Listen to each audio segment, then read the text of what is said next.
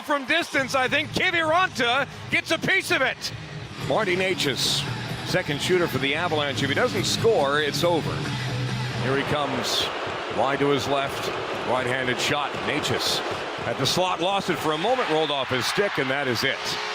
Wild win the skills competition, and they win the game 2-1 by default.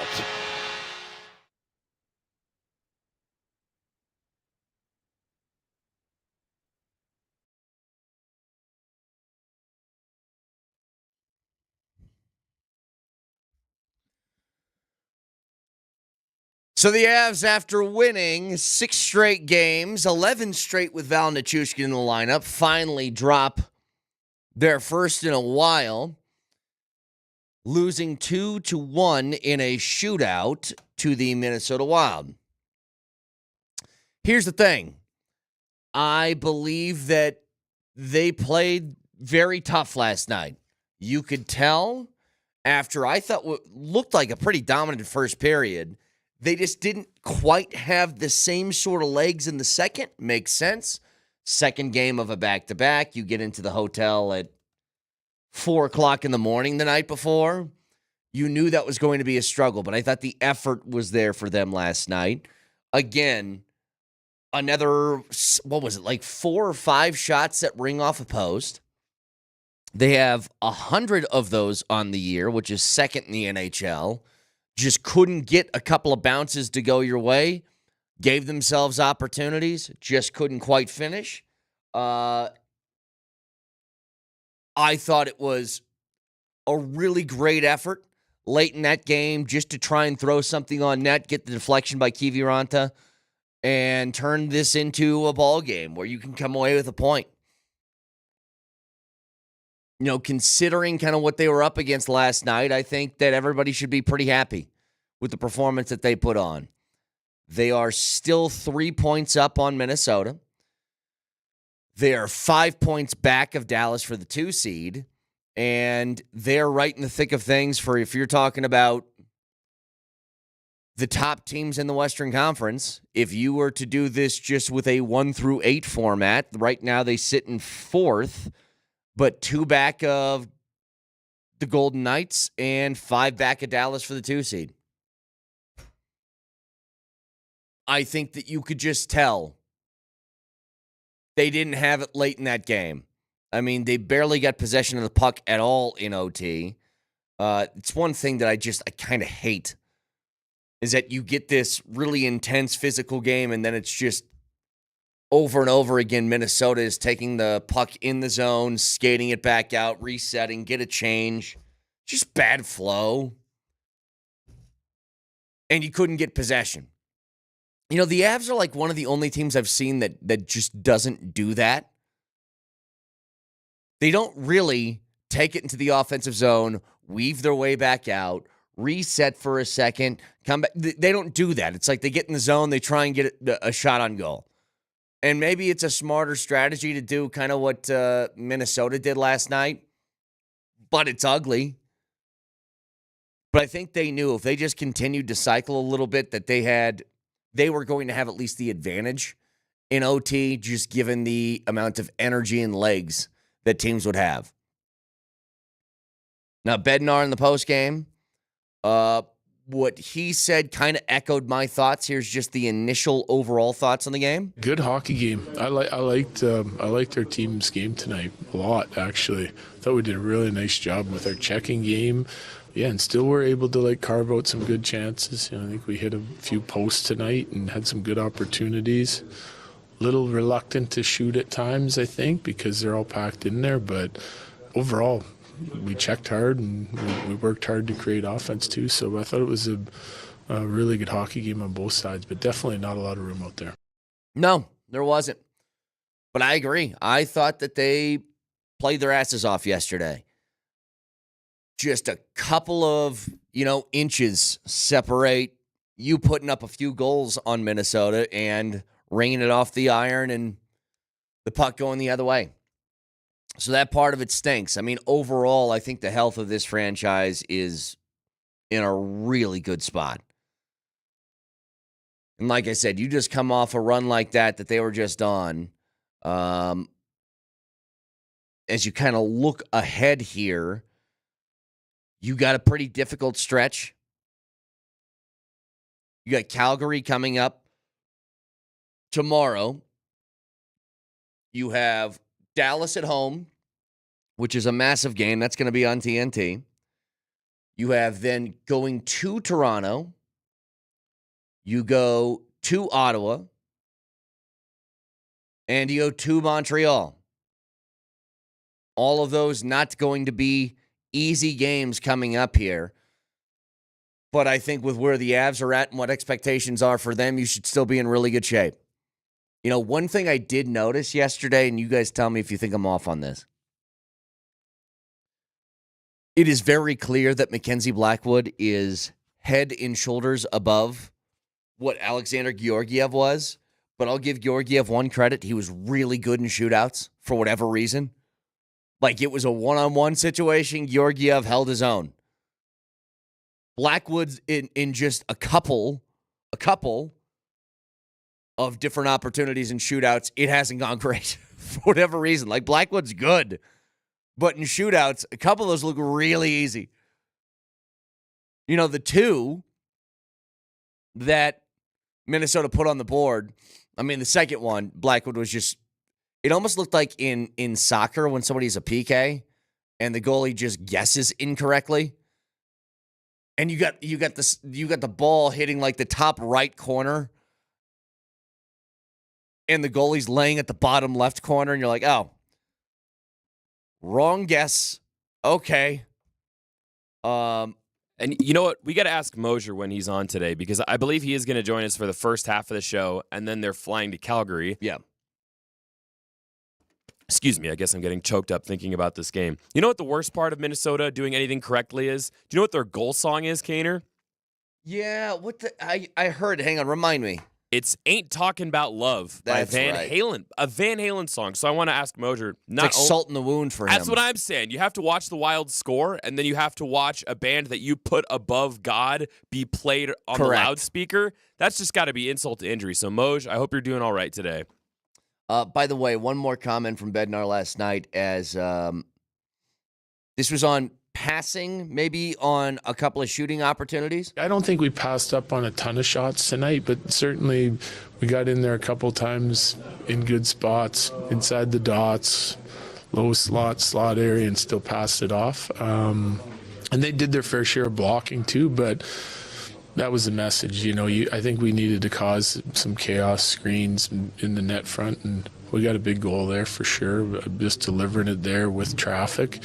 You know, I just think, you know, once it goes to a shootout, it's a shootout. You know, it is what it is. But our team played a good hockey game. I'm pretty happy with the way they played, especially getting in when we did last night. Yeah, a couple texts coming through here. Good thing they don't have shootouts in the playoffs. I'll take a goalie that's better in 5-on-5 than 3-on-3 than a shootout.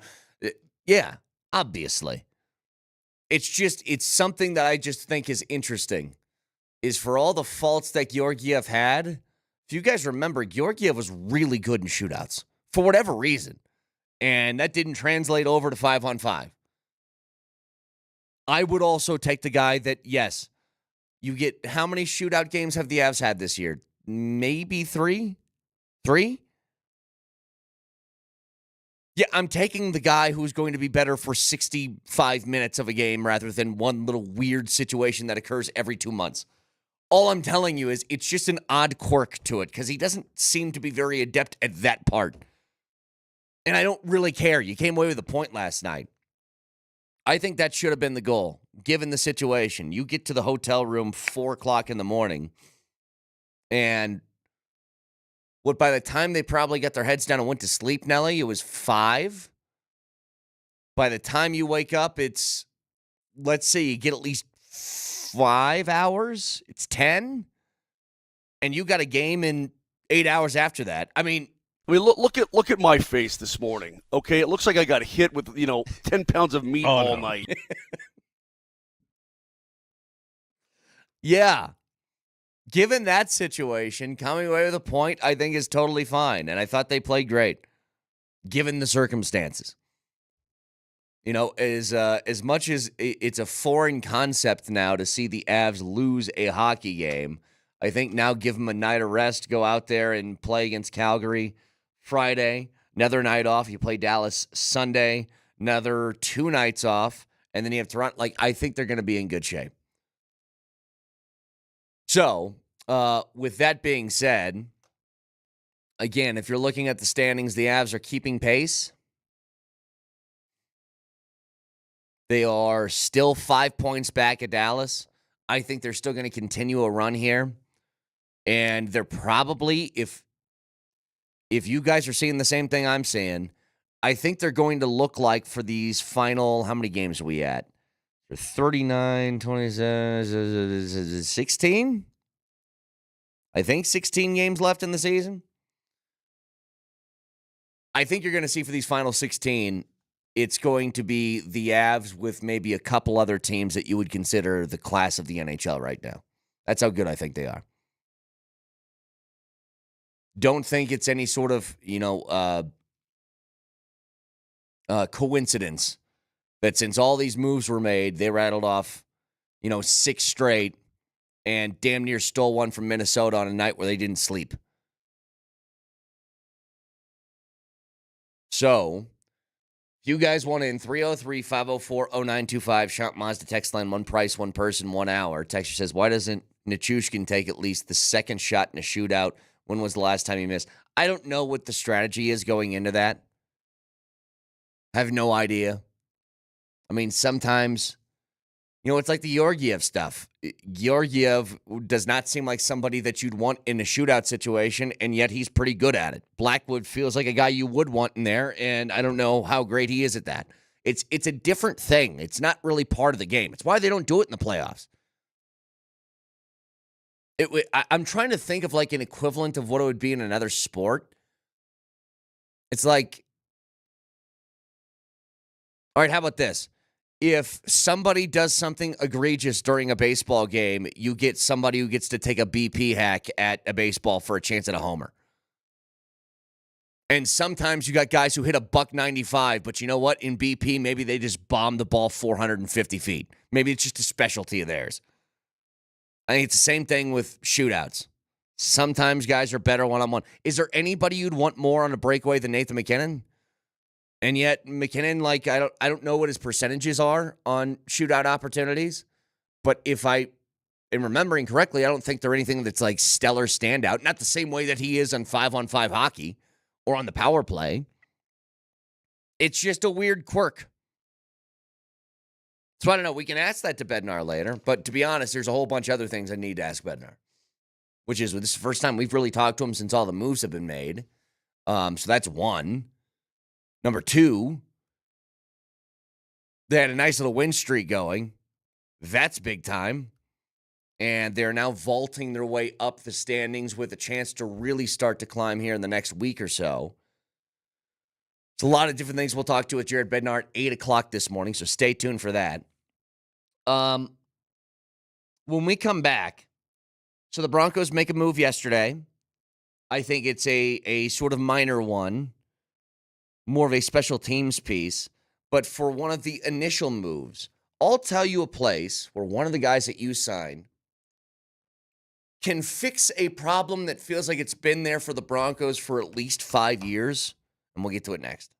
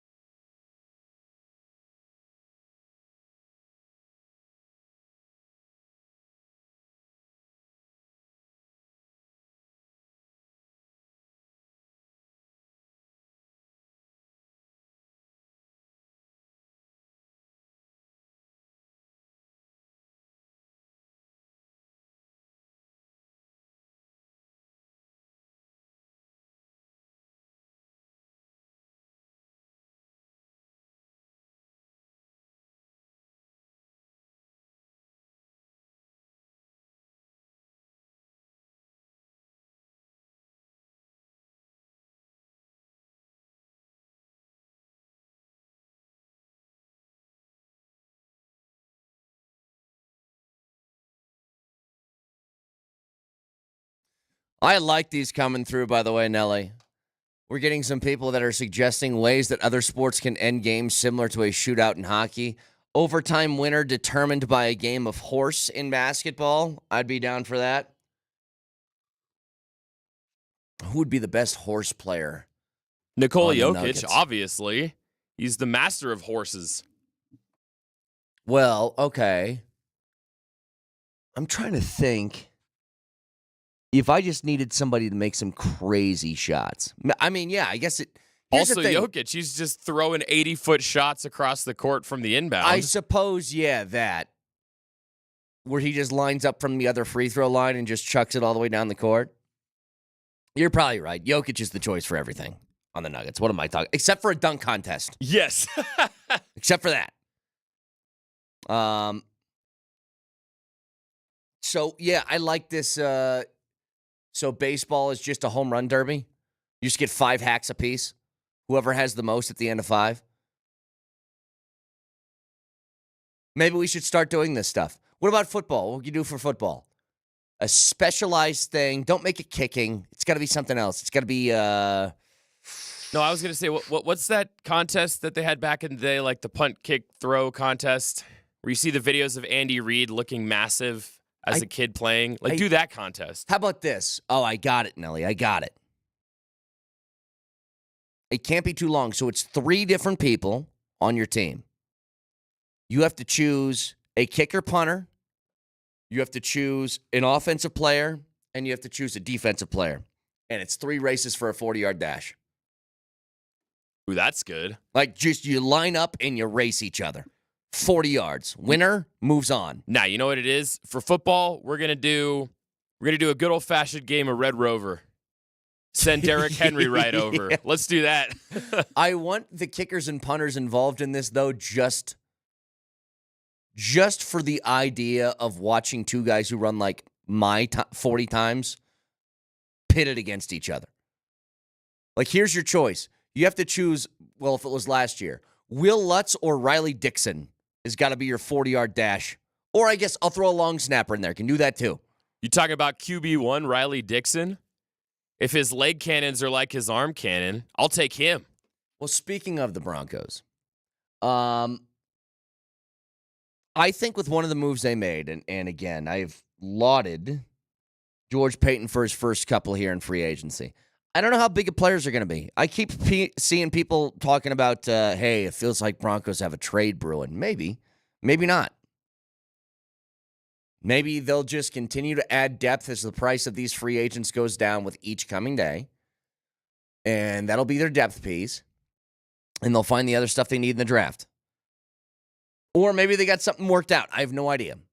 I know the bummer of yesterday was Evan Engram left without a deal. And he is now visiting the Chargers, which would suck for a guy that you seemingly want. Evan Ingram's now going to visit a division rival.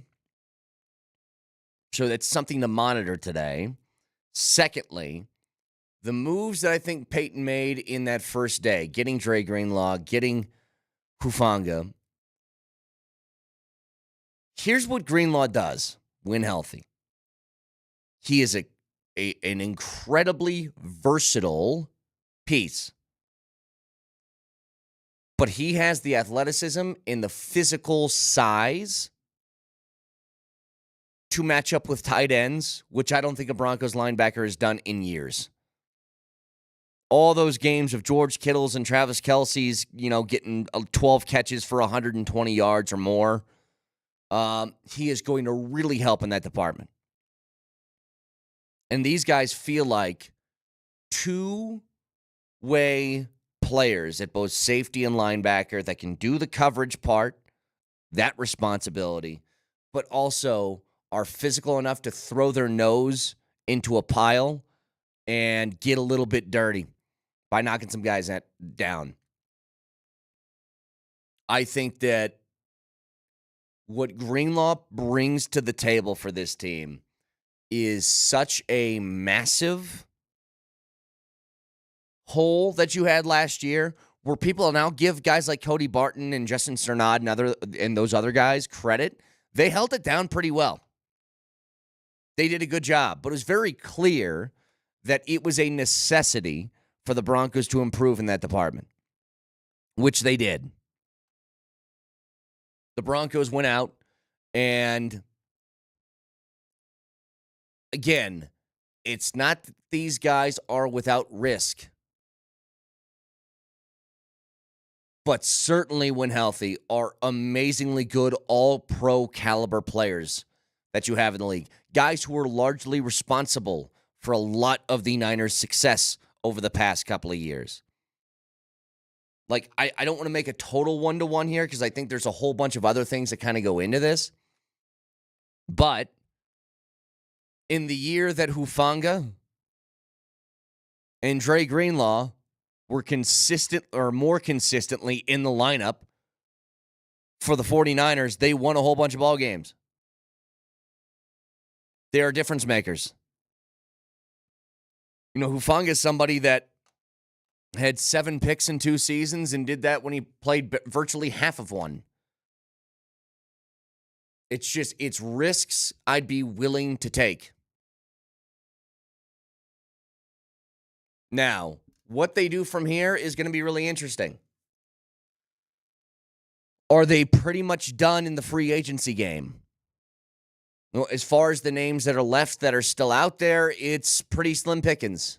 Like, not a ton of talent to really get to, especially with the idea that you're looking to find some skill position talent that can really give you a boost. There are a couple of different positions that I think maybe you could be able to find somebody with. Guys who are still available. I think at wide receiver, there is maybe a couple of options that are fitting that sort of veteran category that I wouldn't mind saying. But there's just not a ton. You know, as far as available guys still left. You can still, if by the way, the Rams release Cooper Kupp, maybe kick the tires on something like that. Because the signing yesterday of Trent Sherfield is not a wide receiver signing. That's a special teams one. He's more of a gunner type that maybe can give you a little bit of something in the offensive game, but not a lot. You know, even a guy like in Amari Cooper, if the price is right, you know, I think it was pretty clear to a lot of people last year that he's not the same player that he once was. But you know what? Neither was DeAndre Hopkins.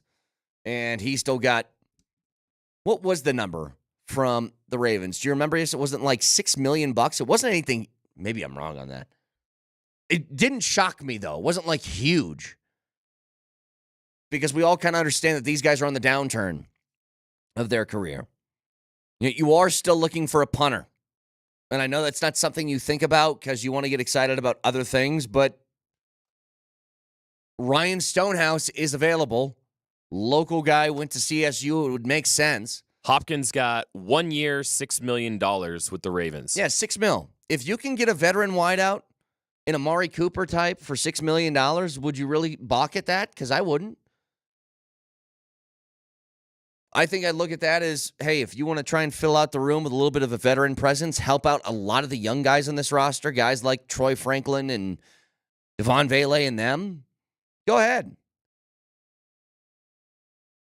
You know, I've said all offseason, once the rumors first started coming out about Cooper Kupp and he might be available, it's something I wanted.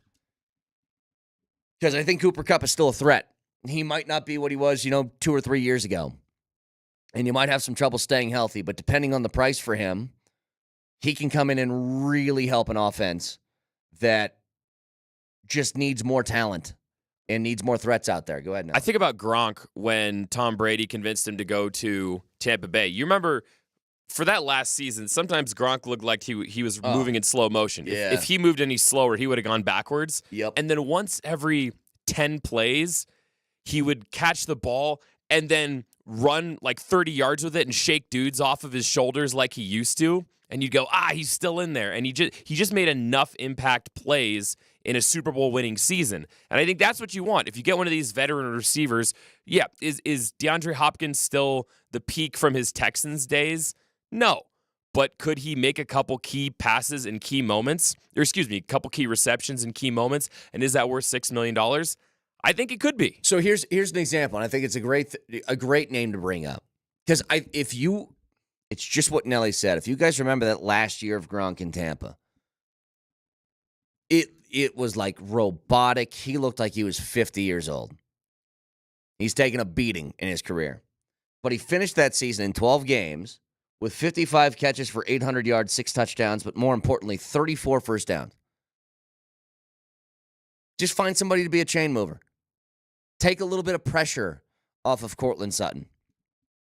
And if you're high on your others that you have on the team, if you really love the potential of a Devon Vele or the potential of a Troy Franklin, well, guess what? All that stuff's still there. You still have that, but you have kind of a safety net too. But as far as free agents that are left, like I don't know what names we're really pointing to now. You know, Miles Sanders was just released at running back. If that's something that interests you, to me, not a ton. I think you need to sign a running back, some sort of safety option. And I don't care if that's Rico Dowdle or A.J. Dillon or even like a Nick Chubb. If you just want to sign somebody to make sure you have one body there before you head into the draft, I think that's probably smart. You know, I'd still love if they could somehow circle back and do the Evan Engram thing. Because in the meantime, you look at some of the other names that are available in free agency, and you're like, yeah. I'm kind of out on Conklin. I'm out on Gerald Everett. I'm out on Mo Alley Cox. Well, I texted the group chat yesterday, and I told you the Broncos already made the key offseason signing. Did you see who they extended? Remind me. Mitchell Fabroni. Well, of course, yeah. Well, Excuse me, Fraboni. That is one of those things. You remember for a while on this station, we could never get Hunter Tyson Hunter right. We could never get his name right. For me, Mitchell Fabroni, Bologna. I can never remember the order of the letters, well, but I mean, the long snapper, we got him. Ladies and gentlemen, we got him. You've said jabroni every day. Well, not every day, but multiple times throughout your lifetime. And trying to throw the R in another place is just too difficult. Let's be honest. Fraboni. Fraboni. Forget about it. I mean, when their parents moved over here from, I'm assuming it's Ellis Island is where they got in, like most of our ancestors did. You should have just said, you know what, let's move that R the other way. I know the word jabroni is going to be big, so let's just go Frabroni, make it easy for people. Yes, the word jabroni was definitely on the radar of some Ellis Island guard in like 1902, 1910. Let me see for a second. Jabroni origin. I love looking up the origins of words. Where did the term jabroni come from? May have originated from the Italian word jamboni, which is ham. It's also possible it was adopted in English by Italian immigrants in the 1920s. The earliest known use of jabroni was in 1919 in Variety magazine. Wow, look at that. So yeah, a little late for Ellis Island, it sounds like. A little late. Still though, a lot earlier than I thought. I would have guessed that word was created by famous Italian icon Dwayne "The Rock" Johnson. Not in 1919. Yeah, or like maybe, you know, the first it was in like Greece. Exactly. Where it's just Travolta. He's like, look at this jabroni. Yeah, I didn't think 1919 was going to be the origin of it. Hey. Didn't think so. These are the kind of things you learn when you listen to 6 in the Morning with Brett Kane. I tell you guys all the time, say what you want about this show. I guarantee you learn one thing before the end of 4 hours. And it might be something you'll never use again in your life, but you'll learn something. There you go. Learn something new every day, you jabronis. I'm still curious on what they're going to do. And I think this is now the portion of this part of what's left in free agency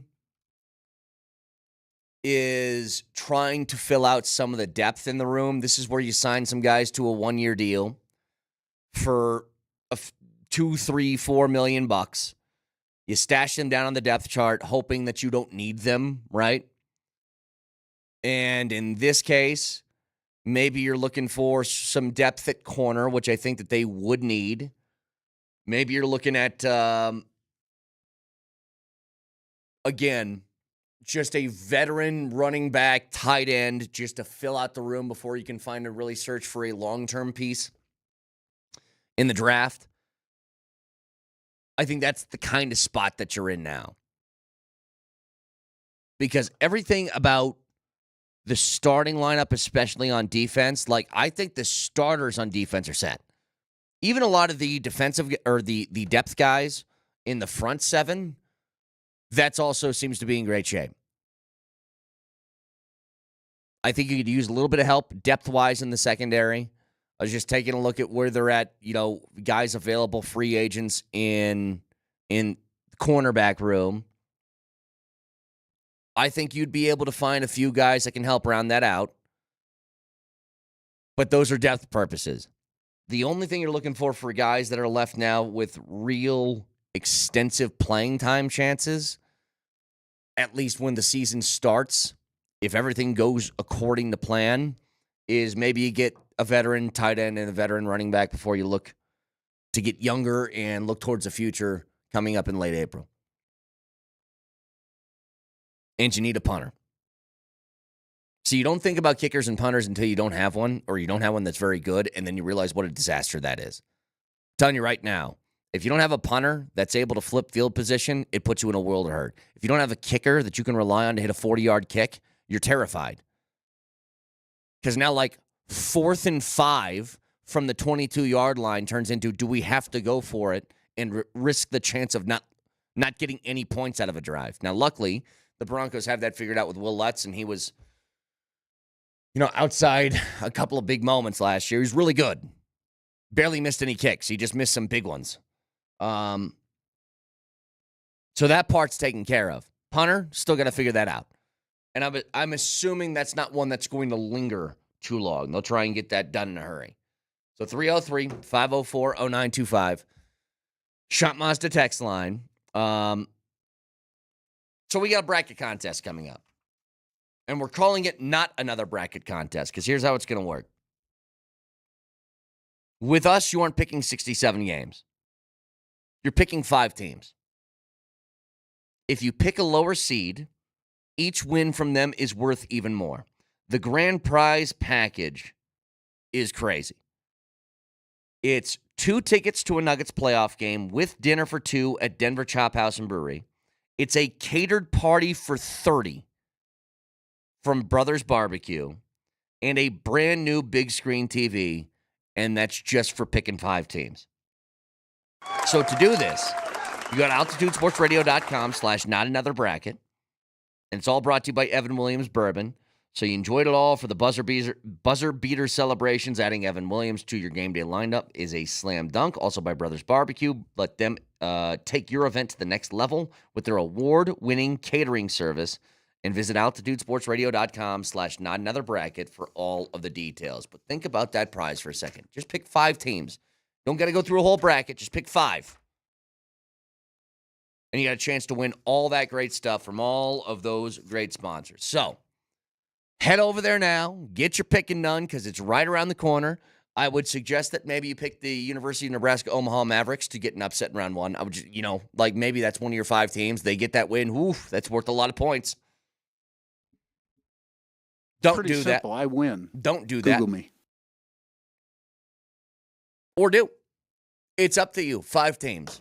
All right, here's the situation. Avs lose yesterday. We're going to talk to Bednar 8 o'clock this morning. I got some thoughts here on what I need to see from the Nuggets. How can the Nuggets change my mind from team that is on the outskirts of contending, still in there, but towards the fringes, to a team that can thrust themselves in the middle? Got an idea. Explain next.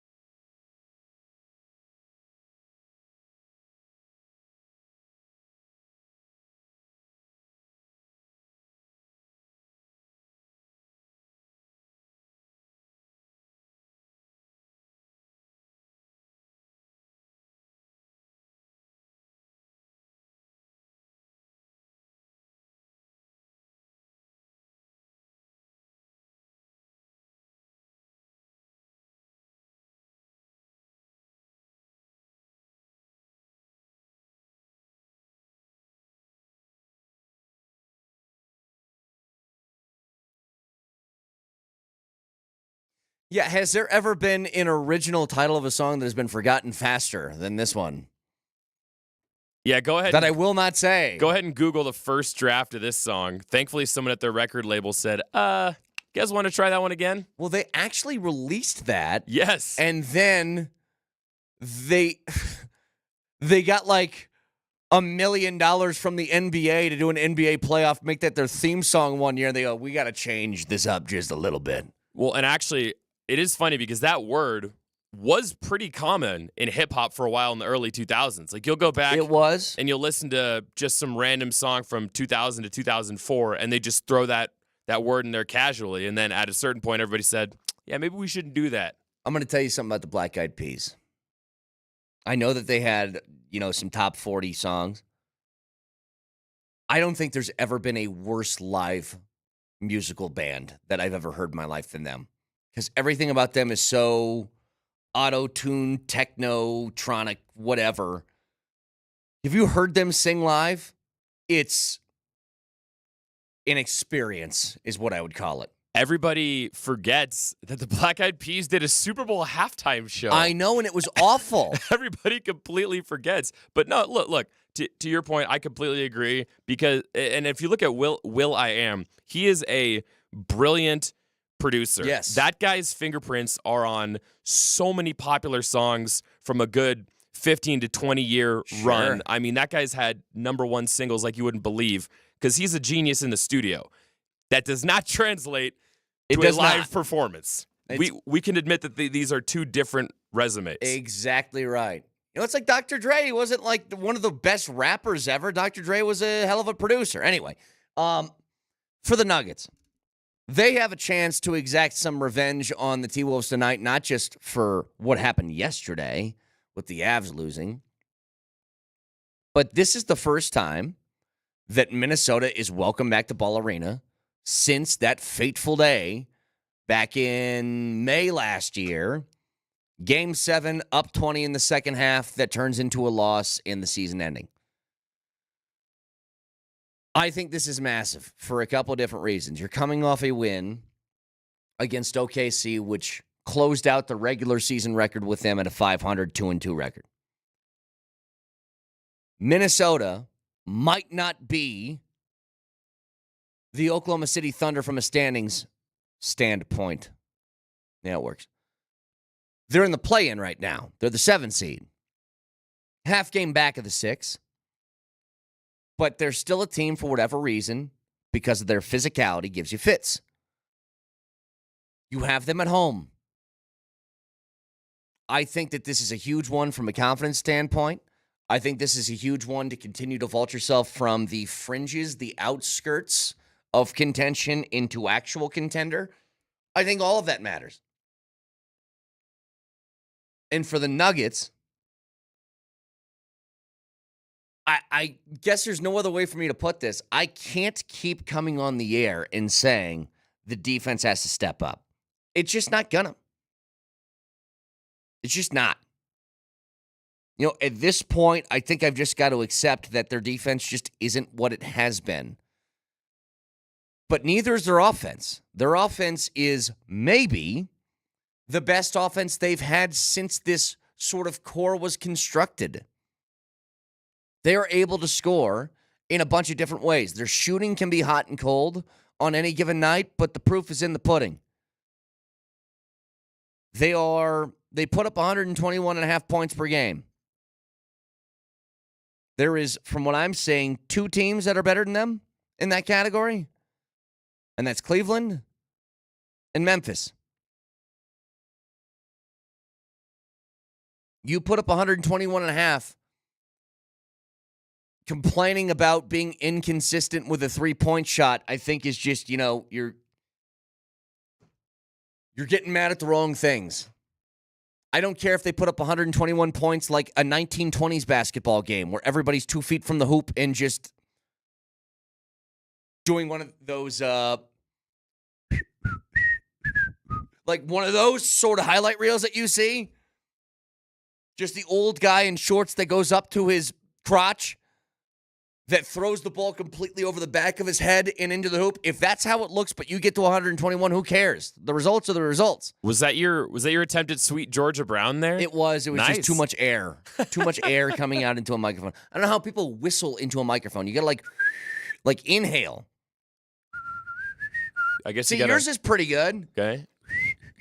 See, I call this a dad whistle, but it's also a dog. I do it for my dogs. And I do it to my wife in a grocery store if I want to piss her off. I'll do this if I walk and my wife gets caught up somewhere and she stops to look at something, I'll be like, "Get over here. Come on. What are you doing?" Oh, and you can do that. You can do that without the fingers? Oh yeah. Cuz I can wolf whistle, but I got to use the fingers. I can get a good Oh, that's a good one too. That almost sounded cartoonish. right. Or The problem is yeah, what were we talking about? it was, look, whether you're hitting threes or not, you're putting up 121 and a half per game. Offense is not a problem. So bottom line is what you need to have, especially against Minnesota, because they're going to play you physically. You have to be able to continue to be good in the paint. Now, the three-pointer's the magic elixir, okay? If that's on for a night, then you can beat anybody. That's what elevates you to another level. If the Nuggets were shooting with volume, the percentage that they're shooting at, taking 15 more threes a game, then this team would be a bear to deal with if you're an opposing defense. It's just that comes and goes in waves. Some days, some stretches of games, they're really on top of it, and other times they aren't. And they got to manufacture different ways to score. I think there's a level to the Nuggets being contenders that is all about playing games against physical teams like Minnesota. How are you able to handle that, and are you able to still consistently get points in the paint? And I think that's going to be the telling thing for tonight. I think it really matters. Be as physical, if not more, than what they're going to be. And sometimes when you don't have AG, that's going to be a tough sell, right? AG is, outside of Joker, your most physical presence on the floor. But I think that's where a Peyton Watson and a Zeke Naji can come into play, where it's just like, guys, play with your hair on fire. Go up, get a hand in somebody's face. If you get a foul, you get a foul. It happens. But I think this one's massive for a couple of different reasons, not just confidence, but just continuing to try and vault yourself into that conversation. Because here's what you have until March 19th. So a week from now, it's Minnesota. It's LA on Friday. It's Washington on Saturday. Then it's Golden State at Golden State on Monday and at the Lakers on Wednesday. After that, it's a nicer little runway into the postseason. Things get a little bit easier. But this is, combined with the last few games against your Phoenixes and Oklahoma Cities, I'm using this next week as a barometer for what to expect in the postseason and what should be the ultimate height for them.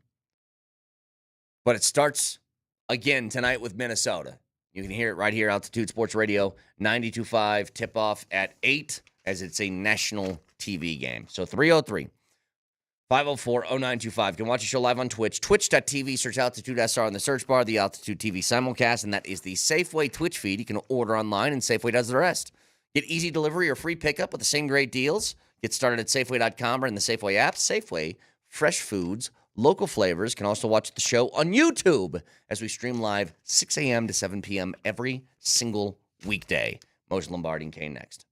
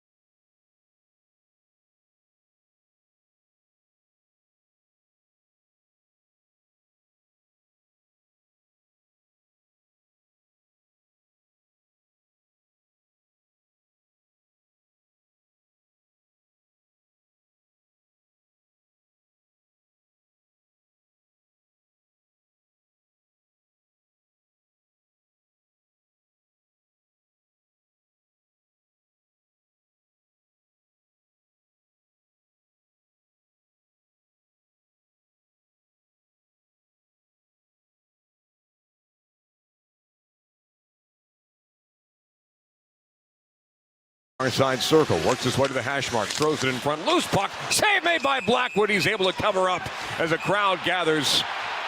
And a lot of headlocks. Hinostroza and Sam Girard are in an embrace. Dale McCarr had Matt Zuccarello, and McCarr has to look down at Matt Zuccarello, who's listed at 5'8", and if you're listed at something, that means you're shorter than that. That is a rule in sports. Girard doesn't take the shot, lets one on to get away from danger. Backhander, he scores! Kiviranta in front as Sam Girard let it go from distance. I think Kiviranta gets a piece of it. Marty Natchez, second shooter for the Avalanche. If he doesn't score, it's over. Here he comes, wide to his left, right-handed shot. Natchez at the slot, lost it for a moment, rolled off his stick, and that is it. Wild win the skills competition, and they win the game 2-1 by default. I like the way he calls it the skills competition. It is true. You know what were the Wild doing in that overtime? By the way, what was that? Is that a four-corner offense? I couldn't stand. See, this is why sometimes I don't think the Avs do enough of that. By the way, they get really antsy about throwing the puck on net, and I get why. You just want the game to get over with. Feel like you got an opportunity. But they had the puck for 40 seconds that entire overtime? It was terrible. That was silly. They got to make a Moj. Put a shot clock in OT. Either that or you can't take it back over the red line 8 times. You get one. Something. It's just like a four-corner. I'm watching 1950s basketball. Everybody's got to touch it. Reaction, please, Mark Moser. Well, I'm waiting for you guys to shut your yappers. Sorry, because when you talk like that about what they did and how they played, it just makes my blood boil. If you're going to play the game to not try to win, then why are you playing the damn game? Yeah. I mean, they wanted to get to a shootout. Mackenzie Blackwood is not great in the shootout. He hates the shootout. That's well known. Everybody understands that.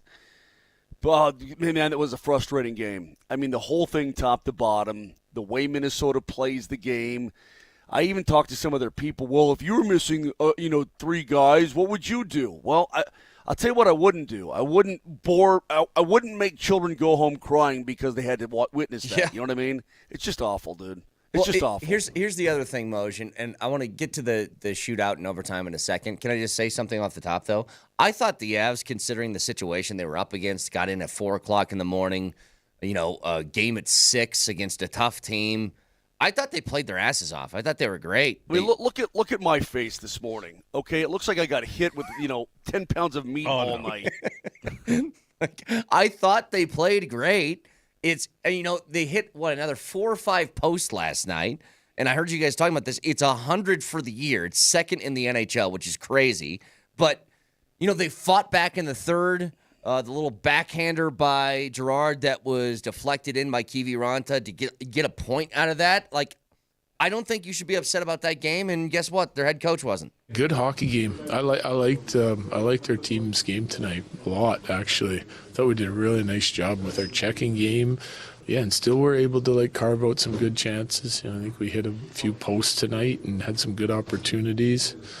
Little reluctant to shoot at times, I think, because they're all packed in there. But overall, we checked hard and we worked hard to create offense too. So I thought it was a really good hockey game on both sides, but definitely not a lot of room out there. I agree. Yeah, and listen, when the postseason rolls around, you're going to run into that too. You're going to run into tight games and so on and so forth. But I guess I'm used to seeing our team, and I like the way our team plays, and I like the way that our team actually tries to score the puck and win games. That's fun. That's enjoyable. But Vic, again, if you had to watch the Nuggets play 4 corners basketball all night long, you'd kill yourself, or you'd quit the league. I mean, that's what you do. I mean, if I had to bring my family of 4 to that game last night, and again, can you imagine Chicago versus Minnesota? I mean, my God, you're setting the game back decades. It's just horrible. I'll never forget Pierre Lacroix, when he came to Denver. Did you just hiccup? No, You just can't stop laughing. I'm laughing Oh. because you're just like, I think I'd blow up the world if I had to watch that on any given night. Well, I think this sport Moshe, should be fired into the sun if Moshe, that's how they want to play. Look, do you remember Pierre Pretty Lacroix's much. edict when he had the team move and helped the team move? The edict he brought to Denver was it wasn't enough just to win games. You had to entertain while winning games. That's what he aimed to do with the Avalanche, and they did exactly that. Games are high-flying, high-scoring, fun to watch. The Avs have been largely that for the most part. Fun to watch, right? It's a fun team to watch. When you play that four corners offense, have fun with that. I'm not interested in that product. You know what's crazy? Because I was thinking about this I mean, yesterday. Minnesota had the puck for the first I want to say the first 2 minutes of overtime. I think it was more than that. And- It was almost 2.5. They didn't even attempt a shot. Right. What are you doing? Figure skating? I mean, at least give Pretty me a triple much. Sal Cow. I'm actually with Vic on this. There should be a rule. There's only so many times you can take the puck out of the zone and re-enter without a shot on goal or something. You have to at least shoot. Yeah. Say you get one re-entry, but there has to be a shot. And if you get the rebound, then you can take it back if you want to. But there has to be a shot. Anyway, you know what's crazy? We all understand Mackenzie Blackwood is much better than what Georgiev was. But isn't it crazy how the comfortability I had when a game went into a shootout with Georgiev was like he was a brick wall somehow in shootouts. And Blackwood, who is much better than him, is not good at that at all. I mean, that second one, Moj, that looked like a goalie on a PK in soccer that guessed the wrong post and just ended up laying on the ground as it was going in the opposite side. No offense to him either, but you can just see it in his body language how much he hates the damn shootout. Can't stand it. You know who also actually didn't hate the shootout, but was just not good at it at all was J.S. Giguère. Remember Jean-Sebastien Giguère playing for this team, Vic? He just simply with the shootout, he saw I can't do it, can't do it. It's just crazy because Georgiev was really good at that, but he was really bad at kind of like a lot of other things that involved 5-on-5 hockey. And again, it's different because you're in the course of the game, and I can't get in the goalie's head. But on breakaways, Mackenzie Blackwood is awesome. Like he's really, really good. It's just when it comes to the shootout, he's like, you know what? I want to punch a dolphin in the beak. What changes? Can I ask you a dumb question about that? I don't know, Vic. I don't know, Vic. I don't know. Dumb question about that, Moj. Would a goalie? I know we'll talk to Bednar later. Is this a dumb question to ask Bednar? Would you ever throw Wedgwood in? Do you ever consider the backup if your starter who's good in 5-on-5 just isn't good at that? Do you consider it? I don't. I wouldn't because I want to give my guy a shot at the win. That's what I was thinking. Because if Wedgwood comes in, he gets the dub, right? And that would take away from Mackenzie Blackwood. I'm not sure that Mackenzie would even care. I don't know. We'll ask Coach about it coming up. So we'll talk to Coach at 8 o'clock again. Overall, though, despite the overtime and shootout nonsense, I thought the Avs played really well, given their situation that they were in last night. To come away with a point, I think is great. You just came off 6 straight wins. You had a really tough back-to-back where you got in late. Of course, you would like to see, a couple of those not ring off the post and go in. They had a sequence, Moj, where it was off the goalie and then off the post, and then another shot was off the post and then off the goalie, and you're like, what can we do here? What's going on? Yeah, I know. I listen, just the way the cookie crumbles sometimes. I thought you could see in some of the guys that the back-to-back got them a little bit. In the second period, I think, is where you could really tell. Yeah. They came out in the first. They were actually moving really well in the first. And all back-to-backs are not created equal. Like, let's say you're playing, I don't know, in Detroit, which is the Eastern time zone. And then you go to Chicago, where you gain an hour, right? You're not in your bed, and the drive to the airport's quicker. You're not in your bed at 4 a.m. You're in your bed, let's say at 12:30 or 1 maybe, right? That kind of. I mean, you get behind. Like right now, I feel like I'm behind. I can do all I want to, but it takes a couple days to catch up. I mean, these guys are human beings. It's March in the National Hockey League. The season catches up with you at times like this. This question may not sound like a big deal to some, but I know it's a big deal, a huge deal to professional teams who fly in and out of these airports. In the NHL, what's the longest drive from airport to hotel? Edmonton. How long is it? Now, it's got to be 40 minutes, something like So that. it's like Denver. Yeah, Denver's like that. Denver's 40 minutes. See, Denver doesn't feel that long. Well, because to you me. do it I don't often. know why. Because you're It's 'cause it's driving your it home. Yes, and you're driving it all the time. Edmonton feels like you're driving to Red Deer. I mean, it feels like it Moj. just takes Moj. forever. From Center Point DIA to downtown Denver, it is 40 minutes if you're lucky. If you're lucky, it's 40 minutes. You want to know how far east I live? My drive to the airport is 20. That's how far east I live. Yeah, you live Mine's in Kansas. nothing. Nothing. Do you get on Pena? Dude, I take these back roads across like farmland. Like, it's great. See, I that's got no the traffic. traffic. The problem is Pena. Yeah, Pena's a Pena disaster. it's Disaster. wall to wall as soon as you hit it. Yep. Yeah. So Well, at least nobody got paid when they built it. you have to ask about the time spent because it's part of the process. Teams hate coming here for that. I'm telling you, they hate it. They hate it.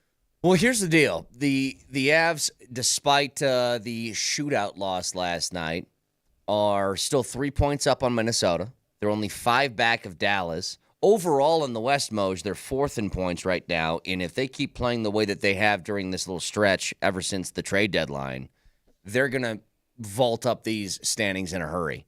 And I have no doubt. I mean, I'm sure. I have no doubt that the Avs will go out the next few games it's a tough stretch coming up for them. It is difficult, but prove that they are, in the upper tier class of the NHL and continue to play as such. When is Bedsy joining us? 8:00. 8. And what time do you guys gear out of there? Well, I'm going to be on till about 8:20, 8:30, then we're heading to the bus.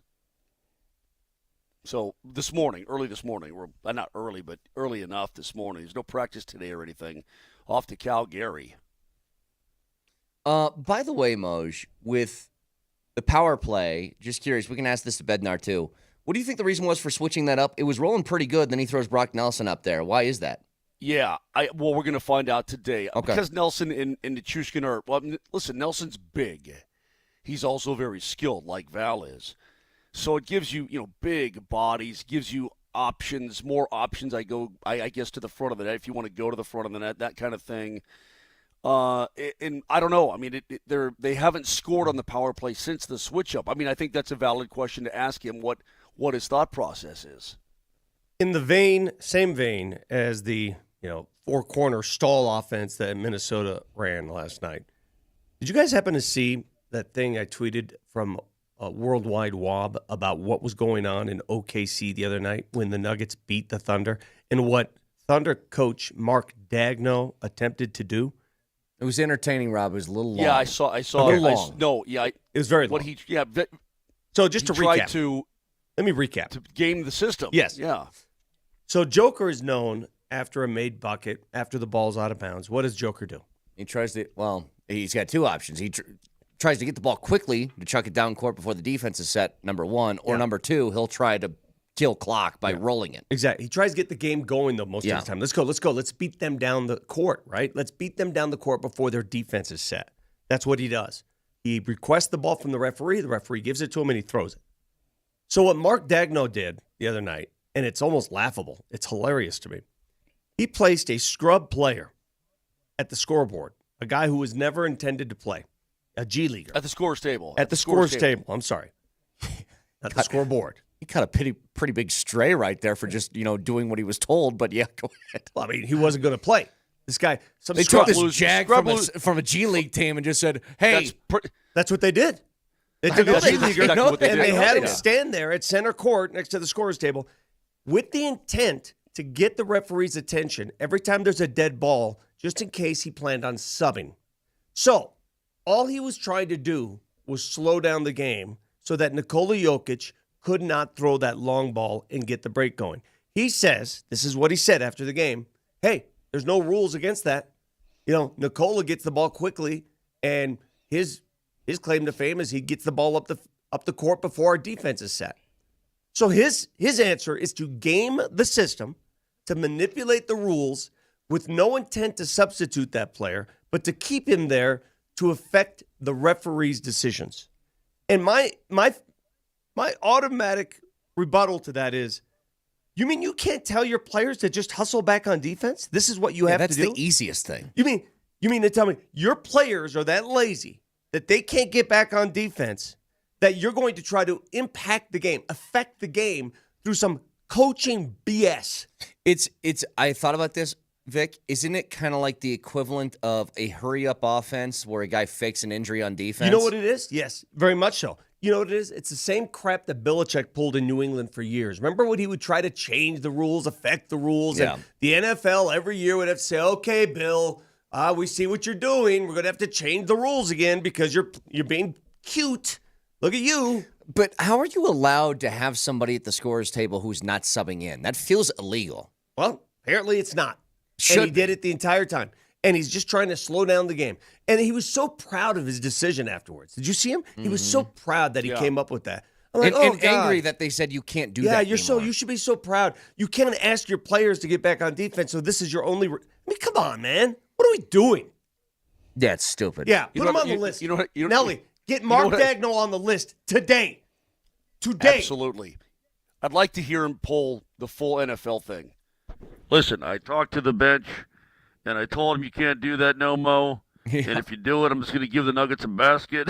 I'd like him to pull one of those stunts. But That'd Vic's be right. awesome. He acted like Jokic was doing something impossible, or the Nuggets were doing something As if impossible. Jokic was when- cheating. when they were just hustling. The rules stipulate in the NBA, referee hands the ball to the player when the player's ready. Not the other way around. When the player's ready. Well, Joker's ready. Jokic gets annoyed as hell too. By the way, when he wants that ball quick and he's doing the All right. like, give me the ball. Put him on the list, right under Steve Kerr. Right under Steve Kerr. Mark Dagnall Ne- vaults to near the top of the list with that pull. Do you know how to spell Dagnall? Okay, good enough. It's French. I think there's an Nelly. I Just say- before the just- G. Oh, Andy's Yeah, just French. put its French in there. Yeah. Yeah, there's an I. I think it's D-A-I-G, but whatever. Yeah, just say he's French. Mark. So it says here on our new hate list, Mark Dagnall. He's French. So who cares? Thank you. I Nelly. actually like don't no, leave out the who cares. Just say he's French. I just like that better. I mean, come on, man. It's one thing to try to game the system. It's another to brag about it afterwards, as if you're like, oh, look at you, big brain. Look at big brain over there. It's pretty cowardly. I want to get to the Nuggets in a little bit because I think this is a big game tonight. It's the first time the Minnesota T-Wolves have come to Ball Arena since that fateful day in May. 20-point lead, second half of Game 7 that was blown. So it should be a pretty raucous crowd tonight. That game's going to be national TV, ESPN. Is that simulcast on Altitude? Yes, it's on Altitude too. So got a shot tonight. Got a You shot. a piece of that. It's Can- not exclusive. Can hear it right here, Altitude Sports Radio 92.5. We'll talk to Jared Bednar at 8 o'clock. Hey, listen to this. So this time of year, NCAA tournaments around the corner. Everybody's got their bracket contests, right? Well, we have one too. It's just not the one that you're used to. So we're calling it not another bracket contest. So you don't pick 67 games. You pick 5 teams. That's all you do. And if you pick a lower seed, each win for them is worth more points. You guys see this grand prize? It's 2 tickets to a Nuggets playoff game with dinner for 2 at Denver Chop House and Brewery. It's a catered party for 30 from Brothers Barbecue and a brand new big screen TV. That's the grand prize winner of the Not Another Bracket contest. And it's just picking 5 teams. So if you head to altitudesportsradio.com/notanotherbracket, all of that is brought to you by Evan Williams Bourbon. Enjoyed for all the buzzer beater celebrations. Adding Evan Williams to your game day lineup is a slam dunk. Also by Brothers Barbecue. Let them cater your next event and take it to the next level with their award-winning catering service. altitudesportsradio.com/notanotherbracket for all the details. It's a hell of a prize. I'm going to have to get in there as not Bear Moser. How about I got to think of some sort of pseudonym for the bear. Meat and Bear. then I gotta get Don't even go there. I swear to God, don't even go there. I'm not in the mood. All right, so. Oh, my God. Texture says, I don't even know 30 people. We'll invite 15 and eat for 2, all of you. I want to get to the Broncos here. Get Moser there. That'll go quickly. I want to see if you guys think the Broncos are up to something right now. And secondly, going back to their initial signing, somebody who I think one of those first-day signings that takes care of a problem that's been an issue for about 5 or 6 years for the Broncos. We'll get to it next.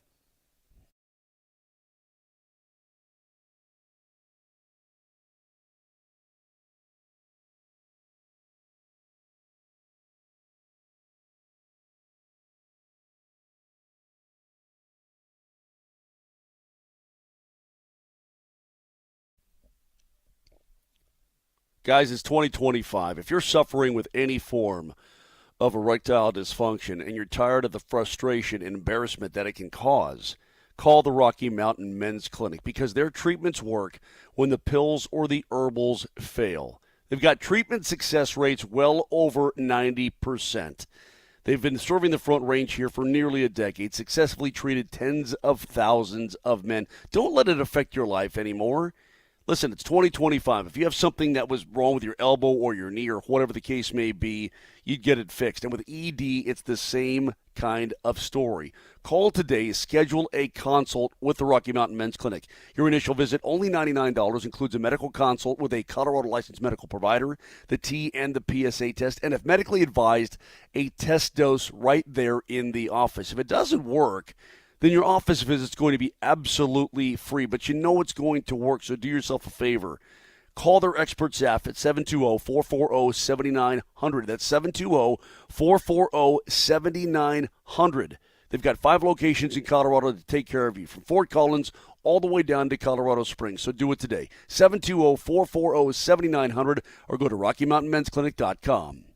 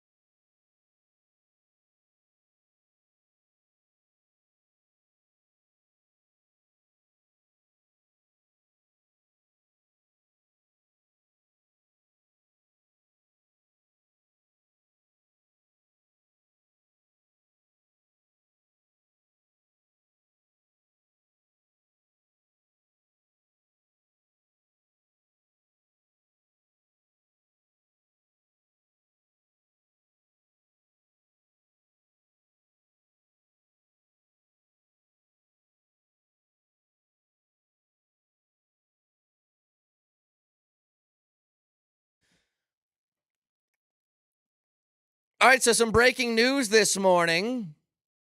Just in from Mike Kliss, Justin Strnad is back with the Broncos on a one-year, fully guaranteed $2.7 million deal. Zach Stevens had it first if you're keeping score like these guys like to do. Zach Stevens had it first. I'm sorry, Zach. Zach had it first. But I think... But before Zach, Justin Strnad had it first. He did, and so did his agent. Yes. So if you're being... Actually, George Payton probably had it first because he's got to make the decision.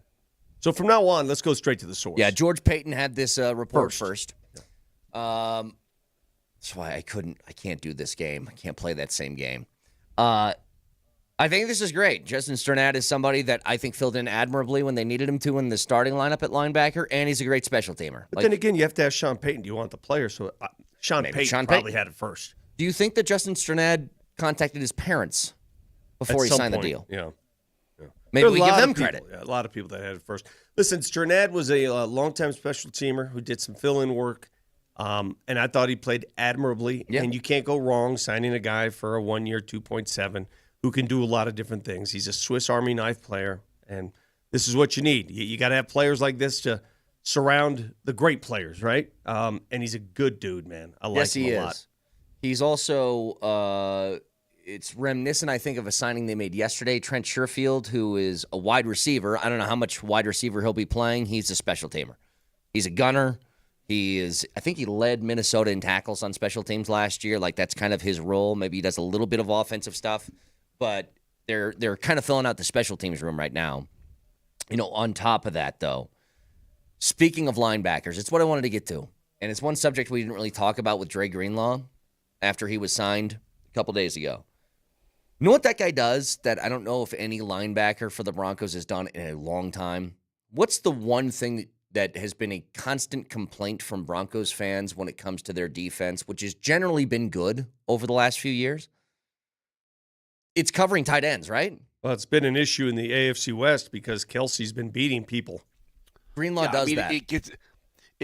Well, there was a time when they were just really exposed because inside the division you had three pretty damn good tight ends, especially one who's that guy out of Kansas City.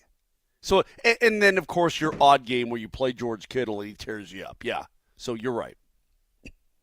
Having somebody like that that's able to be physical enough to hang with a tight end from that respect, but also athletic enough to cover. He's not going to be able to cover the elite tight ends. There is no such player that can do that. Greenlaw's pretty good at it, man. Yeah, but it's great. You in moments you can, but there's no such player that says, go, tight ends. I think he'll be somebody that if you play against the Kelsey types of the world, they aren't getting a $110 off you, is all I'm saying. Slow him down. Yeah, slow him down. That's it. But what are you guys feeling right now as we head into free agency? And I don't know what the Broncos got. I've seen a whole bunch of people saying, hey, it feels like they're cooking up for a trade. Maybe they are. I have no idea. But it feels like the boom impact type of free agents are probably off the table now for them. So now it's about getting these Strnad pieces, right? It's filling out depth and stuff like that. Filling out your roster. I'm perfectly fine with where the Broncos are and what they've done already. I thought they started this whole thing. They got off the line very quickly. I mean, if this were a race, they were first off the line. Did a great job. Yep. I have no issues with this at all. I mean, what did you expect? No, I think this is it. I was trying to think of, is there anything that they would do in the next day or two that would make sense as far as like a sort of pickup? And I think maybe. Well, go ahead, Mosh. Well, I just think it's very, especially for fans, it's very tempting to want to make a splash and get it on a Debo or just do something that's more splashy than a Greenlaw, or getting a safety or whatever the case may be. But it doesn't mean it's the right thing to do. I think they're going about it. My heart says they're going about it the right way with what they need to do to build a structure, right? I mean, I think those pieces are coming. It's just not the right time right now with the right group of guys that's available in free agency. Your heart tells you that. That's my feeling. My heart tells me that. That's what your heart tells you. That's correct. The huge players in free agency I get really weary of because I don't think that's how you make a good football team. Like, everybody's going to look at, like, a Chicago. Chicago's been spending money like crazy this offseason. Minnesota? Yeah. Minnesota. Yep. And they're going to say, man, they're big winners. And I go, maybe it works out for them. I don't know how many teams, though, when they spend, $1 billion in free agency, turn out to be really, really good football teams the following year. The Jacksonville Jaguars, I remember they did that. Remember when they burst onto the scene with Trevor Lawrence and they won a whole bunch of games, won a playoff game? Yeah. And then they fell apart immediately afterwards. And all these guys that they signed to those free agency deals are now back on the market. I just don't think it's the proper way to go about it, so I like what the Broncos are doing. I will say one thing. I don't like that Evan Ingram's visiting the Chargers today. I don't like that at all. I would love... Well, I think what you don't like is the fact that he came to Denver and he didn't leave with a deal. That he said, okay, let me go check this out over here. I don't like that either. I mean, just if you really wanted him or he really wanted to be here. Well, it just means the money wasn't right. Done. If the money was right, he would have stayed. Yeah. Right. Again, I think the reason why he probably leaves is Evan Engram is pointing to his 114 catch season, saying, pay me like that. And the Broncos are like, yeah, that's 1 year. I'm not going to do that. We've talked about this before with free agents. It's money. Me money. It's not about, let me see the facilities with the Chargers. Yeah, this isn't Let's not be naive here. A high school recruiting trip. Well, let me see what Harbaugh has to say. Let's sit down with Jim and go to dinner and see what kind of board games he brings out. So if they can see what I really want to do, I really want to compare the weight rooms. You know what? That's what I want to do. I want to see what your weight room looks like compared to their weight room. Hey, the chicken piccata is a little bit better over here or not? It's two things, isn't it? It's cash, and it's for some guys, is my team going to be a contender or not? Those are the two details that guys seem to care about. Will you start? That too. The things I would like to see here in the next couple of days, though, whether it's tight end, running back, or wide receiver, two of the three. I think maybe a veteran guy on a shorter-term deal at two of those three spots would make me feel a lot better. Like, even if it's let's say a Nick Chubb for $3-4 million, see what he's got left in the tank, just to have that as a safety valve in case the draft doesn't go the way you want it to. Same thing with a wideout or a tight end. Like if the Rams release Cooper Kupp, or I was looking at an Amari Cooper. Like DeAndre Hopkins signed a $6 million deal. Cooper's not going to get much more than that. Just as safety valves at those two spots before the draft comes to make sure you're just kind of set in case things go poorly. That's what I'd like. I call those guys zip tie guys. Yeah. If you need a part, but you don't want to go to the Home Depot or whatever, you zip tie it until you can get the right thing. I mean, the zip tie will hold, right? The zip tie will get the job done for now, but it ain't the permanent part, right? So you find zip tie guys whilst you're building your team until you get the right guys in there. Did you guys see Tiger tore his Achilles? Yeah, I did. Have you ever met a human being whose body has betrayed him as much as Tiger Woods' body? How many surgeries has a human gone through over the last 20 years? The guy's had endless back issues. He got a 4-iron across the head. Snapped his leg in half. Well, he crashed his car. Well, that's what I'm saying. He snapped his leg in half. ACLs, MCLs, and now an Achilles? Dude, what is going on? Well, he's always been a physical specimen, a guy who this guy works hard, Vic. One thing I'll say about Tiger Woods, his swing has always been it looks like kind it hurts. It looks like it hurts. He's always been a violent golfer, the power, the speed, all of that kind of thing. And I think it probably translates to off the course with the way that he works out. He's always been built and cut and so on and so forth. I know you guys make fun of me. Look, I'm no athlete. I'm no, You're right. Pulled pork. Keep going. Keep going, Moj. But I didn't feel like I did anything crazy to blow. I mean, I injured it first, and then it absolutely blew up. So I guess it was inevitable. But for these guys, what's happening? I mean, when I injured mine, it seemed benign at the time, but now, man, it was partially ruptured, and I just kept going on it. I probably should have got it done. I don't know how bad his is, but mine exploded, and it sucked. And I kind of want to say it came out of nowhere, but I don't know. Just Achilles are weird things, man. He's done. Maybe, well, yeah. At this point. But I'm saying, like, I don't think you should even try and do competitive golf anymore, dude. Yeah, tell him that. He's going to try to come back from this. Yeah. I mean, I'm reading right here. He has undergone, Moj, on his lower back. Okay, lower back, same issues I have, right? 6 surgeries on his lower back in 10 years.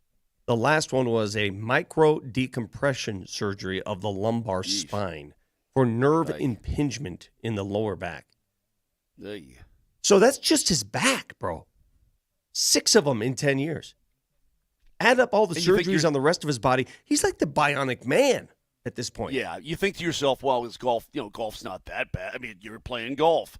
Yeah, but he's done it forever in a very violent way. I mean, think of how many times in his life, and he's on the range and he's just working and grinding and grinding and grinding for hours and for days and for months and for years and twisting that back. I mean, you tear things up, man. Repetition like that, you're gonna hurt yourself. He had what's called when you're him and you're that violent, you're going to hurt yourself. A couple of years ago, he had a subtalar fusion procedure to address post-traumatic arthritis in his right ankle.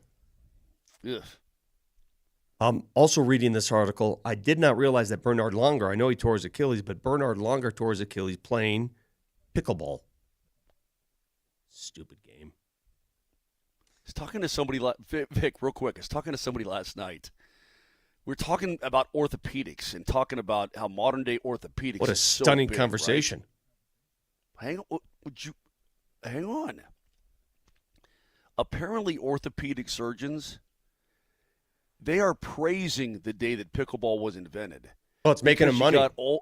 Because you got olds out there playing pickleball and tearing and breaking everything. Yeah. Knees, ankles, Achilles, bicep tendons. I mean, you got the olds out there playing the pickleball, Brett, and they are blowing up. I swear to God, I mean, I'm not even kidding you. This is why you have orthopedic surgeons on the side of stadiums now. Steve's House of Elbows Stadium is because you got the olds out there with the dude, I'm not even kidding you.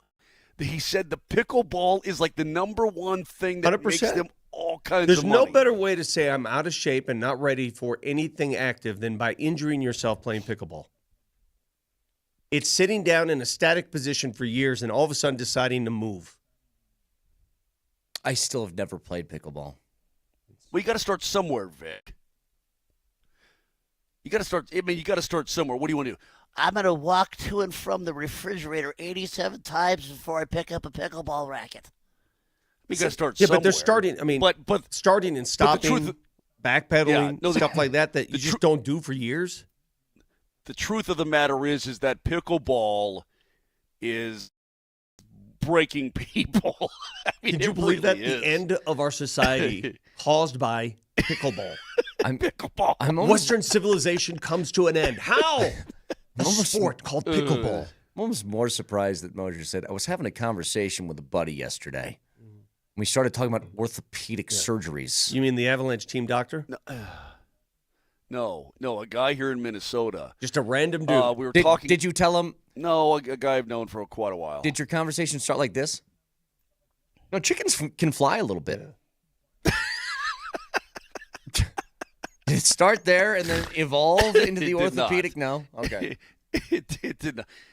By the way, did I blow your mind? I blew your mind with that, didn't I? You blew my mind by just thinking that was a way to open up a conversation. Yeah. Broadcasting for the Backus and Shanker Studio, Serious Lawyers for the Seriously Injured. Back after this.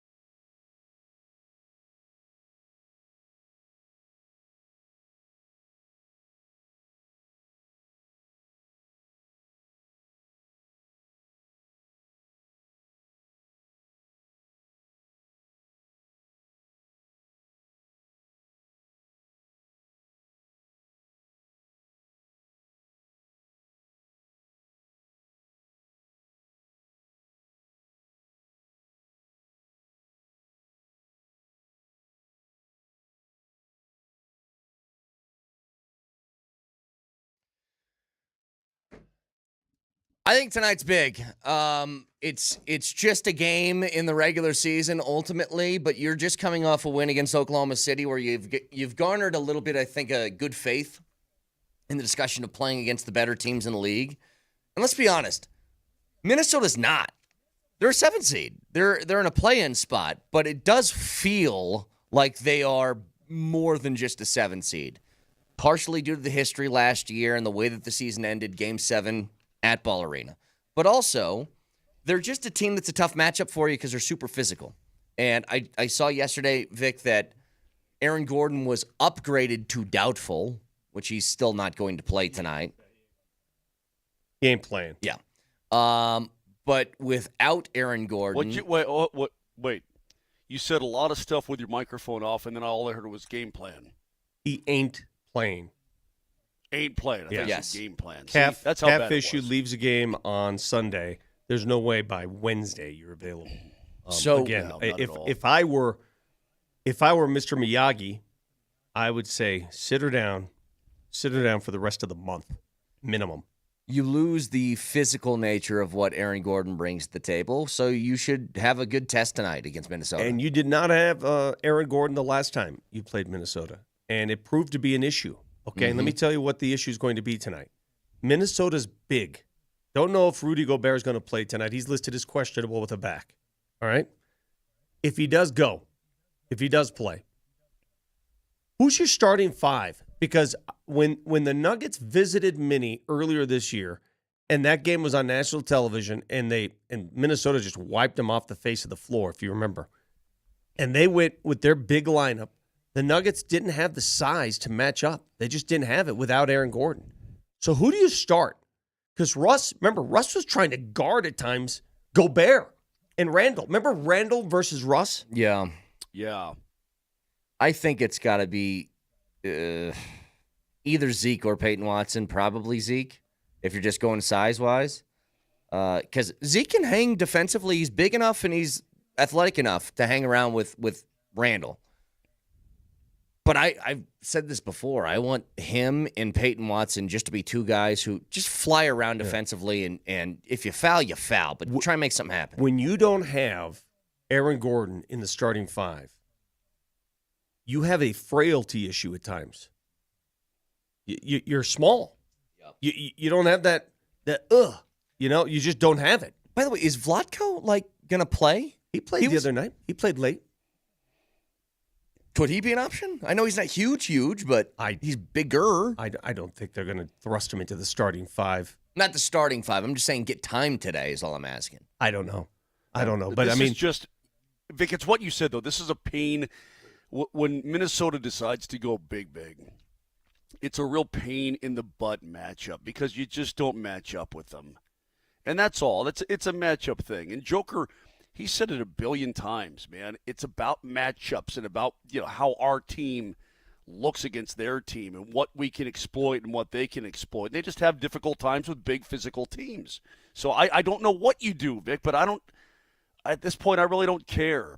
And I don't want to say that I have some sort of a syndrome against the Minnesota Timberwolves, but I've got some sort of a syndrome against Minnesota Timberwolves. you do care, though. You do care. Well, because I feel uneasy anytime the Nuggets play. Let me tell you why you care. Uneasy. Let me tell you why you care. Nelly, I don't know if you have any history music, but I'm going to give you guys a brief history of Nuggets and T-Wolves and why this game matters. A history lesson, okay? Especially for those of you.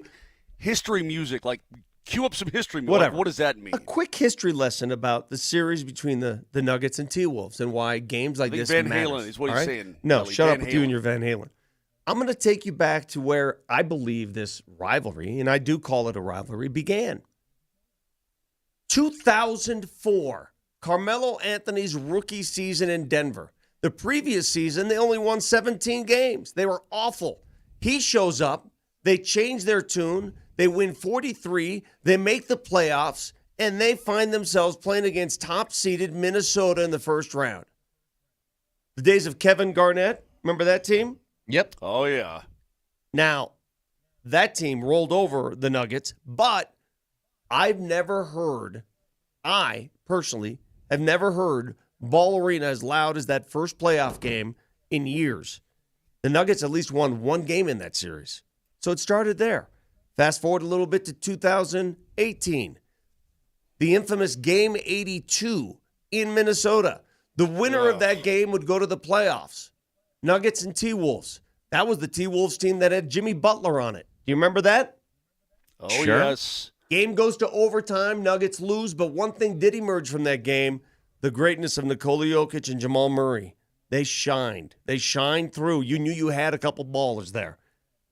Now we'll take you to 2023, the year the Nuggets won the crown. They played the Minnesota Timberwolves in the first round that year. They eliminated the T-Wolves in 5. Game 5, Anthony Edwards attempts a 3 to tie at the buzzer and misses. What does he do when he storms off the court? Throws a chair. He throws a chair. Yeah, he got mad.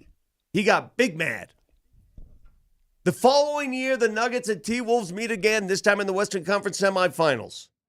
And we all remember what happened last year.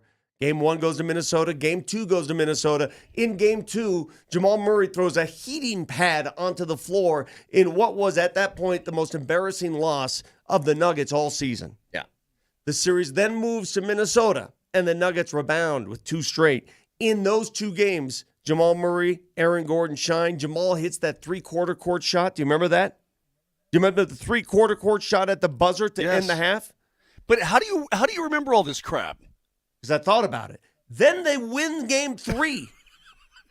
And Game 4. And Game 5. They win 3 in a row to take a 3-2 series lead. It's all theirs. Until Game 7. 20-point advantage. Whittled away. They lose at home in the most heartbreaking fashion ever. Watching Jalen McDaniels, with the game already out of reach, try to dunk the ball in the final seconds to add a little oomph.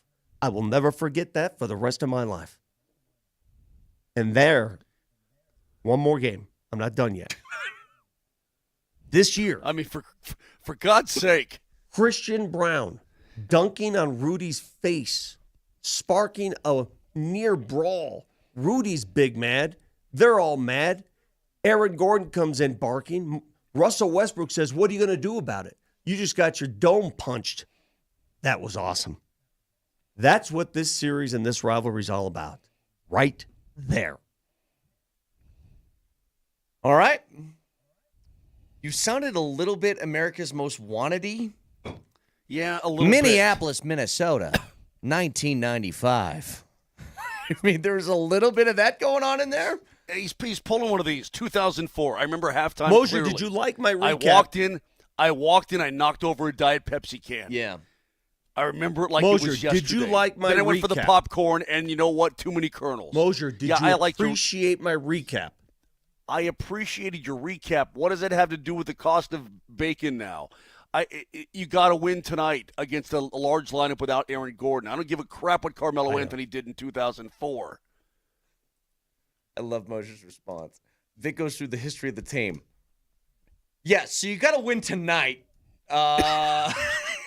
Moser, you could have done the same thing with the history of the Minnesota Avs rivalry. Oh, Christ. Excuse my language.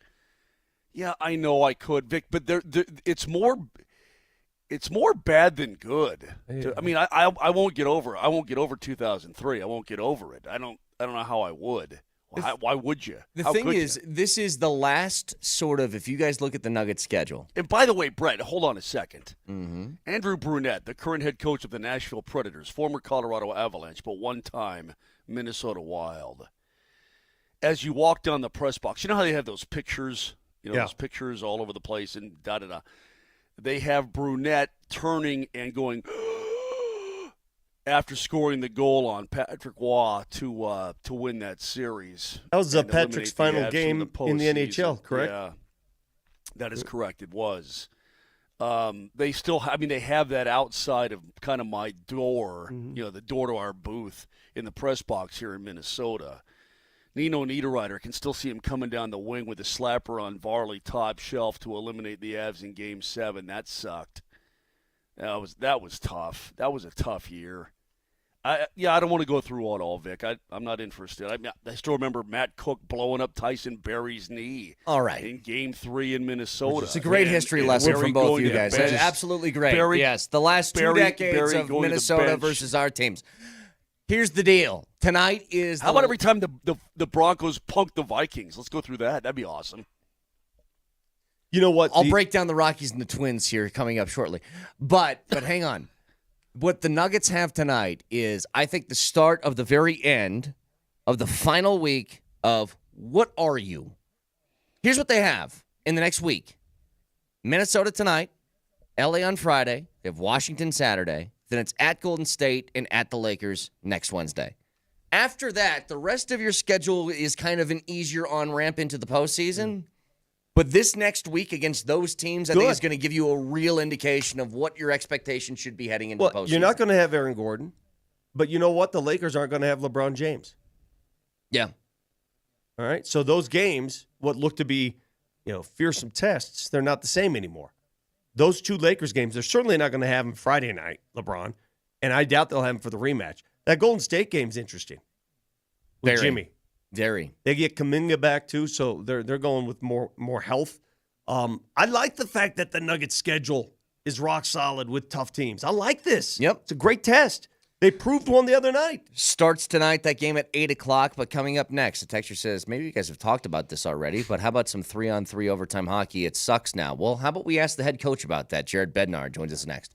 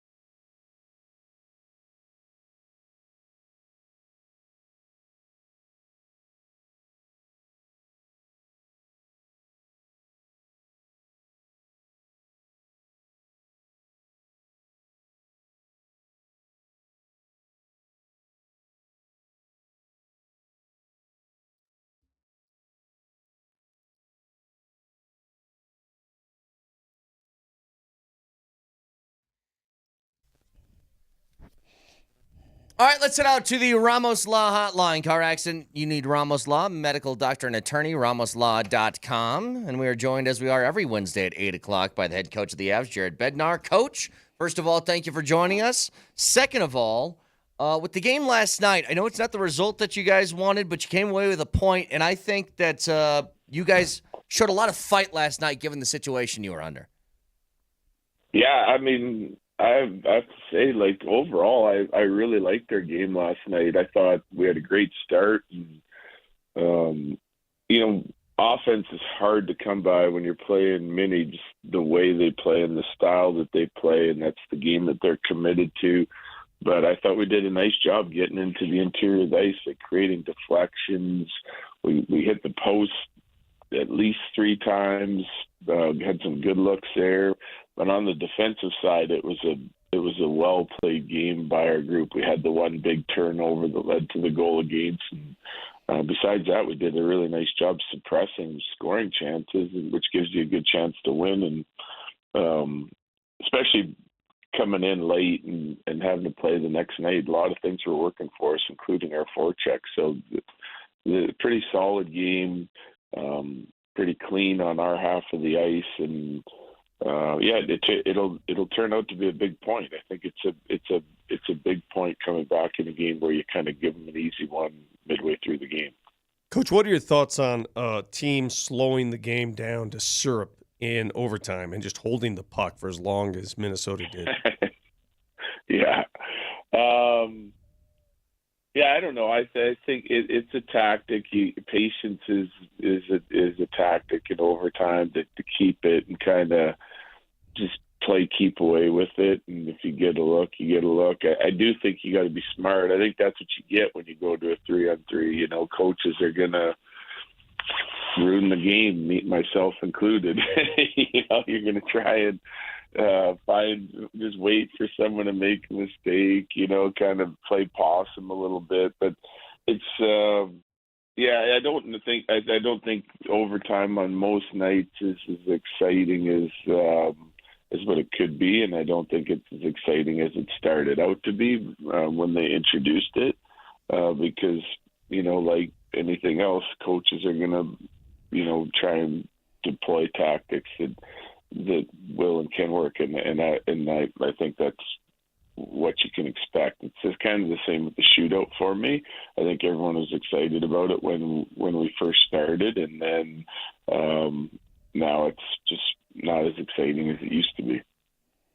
Coach, I'm not asking you to cast aspersions on your fellow coaches, because I think that some teams, excuse me, they just have to, they've got to play the way that they have to try to win because they don't have the horses. I will say, I like it that your team actually tries to score the puck. That's fun.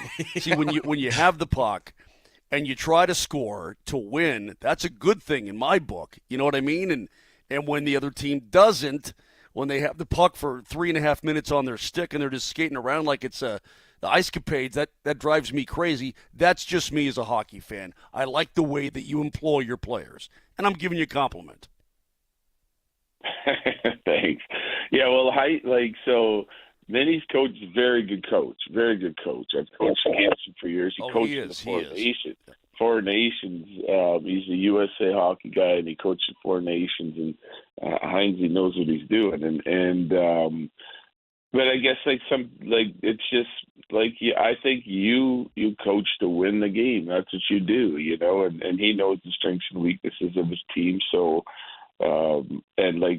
looks like they have some strengths in the shootout, and they use that to their advantage yesterday. And then we've played games against them before where overtime was wide open and whatnot, but they're missing a handful of their key players as well. Like Kaprizov and Eriksson Ek were both out last night, and that's kind of what impresses me about Mini this year is they're so stingy defensively in their style that they play on the defensive side of it. We get a little reluctant to shoot the puck as much as I think we could, because when you look up all the time, all you see is green jerseys in front of their net. It's hard to even see their net. Like, they're packed in there pretty good. We spend a lot of time in the offensive zone. and we get into some good areas, but then every time you look up to go to shoot, you're just seeing green jerseys. It's hard to want to shoot the puck, and we've been kind of battling that against Mini this year. Yesterday, I thought we did a better job of delivering the puck to the net, and including on the tying goal. Like, G just kind of spins out of a check up top and throws it to the net. We got great traffic, and it's up to those guys in net front to make sure they can get out of the way or get a tip on it, and that one goes in. So, like you get different teams with their different tactics. You got to make sure that you understand what you have to do to continue to score, and some of that is delivering to the puck of the net with traffic and screens and still getting out of the way. Head coach of the Avs, Jared Bednar, with us as he is every Wednesday. Might be a stupid question, Coach, but we've heard Mackenzie Blackwood talk about shootouts, that he doesn't like them. He's not comfortable with it. Is there ever a consideration to go to Wedgwood in just that situation or not? Yeah, well, so I think that's the first one we've had with Blackie. Mm-hmm. I can't remember another one. It's also the first time we've had with some of our shooters. Yeah, so I don't know. Like, I guess if that was a season-long thing, like, Blackwood doesn't like him, if it's a weakness of his, I think you could consider it. I don't love a goalie sitting there for 3 hours cold and then just jumping into action where he may have to like completely stretch out to make a great save on a shootout move. I think you could risk injury that way. But it's something that you could consider. I think that it's happened in the past on some teams, at least when I played in the minors, it happened in the past. It was funny because that was sort of like a major strength of Gorgie. It was shootouts. He was really good in the shootouts, and I kind of didn't even think about it until last night, and until I heard that Blackie said that, and UC kind of talked to me about it. That it's an area that he's got to continue to work on. But there's no shootouts in playoffs, so let's get to the playoffs, and then we don't have to worry about it. I can only imagine. There's Jared Bednar, late last week, sitting down, putting his lineup together for the next game. He gets a call. Hey, we got Nelson. Hey, we got Lindgren. Oh, hey, make room for Coyle. Oh, yeah, EJ's on. What was your mind going through with that just array of players coming your way, and how many changes did you have to make to your lineup? Yeah, there was a lot. I mean, I was surprised that we were able to do that much. Someone asked me what I thought the biggest surprise at the deadline was. And it wasn't like the number of players that we got, that we added a couple more at the deadline. It was the guys that we got. I thought Chris did an unreal job sort of identifying what our needs were and going out and giving us the best players possible to fit those needs. That's not easy to do. It's stressful because you have to move, pieces out, pieces that, everyone's excited about, like Richie and first rounders and everything else. But you're adding quality NHL players that can help you win right now. And that's what we're trying to do. And so the strength of our team, like from a weakness of our team to a strength of our team, right down the middle of the ice. You got McKinnon, Nelson, Coyle, Drury, and you still got Kelly, who you moved to the wing. That is the strength of our team. It's helping us get in and out of our zone cleanly. The experience, the size, the strength, and length of those centermen coming down low to help our D to get in and out of our zone. It's noticeable every night right now. Our breakout percentage, since we've added those guys, is up significantly, and it's making a big difference all over the ice in expected goals against and expected goals for. Coach, when you come down the stretch here, and you've got to ingrain these new guys in. And again, they're veterans; they know the game, they know what they're doing. But there, I think, is some meshing that has to be done for your club. How much are you experimenting with line combos and with where guys are? The power play obviously has changed up here as well. Is it a fine line you have to walk between, all right, let's get all the points right now, but also let's experiment a little bit to find out the best things as we get ready for the postseason? Yeah, I think we have to. It hasn't been so much yet in line combinations. We haven't set up the way that we think they should go. We're trying to give them time more to build chemistry. And if we got to make tweaks, we tweak it. Like yesterday, third period, like we started to get a little stale, especially like Mac's line and Nelson's line. So we flipped it with like 15 minutes to go in the game. But I think integrating those guys into all aspects of our game, power play, penalty kill, what kind of partner will they work with that helps, 5-on-6, 6-on-5, like all those situations that pop up, 4-on-4, 3-on-3 yesterday, like those are things that you're going to see. And just like with back-to-back again, like we're trying to get all these meetings in and trying to integrate these guys. So it'd be nice to have an extra day here where we might be able to sit down with some of these guys and go over a few more things, or brush up on a few more things. So at least that everyone's on the same page.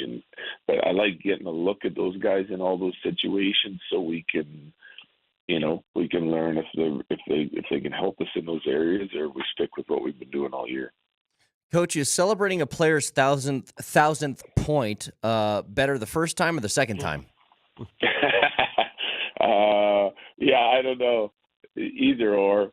I was just really happy to see it for Mac. It was of course, it's, we just started laughing. I thought Mac handled it great. He's just laughing on the bench. Yeah, of course, it's going to be offside, and he's got to go try to do it again. But he did go do it again, and it turned out to be a really big goal for us. So, yeah, all in all, really good homestand, really good night, finishing it off with Mac with his 1,000th point. I'm just super happy that he was able to do it in front of our fans and celebrate it with everyone that was there. Happy for him. If I had told you a month ago that Mikko Rantanen would be traded twice and end up against you with Dallas, how would you react to that? Yeah, I'd be shocked. I'd have been shocked for sure. Strange game though, and anything can happen. But yeah, I would have been shocked hearing that news. Just getting traded to, another team like Carolina that's got top aspirations, and then it not working out, or him not wanting to stay. I respect that decision, and then ends up in Dallas, which is obviously one of our. One of the stiff competition in our division. One of the teams that you're going to battle with every year isn't ideal, but it is what it is. You got to go beat whoever's wearing the jersey across from you. And now that's a team with Mikko Rantanen. Coach, I haven't asked you about this, and I hate it, but this is me. Speaking of Dallas, it looks like if the way things continue right now, you're on a collision course with them, either in their building or your building to start. That being the case, I consider you guys two of the 3 or 4 best teams in the Western Conference, and you got to go head-to-head in round number 1.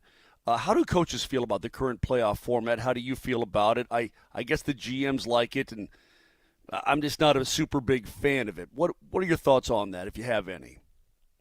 Yeah, I don't like it either. And so that's been the situation here. Well, for quite some time, right? I remember, right. We played. I think we finished first, and Vegas was second, or vice versa, and we played them second round. You know what I mean? So you're playing the next best. If you finish, you're playing 82 games, and you finish first, and also you're playing the second best team in the second round. It seems crazy to me. I think the league likes it. And Coach, Pittsburgh and Washington did that, as well, and I hated it then too. Sure. But you're right; it's been around for some time. Yeah, and I think it's because it's the excitement of the first round. You are seeing top teams. Like right now, you've got Tampa and Toronto, two of the top 10 teams in the league. Us, Dallas. Like you're gonna get these matchups in the first round that create drama. My belief on it is, I'm more about you're asking the players to play 82 games, 7 months of grind, and you're asking them to, compete as hard as they can every night to make the game exciting for 7 months. I think when you finish high or low, you should get rewarded, or you should get a disadvantage for not playing as hard or as well or as good as you possibly can. So I think if you finish high, you should get home ice and you should take on the lowest opponent. I think it should reseed. I think that's what it's all about. The best team should get the advantages to win in the playoffs because of the work you just put in for 7 months. Who do I have to pray to make the post not as bad as it's been for you guys this year? What hockey god needs the prayers to make the post not like that? Yeah, I don't know. There was a couple last night. I was like, tell me, because when a player rips it off the post and then you just hear the ting, all you're hoping is that everyone's arms go in the air because you can't see where the puck goes right away, Right. So as a coach standing away, so you're just like, dang, and you're like that. Like Kale shot one last time. I was like, that had to go in, right? And all of a sudden, the players just freeze for a second, and then everyone starts skating, and I couldn't believe it. But we had a few of those last night. That's what I mean. Like I think I tried to judge our team on our effort, the determination, and then like just our overall flow of our game and how we play. And last night was a really good game. I'm happy with last night. Obviously, we make the one mistake. Those are going to happen, and you have to dig in and be resilient and mentally tough and go try and answer to that goal, regardless of how it's given up. And we did that, We couldn't get another one, and sometimes that's the way it goes. Sometimes the puck goes in a little easier than on other nights. But overall, good game, especially on a back-to-back with getting in late. Last thing on the post, Nelson's shot. Players know. I mean, the vast majority of the time, they know if it's in or not, right? I mean, they've gone through that scenario a billion times. His shot hit the underside of the crossbar and came out, and I'm like, hey man, how does that happen? How does he roof it? It hits the underside of the crossbar and ricochets out the other side. I just threw my hands in the air, coach, saying, I don't know, man. Hockey gods are just not happy right now. Yeah, I mean, I don't know. I always look at that as just a test to keep going. If you're putting up some chances like that, it's always like a mental test just to be able to keep playing and find a way to get the job done. And last night they just weren't going in, but got a lot of guys doing the right things, like I said. So we'll take the point and move on, go try to get a big win here in Calgary. Coach, two things just real quick and we'll let you go. First of all, I usually ask you about injuries towards the end of these. Knock on wood. It looks like this is the first time where you don't have the laundry list to say to us. Got any updates? No. We came out of last night healthy, I think, as far as I know, unless something pops up this morning. So business as usual going on the Calgary with the same guys. Good. And hopefully that continues. And then last thing, Moser had a description because you brought it up. It's like you get in late, you're on a back-to-back, you don't got much time, you're trying to get to bed. It's 4 o'clock in the morning when you guys get in. Don't do this. Is this what it feels like? Is this what it feels like when you have one of those late nights? Go ahead, Nelly. I mean, look at my face this morning. Okay, it looks like I got hit with 10 pounds of meat all night. Does it feel like you got hit with 10 pounds of meat all night when you get in late like that? That's Moser's description. Come on, man. Yeah, I don't know what that feels like. That doesn't happen to me. So incomplete, unknown is the answer. Got it. Just curious. No, man, but you get in. Never mind. I'm just gonna just don't talk. Yeah, I'm done. Coach, always appreciate the time. Thank you so much. We'll talk next week. All right, thanks, fellas. Bye. Head coach of the Avs, Jared Nope, Bednar. can't say I know what that feels like. Just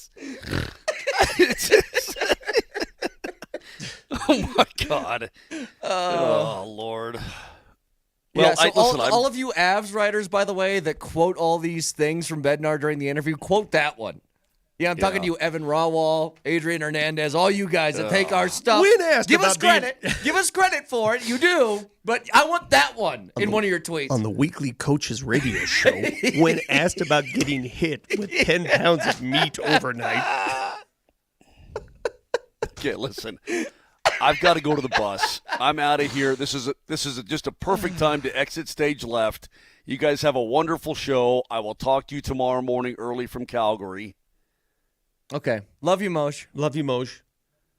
Yeah, love you too. Okay, bye. Back after this.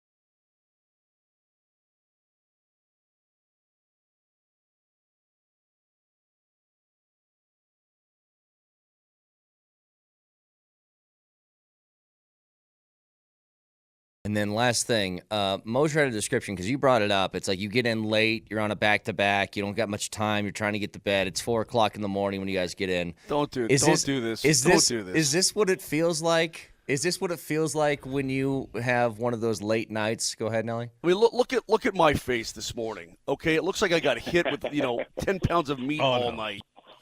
Does it feel like you got hit with 10 pounds of meat all night when you get in late like that? That's Moser's description. Come on, man. Yeah, I don't know what that feels like. That doesn't happen to me.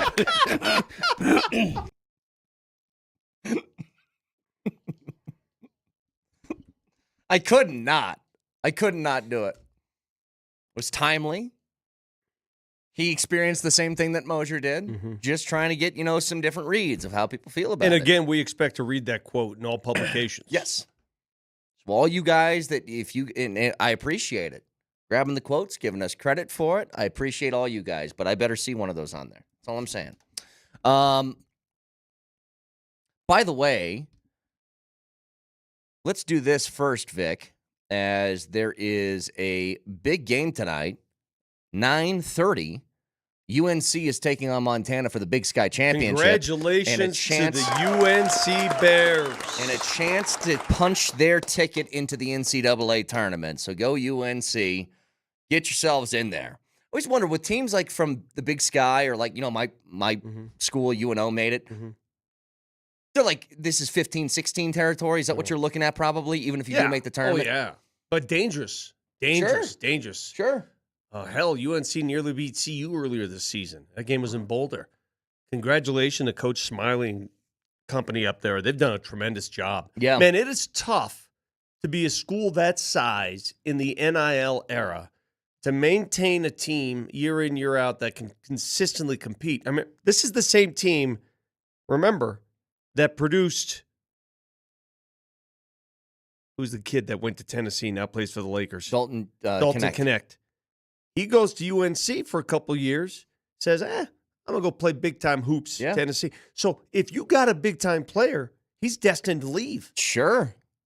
And this is a wonderful time of year because this is conference tournament time, and this is the opportunity for guys. CU is in action today at 1 o'clock against West Virginia, I believe is who they're playing. Last night. So there's that. We have also Colorado State. Let me get the exact time on this game. They are playing tomorrow against whoever is coming out of today. Dude, if CSU, at 7 o'clock tomorrow. If CSU has a notable showing in this tournament, they've already established a program. CSU, you said, right? CSU, yes. I'm sorry. They've already established a program standard in wins this season. They may not have to win the conference tournament to get in. I was kind of thinking that. Yeah, I don't know, the Jerry Palms of the world and all those people that do these things. I know it's not the Big 10 or it's not the ACC or anything like that, but you're a 22-win team with 16 conference wins. I mean, that's got to give you at least a really good shot. Some big ones down the stretch. I mean, they were on a tear, down 7 straight. We'll see. I mean, we've been there before. I can't tell you how many times I've been in the situation. I know. I've been at Tad Boyle's place to have a March Madness party when they assumed they were in and they didn't get in. So anytime you assume you're in, it's a dangerous place to be because you can end up crying on decision day. But, God, this is where it gets fun, doesn't it? So go UNC tonight. Get that dub. Punch your ticket into the NCAA tournament. Let's go! In the meantime, few things here, Vic, regarding the Nuggets tonight to professional basketball. We'll get to keys to the game at the end of the hour, but just quickly, just for a couple of minutes. Yeah. What do you think Minnesota has that gives the Nuggets fits? Confidence that they can beat you, that they have beaten you, that they were 20 points down in the second half and came back to beat you. They just have that inherent confidence that they can do it. It's the same thing that the Nuggets got in Oklahoma City, the confidence that they could beat OKC, and that's a huge thing to have when you go to the postseason. So you just got to win that confidence back. That's all you have to do. The Nuggets did exactly that last year in the playoffs. Again, they lost the first 2 games of that playoff series, and they got embarrassed in game 2. We thought the series was over. Remember that? Yep. So what do? They go straight to Minnesota and they win the next 2. Heck, they won 3 in a row. But you just got it's a confidence game, man. That's all it is. It just feels like that team. It's like one team, if they win, they blow out the other. It was like that in the playoffs last year. Game 1 was not like that this year. Game 1 was, remember, it was back and forth. Yep. Christian Brown dunks all over Rudy Gobert's face. Nuggets take the lead, only to give it back in the final couple minutes. They did not execute down the stretch. So I'm trying to go back and remember in the postseason last year what those games looked like. So I'll tell you how every game looked. It's seared in my brain. Game 1 was a back and forth that Minnesota won in the final couple minutes. Yep. They had better plays executed in the final couple minutes. They win Game 1. Game 2 was a blowout. Rudy Gobert had to go back home because his girl was pregnant and giving a baby. And all of a sudden we were like, oh, great, Denver's got a gift. No. Was that a weather thing too? Was it like back home for the baby and whatever? He couldn't get back in time for the game. They play without Rudy Gobert, and they demolish the Nuggets. That was the game in which Jamal Murray throws the heating pad onto the floor out of frustration. 26-point loss. They were terrible. So now you're thinking, great, they're going to get swept. Minnesota's dominating them. Then the series moves back to Minnesota. They boo the hell out of the Minnesota fans, boo the hell out of Jamal. He finds his mojo. He starts hitting shots, hits that half-court shot, three-quarter shot. Aaron Gordon couldn't miss. They had 2 games there. They win both games in mini. So the Nuggets won by 26. Then they won by 8. Yes. Then they won by 15. The game and you're here, up 3-2, and you're like, all right, we're back. And that game here, Game 5, is the one in which Joker dominated anybody thrown in front of him. He made a mockery of Rudy Gobert in that game. Do you remember the score of Game 6? How many points the Nuggets scored? The Nuggets lost that game, I think, by 40. 45. Yeah. What do you think the score was? Do you remember? I will say the score was 123 to 82. I can't do the 115 to 70. Yeah, that was ridiculous. 70 points in a basketball game. That was a game in which the Nuggets were down in the second quarter by 20, and I think they just said, all right, screw it. Yeah. Take it. And they just let go of the rope. They scored 9 points in the fourth quarter. Yeah, they just let go of the rope and said, go ahead, you can have this one. So it comes back to Denver for Game 7. And this is the game, again, I called it at the time, and Nuggets fans, I'll ask you again. We're not quite a year removed, but we're a long time removed from that game. I thought the Game 7 loss to Minnesota was the most devastating loss in Nuggets history. And before you say, well, how can you say that? It's a playoff. Well, how you lost is a factor. And if you win the game, I think you're in the NBA Finals. So look at what you don't get by losing that game and look at how you lost the game. Yeah. You're up 20 at home midway through the third. You're up 20 at home. Your home arena. Yep. I think it qualifies as the most devastating loss in Nuggets history. And if you could disagree with me, tell me if there's another loss that equates. It's not the losses to the Lakers of the conference finals because you weren't at home with the chance to close the series in any of those games. It was the most deflating because it felt like you handed it to them, right? I mean, again, I would love to see your responses to see if I'm off or not. I can't see him on the text line because I'm banned from the text line. I've been banned. So you tell me. Vic has been banned. It's funny. It's just like mommy and daddy took away his Xbox and said no more until you start acting right. I don't blame him one bit. By the way, dude, I was given a bit of information on this show in the 6 o'clock hour about one of our people here. Good stuff? Going through a life change. Yeah, good. Think it's good. Someone getting married, having a kid, what? Steve Nelson is making the leap to moving in with the girl. Oh. Yeah. Ooh, that's a big leap, Nelly. You sure about that? I hope so, because the movers are dropping her stuff off at my place in an hour or two. We're doing it, baby. Listen, I changed my mind. Well, it's going to be easier to pay bills.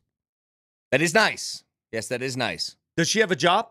She does, yes. Oh, this is not the one in Estonia that you met? Okay, this is someone that lives here.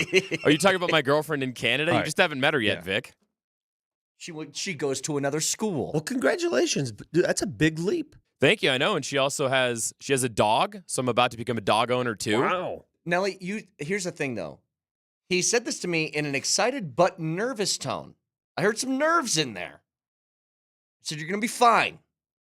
Now. Yeah, nerves are real, brother. Absolutely, but good nerves. You know what? You can send him a text in the Shop Mazda text line, 303-504-0925. You got some advice for our good friend Nelly over here in his first sort of introduction to something like this. Hell, hit him up on the Voice of the People. Give him a voice message. It goes right to him. Great idea. Either tips on how to live with a girl or live with a miniature dachshund, because I need all the help I can get in both categories. So I'll take any advice. Let's do that. Let's do Voice of the People. Okay. Throw him to Nelly, and let's see what advice you get throughout the rest of the show. Listen, I know you're an adult and you don't need anybody's permission, but I'm from an Italian family. My parents get everything. They even to this day. How did the parents react when you said you're moving in? That is a great question. I did not ask their permission Well, for I'm the not move. asking, but did you mention it? I believe she mentioned it and got their blessing because her dad's been helping her get her stuff together and move. Gotcha. So I assume that is a complicit blessing. This is actually really interesting because I heard you in our PD talking about this, how it was you guys were not allowed. If you wanted to move in, you had to keep it secret from. Do you know my story? This is a true story. Yeah, I heard you tell it. So go ahead. I moved from Austin. I got a job in Phoenix, and Terry and I were dating in Austin. I said, well, I got to go. I'm moving. You want to come? We got to get married. Let's go. Get married. Mm-hmm. So she moves in with me. I tell my parents. They're like, oh, when's the wedding? July. This is now February. Got a long time until the wedding. Okay. Next thing you know, my grandparents are at my door. My Italian-speaking grandparents, who did not speak a lick of English, lived with us until we got married. I could not imagine. That's just the way it is. I moved in with my wife. We lived together for years before we got married. Years. Yeah, well, we lived together with my grandparents. I didn't have my grandma staying in the spare bedroom. That did not happen. Oh, yeah. And it was when you were talking about this, I thought that was such a foreign concept. Like maybe it's just a very Italian culture thing or a very Catholic culture thing, which, again, I'm Christian. I'm not Catholic. And then our PD was saying the same story. And I'm like, I had no idea this was a massive thing. Yeah. No idea. And not only that. Here's the deal, Nelly. Have fun. You'll be fine. You'll work it out. But Vic's grandparents are going to live with you guys for the next couple of months. That's part of the deal. Hey, as long as they do the cooking, Vic, I've seen what you eat every day, man. Could you imagine? I would go to work and leave my wife with two people that did not speak English. My wife called me one day. Listen to this. She calls me one day. She goes, Vic, you got to get back here. I go, I'm at work. What's going on? Your grandfather is in the middle of the highway picking the oranges off the orange trees. And he should, and the highway workers are like, you can't do this. Right. I'm like, Grandpa, just take the trees from the neighbors. Don't go to the middle of the highway. And she couldn't explain it to him either, No. that this was not something you can do. No. Anyway, good luck, Nelly. His grandparents will be there in the coming hours with another moving truck. So I hope you enjoy that. Back to NFL free agency. What do you want to see the Broncos do here in the next couple of days? Maybe the answer is nothing. We get to it next.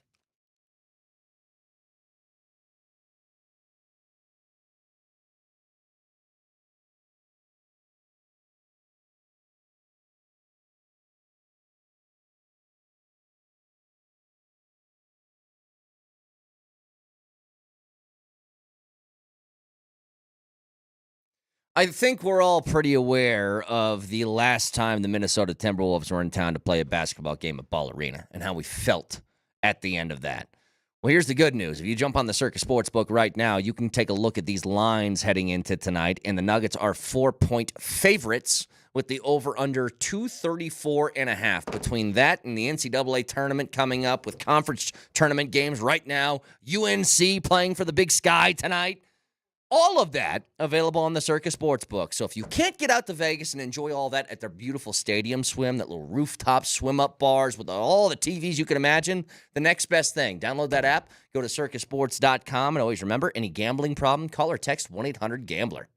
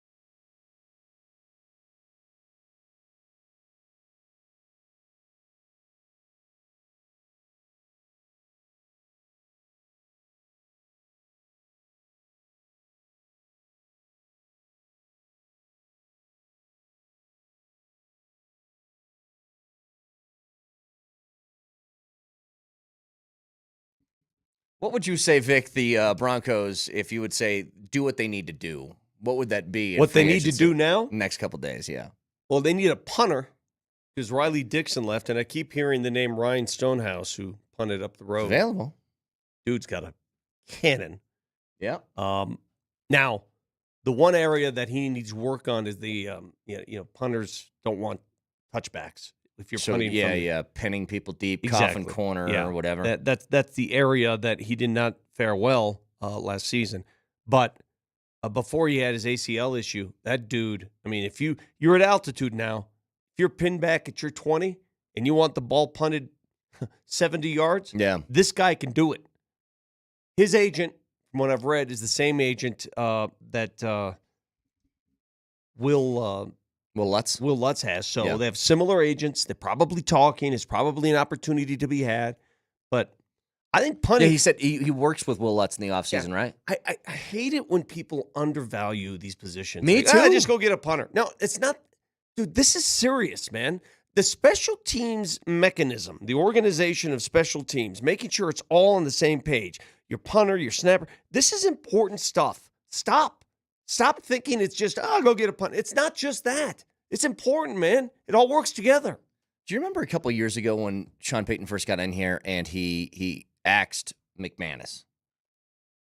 And I, for a while, was trying to say to people, hey, we're like at the end of preseason and we don't have a kicker. Yeah. And I think that's kind of a big deal. And people are like, oh, shut up. Nobody wants to talk about kickers. I'm like, it's important. You will talk about them when you miss 40-yarders. You will. You remember his first year, Will Lutz's first year, he missed that kick against the Raiders. You talked about it then. It was the first. And here's the thing. Will Lutz has actually been great, but it's like he has specific moments over the past couple of years. The misses stick out so badly, and I don't know why that is. Because he missed that one in the opener. The extra point is what it was. Now, block kick against Kansas City wasn't on him. But was it in the playoffs when he missed a kick? Did he miss one against the Bills? He may have. I can't remember. But he's been great. He's not been a problem at all. But, yeah, you need a punter. Field position matters, especially if you're loading up on defense, Vic. Think about if you can flip a field 50, 60, 70 yards, and then you got a defense that can hold them to a 3-and-out. That's huge. It helps out your offense. Here's a few things that I wanted to throw out and just kind of get your temperature on. I think what you can do right now in free agency, because I think the big names of guys that you want are pretty much off the table. If I told you at running back, you're still gunning for one in the draft, somewhere I would think in the top 3 rounds. If you got an A.J. Dillon or Nick Chubb type on a cheap deal, few $1 million, $2.5, $3 million for 1 year, is that something that you think you would, for me anyway, it would give me at least a backup, a fallback option in case things for whatever reason didn't go right in the draft. Yeah. I would love to see something like that. Yeah, have that guy that, all right, well, we missed on our dude that we wanted. And you know what, though? As I'm looking at the list of running backs in the draft, holy moly, there are a ton. Yeah. You know a name we haven't even brought up? Yeah, we talk about what are the names that come to mind when you think of running backs in the draft? The first one, obviously, is Genty. Travion Henderson, Hampton, yeah. The 2 Ohio State guys. You go, how about the guy that single-handedly beat CU? Devin Neal from Kansas. You know what? He's great. I don't know why people don't like him as much as he seemed to look on the field. What is it? Because in college, he was dominant at times. So what is it that? Because I'm seeing 3rd, 4th round label on him. So he ran for 1,200 yards. He had 16 touchdowns. He averaged almost 6 yards a carry. And I was thinking the same thing. Like, Neal was a great player. What's the hang up with this guy? And I don't seem to find it. He's another one of those, Vic, where he didn't catch the ball too much out of the backfield. He did a little bit more than I think Genty did. He can take it the distance. Oh, yeah, he can. The funny thing is, and maybe this is where we get a little bit biased. So what about this? He's a good back that looked amazing against CU. I mean, by far and away, Vic, his best game, because he not only had 207 yards on the ground. He single-handedly beat him. He had 4 catches for 80 yards against CU, and all the other numbers do not reflect those types of things. But yeah, I like him. That's the thing, though. You're so deep in the running backs, but you should be able to find somebody that you trust. But I just want maybe a veteran guy that's a little bit more of a bruiser type that could help too. That just is something that sticks out to me. So are you already one of the remaining backs is gone, Javonte Williams? Are you out on Audric Estime then, or? I don't know. I don't know how I'm supposed to feel. Because he's the bruiser that you just speak of. Then why did he get benched in the most important game? Maybe that's just the way Sean Payton deals with rookies. Remember, Marvin Mims didn't move into that role until his sophomore year where he was trusted. His rookie year, they toyed with him a little bit. Maybe that's just the way it works in this system. But it's a running back. But, Riley Moss had the same thing. Maybe your rookie year, you just don't get that. And then your sophomore season, you get more trust. There is nobody that should be able to go immediately more than a running back, though. See hole, hit hole, right? Now, all the other stuff, like third down protections, that's a little bit more complicated at the NFL level.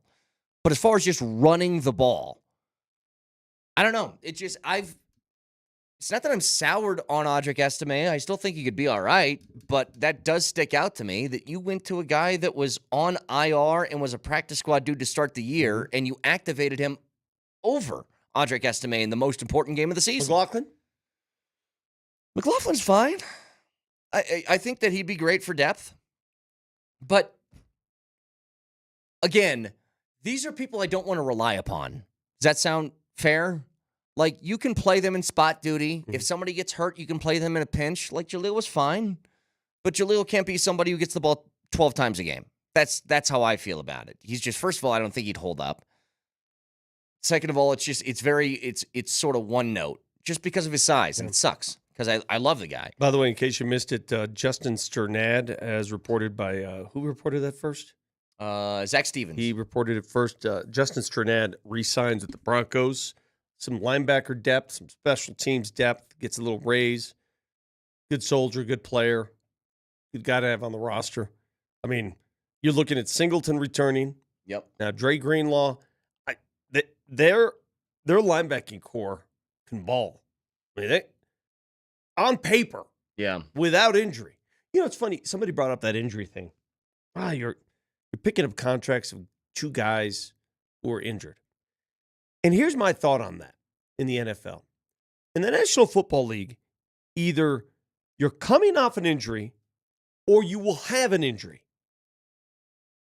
Sure. Now, I'm not trying to be Debbie Downer here, all right, and knock on wood. But when everybody talks about injuries and, he's coming off, either you've had an injury or you will have an injury. That's just what this league is. That's what it is. Here's the other thing. If Dre Greenlaw and Hufanga were not hurt, they would not be on the open market. Like, if they were healthy for 17... I don't know. San Francisco's in a well, maybe you're right. fire sale mode. Maybe you're right. But I do know this fact. They didn't want to lose them, especially Greenlaw. They were actively negotiating with him, and he just said, I'm leaving. And probably part of that was, Vic, he looked around the room in San Fran. He's like, everybody's who the hell out. We got left? I wonder how Kittle feels about that.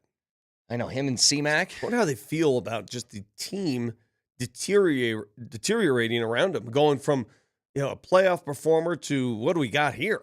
Well, I think it's going to be a straight 1-to-1. Their feelings are going to be exactly what they feel about Brock Purdy, isn't it?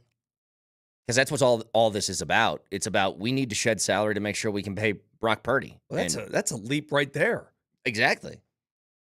See, Purdy, I maintain this. People called me a hater. I was just like, I think Purdy's a great quarterback when everything else is great around him, which San Francisco's had for like 4 or 5 years now. Did you see Purdy's numbers last year? 20 touchdowns and 12 picks in 15 games? Is that something you feel like you'd want to pay, that's very middle of the road. Top rate market value for? That's what I'm saying. That's a leap of faith just for that. And it's costing the franchise dearly. And I don't think they anticipated doing this quickly, right? When you thought of San Francisco, you thought about a 10-year run. Mm-hmm. It wasn't a 10-year run. But, God, that is such a tough spot to be in. We talked about this with Minnesota yesterday. I mean, really think about the risk from, like, a Minnesota, which is we won 14 games this year, and we're going to let our quarterback walk and hope the other guy does just as good. Like, San Francisco, I think, was facing the same thing. We won a whole bunch of games with Purdy. I don't know how good I think he is, but what are we going to do? Which of the division winners, off the top of your head right now, do you think may face the biggest fall? Biggest fall? Yeah. Last year's division winners. Let's start here. AFC West, Kansas City. I don't think they're going to equal the record they had last year. Every time we say that, we're proven wrong. Biggest fall, Well, I they mean, are I'm kind saying, of the biggest. okay.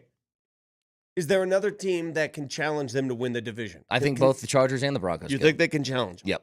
Okay, so they can take them off the perch, basically. So Houston won the AFC South last year. So it's Colts, Jags, or Titans. I don't really see any of those. I think Houston wins again. Okay. AFC North is weird.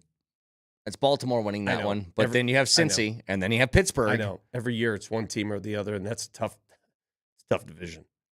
AFC East is Buffalo. I don't think Jets, Dolphins, Patriots. Dolphins, maybe if Tua stays healthy. See, Buffalo standards are so different than everybody else's in that division. Buffalo standards are Super Bowl or bust. I mean, the regular season almost feels like, let's just get it over with. Right? Yeah. Doesn't it feel that way?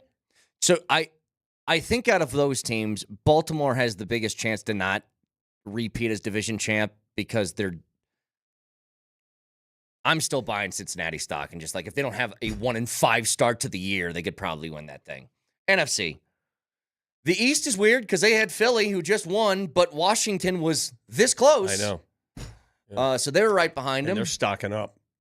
The NFC North, I think Detroit probably takes they aren't winning 15 games again. I think Minnesota takes a step back too, though. Minnesota has to take a step back. Come on. Yeah. You're going to go essentially with a rookie quarterback. Yeah, I think they have to. Still probably a good team. And then it's Green Bay and Chicago. Chicago's spending a ton of money. New coach. Green Bay, I think they kind of feel like the same team as last year. They'll be good. NFC South is Tampa. Falcons, Panthers, Saints. I'll tell you this. As of right now, where I sit, Carolina intrigues me with the way Bryce Young finished the season last year. They went from the worst team I've ever seen. Remember when they came in here to play the Broncos? Yeah. Remember how bad they looked? Uh-huh. But then he got a lot better at the end of the year. They started putting up points. He got a lot better. And keep in mind, Atlanta with Penix was a really different offense towards the very end of that season.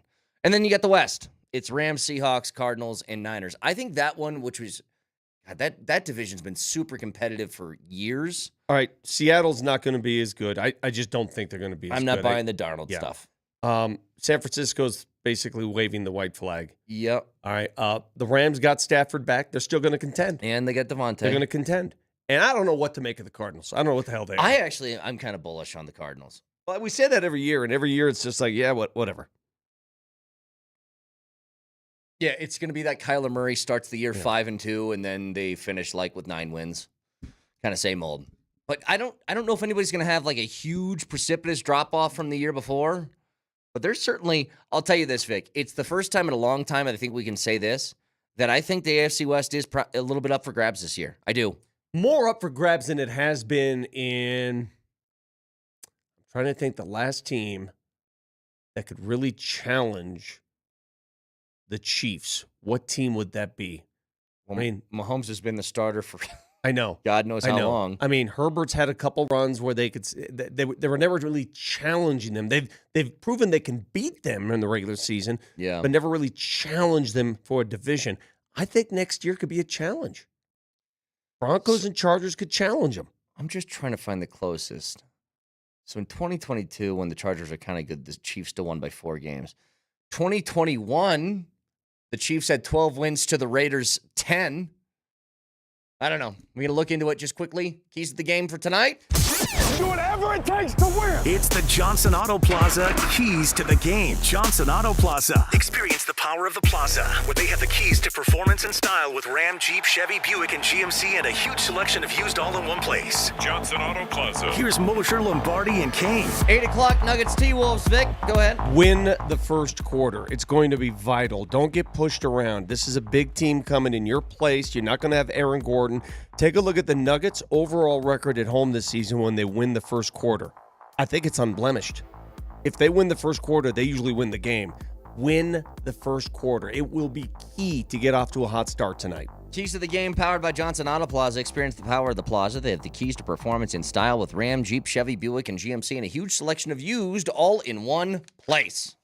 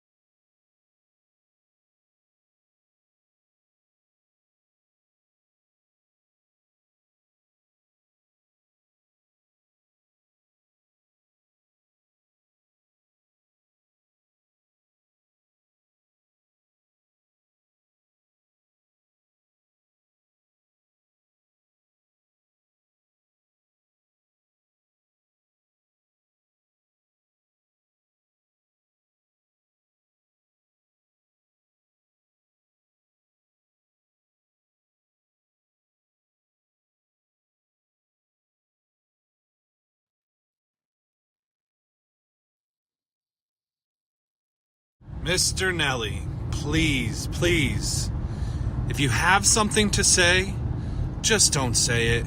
It's gonna start a fight. I promise you. Hey, you gotta make sure that you're asserting your dominance when it comes to the dog.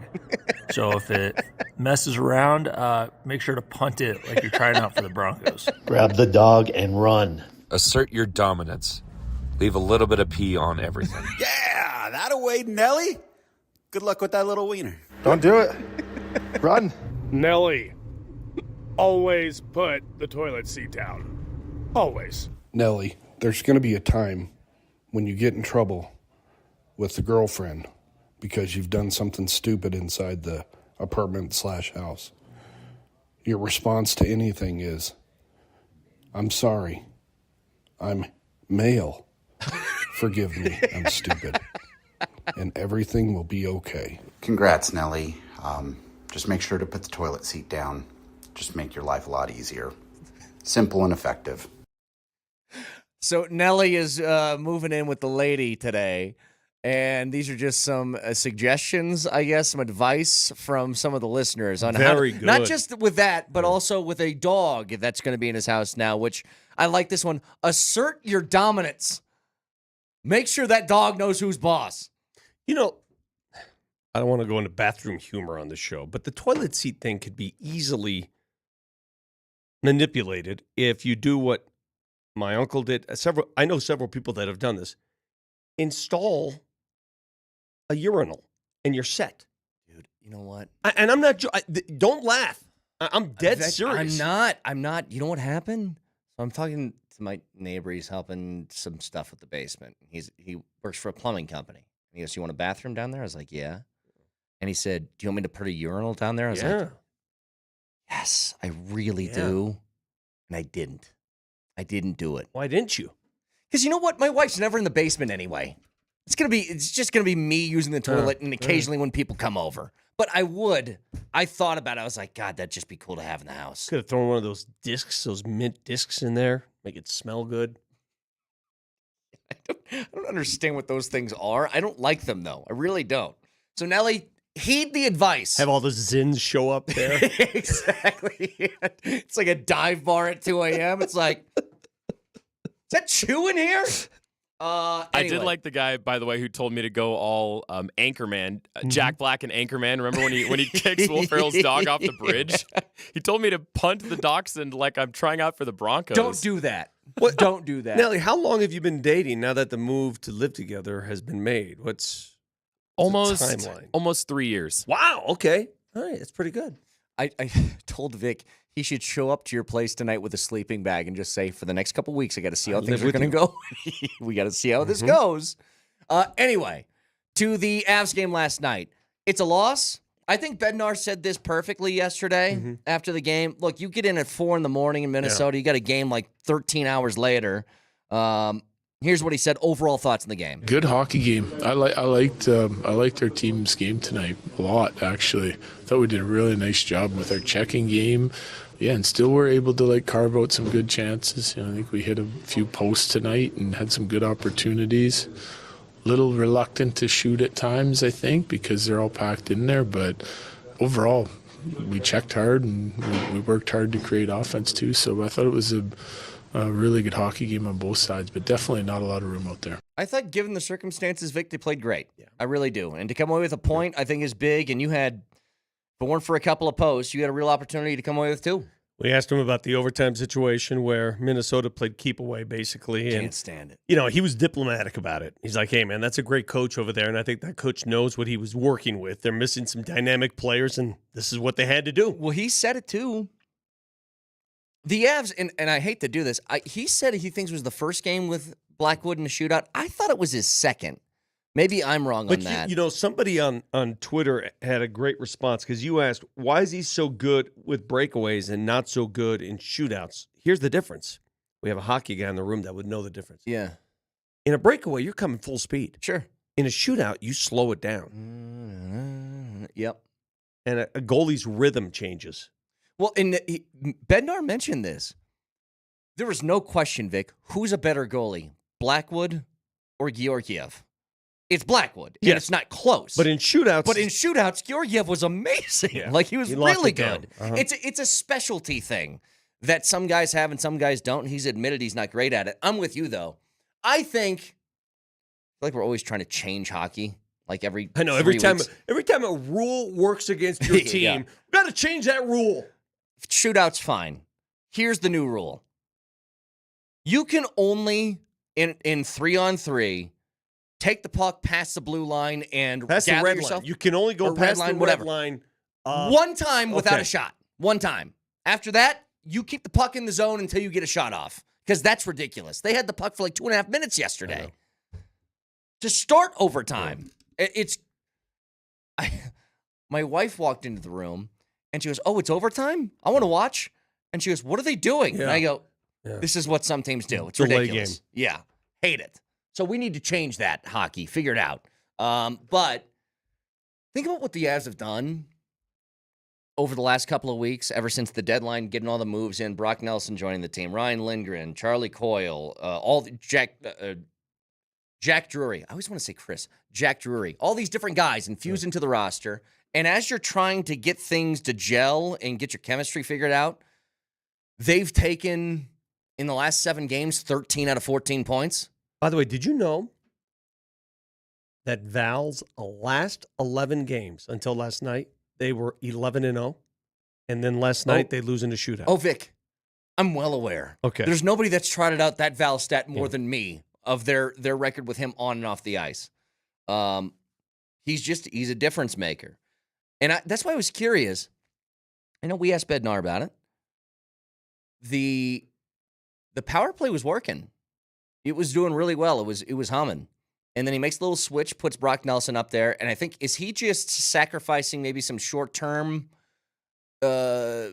sputters with the power play for what could happen in the postseason? Because you look at the guys on the ice in that power play right now, it's a wagon to deal with. All of them. We had time with Coach, obviously, an hour ago, and I forgot to ask him just how nice it is to see a second line in there, and you're like, whoa, this is really good. Yeah. You know, how long has it been? Yep. You know, whether our second line's been that effective.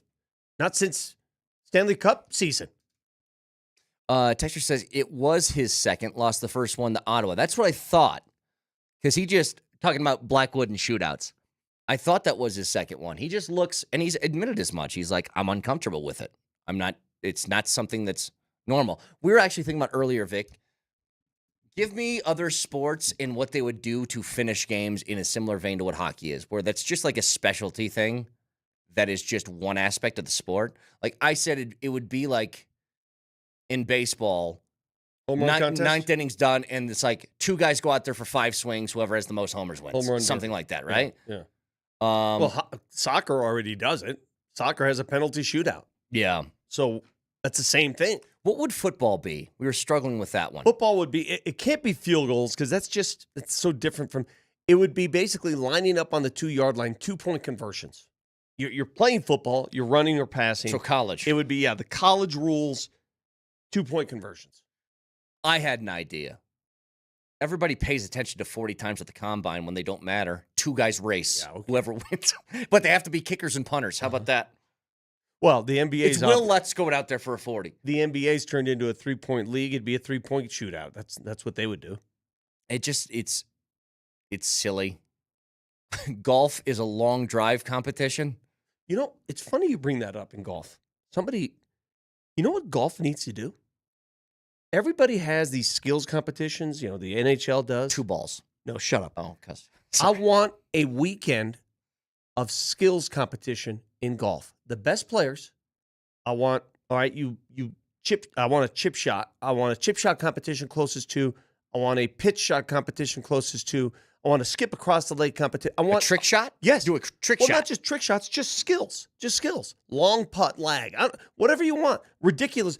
I want to see that because that's where they're the best in the world. Yeah. Not just long drive. All right. There's long drive leagues for that.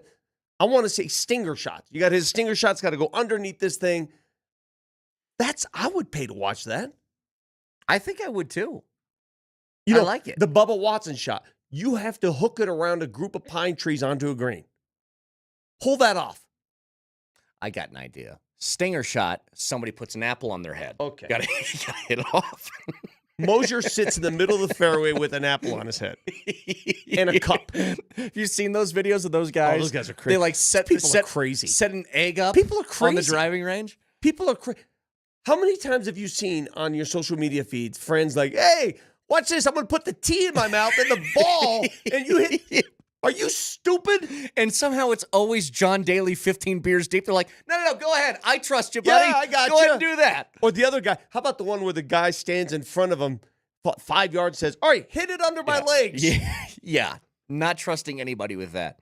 I'd almost be more worried because you get to cover up the crotch. I'd be worried about a shin shot. That would hurt worse. Silly. I have a question for you. No, I got one more thing. Hang on, because you reminded me of this. When you've seen the videos of John Daly doing that, right? Yeah. People put the tees in their mouth. Yeah. I would never do that. Do you know what terrifies me about that? John Daly's got a cigarette in his mouth. Mm-hmm. Like I said, he's 15 beers deep. Mm-hmm.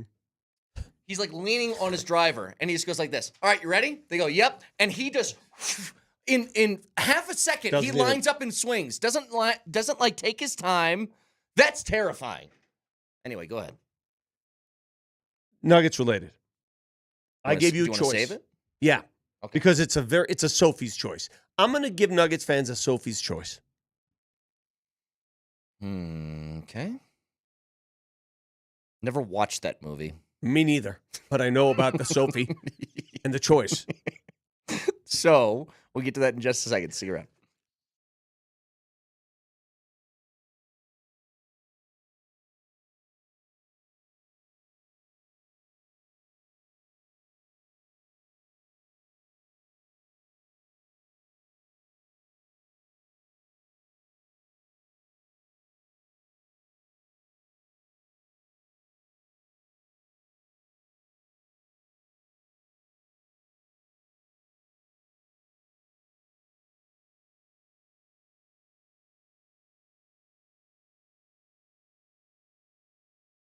Hey, Vic Lombardi here, professional multitasker. One task I cannot execute is fixing anything at home.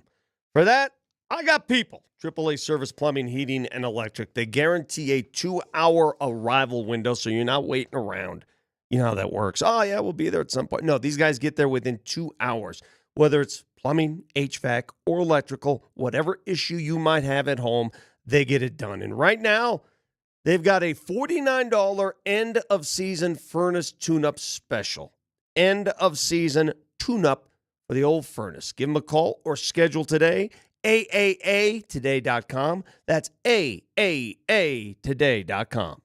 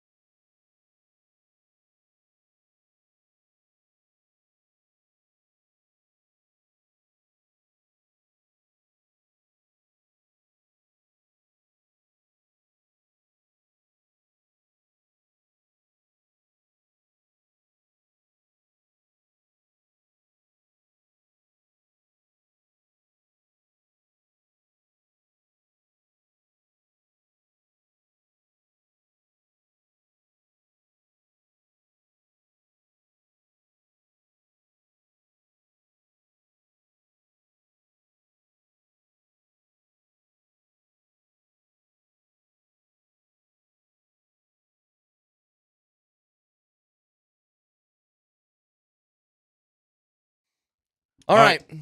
Go ahead, Sophie. What do you got all right, for first me? of all, a little background for those who may not know what Sophie's Choice is. Natalie, do you know what Sophie's Choice means, what it represents? Yeah, it's that Meryl Streep movie, and I believe it takes place in a concentration camp. And she has 2 kids, and the Nazis say she can keep one of her kids, but the other is going to be sent to die. Is that the premise? I have no idea. I've never seen the movie. I just know what it means. Look, I don't know exactly what it is. It's something along those lines, though. She's got to give up one of her 2 kids. You got to make a tough choice. Because I remember Ricky Gervais had a joke where he said they were doing a sequel to Sophie's Choice, and the whole movie has to be, well, I guess it's going to be this one then. You got to make a tough choice.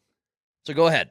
And this is really a dumb choice that I'm bringing up because the obvious answer would be both. And here's the choice.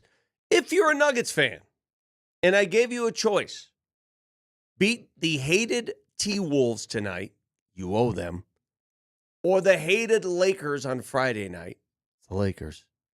If I gave you that choice, you get one, but not both. We want both. But I give you one or the other. Which one would you take? That is tough. Yep. That would be a Sophie's Choice. Well, okay. There's 2 different answers I have. Sophie. 2 different answers. Hope she doesn't take multiple choice questions. Nellie's going to be like, can you take the dog? Can you imagine her grinding on a multiple choice test? There's 2 different answers. All right, true or false, Sophie? True or false? This one or that one? Here's what's difficult, Vic. There's an emotional answer, and there is more of a hang on. There's more of a logical answer. Mm-hmm. The logical one that you should take, that I think satisfies both of them, is you take the Lakers because not only do you get the win over the Lakers, which is always great, they're also competing for the 2 seed. Yes, you're competing for a cushion in the conference. But and you're saying you're losing one and winning one. Yes, that's the question. Okay. Listen, let me start by saying again, any practical fan, any competitor wants both. I get it. Yeah, shut up. That's not the question. But if you only got to win one, which one would it be? Like, what's the question? If you say Minnesota, I get where you're coming from. It's like there's only so many jabs to the face you can take from those guys, right? Jab, jab, jab. You're like, okay, enough. Yeah. They're a division rival. And here's another stat. No 2 teams, listen to this one, have played each other more often than the Nuggets and the Minnesota Timberwolves over the last 3 years. They've now met. This will be their 23rd meeting. Because they're in Division 2. In Division, and they've met in the playoffs for 2 consecutive seasons. They did that with the Lakers, Yes. but they aren't in Division. No 2 teams have faced off against one another over the last 3 years than the Nuggets and the T-Wolves. They have gone back and forth. And guess what? They've met 22 times. How many games has each team won? They've played 22 times over the last 3 years. It's pretty close to 500. 11-11. Yeah. Yep. So you got that. You got that element. You got your division rival. And I will call the Minnesota Timberwolves, even though OKC's leading the division, I think Minnesota is the rival. By the way, if Minnesota wins the game today, they take the regular season series. Yeah, they take the series. Right now it's 2-0 Minnesota. I'm still taking Lakers. I Okay. just think the added thing of getting a game up on them in the standings is too important just to give away. So, yeah, I'll take the game that counts for basically 2 as opposed to 1. Now, emotionally, Vic, if you just said straight, like, who do you want to beat more, standings aside, it is I'm torn because I don't want Minnesota to continue this sort of stretch. I have a feeling emotion will set off a little spark tonight when you see Anthony Edwards, Jaden McDaniel. It'll spark some emotion. You may change your tune. It always does. You know what really pisses me off? Minnesota's not as good this year. It's very clear. I said that in the offseason. When they traded Cat, I'm like, what are they doing? They aren't going to be as good. And they aren't. They're a 7 seed for crying out loud. Not so fast. They're a 7. I get it. They're not very good. Forget the matchup with the Nuggets. They might match up well with them. I'm saying overall, they are not as good. Okay. They may not be good record-wise. I got something for you. Do you know what their scoring differential is this year? Their scoring differential is better than the Lakers. It's better than the Golden State Warriors. Both of those teams have better records than they do. But Minnesota's scoring differential is better, which shows me that they're pretty good against the elite teams. If you look at their record against the really good teams, they're really good. Let's see. Look at their record against the best teams in the league. What do you consider best team? I don't know. They're 17-21 against teams above 500. Okay, but look at the elites. They've beaten OKC. It's going to take me a minute now. Forget it. Outside of Denver, they lost to LA. They've lost to Boston. They beat LA. I don't have time to go through all this. They're 17-21 against teams above 500. What's Denver's record against teams above 500? 16-17. Okay, that's not bad. Around 500. You want to compete, should be better. You know why the Nuggets? Here's the thing that gets me about the Timberwolves, too. You know they've won more games on the road than they have at home? They're 19-15 on the road. That's weird. It is weird. Didn't the Avs have that last year? Yeah, they did. By the way, the Nuggets, what separates the Nuggets from a lot of these other teams in the West, the Nuggets are really good on the road this year. They're the only other team to have won 20 or more games on the road. Oklahoma City's one in the Western Conference. Yeah. And the Nuggets are the other. They're really good on the road, dude. And you know what that means? Come playoff time, that's a good number. That's a good trend. Sure. I want the Nuggets to take what they got in Oklahoma City, which I thought was a gutsy-ass win. You're on a back-to-back. You lose game one in OKC. You got to do the same thing the next night. You sold out in night one to try and get that win. You got blown out in the fourth, only to do the opposite of that the following night. Take some of that momentum in these next couple of games. You're at home 3 straight. Yeah. 2 and 3 in the next 3 games. You good with that? It's Minnesota, LA, and then Washington. 2 and 3. You okay with that? Or I'm sorry, 2 and 1 in the next 3 games. Losing one of those? Losing one? Or do you want all 3? I'm greedy, dude. Yeah. I'm greedy. I don't blame you. Remember that road trip where they had 4 straight against winning teams on the road, very good teams? I said 2 and 2 I would take. Remember that? Yeah. And 2 and 2. But after the road trip ended, you're like, oh, man, they could have gone 3 and 1. Well, the thing that sucked was they were games you felt like you could have had, too. That was the other thing. You know what else? And I'm kind of sick and tired of this popping up and being unaware of it until I see it. Do you remember what happened at the beginning of the season? Just across the NBA, nationally. Think nationally right now. Beginning of the NBA season, what was a story that should have been big time and it wasn't? Bronny James is in the NBA? No. Cleveland Cavaliers won 15 straight games to open up the season. They were 15-0. And I didn't hear a peep about it. Yeah, because everybody thought it was a fluke. The Cleveland Cavaliers are currently on a 15-game win streak right now. They've done it twice in a season. Wow. 15 straight. And they got better at the trade deadline. Like, I haven't seen teams, usually teams that are leading their conferences don't make those kind of trades. So explain something to me here. And this isn't a pathway to get into an MVP discussion. I don't really care. But what I hear a lot about Shea is Shea's having a really good season and he's on the best team in the league. That's wrong. Is Donovan Mitchell. The best team in the league is the Cavaliers, and he's their best player, is Donovan Mitchell. Why is he not mentioned at all in this discussion? Isn't that a little bit weird, just by criteria? A little bit weird, right? I know he's not averaging 32. He's like 25. God, are you going to drag me down this MVP rabbit hole? No, because when I go down there, I could live there with you. I will fight there with you. I don't want to. I don't want to because we've done it too many times already. And you ever wonder why in the NBA, why is there so much damn fascination for the MVP award in the NBA? When take a look at all the other sports. Do we have these debates in football? No. I mean, okay. Lamar Heisman, versus Josh Allen. Heisman a little bit. MVP last year with Lamar and Josh Allen Okay, was fine. more than I've heard in a long time. Exactly. But it was unique because Yes. we haven't. In baseball, nobody cares. In hockey, If your guys involved, you care. Yes, but it's not an everyday. Oh my God! Look at First Take. Right. Every day, the MVP debate rages on. Every single day in the NBA. Why? Somebody explain that to me.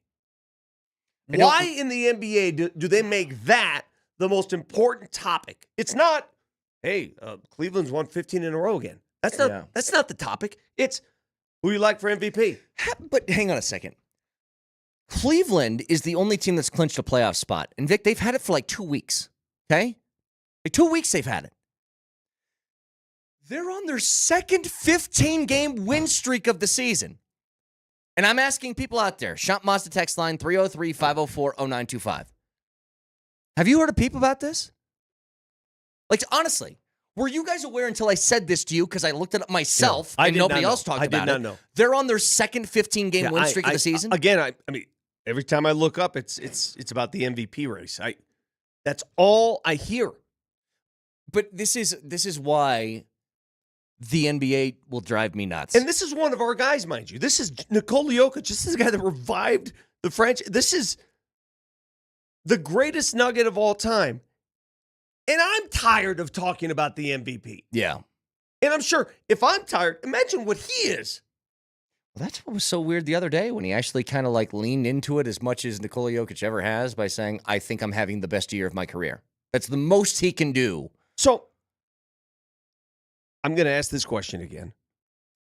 If you win the MVP and it's well earned, and I would not be surprised if somehow he comes back and wins. I read something yesterday on The Ringer, and The Ringer's got some smart people. Yeah. They had a vote. 10 people voted for MVP. Guess how many votes Nikola Jokic got? These are 10 smart basketball people. 3? 9. Really? 9 out of 10. Well, he should. 9 out of 10. So all these people who think the race is over, not yet. If he were to win again, great. I would be so proud, as rightfully any Nuggets fan should be. But when people say what's more important, a championship is more important. Because a championship is shared. An MVP is not. An MVP, hey, man, that's great. Our guy did it. That's awesome. A championship is communal. Do you understand the difference? Well, yeah. Some people don't understand the difference. A championship is shared between at least 15 players and more than that with coaches and staff and everybody else. Organizations. Like, you're a champion, Brett Kane. You know what? You're a champion. I have an undeserved ring to prove it. You are winning a championship? Yes, a championship. I'm just telling you that there is, I don't want to get drug into this. I just want to casually mention this. Pretend we didn't talk about MVP. Pretend this is the only thing I said.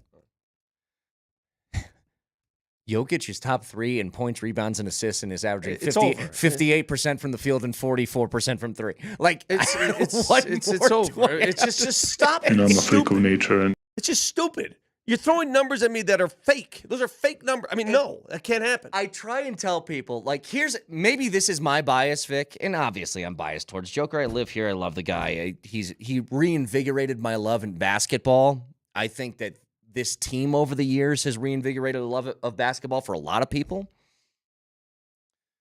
But what I appreciate more than really anything, and it applies across all sports, you want to know who one of my favorite baseball players of all time was? It's Tony Gwynn. Mm-hmm. And he didn't have home run power numbers that blow you away. But he hit. But he has one thing that Jokic has that, as much as I hate Aaron Rodgers, what I appreciated about his game, Vic, efficiency. The efficiency of Nikola Jokic is as good as anybody that I think has ever existed. Mm-hmm. And I don't even think that that's being biased. I think that's just stating a fact. It's why I love Tony Gwynn. Mm. Tony Gwynn had like a stretch of 100 and some I can't remember it now. But he went a stretch of hundreds of at-bats without a strikeout. And I'm like, how is that even possible in the MLB? In today's game, that would be impossible. I actually want to see that exact stat. Well, look up Joe DiMaggio. For his hit streak? Yeah, look up how many times he struck out during the course of seasons. Hang on, let me find this stat. Tony Gwynn had 170 plate appearances without a strikeout in 1995. How many strikeouts in that season did he have? It's the longest in the MLB over 40 seasons of which they could count it. Mm-hmm. Tony Gwynn, in 10,232 plate attempts in his career, struck out 434 times. That's just nuts. That's a strikeout total for a season for some people, isn't it? 2 seasons for the really bad ones, yeah. They get in like the 220s, yeah. Like you think of those like Adam Dunn, Chris Davis type of guys, they struck out 220 times a year. 434 in 10,000 plate appearances? To DiMaggio. DiMaggio strikeouts. Oh, DiMaggio stats. Okay. Hang on. Hold, please. Hold, And please. he hit for power. Joe Giovanni Rose. DiMaggio had, in 7,672 plate appearances, he had 790 strikeouts, So which is more than also Gwynn. incredible. Yeah. It's just that Tony Gwynn's such a freak, it makes that seem non-impressive. Yeah, it's crazy. But it's the efficiency in which guys play, and there's nobody that is more efficient to watch than Nikola Jokic. It's just the truth. Well, Nikola does things that force opposing coaches to try to manipulate the rules. And we saw that in OKC, where Mark Daigneault trotted out a G Leaguer scrub, put him there right in front of the score operator, and said, I'm going to sub in just whenever Joker has that notion to throw the ball down the court. I'm going to pretend I'm subbing in. He tried to manipulate the rules. Yep. And he was proud of it. And I didn't see that. By the way, not until Rob Perez did his investigation. Mhm. I didn't notice that Me was going neither. on. I had no idea that was going on. I remember he had that whiny press conference afterwards. I was like, really? Is this bothering you that much? That's still, when I saw that, Vic, what is he truly complaining about? Like, at the crux of the issue is this. Their team's hustling more than mine. That's what it is. He contends that the referees hand the ball to Joker to start the fast break before they should.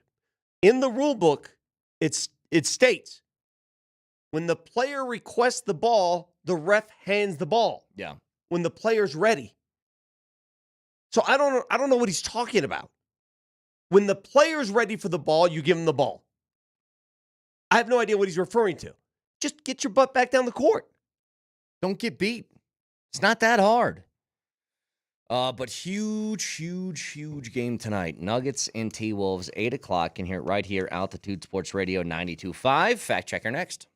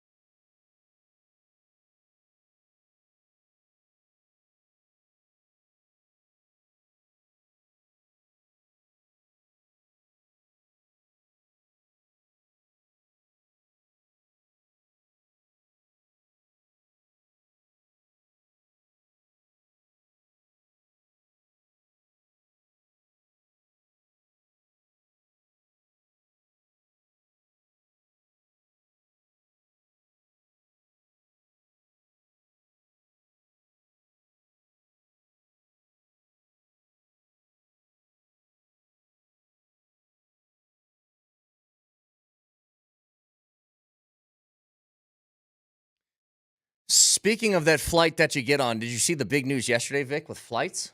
Did you see this? You're a frequent flyer. What?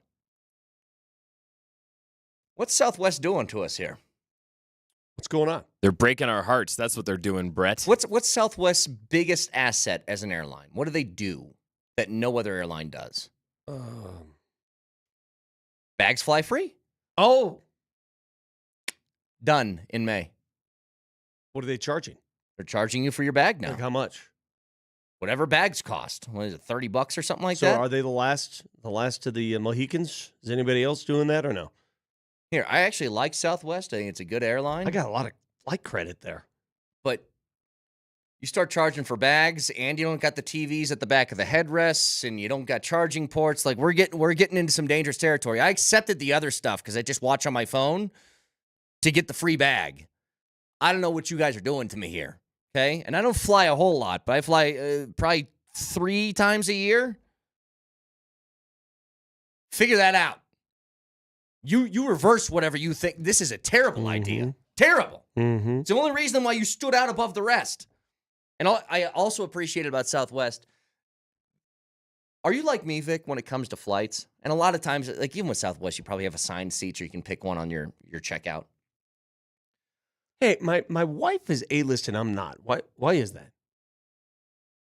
Because she's the queen. Oh.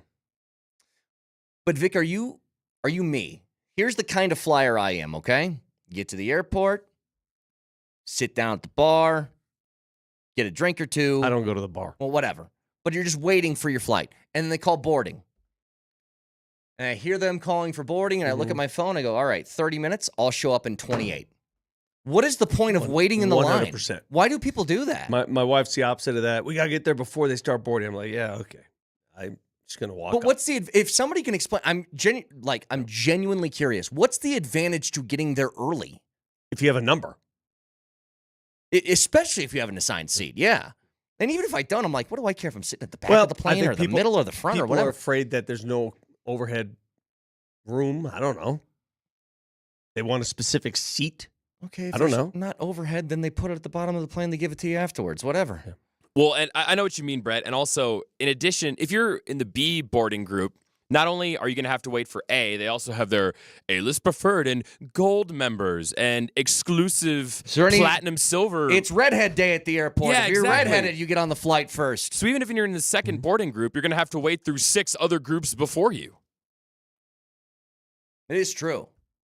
I'm just saying, like, what's the point of getting there early? Does anybody understand? Like, explain it to me. I have my brother is especially afraid of flying.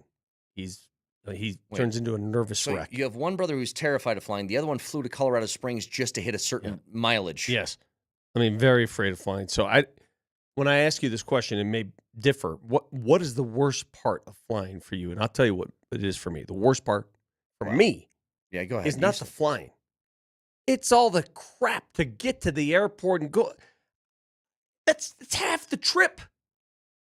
I'll tell you what mine is, and you won't know. Could you guess? If it's something that I deal with that you don't, what do you think it is? Room. The seats are too small. I'm just for you? cramped. I'm cramped the entire time. Oh, I got all kinds of room for a long, especially a longer flight. No, actually, if they're cramped for me, I can't imagine what it's like for you. And if I get that dude that's like, well, it says I can do I can put my seat back. It's like, yeah, well, I got no leg room already, bro. And now you're like in my lap, okay? Drives me nuts. Reminds me of I had one of those flights, late night flights from here to New York, and I just fall asleep right away. I will fall asleep the entire. Wake up, and my head is resting on this guy's shoulder. I've thought about that. I'm so sorry. He goes, hey, you were comfortable. I didn't care. Okay, here's I've never had it happen, but I think this would be my reaction because somebody else told me that. And they said, I woke him up. And I go, I think I probably would too. I'm not going to let somebody sleep on my shoulder. Now, if it was like a woman, like let's say it's like I don't know, woman in her 50s and she just like kind of drops, I think maybe I'd let that slide. Maybe.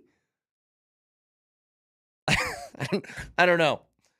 You want to curl up like a cat in my lap? I mean, I guess go ahead. Whatever. Anyway, Vic, we know, huge game tonight. Also, the Avs, I know they lost in a shootout yesterday. I thought they played great. I really do. Showed effort, showed fight. Haven't got, I think we've hit that lull, by the way. Have you noticed this? My phone has not been blowing up as much as it has recently with the notifications from the Schefters and the Rappaports. I think we're hitting that portion of free agency where we're slowing down and it's bargain bin time. The first hurdle has been cleared now. Yeah, are you surprised Justin Simmons is still available? He wants to play in Philly. I don't blame him for that. Let's go back, reunite with Vic Fangio. He wanted to do that last year, didn't he? He met with Fangio last year, and I think it was a money thing, and so he went to Atlanta instead. But that would make sense. They just traded C.J. Gardner-Johnson. I forgot who they traded him to. Houston. Yeah. So they're probably in the market for one. I think it'd be great for Justin Simmons. How do you think he feels, by the way? So he leaves the Broncos, and it's like, finally, I get a chance to maybe go somewhere and get some winning in, and then he goes and plays for Atlanta, who misses the playoffs, and the Broncos make it. Sucks. Yeah. It sucks. And he came in here and lost to the Broncos, too. Yep. Sucks. Remember, he was the guy. Remember when Javonte scored that touchdown and half the offensive line helped push him into the end zone? He was the guy on the other end of that at the time. That's right. That was him. Yeah. He's such a good man. I know he still makes his offseason home here. I hope he lands exactly where he wants to. Yeah. I like him. Does he still have a place here? Yeah. Is he going to be like an EJ? Like I know that we didn't even ask Coach Bednar about EJ coming back. He was the final. He was the cherry on top of the entire dessert there. Yeah, we got that done at what time did the deadline get over? Was it 3:00 or whatever it was? It was like 2:59. No, that means we have one more listener to our show because he listens. It's the most bizarre thing ever, by the way. When he walked in before he left to go to Buffalo, right? Yeah. And he goes, Kaner, I listen to you so much, I feel like I know you. And I was like, you listen to the show? Yeah, I always have that. Why would you do that to yourself? If you're a professional athlete, listen. I'm going to say it right now. If you're a professional athlete listening to this show, the hell are you doing? What are you doing? I've wondered that. Like, do actors go on like movie podcast stuff when they're reviewing their movie and listen to people talk about their performance in it? Or is that something they try to ignore? It's impossible to totally ignore. We know that. LeBron, I bet, wasn't watching First Take when Stephen A. said the Bronny thing, but somebody told him, yeah. Which, did you see? I don't want to play the audio, but Stephen A. was on, was it Gilbert Arenas' podcast or something like that? Did you see what he said about LeBron recently? No. What I now? am pleading with LeBron James as a father. Stop this. Stop this. He went pretty hard back at LeBron, saying, I wasn't. The direct quote that I heard, Vic, was some F-bombs mixed in between. Really? From Stephen A. Yeah. Was, I wasn't talking about you, or I wasn't talking about Bronny. I was talking about yo ass. That's what he said. I've been grotesquely unfair. So he basically, his whole crux of it was, if you want to take me to the hallway after the game's done and do that in private, that's one thing. To do that on the court, he thought was over the top. Oh, he was staging. Of was course. definitely staging. Yeah. Yeah. You said the key for tonight was what, Vic? Like getting nailed by the king. For the Nuggets and the Get T-Wolves? off to a good start, because if you win the first quarter, you more than likely will win the game. That's just the way the trend has gone for the Nuggets at home. You win the first quarter, good things happen. Don't get pushed around early, man. This team's going to try to push you around. That's a physical bunch. Don't know if Rudy Gobert's going to go tonight. He's listed as questionable. Highly doubt that Aaron Gordon's going to play. I mean, he just re-injured the thing, so I doubt it. And the question will be, Minnesota comes in with a big lineup. They're burly. What will the Nuggets do? Will they start Westbrook? Will they go small? I don't know the answer to that. We'll see tonight. Because we remember watching them in mini. Westbrook's not afraid to take on anybody. He'll guard opposing centers. Remember Julius Randle against him? Yep. It's not easy. You know what I hope happens tonight, and I think will, if I had a prediction, I think Jamal's going to come out pissed off tonight. This feels like one of the Jamal Murray, I'm fed up with this team sort of thing. Let me send a reminder of how good I am. And I think that's net. They're going to have that to beat Minnesota. Yeah. Again, I'm talking about Minnesota as if they're like the number 2 team in the conference, and they're number 7. They're in a play-in spot right now. Uh-huh.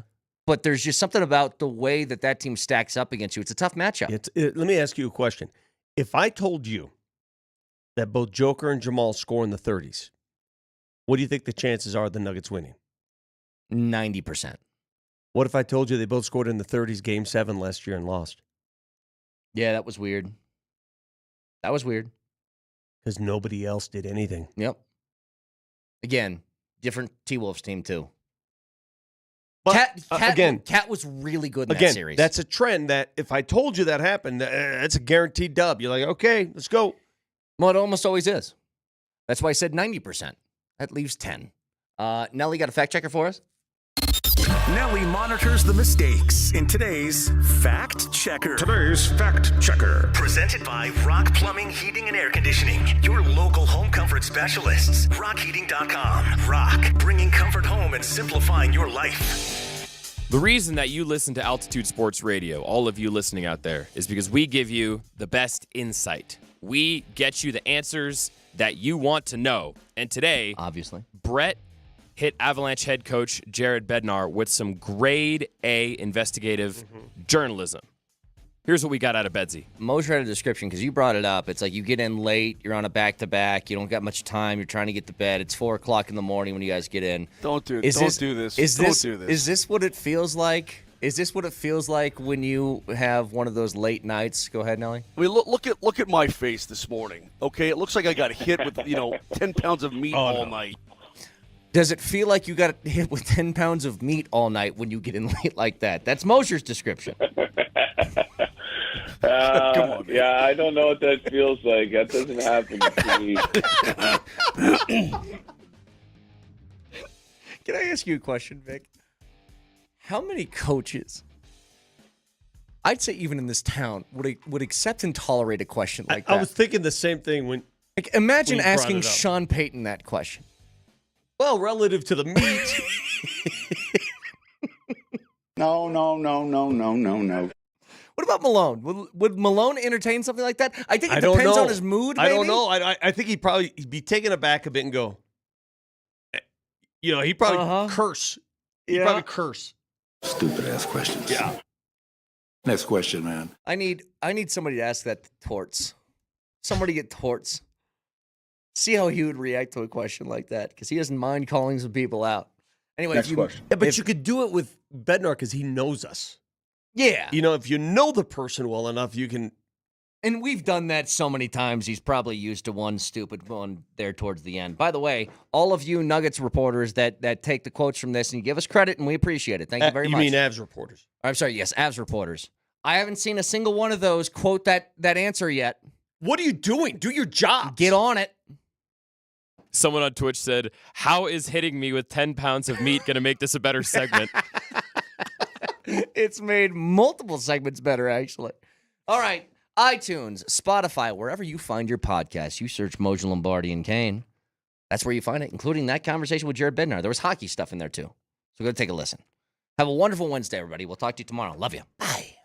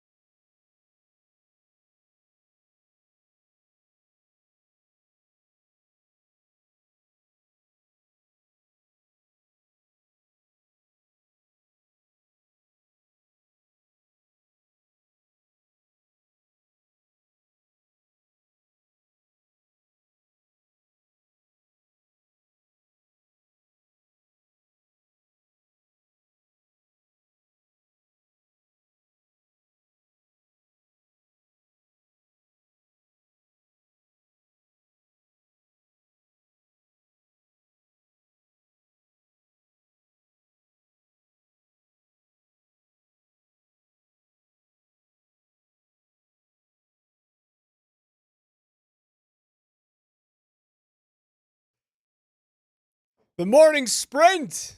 It's Altitude Sports Radio 92.5. Alex Ryan-Emmy alongside Coach Mike Sanford, KJ Granderson behind the glass. Join us today. 303-504-0925. Avs fall in a shootout 2-1 against the Minnesota Wild. They do get the point on the second leg of the back-to-back, but Minnie gets the extra one out there. We've got the Nuggets and, well, the Minnesota Timberwolves this evening at Ball Arena, 8 p.m. tip, 7:30 p.m. pregame show. You can watch that on ESPN this evening. Chris Dempsey's going to join us at 10:45 today. We'll have NFL notes coming up at 11:15. Whole bunch to get into, but we start on the ice in the 2-1 loss.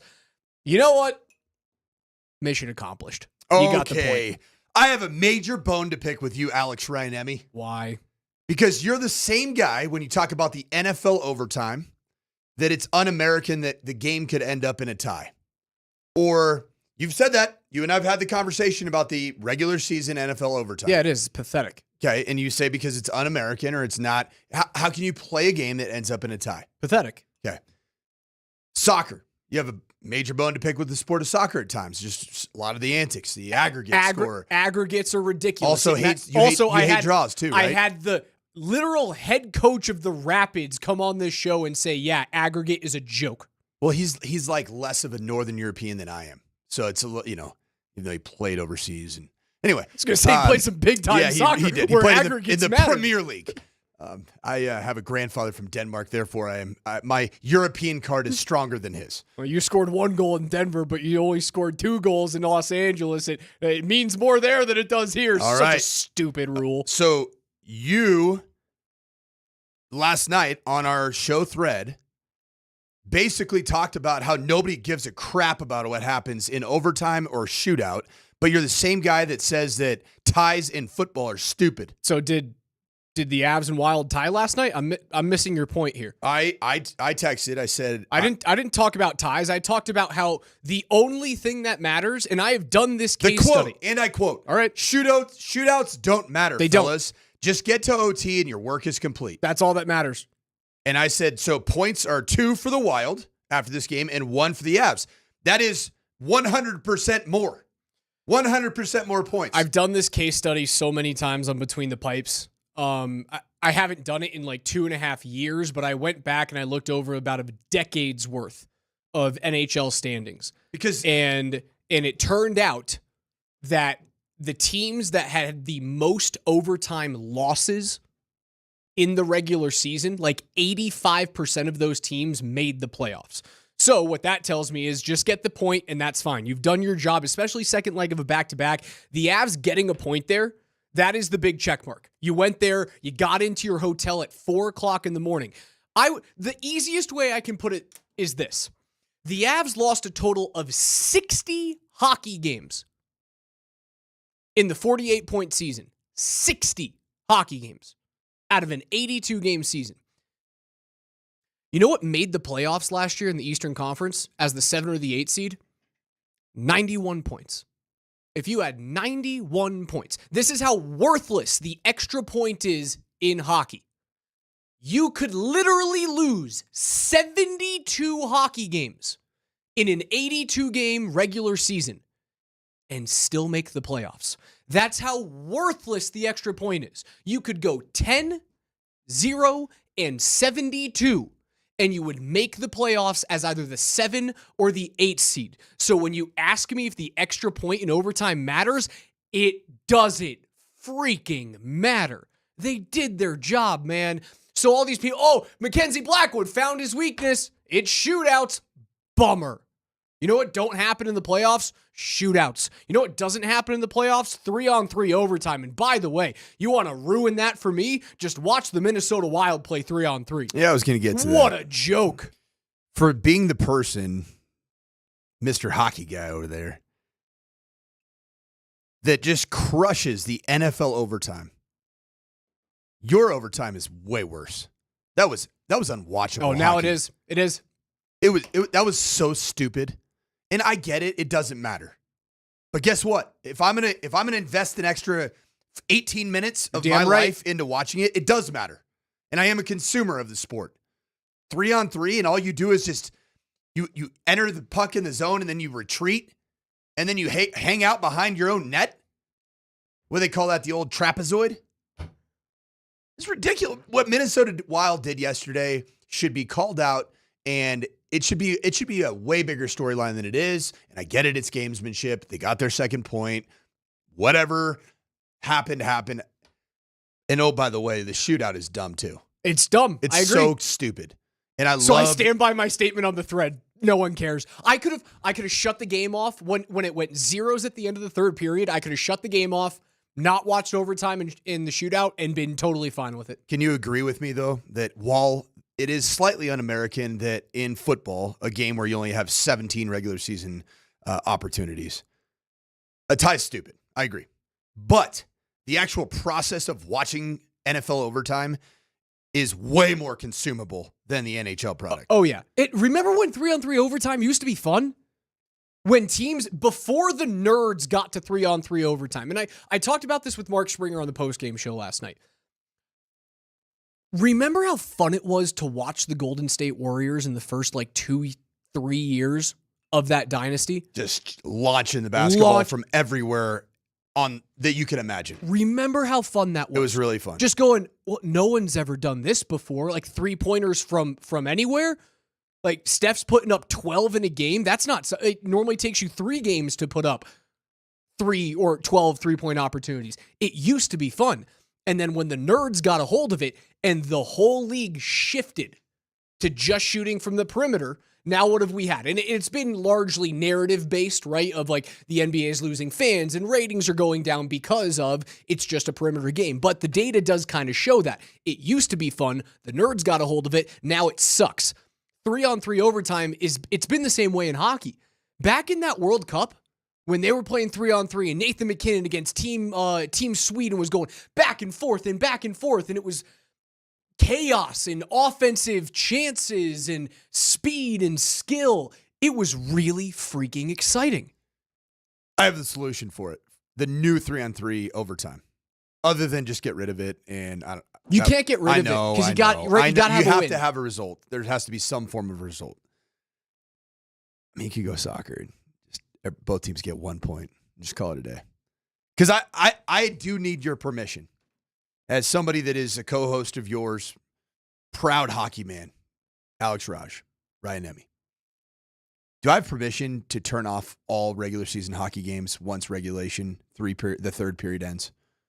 Because I don't want to sit through that again. A lot of the league has started. Do I need to be ready to talk about it the next day? No. Do you give me permission? No. Yeah, I choose totally not to watch because I was so mad yelling at the screen. I do have a solution though, Raj. Tell me if this is doable. So there's icing, normal icing. Mm-hmm. Is there a 3-on-3 overtime iteration of icing? I know it's different, where a team cannot voluntarily leave the ozone. So the way that I've thought about this is instituting a restraining line, much like lacrosse has, right? It's a little different in lacrosse because it's about numbers of bodies in that zone, but I believe that if you enter the offensive zone with possession of the puck, if you leave the offensive zone under your own volition, right? Not there's a poke check. Correct. Or you are physically forced out of the zone. What we saw last night with Minnesota, they voluntarily left a ton. If you turn away or if you send the puck back into your own zone or something like that, you cannot take that puck back over your defensive blue line. I would have said half ice, and I heard Vic talking about half ice earlier today. The neutral zone has been so condensed ever since the NHL expanded the offensive zones, and now the blue lines are closer together. I think going over center ice is a little bit too close with how big those players are and how fast the game is. I would institute a rule that if you take the puck out of the offensive zone by yourself, you cannot go back over your defensive blue line. And if you go over your defensive blue line, it's a 4-on-3. It's delay of the game or delay a game. 3-on-2, would it? No, 4-on-3. You can't play with fewer than 3 players. Okay. 4-on-3, other team goes on a power play. It forces teams to quickly regroup, quickly go back in on the offensive. I think you can fix it that way because what Minnesota did last night was take the fun out of hockey. And we all know while sports are competition-based, they are at the professional level, it's an entertainment product. And I was It's my job to literally talk about that team's game on a nightly basis. And I wanted to turn the television off. You could feel the energy at Excel. Like the fans in Minnesota, those are smart hockey fans. Oh yeah. They know the game. And they watch fun hockey from high school through college. Like the Minnesota High School State Championships were last weekend. It's fun, it's fast, it's skill-based. And the number one team in the state, the premier team, Shattuck? the pro team. No. Shattuck, yeah, great hockey. Don't get me wrong. The number one team in the state in the Minnesota Wild. Oh. Yeah. That's the product? That's what you're paying $250 to go see? That was brutal. The NHL it's a good product. They have a few things to fix. Yeah, and that I would say that the Minnesota Wild, the product that I'm yelling at the microphone about right now is the overtime product, but it was a lot during the first three periods of the game as well. Yep. And it was as risk averse and possess the puck, move the puck without very much thought. Nothing's happening. Yeah, it was just. It kind of reminded me of like one of those the third game in a World Cup pool play, where all you need to do is not lose by 3 goals. And so you just don't play. You just throw the balls to the corner and stall in the corner, put it out to the side, throw in, stall in the corner, put it out to the end line. Here's a corner kick. Yeah, that's what it felt like. You know what's funny? I can't stand the Vegas fan base. I feel bad for Vegas Golden Knights fans because they're going to have to suffer through that crap for 4 or 5 games at the end of April in the playoffs. I feel bad for you, Vegas. You have to watch that. When would the soonest series between Minnesota and Colorado be? It wouldn't happen Western until Conference? a West final. That's it. Yeah. That's the only way that you could get it done. Does that kind of worry you? No, not at all. Second leg of a back-to-back, and the only goal that Minnesota scored yesterday was one that you literally spoon-fed them. Colorado hit four posts in that game. No, not at all. And at 5-on-5, man, that Gustafsson? overtime, no, it doesn't scare me. What about the netminder? He looked pretty good. Yeah. Yeah. No, it doesn't scare me. Yep. I think he's an above-average goalie, but I don't think he's not Jake Ottinger. He's not Connor Hellebuck. He's not Aiden Hill. No. He's closer to Stuart Skinner than I think he is to Connor Hellebuck. Minnesota shouldn't scare you at all. If Colorado could find a way to match up with them, and it's literally impossible to get them in the first round, I think the Avs will beat them in 4 or 5 games. How much does Dallas scare you? A lot. Mm-hmm. It's a good hockey team. Yeah. They're deep. They defend well. They've got good goaltending. If Miro Heiskanen comes back and is healthy, yeah, Dallas is legit.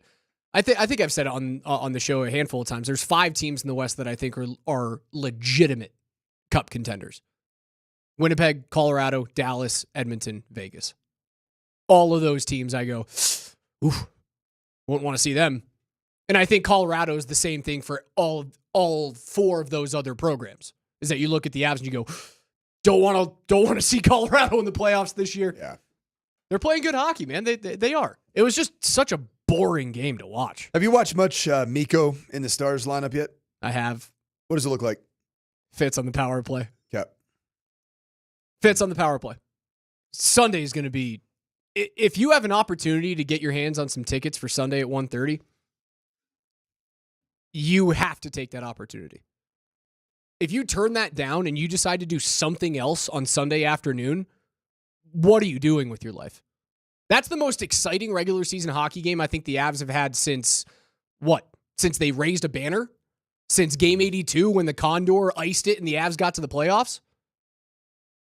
Are you saying that predominantly this being such a standout game because of Mikko Rantanen's return and a highly competitive squad? Sure.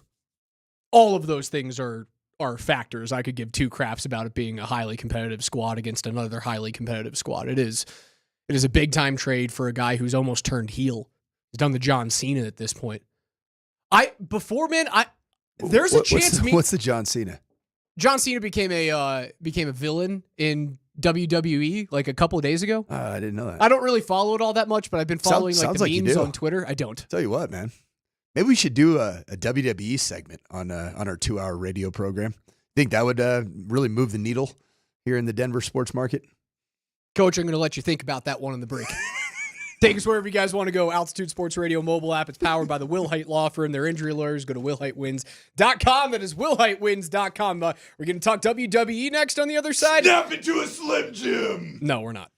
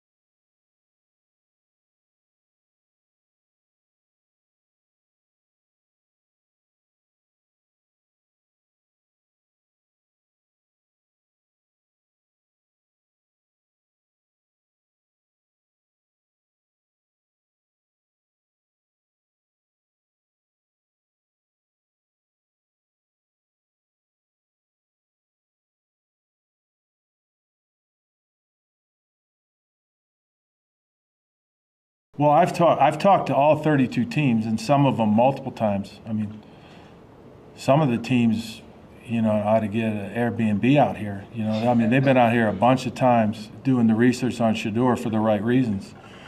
And I've told them all this, and I really believe it, having worked with him at this level and knowing how he's going to project to the next level. If you need a quarterback, draft Shedeur. If you don't need a quarterback, take Travis. I mean, I just, as my daughter would say, it's not that deep, That's Pat Shurmur talking about Shedeur Sanders and whether or not he's going to go top 3 in the draft. We hear Dion's music in the background here. We'll hear from the head coach. Oh, yeah, remember that? Hear from Dion here in a couple of seconds. Hold on, whose music is this? It's Prime's music, baby. Is it? No. You know who music this is, Coach? I have no idea. Am I wrong? Isn't this his walkout song? This is John Cena. I'm an idiot. I even teed you up for that. What's Prime's music? I felt like it was the same thing. Oh, that's it. That's it. Thank you. I don't know. Those are kind of what they're very close here. Am I wrong? No?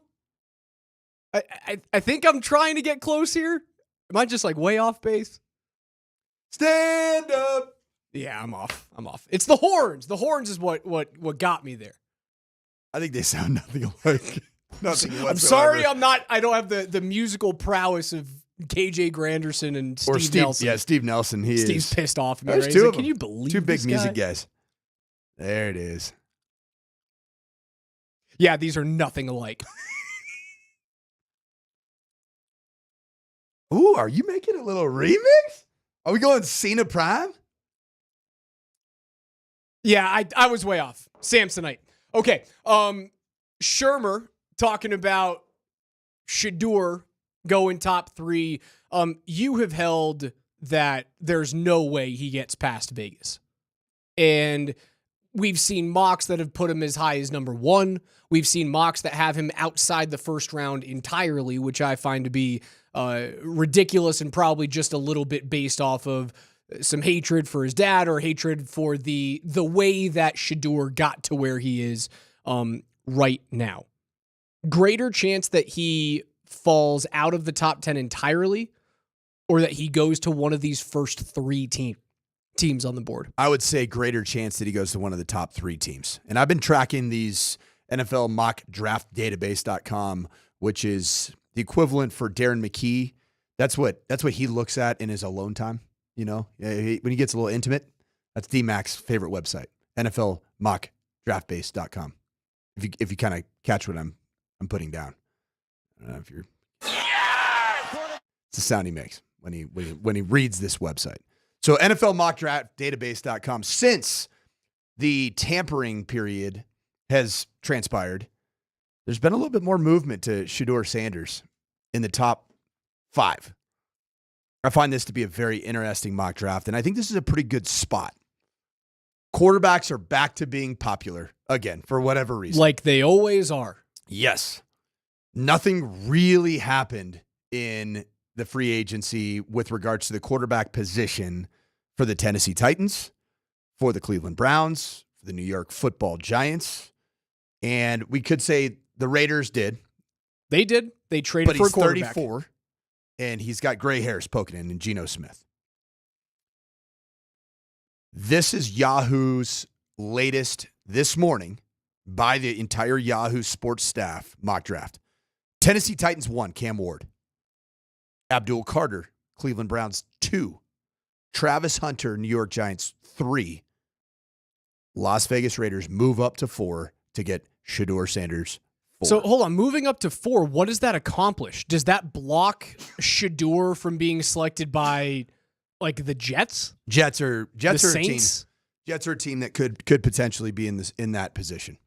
Are there any other teams that are in the teens that you could see moving up? Like, could you see San Francisco moving up if they're not completely in love with the idea of Brock Purdy moving forward? No. Could you see Dallas finding a way to move into that as they see like the twilight of Dak Prescott's career start to come through? The teams right now I'll tell you who could potentially become a threat. If Shane Steichen has any desire to keep his job as a first-time head coach of the Indianapolis Colts, the Indianapolis Colts could potentially move back in. Because Daniel Jones as your starting quarterback, and now Rumorville is spinning about Anthony Richardson trying to pursue another deal somewhere else, get another fresh start. I mean, I would let him walk in a heartbeat. Yeah, but then I think that guy's worthless. Yeah, I agree. We watched him here in Denver. It was ridiculous. That guy can't play. He is not a quarterback. And I keep hearing people say, nobody gives these quarterbacks a chance to learn to play quarterback. Huh? What did we see this year? National freaking Football Also, League. what happened with every one of the rookie quarterbacks this year? You learn to play football in high school, and then you are evaluated as either highly elite at doing the job in college or not. It's not a proving ground for the quarterback position. Hell, I'll tell you this. I'm a high school head coach now. High school is not really the proving ground for the quarterback position. That's the offseason. When you get to the season, you got to be ready to play. You got to play the quarterback position. And if you can't play it, you can't play it. Unbelievable to me. The big deal of the offseason has been Myles Garrett demanding his way out of Cleveland and then getting 40 sheets a year to stay in Cleveland. Part of that was pairing it with a big-time quarterback. I wonder if the Browns are starting to way more seriously consider taking whoever is available at 2 out of Shedeur and Cam rather than taking Abdul Carter or Travis Hunter or Mason Graham or Ashton Genty, any one of those next players. Here it is. I think if you get a big-time player like Garrett to stay, you have to appease him, not only with cash, but you have to appease him with players. What's going to make him more happy? Going side by side with Abdul Carter? Sure, it's going to be easier for him to get sacks, but he's already gotten paid, so who really cares about those numbers? He wants to win now. He wants to not be on a complete crap team. The best way to do that for Myles Garrett is to get him a quarterback. Just last year at the Combine, I sat next to this dude, Eric Froton, NBC Sports. He's actually a big-time sports betting analyst and does a bunch of stuff with the Combine and the draft and everything. NBC Sports' latest mock does indeed have what you're talking about from Eric Froton. Cam Ward 1, Tennessee Titans. Shedeur Sanders 2, Cleveland Browns. That makes me want to vomit for Shedeur Sanders. You imagine him having to go play in that franchise and take on what has been a laundry list of quarterbacks since, Vinny Testaverde, that have just been one and done or 1.5 and done quarterbacks in that franchise. It's funny. Vinny Testaverde is the first name that pops into your name for the Browns quarterback jersey. Were you going to go Bernie Kosar? No, mine's Tim Couch. Oh, yeah, Tim The Couch. first one that comes to mind when I think about all of the crossed off names, Tim Couch is the first guy that comes into my brain when it comes to the Browns. Appeared to be a can't-miss prospect, but what the NFL learned is that the air raid offense in its purest form is not a great preparatory offensive system for NFL quarterbacks. If that's the case, and there's some more steam going behind Cleveland with Shedeur, I think you're going to learn pretty quickly whether or not what Dion said early on in this process was like, no, Shedeur is going to a place that is good for Shedeur. You're going to learn whether or not that was just him being boisterous or if it was real to the point where Shedeur can become the next Eli Manning. Who are the tools offensively surrounding Shedeur as David Njoku? Jerry Jeudy. I guess Jerry Jeudy. And he took a He had a good year. Say what you want about him here. You can't crush him based off what he did in 2024. You can't. You can crush him based off of what he did here in Denver. Maybe he wasn't, put in the best situation to succeed. His running back is Nick Chubb, who probably still has. Does Nick Chubb still have 2 more years left in him? Mm-hmm. Like 2 more good years Probably. if he stays healthy. He's had some injury stuff. So back to this Froton NBC Sports. Is he a free agent now? Nick Chubb, he hasn't been re-signed? Okay, so who knows? Could be a Bronco. Oh. Nick Chubb. Oh, we haven't talked about that yet. Yeah, that's a very viable. A 1 or a 2 year flyer on Nick Chubb would get me chubbed. A Chubb? Get me excited. Talk about DMac late night going to mockdrafts.com. DMac's late night websites. That's NFL mock ruined draft that sound for database.com. me. Thank you, by the way. It's ruined it. So in this mock draft, this is what I call the worst case scenario for me, because I don't want Shedeur Sanders to go to Cleveland for his sake. Abdul Carter, 3, cool, going to the Giants. Travis Hunter, 4, going to the New England Patriots. I love that. Great spot for him. Mike Vrabel would use him in both sides. 100% agree. Number 5, Membu, the freakish offensive tackle out of Missouri, going to the Jacksonville Jaguars. That would be a smart pick. And then where I really, really dislike this mock draft, number 6, Las Vegas Raiders, Ashton Genty. If 2 of the quarterbacks go in the top 3 and the Raiders don't jump into the top 3 to go get one of those guys, there's no chance the Broncos get him. No shot. All right, go through this with me emotionally. No shot. Okay, we're still in this. This is recent mock draft. Will Campbell, offensive tackle LSU, going to the Jets, 7. Tet McMillan, wide receiver Arizona, going to the Panthers, 8. Shamar Stewart, the freak show, combine freak. Shamar Stewart, edge, outside backer from A&M, 9. Mason Graham, 10. The D lineman from Michigan, going to the Bears, 11. Michael Williams, edge, Georgia, 12. Will Johnson, cornerback, Michigan, going to the Dallas Cowboys. What are you starting to feel right now? I'm pounding the table and losing my mind if there isn't an announced trade. And 13, Kelvin Banks, offensive tackle, Texas, going to the Miami Dolphins. Oh my gosh. What do we need to go get if you're the Denver Broncos? Yeah, I'm throwing beer glasses at the wall. And here you it can is. have this year's first. You can have next year's first. If Tyler Warren is still on the board at 12, 13, and 14, and Genty is gone, I'm screaming at the television for them to move up. All right, so we've just got through pick 13. And the question you're asking yourself emotionally, should you wait one more? No. Because the next drafting team is the Indianapolis Colts. Who does Indy have? I don't know. And with the 14th pick in the 2025 NFL Draft, the Indianapolis Colts select Tyler Warren, tight end out of Penn State University. Boo. Steichen loses his job because Daniel Jones is the starter and he wins 4 games. They select in the top 3 next year. They get their quarterback of the future next season. They do what the Raiders were, what the Raiders might be doing right now, where they get Brock Bowers last year, best player off the board, and then we'll find our quarterback at a later date in time. I'd be devastated. You get to 14. You're already through 13, and Tyler Warren's name has not been selected. It's not been announced. Well, we went over this yesterday. To move from 20 to 15, we said it would have to be a first-round pick swap, this year's second, and then maybe another pick, like a 5, either 6. this year or like a future 3 that could guarantee you getting up to 5. Getting inside Miami, like maybe taking the Miami pick if he's available at 13. To guarantee it, are you comfortable giving up this year's first and next year's first?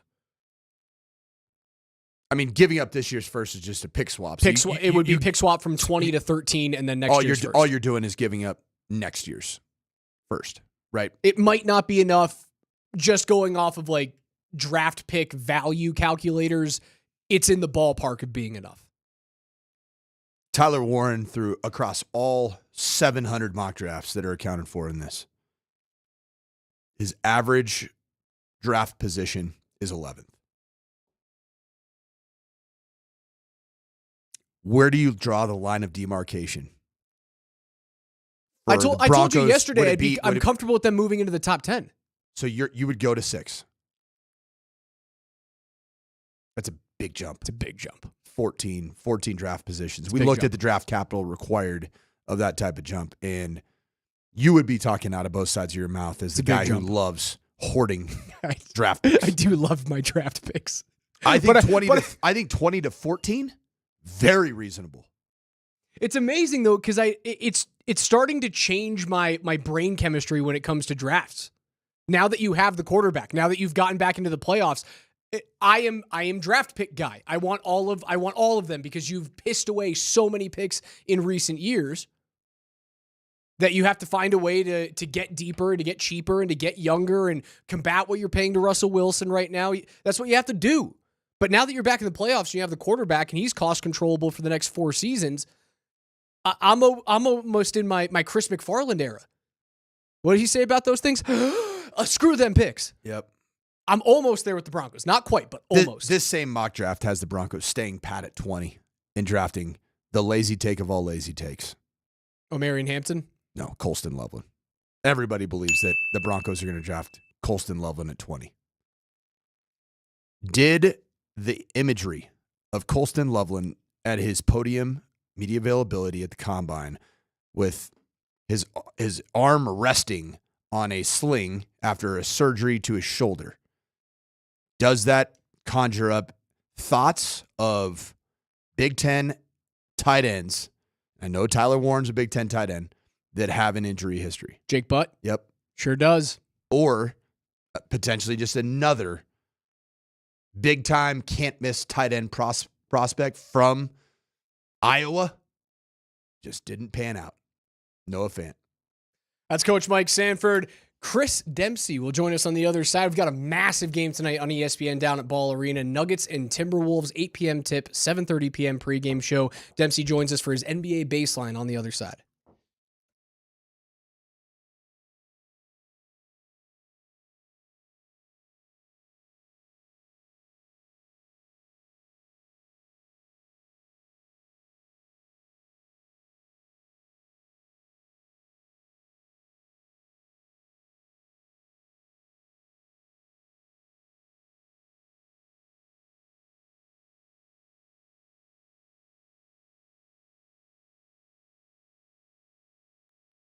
What is good, Colorado? For a lot of you, it's going to be spring break coming up in the next week, 2 weeks, in March 20th to March 23rd at Circa Casino and Resort in Las Vegas. There are ample opportunities for an elite viewing experience. March 20th to the 23rd with March basketball hysteria happening.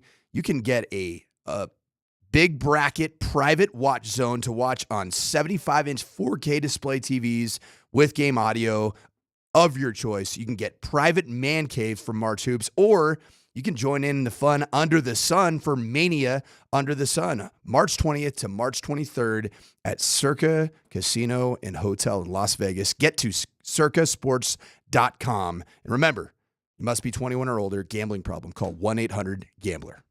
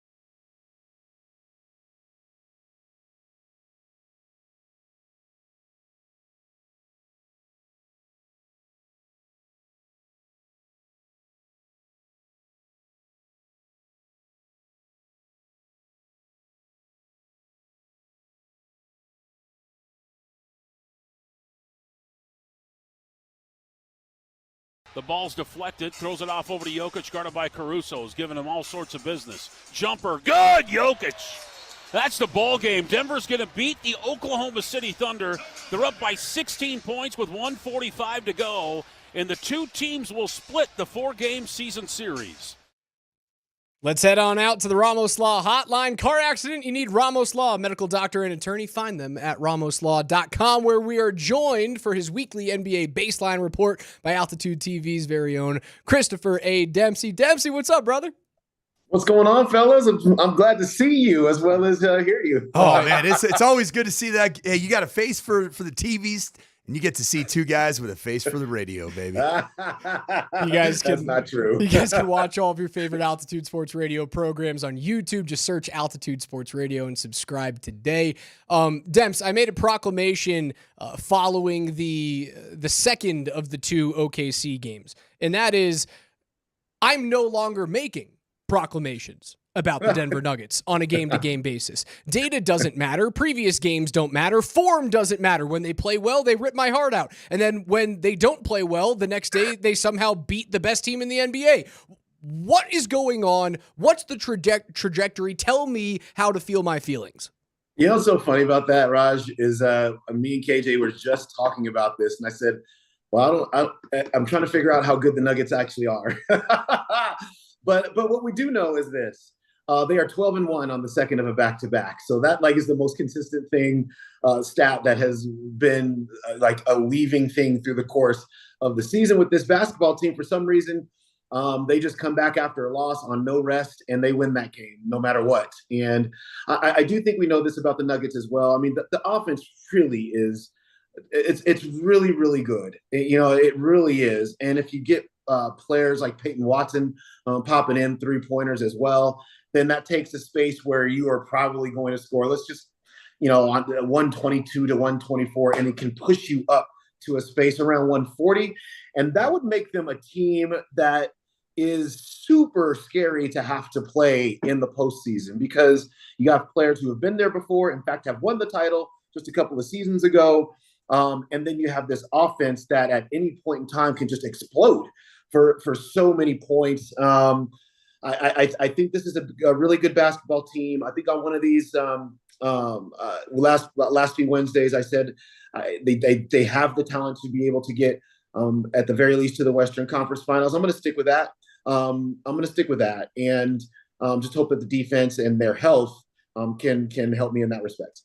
Yeah, I had to listen to my co-host here talk about the greatness of the Oklahoma City Thunder for the last several months, and they're really good. Yeah, but when you look at these Nuggets that we're still trying to find out who exactly they are during the regular season. At least you end up splitting the season series 2-2 with the Oklahoma City Thunder, and you end up being the only team in the NBA. And Raj brought this up yesterday that did indeed find a way to beat OKC more than once.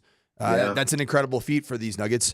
Transitioning from that thought to Aaron Gordon and his health, what do you see as the best decision for the franchise and for Aaron Gordon's optimized abilities to affect the postseason as it relates to the remainder of the regular season? Yeah, that's a good question. I think, we're so close to the end of the regular season now. Probably the less he plays from here to the end of the season, probably the better chance that he has to play bigger minutes in the postseason, is how you have to look at it, just because the track record is the track record right now, and the calf continues to be a recurring issue. Obviously, he's still dealing with a little bit of the left ankle sprain as well, and you need Aaron Gordon to be a big part of your postseason success. And look, I was thinking about this today a little bit, and let's just say he was ready to go in a week.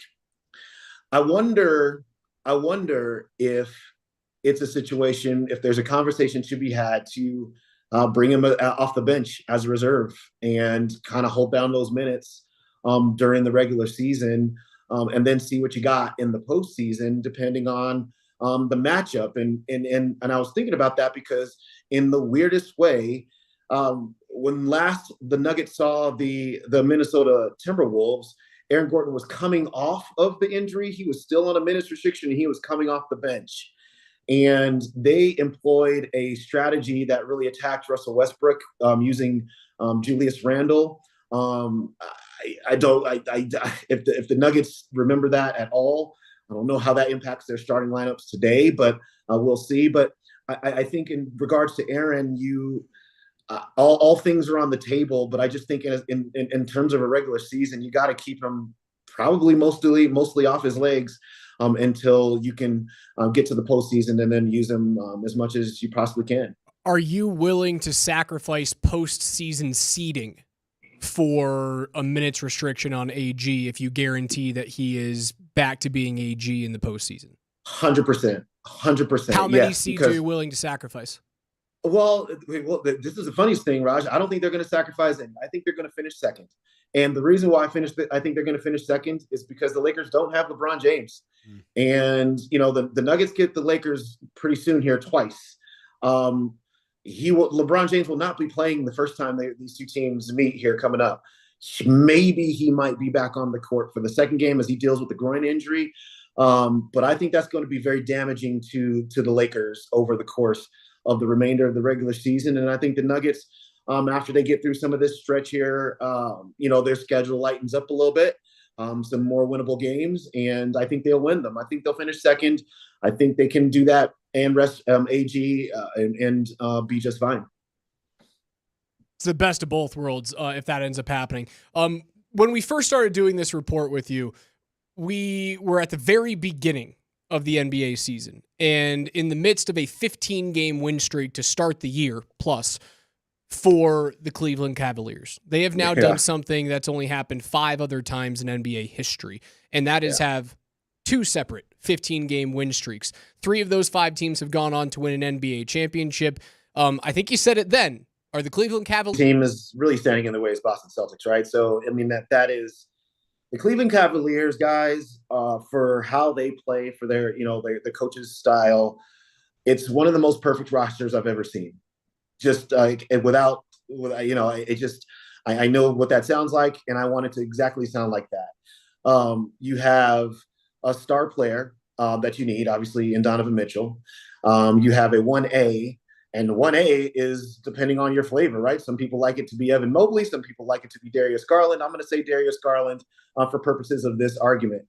You have 2 bigs getting to Evan Mobley now and Jarrett Allen, one who is a devastating rim protector in Jarrett Allen and rolls to the rim. The other one who can roll and pop and knock down jump shots in Evan Mobley. You have 3-point shooting literally everywhere. You bring it off the bench. It's Max Strus, it's Ty Jerome. It is one player after another. And then all you did was to bring in a really good wing defender in DeAndre Hunter at the trade deadline. And I'm telling you, roster construction doesn't get better than this, guys. It just doesn't. And the only variable to me for the Cleveland Cavaliers is, can Donovan Mitchell truly show us that he is the guy that can put a team on his back and get it to the promised land? Because right to this point in his career, he has not done that. But he is looking like he's the most equipped to be able to do that this year over any other time in his career. So, yeah, I think Cleveland is just a fantastic basketball team. I expect to see them in the finals. Funny quirk about Donovan Mitchell, was he originally drafted by the Nuggets? Sure okay, was. Okay, hold on. Pick okay, 13, hold on. round 1 of 2017. Coach, this is one of the things I hate about the NBA. And they don't even try to change this.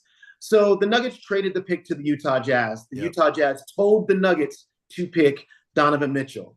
Because trades on draft day don't become official till after the draft is over, Donovan Mitchell walks across with the Nuggets hat, but he is in no way ever a Nuggets player. So then the trade becomes official. It becomes Donovan Mitchell for, I forget who the Nuggets traded those draft picks for. So they're, and for the longest time, it was like, remember when the Nuggets traded Donovan Mitchell? They never had him because that was never their pick. They traded that pick before the draft. Utah told them who to get. that was Utah's plan all along. And so that's how we got into that space. But thank goodness Donovan Mitchell didn't win a title before the Nuggets did.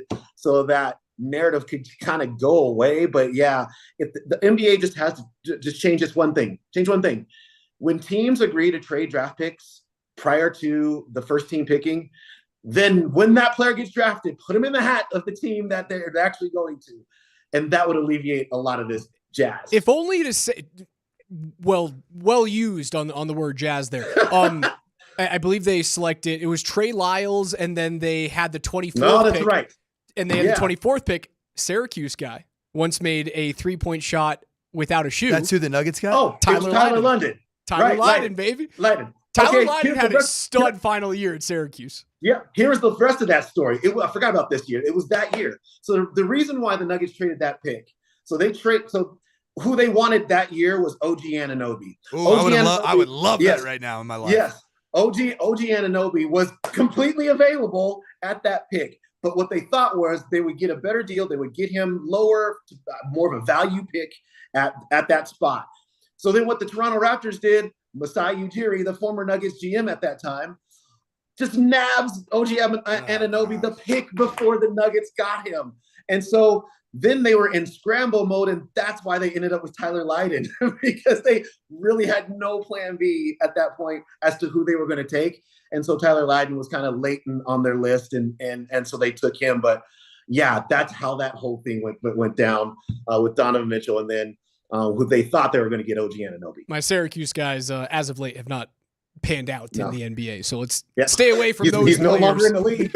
That's Chris Dempsey of Altitude TV, his weekly NBA baseline report. As always, thank you, my friend. We'll talk to you in a week. See you guys.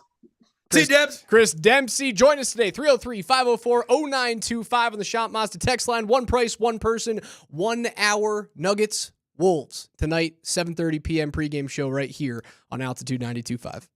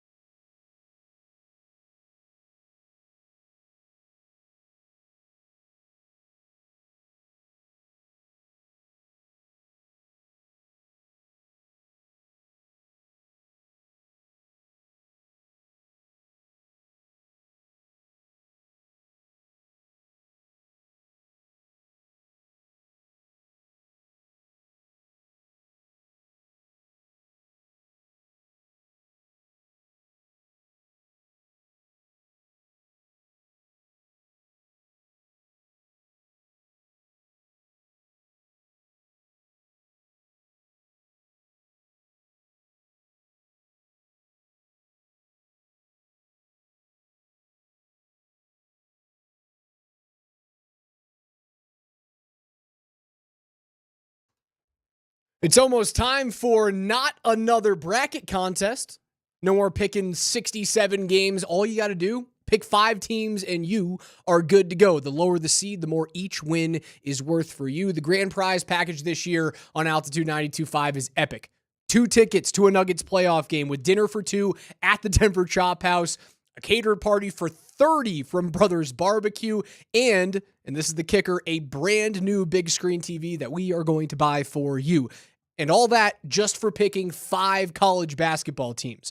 You can enter starting on Sunday night after the field is announced over on AltitudeSportsRadio.com. All of this is brought to you by our friends at Evan Williams Bourbon. Enjoy it all for the buzzer beater celebrations. Adding Evan Williams to your game day lineup is a slam dunk. Also by Brothers Barbecue. Let Brothers BBQ take your event to the next level with their award-winning catering service. That is the Not Another Bracket contest that starts on Sunday evening. I like the fact that you can pick 5 teams because right now I have no idea what's going on in college basketball. No clue whatsoever. Championship week's coming up. Duke's good. Everyone in the SEC. Everyone in the SEC. No, Kansas is not good this year. Yeah, they've had a bad year. Kansas is not good. So you do know something about basketball. A little bit. The whole SEC You're such a sandbagger, is apparently really good this year. Are you the guy that lies about your handicap at a scramble, at a charity scramble? That says it's higher than I? No. I wish I could be that guy. I'm okay. I've heard you're pretty good. I can play, but I can also be terrible, you know? Yeah, the whole You ACC just sandbagged me right there. You just said, I'm okay. And then I'm like, I heard you're pretty good. I'm pretty good. I'm good. But I can also be horrible. Well, that's golf. Everybody can be awful. The SEC has 7 teams in the top 25. SEC is now a basketball conference. Auburn 3, Florida 4, Bama 5, Tennessee 8, A&M 14, Kentucky 15, Mizzou 21. Basketball conference. They can only get, 3 teams into the 12-team playoff in college football? Yeah, they can get 12 into the 67 or 68 game field or whatever. How many teams play now? How big is college football expansion going to get? Because they always talk about, we're going to add 4 more teams to the college basketball tournament. Then we all get up in arms and say, it's going to ruin it. It's perfect the way it is. And expansion hasn't ruined it yet. We've seen more recent 16-1 upsets because those things hadn't happened before a handful, was it 5 years ago or whatever, that 16-1 matchup happened with Virginia. It's been just as competitive. How big are we getting in football? I don't think you need to get much bigger than 12. I do think that the system that was in place for this year, rewarding Arizona State and Boise State as top 4 teams in the seeding that got automatic buys in the first round, that didn't sit well with the 2 conferences that really dictate everything in college football and the trajectory of college football. It's the Big Ten and the SEC. And guess what happened? The Big Ten and the SEC commissioners got together on their own and said, we're not allowing that anymore. We're not playing those guys anymore. And by the way, if you want to continue down that track, CFP and college football, we'll just secede from the union, start our own organization. Is the answer to fixing that getting your 12 teams and having automatic bids into that 12-team pool for teams that win their conference, right? The Arizona States, the Boise States, you get the automatic bid. But once all that's done, it's just a 12-team pool. And then the committee gets back together and they seed 1 through 12 based off of who the committee believes is the best team in the country down to the 12th best team in the country. Doesn't matter if you won your conference, if you were undefeated, if the best team in the country has 2 losses, they've blown everybody else out the whole year, but they have a weird fluky overtime loss to like the number 3 team in the country, and then another really close loss on the road at the number 5 team in the country. But they have blown everybody else out the water. Don't win their conference, but you are the number 1 seed. I think it would work. It'd be awesome from a talking head standpoint. I think that's the way to fix it. I think to incentivize conference champions, you should have 5 guaranteed spots for the top 5 conference champions. Yeah, you get in, but you're not guaranteed to have a bye. And then after that, you re-rank. Yes. It's just a pure reseeding based off 1 through 12. Put everyone in a pool, Yep. reseed 1 through 12, Shake it doesn't up. matter what you did. And then you're not potentially hurting teams that got to the conference championship in the SEC or Big Ten and didn't win it. Right? Because that's the question. Some of these teams might have been better suited not even participating in the conference. Vacating a conference championship. Yeah, be like, I don't care.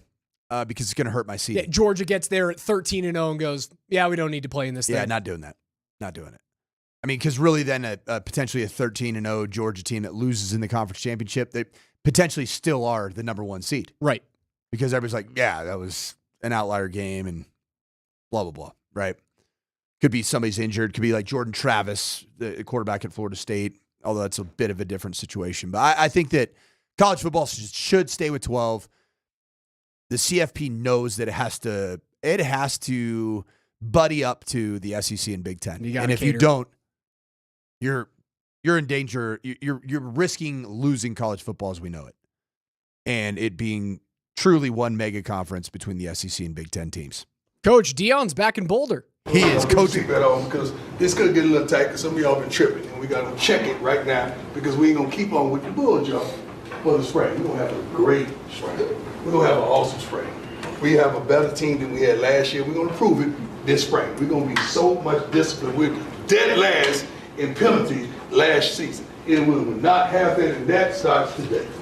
That starts today. So all the bull junk you've been doing, no, ain't no way. We doing some of the bull junk that we've been doing that we think we can get away with because y'all don't have no supervision. We ain't doing that no more. We're not doing that no more. It's a new day. We're gonna establish a new day in a new way. If it ain't, y'all gonna be gone. And you know I keep my word on that. So let's have a great meeting. We're gonna start off right. Let's start off. The bull junk is back. Counted, was that 5 bull junks? 5 bull junks. That's some bull junk, man. KJ, you ever use the term bull junk in your in your lifetime? It's a staple in the South. It really is. It is. I'm dead serious. Because when you don't want to say the other bull, you so just say bull junk. This is when you're at church. Yeah. Hey, y'all cut that bull junk out now. Like that's when you're at church, or when you're around grandma and grandpa. Uh-huh. Yep. Mm-hmm. That's a sticking point for me. Because if everyone knows what you're saying, isn't it just as bad as saying the thing? What's the difference? Speaking of which, it's just a different word. One of my favorite. It's all about intent. Raj, one of my favorite life experiences is living in the state of Utah and hearing all the replacement curse words. And one of my favorite in the state of Utah is "oh my heck." You ever heard that? "Oh my heck"? Nope. Yep. You hear it hundreds of times on a daily basis. Get a lot of replacement curse words. Big fan. I grew up in a household where suck was frowned down upon. That was something that I wasn't allowed to say. Or would you use stinks? Stinks, but then you feel like when you get into like your teenage years, you imagine, oh, that stinks, and all the guys are looking at you like, what did you just say? Bull junk. Yeah, exactly. It'd be like saying that around the fellas. What? So within the football community of the state of Utah. Oh, shucks. So there's a term, an inappropriate term, not suitable for work, that talks about somebody who's soft. Yes. Not very physically tough. Maybe turns down contact. What was the term that you used yesterday that I fell in love with? Contact. Contact courage. Contact courage. Oh yeah. So somebody who's the opposite of one that possesses extreme contact courage would be called. It starts with a P. Yeah, ends with a Y. Have I painted the picture well enough? You've illustrated it. I think you did about 30 seconds ago. One of the really good replacement curse words that I have found very helpful in my lifetime to use in lieu of that term that I learned from football coaches in the state of Utah. Cherry. Cherry? Like that dude is a cherry. Just let it marinate. Let it bake. Throw it out there a couple times. When you're coaching hockey, and just even in your own mind, you're talking to the other assistant coaches. Hold on. Or, hey, Raj, quit being such a cherry, bro. It's all about intent. If I call some parent's kid a cherry and they know what I'm trying to call them, I'm going to get in trouble. But the good thing is, that's where is it really? So I'm saying if you're gonna curse, just curse. I can't do it here because we're gonna get fined and I'll get fired. But you know what I mean. You ever heard that? No, I haven't. But I love really it. good one. I'm a huge fan of it. Yeah, and huge fan. What's good about it is it's not necessary. It's better. It's a better replacement curse word than what it's replacing. Because if you think about it, like it can be used in like your brain can go to a lot of different ways. Like, are you the guy that's sitting there and in your Sprite, instead of having a regular Sprite, you ask for 3 maraschino cherries on top of it? You're soft. And you would have put me in a pretzel too, right? If I heard that for the first time from an opponent, my mind is in a pretzel. Yes. I'm going, what does that mean? What did he call me? Like, So now I don't know this. The psychological I'm okay with warfare being is called off the the charts. other one. I'm okay with being called the P, Yeah, starts it's with a pretty P, good. ends with a Y. I'm cool with that. I'm used to it. But Jerry? There's something to be said for those guys who, like the Phillip Rivers, that had to be off-putting a little bit for some players that you feel like you can't get them on edge. Oh, yeah, we're fine. I'm going to yell at you any other way. Think Phil Rivers was an oh my heck guy? Oh, yeah. Had to have been. I've never heard the term before until now, but like what we know about Phillip Rivers, yes. A cherry. Too good. KJ's NFL notes are coming up on the other side. NFL free agency, it's died down. There's not really all that much going on today. We'll go over the biggest free agents that remain. Are the Broncos going to do anything, or have they already made their big splash? That's coming up on the other side. Turkey.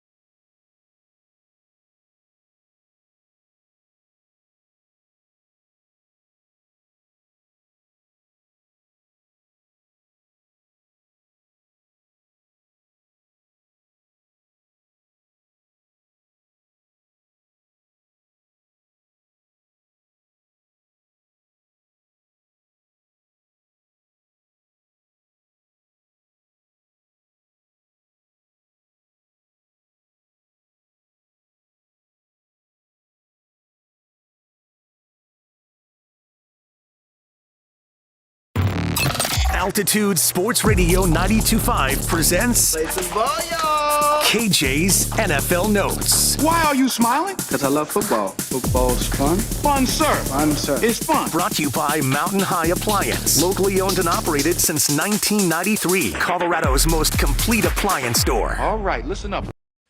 It's 11:20. That means it's time for KJ's NFL Notes. We are live in the Backus and Schenker studios. Serious lawyers for the seriously injured. The biggest news around the NFL while the legal tampering period has come and gone and NFL free agency technically opens up really soon here. It's kind of a quiet day, but KJ, start us off. Okay, we'll start off with the top free agents left in the NFL right now. Aaron Rodgers, Stephon Diggs, Keenan Allen, Nick Chubb, J.K. Dobbins, Amari Cooper, Tyler Lockett, Evan Engram, Brandon Cooks, Russell Wilson, Stephon Gilmore, Von Miller, Elijah Moore, Justin Simmons, and then eventually Cooper Kupp. If the price is right and you're just looking for depth, are there 2 or 3 players that the Broncos should potentially spend the block on from this list? Knowing that you can't guarantee a known commodity at running back, I would say that either Nick Chubb or J.K. Dobbins as a bridge running back, depending on where and when you can draft a running back in this draft class. Chubb is not going to cost you. He's not going to cost you hardly anything. His cap hit last year was just over 6.25. He's not getting a pay increase How about, at age 30. What was J.K. Dobbins at? J.K. Dobbins was, give me 1 second. J.K. Dobbins last year with L.A., $1.13 million cap hit. Is that a rookie deal? No, it was a 1-year, $1.6 million deal in cash, 1.13 cap. So he'd be cheap too. So either one of those two I would welcome as a follower of the Denver Broncos. Dobbins 3 years younger. But you're saying you can't guarantee a running back this year. That's saying you can't guarantee a running back in the first round. Can you get a starter in round 2? We've talked about. Well, yes, I do believe you can, but there still is the element of projecting and reaching in a sense, right? And trusting a rookie to take that. Yeah, you have to get it right. Okay. So I would say that that's an insurance policy of a take in either Nick Chubb or J.K. Dobbins. If J.K. Dobbins is a $2 million insurance policy, fine. Great. That's nothing. That's couch change. Yes. And then I'd say the only other one that I would be that kicked in the pants about is Von Miller. And I know we've gone back and forth on this, but I do believe that Von Miller and his overall he wrote the encyclopedia on pass rush moves. And you add that to your room and you allow him to retire a Denver Bronco and he gives you 4 to 7 highly emotionally charged sacks in a season as a pass rush specialist. You tell me that's not a big win for the Broncos organization? He's going to come on the cheap. Yeah, because did he just get cut by Buffalo? Yeah. So he's still being paid. He had $51 million guaranteed over the course of that 6-year, $120 million deal. He would be cheap. He's your DeMarcus Ware. And I think that was a perfect way for Von Miller to become the Hall of Fame pass rusher that he is. And I'm not saying Nick Bonito is a Hall of Fame pass rusher, but do you want to get him to the next level? Put his locker next to one of the greatest ever to do it. A guy who wants to be here, who loves the state of Colorado, who still talks about the team like it's his own, and he's been gone for how many years? I think it would be perfect. It would have to be cheap. The only guy here on this list, man. You don't need Justin Simmons. You just got your safety. Evan Engram seems like he's kind of gone. You let him walk out of the building. That was the term that you said yesterday. And I think you might have let him walk out of the building for good reason, because you didn't love the medicals. And that's a lot of what happens when you do get somebody on campus, if you will, for an official visit. I would take a chance on Cooper Kupp, man. The boom, I know it's boom or bust because of the injury. Just don't pay for it, man. Cooper Kupp is through the roof. Just don't pay for it. In terms of like trading for him? Just saying big money. Don't invest in the long term, because I have heard from good sources the body is not nearly as willing as the We mind. heard from the same source, and it's a scary source to hear that from. And the body very much involved with the Rams does not allow Cooper Kupp to be what you think he is consistently. He's getting to the stage of his career where I ain't as good as I once was, but I was good once as I ever was. Would you do 3 years, $60 million? No 20 way. a season. No shot? No freaking way. Unless you want to just keep throwing out Russell Wilson contracts. Washed players. If he stays healthy, he is. I mean, didn't we just get out from underneath bad money? Yes, or you're getting out from it right now. There's a chance that he could become Adam Thielen at the end of his career, and that would be a disaster. Yeah, and that's kind of what it sounds like. But what happens if Kansas City, who just moved money today, like they restructured Patrick Mahomes and they restructured Jones? What happens if he goes to Kansas City and he is healthy? You are, to take a hockey term here, hooped. You're hooped.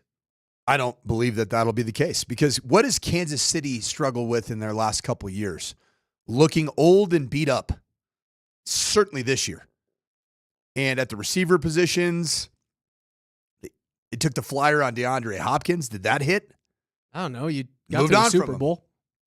Yeah, but was that part of a permanent solution for that franchise? I don't No. know if there's any permanent solutions there. Like, that's what Andy Reid has looked at. He's like, I don't need a permanent solution at wide receiver. I have a witch at quarterback. He can make anyone work at that position. Anybody. You ready for me to talk out of both sides of my Their mouth? permanent solution is Xavier Worthy, and that guy's not had a great offseason. No, it started off a little rough. Although apparently there's two sides to every story.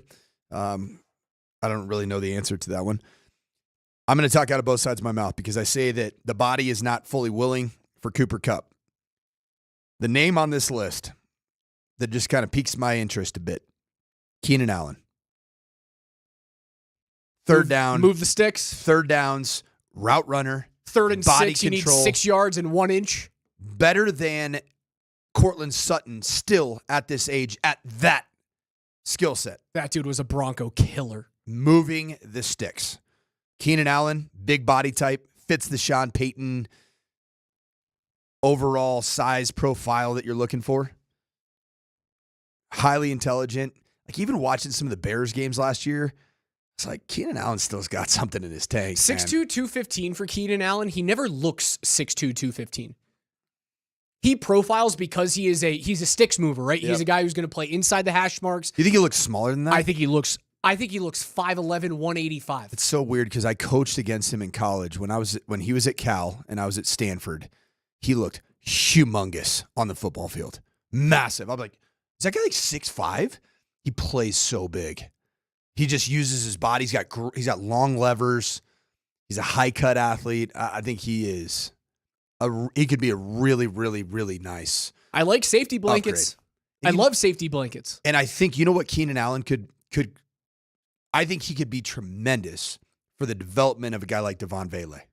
It's almost like Von Miller could be to Nick Benito and his development what I think Keenan Allen could be for Devon Vele. It's just the Denver Broncos mentorship program. I'm cool with that. Big brothers for the little Broncos. I'm cool with that. Let's do it. KJ, keep it moving. If you need a quarterback, draft Shador. Speaking of teams that had to shed some salary, the 49ers departed with multiple big names this offseason. Aaron Banks, Javarius Ward, Talanoa Hufanga, Dre Greenlaw, Jalen Moore, Elijah Mitchell, Joshua Dobbs, and Deebo Samuels. This is an obvious sign, as you guys know, that they're getting ready to pay Brock Purdy. But the 49ers don't have a Super Bowl ring to show for it, which got me to thinking, what should be the ceiling of accomplishment here in Denver to justify paying Bo Nix like the 49ers are about to pay Brock Purdy? It's a beautiful question. It's a beautiful question because I believe that Brock Purdy is largely in the position to command this type of contract because of what his surrounding cast has been for the last 2.5 years. Now you don't have that surrounding cast and you don't have a Super Bowl to show for it.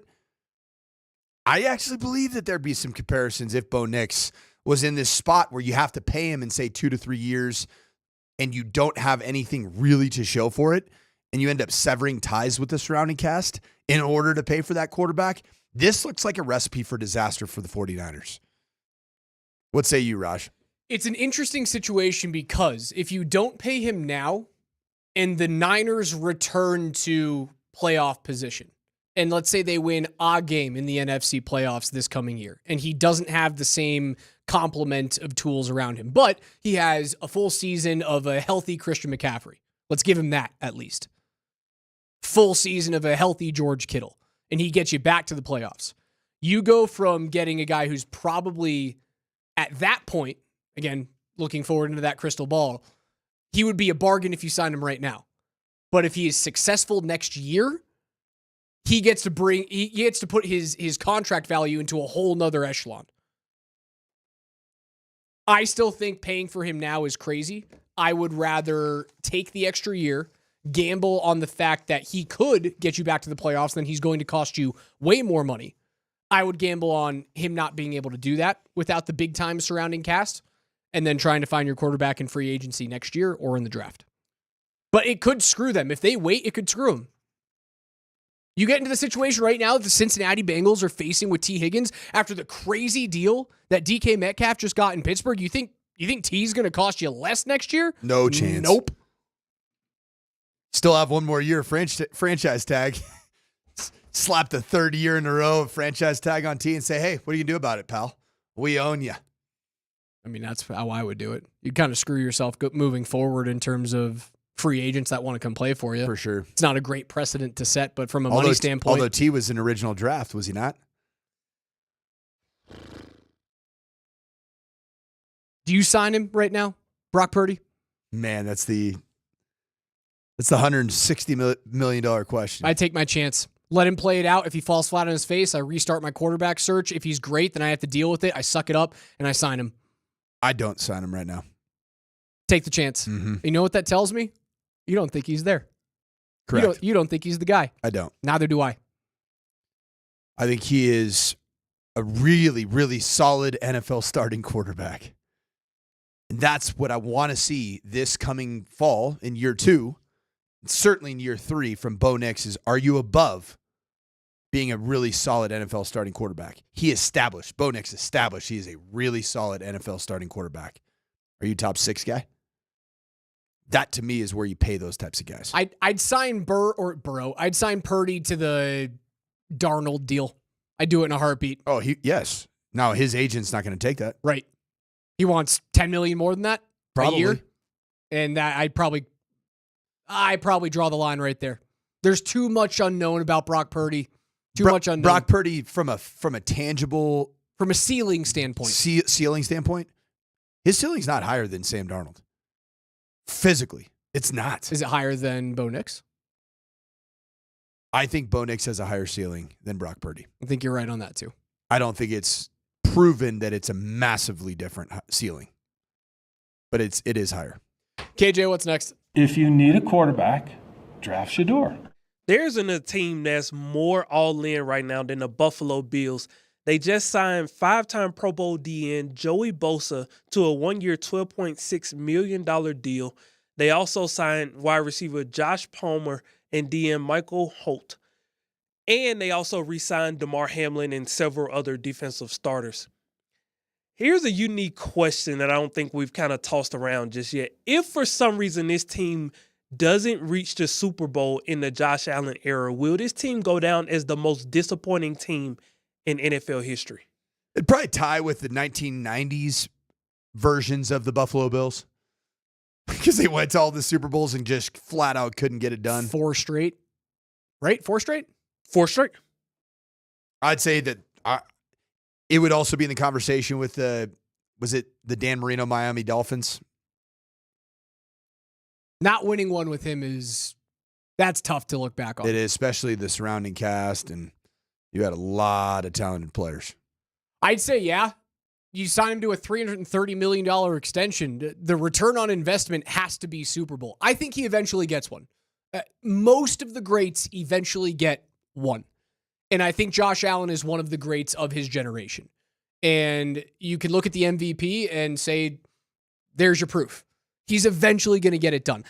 I think the deal for Joey Bosa is sneaky good. It's a good deal. 1 year prove-it deal for a guy who he can wreck games when he's healthy and right. I think Joey Bosa is going to be what they thought Von Miller was going to be when they signed him to that big deal at the end of his career. Just that Joey Bosa's, I believe, younger than Von was when Von signed that deal.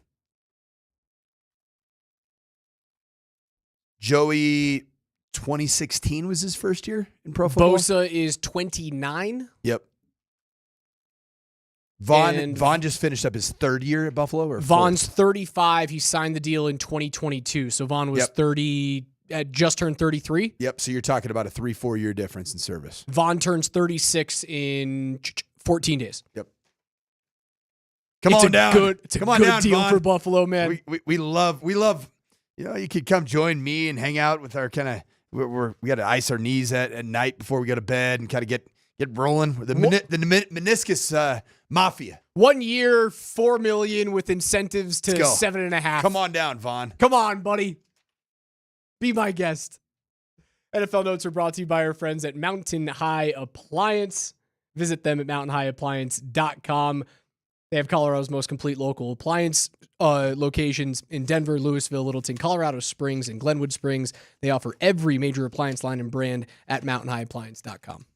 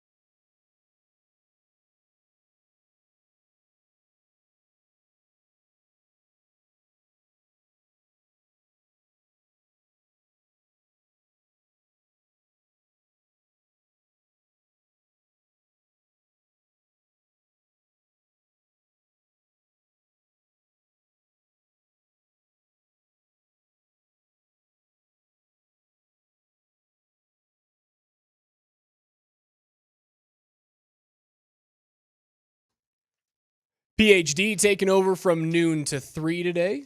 Nate and Andy, 3 to 6 p.m. A Birdo's Blitz. 90-minute Birdo's Blitz. It'll be fun with Mark Springer and Mark Bertinoli tonight from 6 to 7:30. Birdo will have your pregame show at the Nuggets and the T-Wolves tonight. You can watch that on ESPN. Listen to it on 92.5 with Kaz. He'll have tip just after 8 p.m. Coach, couple of things of did you see this? Would you like me to start with my favorite thing or my least favorite thing? I always like the bad news first. You see Tiger Woods ruptured his Achilles tendon, my favorite athlete of all time. He's had a rough decade plus. Yeah. That's probably it. How'd he do it? Do we know? He said he was just ramping up he spends a lot of time, like you look at Tiger Woods, he's almost 50 and is built like a marble statue. He's jacked. And he was ramping up his return to golf. There were reports that could he play in the Players' Championship this weekend? The answer is no. And it was going to be no. But the hope was, can he ramp it up in time for the Masters, which is just under a month away in the first full weekend of April. And in his ramp up, he said he felt a searing pain in his ankle and ruptured his Achilles tendon, and now he'll be rehabbing that and maybe can play in 2026. And he's 50. It all started in December of 1994, where Tiger Woods had surgery on his left knee to remove 2 benign tumors and scar tissue. How wild is that? 1994. It's the greatest what if in sports outside of Bo Jackson. Outside of Bo Jackson's hip. It is the greatest what if in sports. If Tiger had stayed healthy, fully healthy, how many majors? And it would have been in the 20s. He would have won 21 or 22 majors if that dude had stayed healthy. And, well, which begs the question, Raj, he's your favorite athlete of all time. If you're just judging it based off of information that you may or may not know, why do you think his body did break down?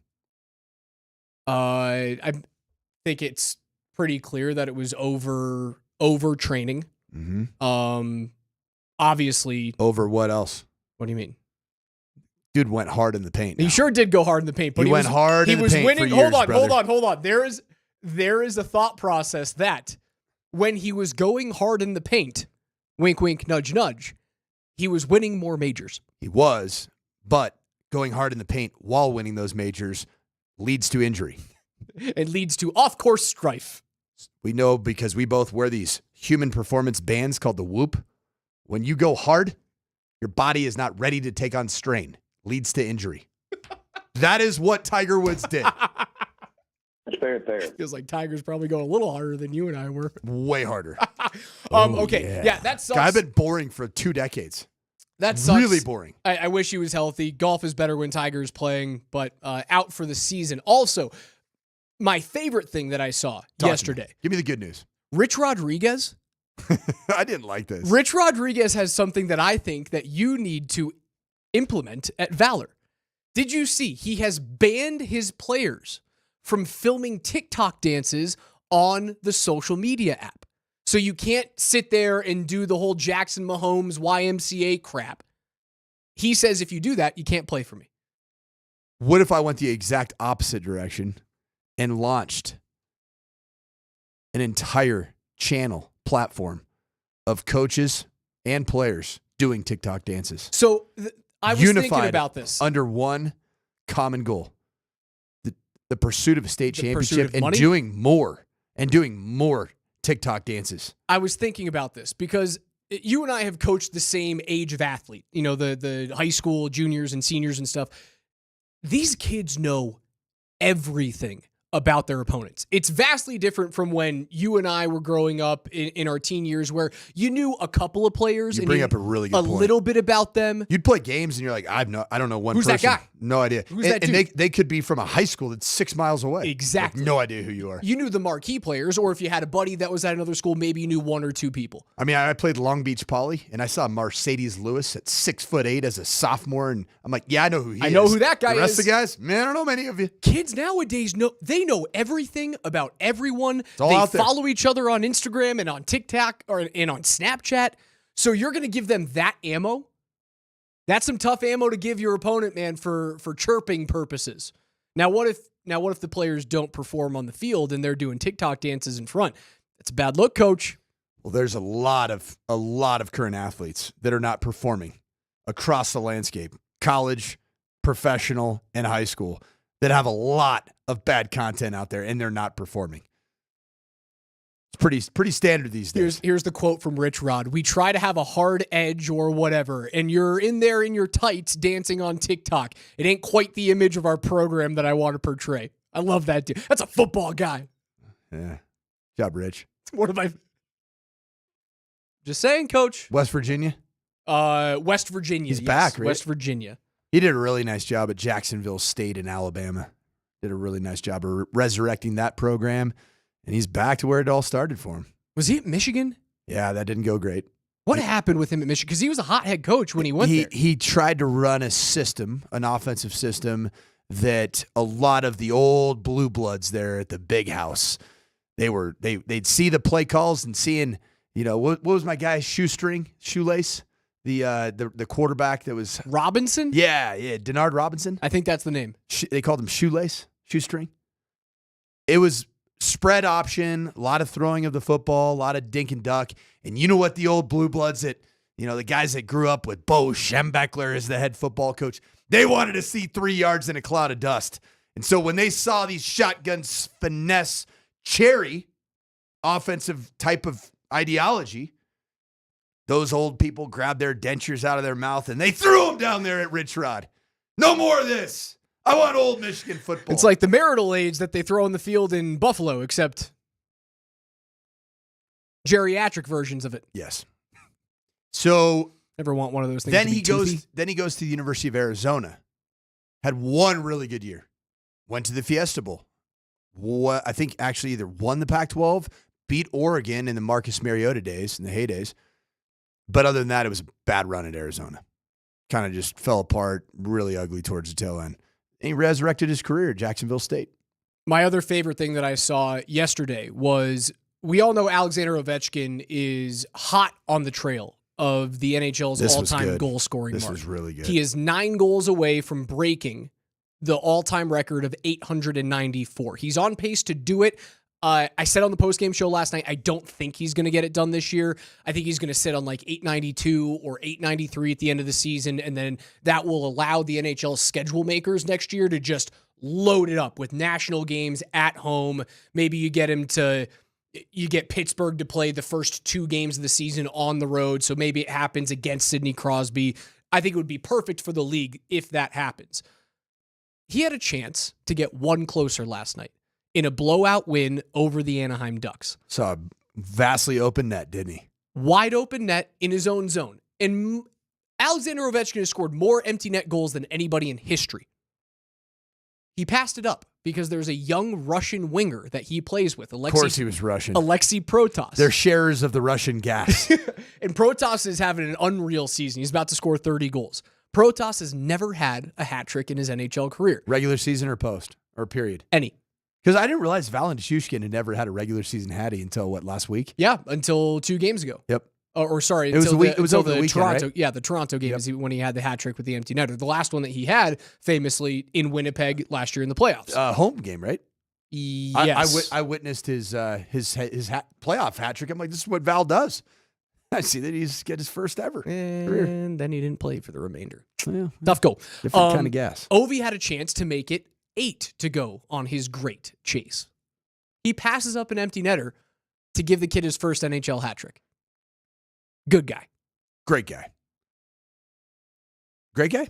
I think a great guy. Yeah. I want to play for that dude. Every time he scored 880. Sorry, he's 9 away. What's that math? He scored 884 goals at this point? No. 880. 891? 890. No, he doesn't have 891 right now. Huh? No. He's not. He's 9 goals short, and the record is 894. So he scored 888? 885? 885? Oh my God. Guys. That's a tough go. Are we okay? It's the end of the show. I'm having a stroke. Well, you've wet yourself in an airplane in a flight before. You've urinated yourself. So I don't want to get to that point here as we try to compute really advanced math. We're at triple digits and we're using addition and subtraction. Really hard. The band sounds pretty good. I don't pride myself on my arithmetic. Back to this, Raj. One of my favorite things from coaching You go onto a new college coaching staff. Oh, And I'm talking man. about Alex Ovechkin, right? And I said, is he a great guy or is he a good guy? So I'd love this. One of my favorite responses, and I'd get this all the time, like, hey, I'm going to be working with this new offensive coordinator. And I call somebody who's worked with him. I'd be like, hey, Alex Ryan-Emmy, is a good guy? He goes, good guy. Not a great guy. It's a damning review of someone.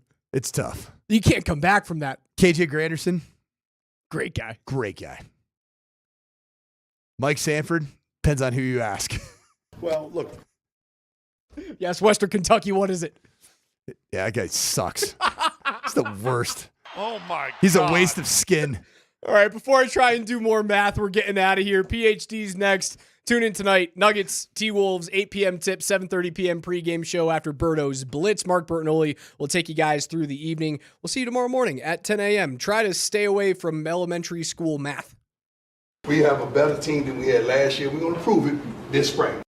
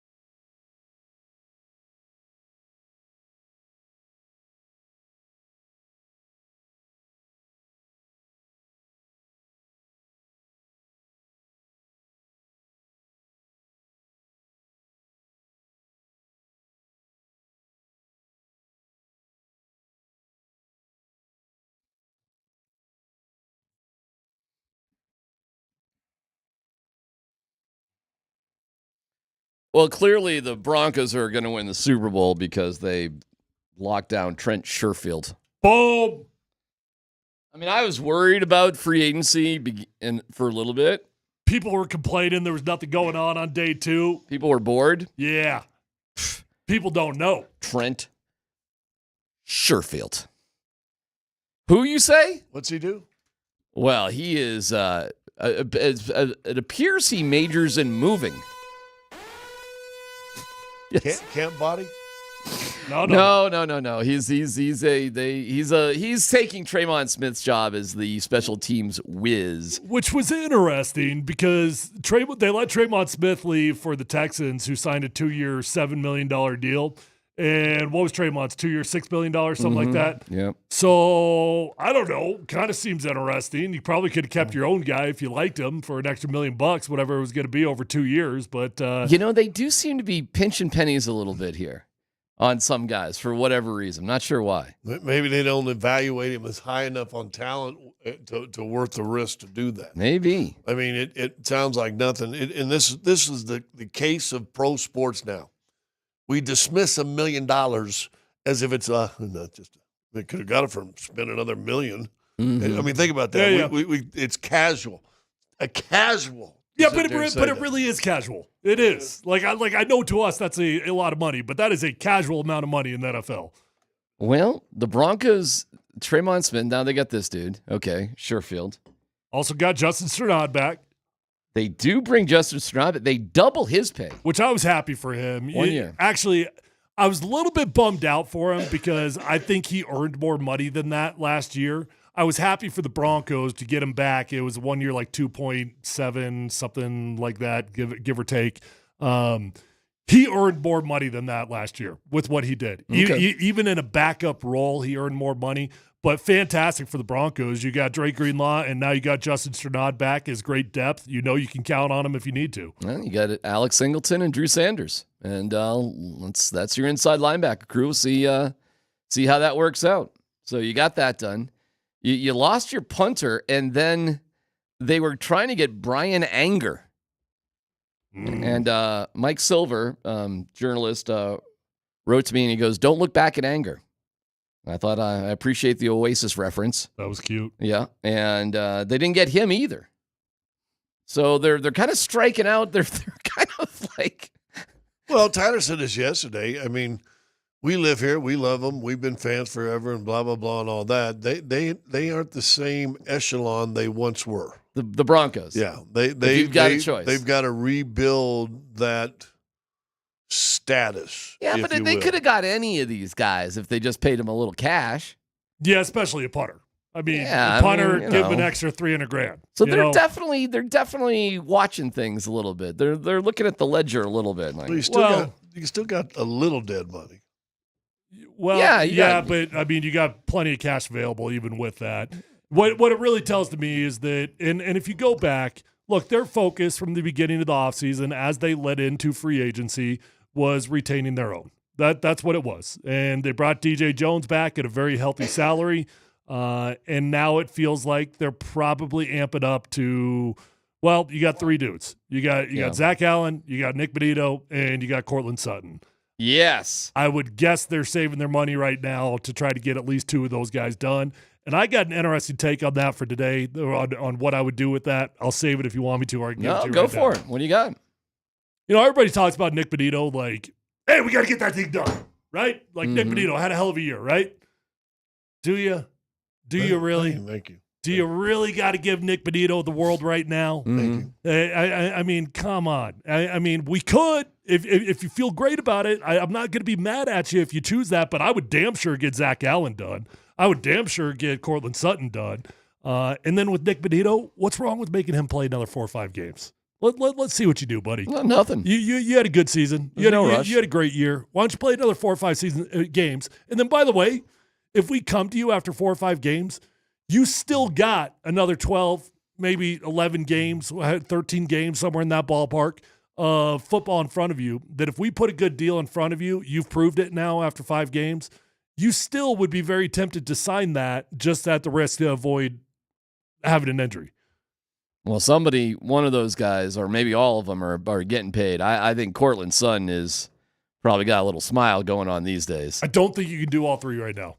Yeah, well, okay. But without a clear number one receiver, this is good news for Cortland Sutton because he's clearly that guy. So, I mean, we'll see. I'm not sure. I don't know. But it's interesting that the Broncos are missing out on guys that are like, come on, really?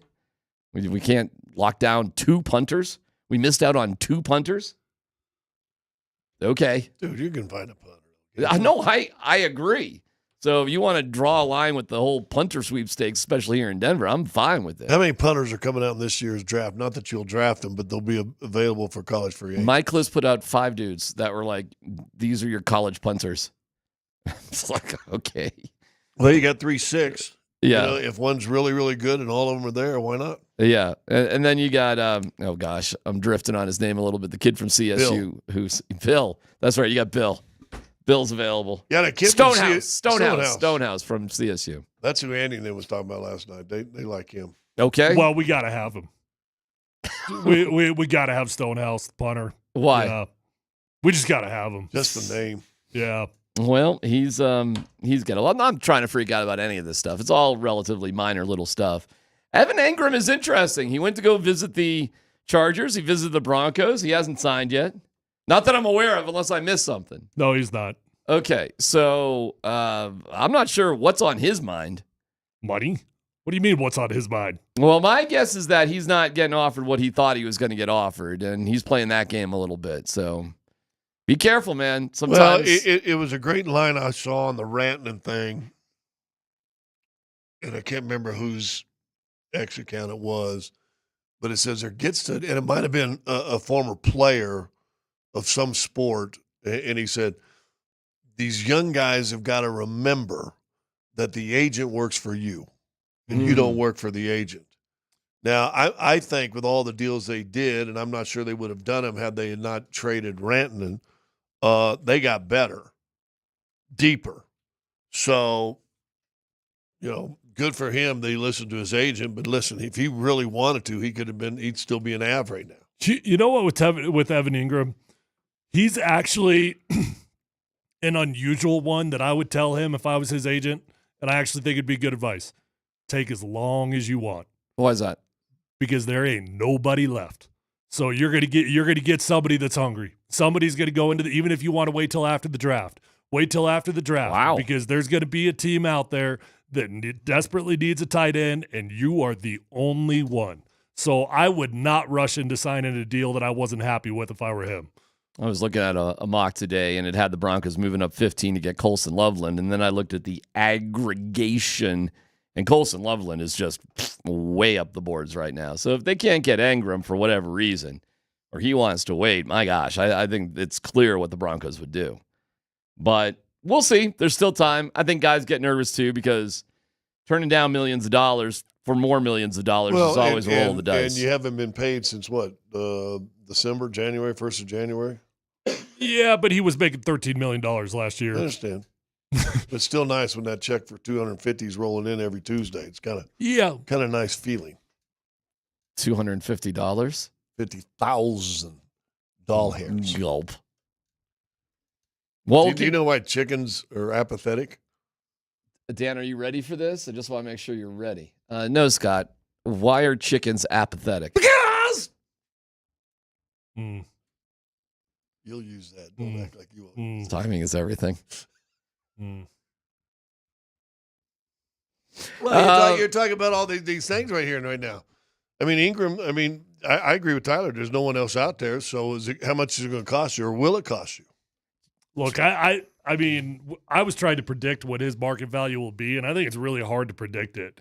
And it's probably the same issue that the teams are having, the agent is having. He's coming off making like $13 million, right? So he probably thinks that's what his value is. I would be shocked if his value was much more than $6 million per year. You're going into year 10, you're coming off injuries. The way it goes. What happened to Dre Greenlaw? I mean, he got a good deal, but it was still a significant discount in comparison to what top 5 linebackers are getting. Yeah, it does feel like the Broncos are getting ready to pay their own guys who they really want around. And you named the 3 of them. That's it. So it's Zach, Allen, Benito Sutton and Benito. Yeah. So I assume that's what they're doing. Let me ask you this. So we're still shopping at the dollar bin a little bit. I want to ask Tyler, because he brought this up. Is Benito's skill set unique? Well, I mean, anytime you can get after the QB, yeah, it's unique. Yes. I mean, I understand what you're saying, but pass rushers are always going to be highly coveted, and he can get after the QB. But you can't find any more. It's always a roll of the dice. I mean, Jonah Ellis is looking pretty good. He had 5 sacks last year. He's an up-and-comer. I like him. But, I mean, Nick Benito had 13.5 sacks. That ain't nothing. That's unique. Well, let me ask this. And fits well for what Vance Joseph wants to do, right? Well, we know that. Right? Yeah. Would he fit well in somebody else who doesn't play the style Vance Joseph does? Somebody that gets 13.5 sacks, that fits anywhere. I don't know. Yeah, it does. Because pass rushers, it doesn't change much based off of what the scheme is. Meanwhile, did you see the fun rumor that the vibe is Aaron Rodgers to Minnesota? Wow. He's following the Brett Favre school. Well, guess who commented on it? Brett Favre. So, hey, it's a good idea. And I don't know, because McCarthy, when's he going to be ready? I think it's an insane idea because McCarthy will be ready at some point, and why'd you draft him? To me, the Vikings scream of getting somebody like Joe Flacco to hold, J.J. McCarthy's hand a little bit. Aaron Rodgers ain't that guy. But it was just funny to me that would pop up. And the deal hasn't been done yet with the Jets, or with not the Jets, Steelers. The Steelers, right. And Russell Wilson's still out there too, unless I'm missing something. So who knows what the Titans are going to be all about. Meanwhile, you had some people out there. Pat Shurmur was defending Shadur Sanders, because it's the crap on Shadur season. I'm not buying it. I am not buying it. I think Shadur is still going to go way high in the draft. And all the rest of it, I think, can go pound sand. And Pat Shurmur said every single team in the NFL's been talking to him about it. And he said that so many teams are living in Boulder, he thinks they should get their own Airbnb. So I think there's a lot of smoke on that, but I don't think there's fire with Shadur dropping out low or even out of the first round. Well, whatever we think about Pat Shurmur as a Broncos offensive coordinator, or some people might think him as a Giants head coach when he was the Giants, I still think because of the year spent in the NFL, there's going to be a lot of people.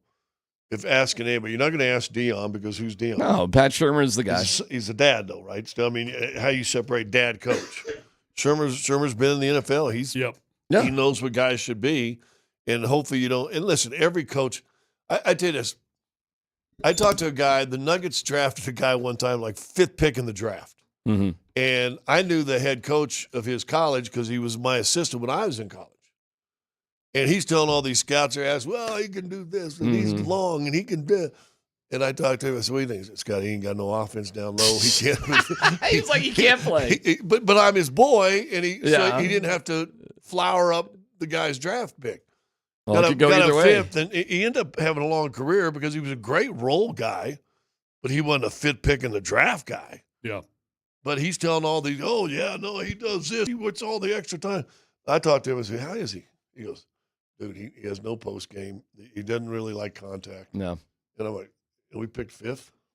We have a way for you to win all sorts of cool stuff with the Not Another Bracket contest. Details on that coming up that we're rolling out. And we need to fix sports. It's another edition of Fixing Sports. And the contemptible Minnesota Wild will get most of the anger on this one. As they suck. They just flat out suck. The details coming up next.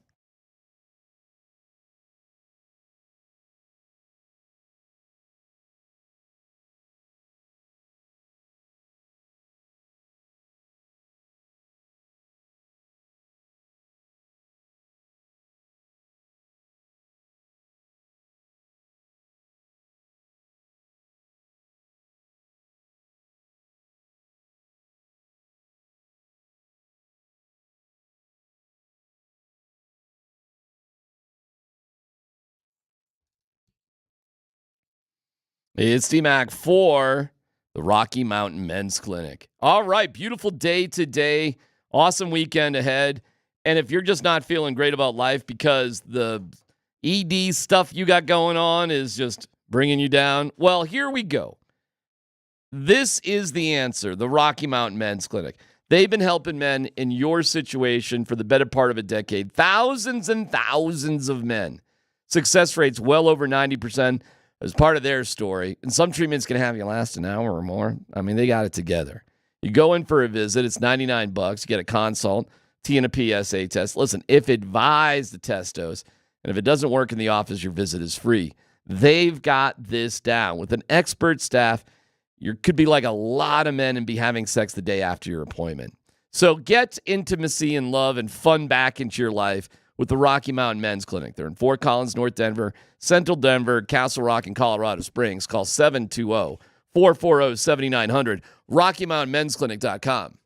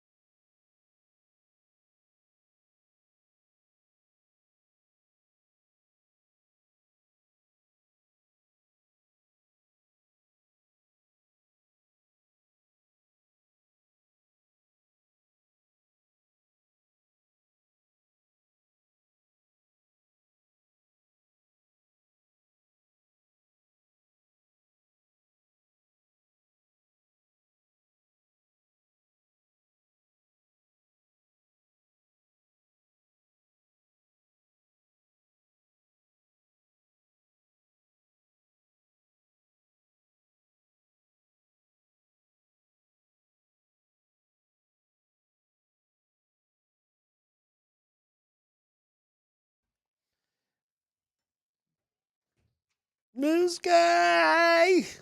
It's not another bracket contest, so you don't have to bother picking 67 games. You pick 5 teams. You're good to go. The lower the seed, the more each win is worth. The grand prize package, 2 tickets to a Nuggets playoff game with dinner for 2 at the Denver Chop House and Brewery. Love the Chop House. A catered party for 30 from Brothers Barbecue. We love Brothers Barbecue. And a brand new big screen TV. Well, maybe get yourself a 75-incher. We'll see. You love that, don't you? Oh, I love that. All that just for picking 5 teams. You can start entering on Sunday night after the field is announced at altitudesportsradio.com. It's all brought to you by Evan Williams Bourbon. Enjoy it for all the buzzer beater celebrations. Adding Evan Williams to your game day lineup is a slam dunk. Also, brought to you by Brothers Barbecue. Let Brothers Barbecue take your event to the next level with their award-winning catering service. So check that out on Sunday night.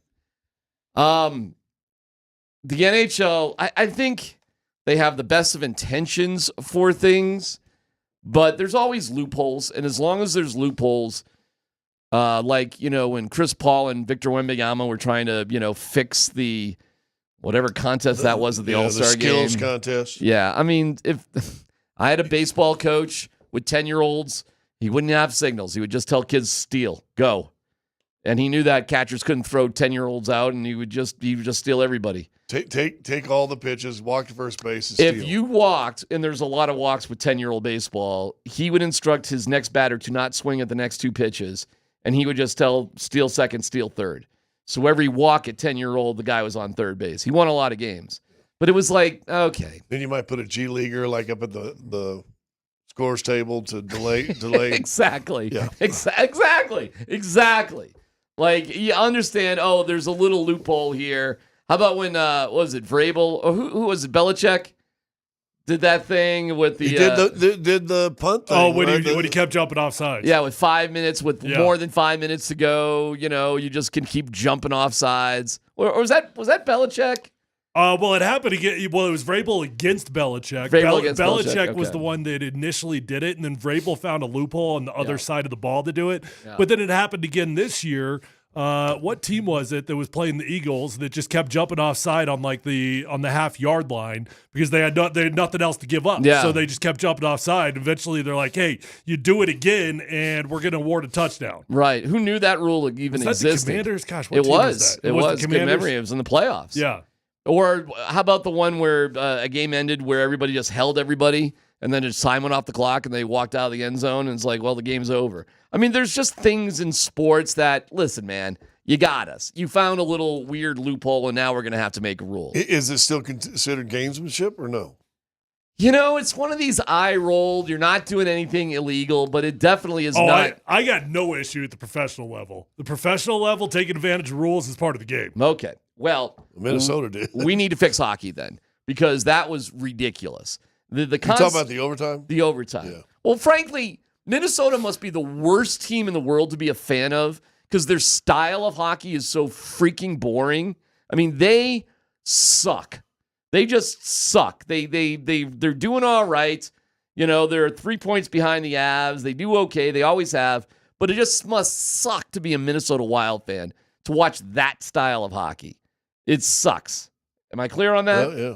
So you must watch Andy last night. We go. No, is that what was he saying? The same thing. He was killing them. Oh well, I mean, they get to overtime and they realize against a high flying team with the Avs, we win the draw, we get the puck. We're just kind of skate around like the ice skated in, then bring it back over the playing line. 4 corners. Skated in, yes. Bring it back. It was over the hockey line. version of high school 4 corners is another one. That I saw a high school game, by the way. I don't care what it costs. Put a shot clock in high school basketball. My God. Anyways, they just stood there. Both teams stood there. I'm not going to guard you. You're not going to move the ball. They stood there for like 5 straight minutes. You got to be kidding me. There have to be rules to regulate things when things get stupid. And last night's hockey game was stupid. And there's a couple other stupid things about the NHL. Well, they end up getting 2 points instead of 1. Well, then I don't know how you regulate that one, though. I mean, that's a pretty unique one. Connor McGahey had a couple ideas, and so do I. So let's fix hockey real quick. Connor's idea is you can't bring the puck once you bring it past the red line, center ice. You can't bring it back into your zone, period. You lose possession of the puck. Is that just an overtime thing? Yes. You realize this overtime 3-on-3 stuff is only for the regular season. It does not. First of all, I wouldn't have shootouts. Shootouts are the most disproportionate way to award a point. You have to kill yourself to win a point in regulation to tie a game. Yeah. Kill yourself for 60 minutes, and then you get a point because of the flukiness. Yeah, but it's fun. So I don't think it's. I don't think it's fun. All right, it's fun. I think it sucks. Kids grow up dreaming of shootouts. Well, kids should have better dreams. You know who else doesn't like it? Jared Bednar thinks it's stupid. And it turns out Mackenzie Blackwood sucks at him. Who said that? Mackenzie Blackwood. And he does suck at him. Like, he looked like a uncoordinated Gumby out there. Too tall, didn't know where to go. Where do I put my hands? It was terrible. Terrible. It was so bad the morning show asked Bednar today, did you think about putting Wedgwood in for the shootout? And it's like, well, it's the first time, but maybe. Hey, you got to put Julie the cat in, We're going glove side. Well, that being said, how bad did McKinnon look on his shot? He looked bad, too. They Ned both just looked bad. didn't even get a shot off. I am not a hockey purist, not afraid to say it. I got no problem with overtime rules. Overtime rules is fun. Now, what you're talking about with Minnesota is a different deal. I totally understand that. But 3-on-3 hockey, I don't care what anybody says, is flat out fun to watch. Yes. Fun I to hate watch. 3-on-3 hockey. It's fun to watch. It's exhilarating. fun. You're waiting for something to happen at every single second. It's fun to watch if it's played the right way. But if you're And just. shootouts are fun to watch, by the way. No. And if you say shootouts aren't fun, you are not fun. That's what I say. Shootouts suck. Because they're. I get what you're saying, that the game is decided by something that is not the game itself. Right. But I have a hard. It's like I the get NBA. it, you disagree, but the NBA having a shootout at a free throw contest, and you have a guy that doesn't play, but he's a 97% there's nothing fun free about throw watching shooter. free throws. But it is fun to watch a shootout. Baseball went to the California tiebreaker rule, thank God. And nobody loves 16, 18-inning baseball games. You may claim that you do. They suck. I did when I drank. Okay. Unless they cut the booze off of the Hold seven. on. What the hell is the difference? You're an advocate of that in baseball, but you're not an advocate of 3-on-3 in hockey? No. It's the same thing. I'm an advocate of 3-on-3. I like 3-on-3, but you got to have two things. Connor McGahey, he brought up, you can't have the team bring it back into their own zone time after time. So Connor's idea, once you bring it past the red line, mid-ice, if you bring it back, it's the other team's puck. I'm down with that. Also, I think they should put in a shot clock as well. Once you bring it over the red line, you got 20 seconds to get a shot off. And if you don't get a shot off, they blow the whistle. You leave the puck basically where it is. It's no face-off. You lose possession. Yeah, and then you get a joker availability to where first person on the other team gets the puck, get it and go. Go. They blow the whistle. You got to stop. There you go. That would be fun. I don't love the shot clock, but I do love not being able to take back past the line. I do like that a lot because you don't need the spacing that you do with normal hockey. Even the shot clock thing would be great to experiment in preseason. Absolutely. See if it works at all. You wouldn't need it if you implemented another rule. You wouldn't need a shot clock. Because the puck would get stolen, something would happen. Most likely, well, that's a good thing though. I understand. That would be.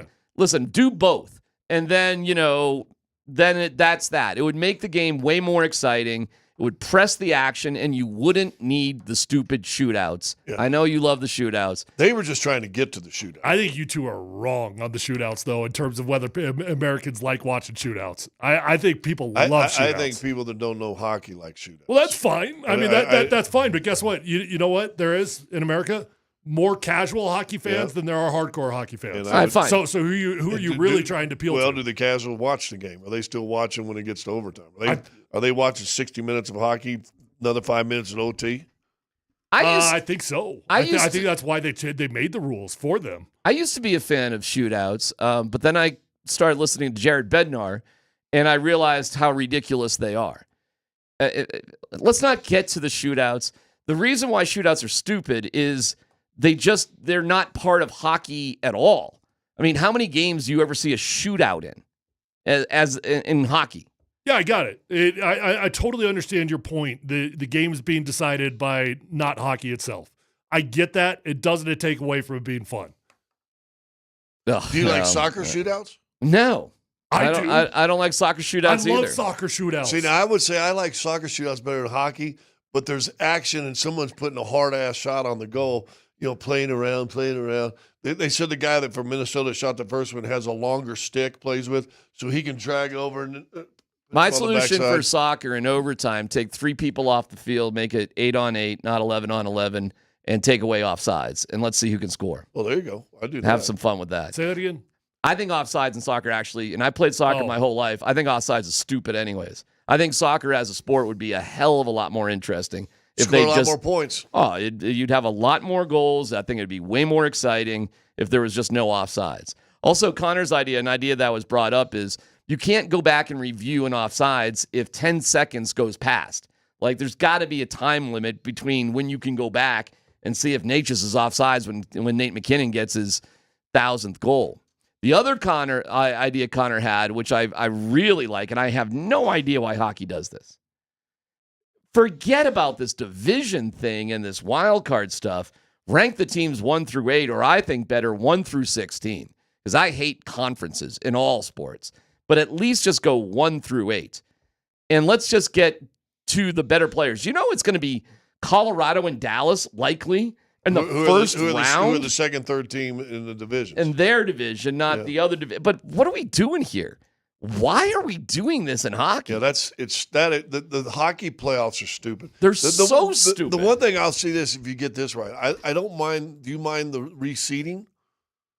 No, because I think that's their way of trying to balance it. Well, then do it to start it. Then I'm the second and third best team in the Western Conference doesn't need to be. NFL does that too, to some degree. By the way, you realize if you get rid of shootouts, you get rid of points. Period. Wins and losses in hockey. What are we doing with points?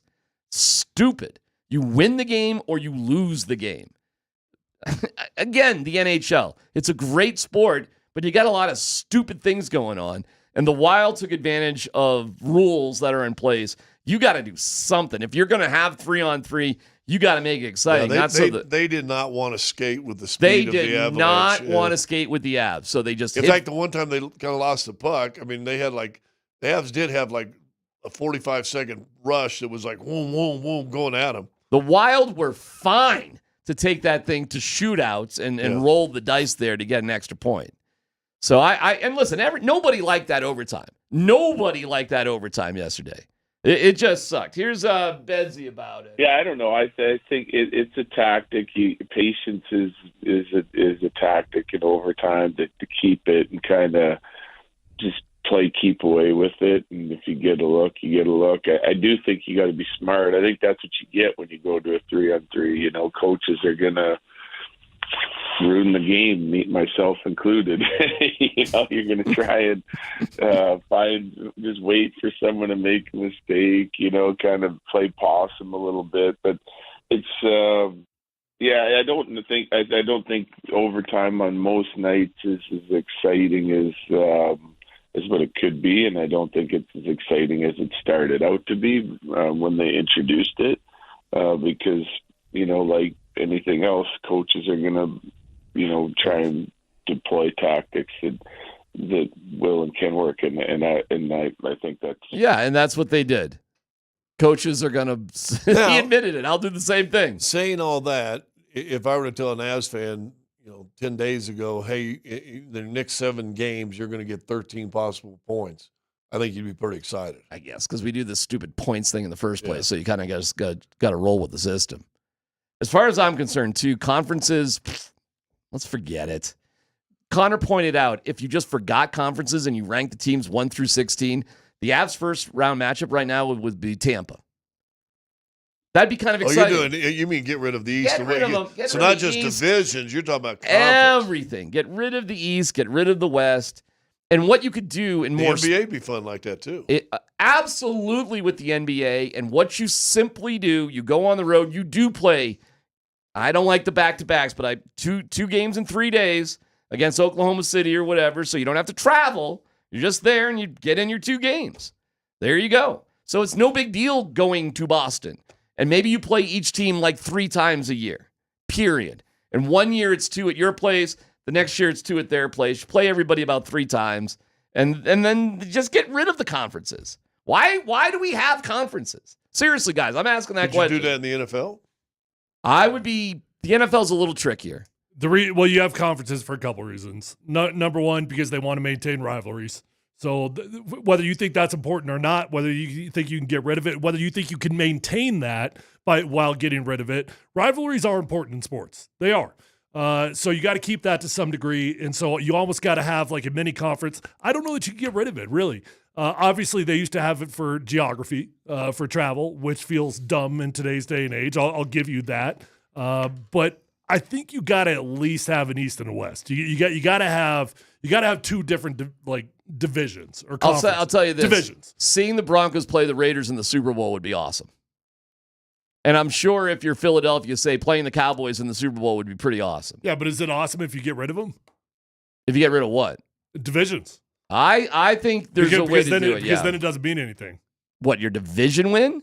Right, like Raiders are no longer really relevant to the Broncos. Okay, fine. If that rivalry goes away, then so be it. I just want the best teams to play each other. That's all. I want to see the best players in the championship with a chance to win. The end. This other crap to me is just that. It's other crap. We got to go back and try to figure out. So you get 7, right? Is it 7 teams in each side of the bracket NFL, in yeah. the NFL? With one team getting a bye. We got to take the top 14 records of last year and see how the playoffs would have been. That's a fun idea. And you base tiebreakers on, I don't know, whatever you want to figure out on tiebreakers head-to-head and then points allowed or whatever you want to do. I don't think it's ever going to happen. We seem to be just so solidified in these conference East and West sort of thing for some sort of reason. But the solution in hockey in terms of 3-on-3 is not that complicated. But it sucked watching that game in overtime last night. It sucked. It was boring as hell. So I do wonder if you get rid of divisions entirely, how does that affect TV? How does that affect the timing of the games? What time zone are you playing in? You know what I mean? Try and think like what he's saying. Why would it be any different? Well, because you got to choose like geography, right? What markets you're broadcasting in. Mm-hmm. What teams are you going to choose to broadcast within a 5-state region, within a 4-state region? Well, your top teams would still be your top. I think the NFL actually would be. But that could affect your local team. If because if your local team sucks, then all of a sudden you're watching some top team that isn't your local team. Now here's a tricky thing without trying to figure everything out. Tiebreakers. You'd have 14 teams in the NFL playoff last year. Yeah, there were 10 10-win teams. Mm-hmm. So one of the 10-win teams, you're going to go 10-7. Oh, sorry, see ya. Maybe. Okay, that makes it interesting. Maybe you go 16. Well, you could see that. Probably you would could have to see go that 16 because you got 2 buys. So you'd have to go 16. I'll be surprised if they don't go 16 relatively quickly anyways. So 15 teams with at least 10 wins. Since he would have got in because they were the next best record at 9-8. Would that have been bad? That'd been kind of fun seeing the Chiefs play Cincy. 1 versus 8. Well, it actually would have been Detroit. Well, you wouldn't have had a bye if you had another team. Oh, I see what you're saying. So I went 16 like you get teams. rid of everything. So okay, gotcha. Detroit, Cincy in the first round. Detroit, Cincy in the first round would have been pretty exciting. It'd be kind of cool, wouldn't it?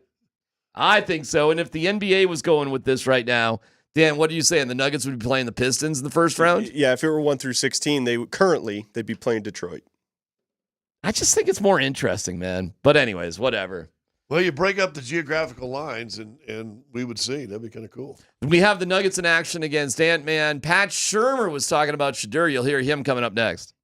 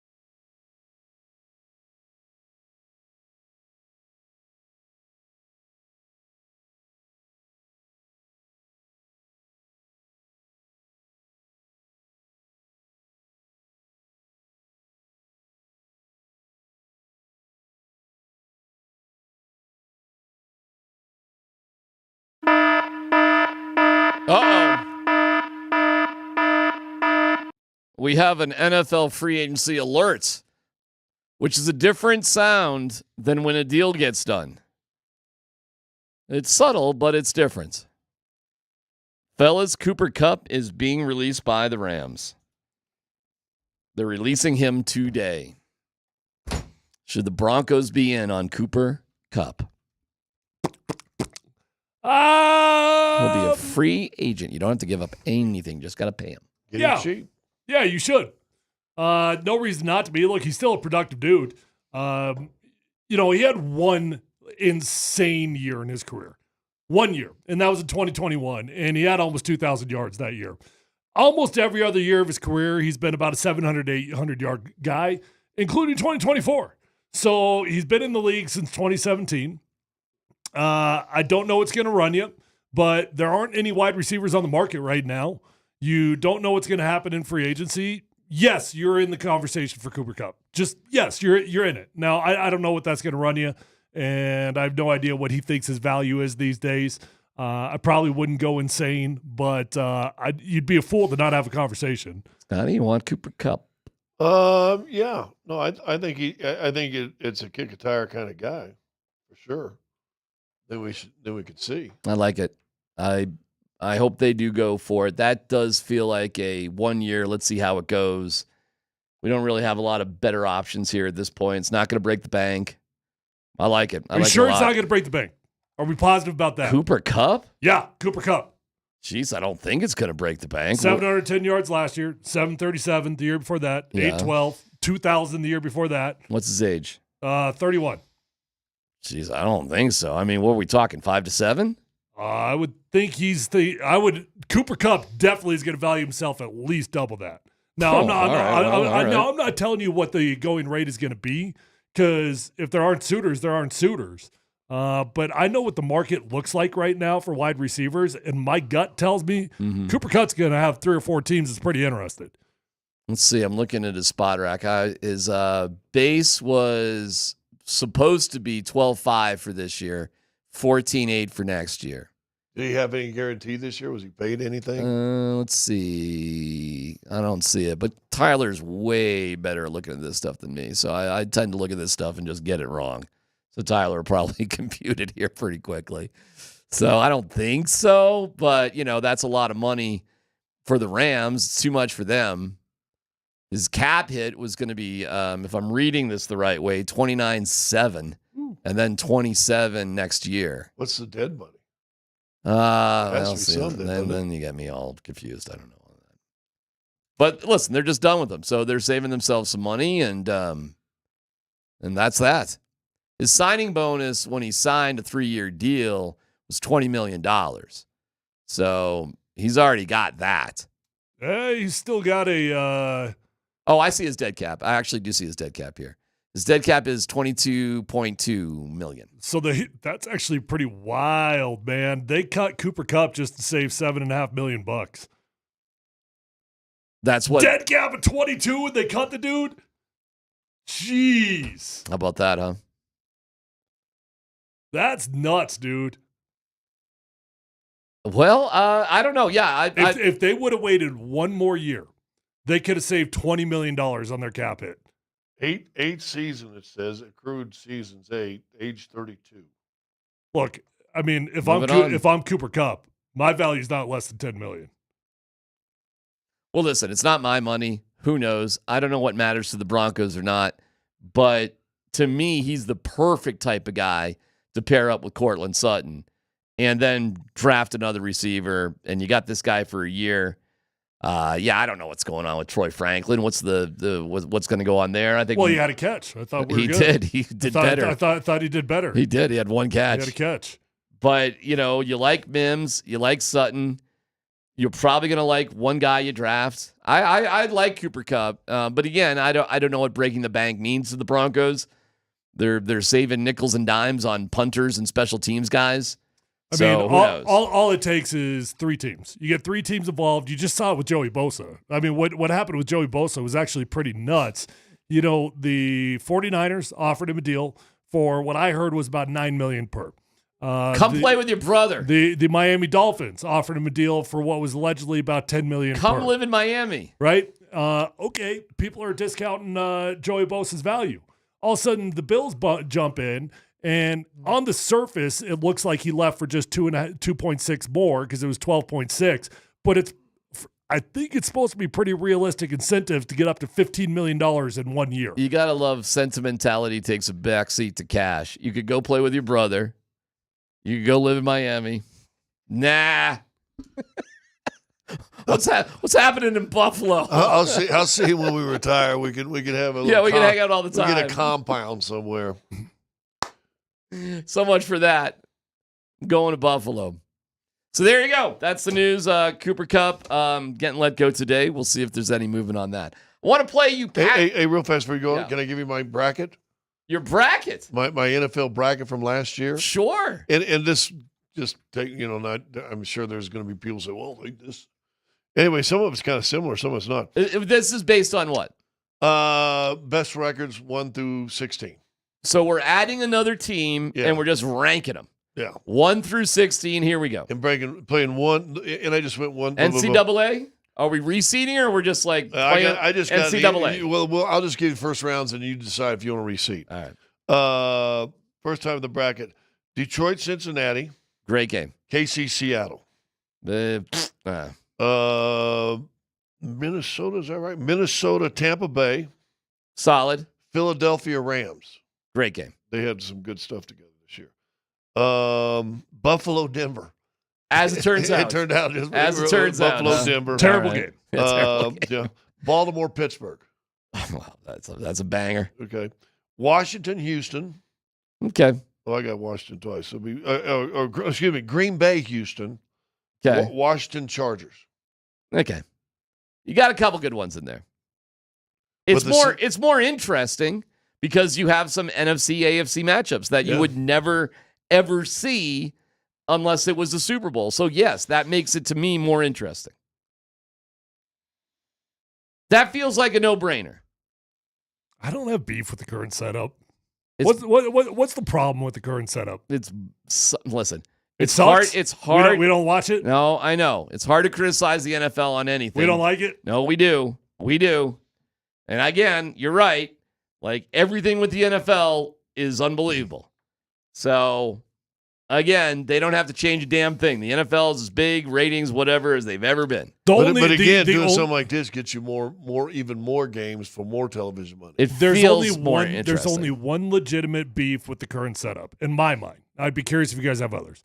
The only legitimate beef is when the AFC is way better, the NFC is way better, and all of a sudden a number one seed has to play a really good team from the AFC. And you're like, well, that's not fair. We're one of the best teams. Why do we have to face off against the other best team that we should be facing off against the Super Bowl? Well, you know what that provides you? The Super Bowl before the Super Bowl. That's what it gives you. It gives you 2 Super Bowls. That sounds good to me. That's the current setup. So you do like the current setup.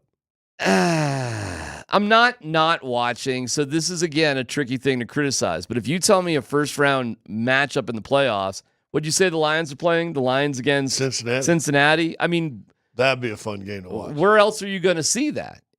So I just think mixing it up will give you more interest. However, that being said, perhaps really hockey needs this more than anything, because the it appears to be bulletproof. I don't know if the NBA needs it or not, but if it's the Lakers and the Nuggets in the NBA Finals, that's better. Listen, I'm glad the Nuggets won the championship, but give me a break. Like, all right, the Heat? Who cares? Counter to it, Lakers Nuggets in the first round is pretty cool. That's a hell of a way to start the playoffs. Well, but that still could happen, though. Theoretically, that still could happen. Yeah, with the current. Oh, what you're saying with both setups. If you reseed and got rid of conferences, you could still have Nuggets Lakers. You could, but the difference is you could have Nuggets Lakers in the finals, where you can't now.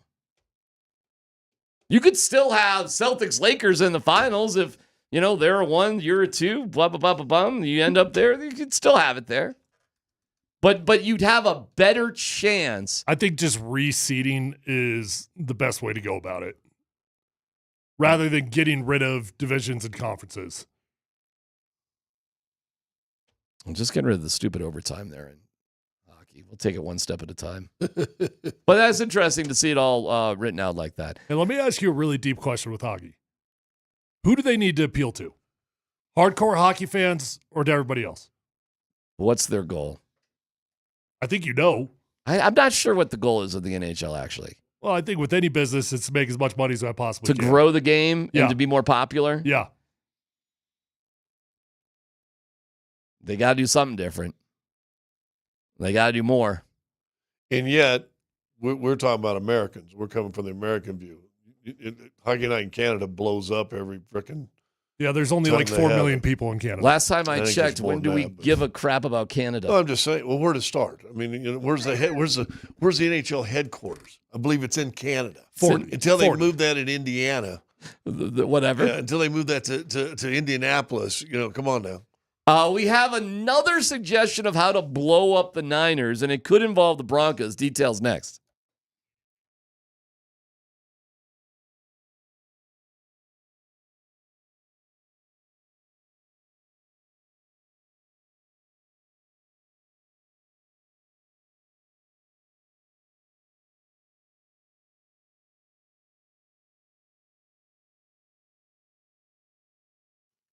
Hey guys, Tyler, my friends over at Phil Long Ford, the best car dealership in Colorado. I've been buying cars there since my rookie year in the NFL, and I keep going back because I always have a great experience, and you will as well. I value relationships, and I could not recommend Phil Long Ford more than I do.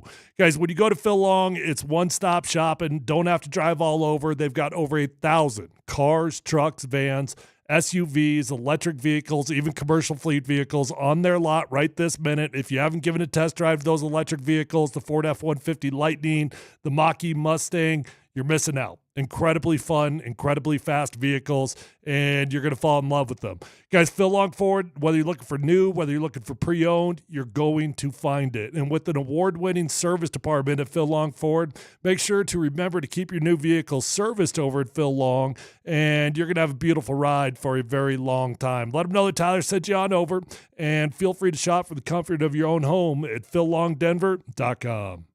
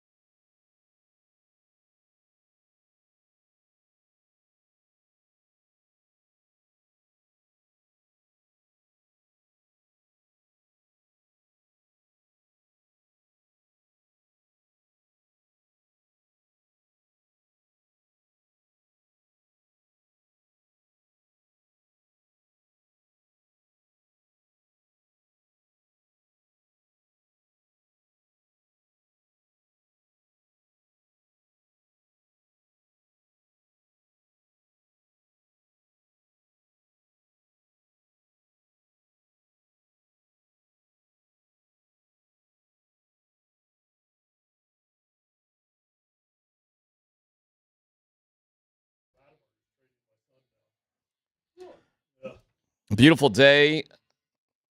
Get to the Nuggets as they're taking on Anthony Edwards down at Ball Arena tonight. Stupid hockey game last night. Just dumb. Glad the Avs got a point. The whole thing was stupid. Landing at 4 o'clock in the morning, playing that later that day. Dumb Minnesota overtime. Just the whole thing was just stupid. But the boys are up in Calgary, and they got a couple days off. They play Friday before we have the monster of all regular season games on Sunday. After Mikko gets taken out to dinner and straightened out by Gabe Landeskog and Nathan McKinnon. According to Gabe. So they don't play Calgary to win? Friday. And they stayed up there from... I think they stayed over in Minnesota tonight, and because I was watching the morning show and Moj had a skedaddle, so he was on for a little bit before they hopped on the plane to Calgary. So then you're going to be in Calgary. I don't even know what today is. Today's Wednesday. Today's Wednesday. So Wednesday, Thursday. And then What are you doing Friday. tonight? You on radio tonight? Nope, TV. Oh, it's an ESPN. See, I'm always confused with the ESPN games. ESPN usually doesn't black us out. No. It's just TNT and ABC. But National game. But Here we go. sometimes ESPN blacks out. No, just And never a black shout? Just ABC or TNT. Oh, ABC. Okay. All right. Okay. Feels like the same thing. But it's an 8 o'clock start. Yep. Ryan Clark said the Niners should trade Christian McCaffrey. I believe he's available. Do you? I think heck yeah. The 49ers are SOL. And Kyle Shanahan must have one hell of a promise from that owner on job security. They've gotten rid of 10 starters. That's crazy. Arguably 11 or 12 if you talk about heavy rotation guys. 10 stars. So they've gotten rid of half their team, and they are absolutely just resetting. So this will be fun to watch. I bet they're still competitive. But how much time was Kyle promised to be able to reset the team like this? No idea. Man, Christian's only 28, man. He'll be 29 June 7th. Yeah, but he's about 36, 35 in Football years. NFL dog years. Would you want to see Christian here on the Broncos? With tendonitis in his Achilles. Here is what Ryan Clark said. I would absolutely trade Christian McCaffrey, and I would try to get as much as I could possibly get for him. When you look at what Kyle Shanahan has been able to do, it's run the football. And I know we thought last year they missed some of the things with the versatility of Christian McCaffrey, but when you trade Juszczyk, you let some of that versatility go. You let some of the things you can do formationally go. And so why not change your entire philosophy from thinking about Christian McCaffrey as this Swiss Army knife, getting pieces for him and allowing guys like Ricky Pearsall to touch the football more with running the football and doing different things on quick screens, adding other players based on the assets that you can get for. And it goes like that. By the way, I'm just looking this up. Christian and his wife expecting a baby. Yep. Oh, good. That just came out a couple days ago. Look at that. Congratulations. That's going to be a pretty baby. Oh, Ed and Lisa. Grandparents. Lisa, grandparents. Lisa. Wow. Man, that is another one of like, oh boy, I'm feeling old. I mean, look, if you could trade for Christian and ask the 49ers to absorb a huge part of that salary, sure, let's go. I'm down with that. Keep in mind, in 2027, he's going to make $17 million. That's a lot of money. Would you rather try to trade for him or trade for George Kittle? I am way too biased here. I would love to have Christian McCaffrey on the Denver Broncos. See, I'm worried more about that leg and being a running back. I got me you. too. But Me the sentimentality and just sort of the story of Christian being a Bronco. I want to win. Yeah, I'm a sucker for a story.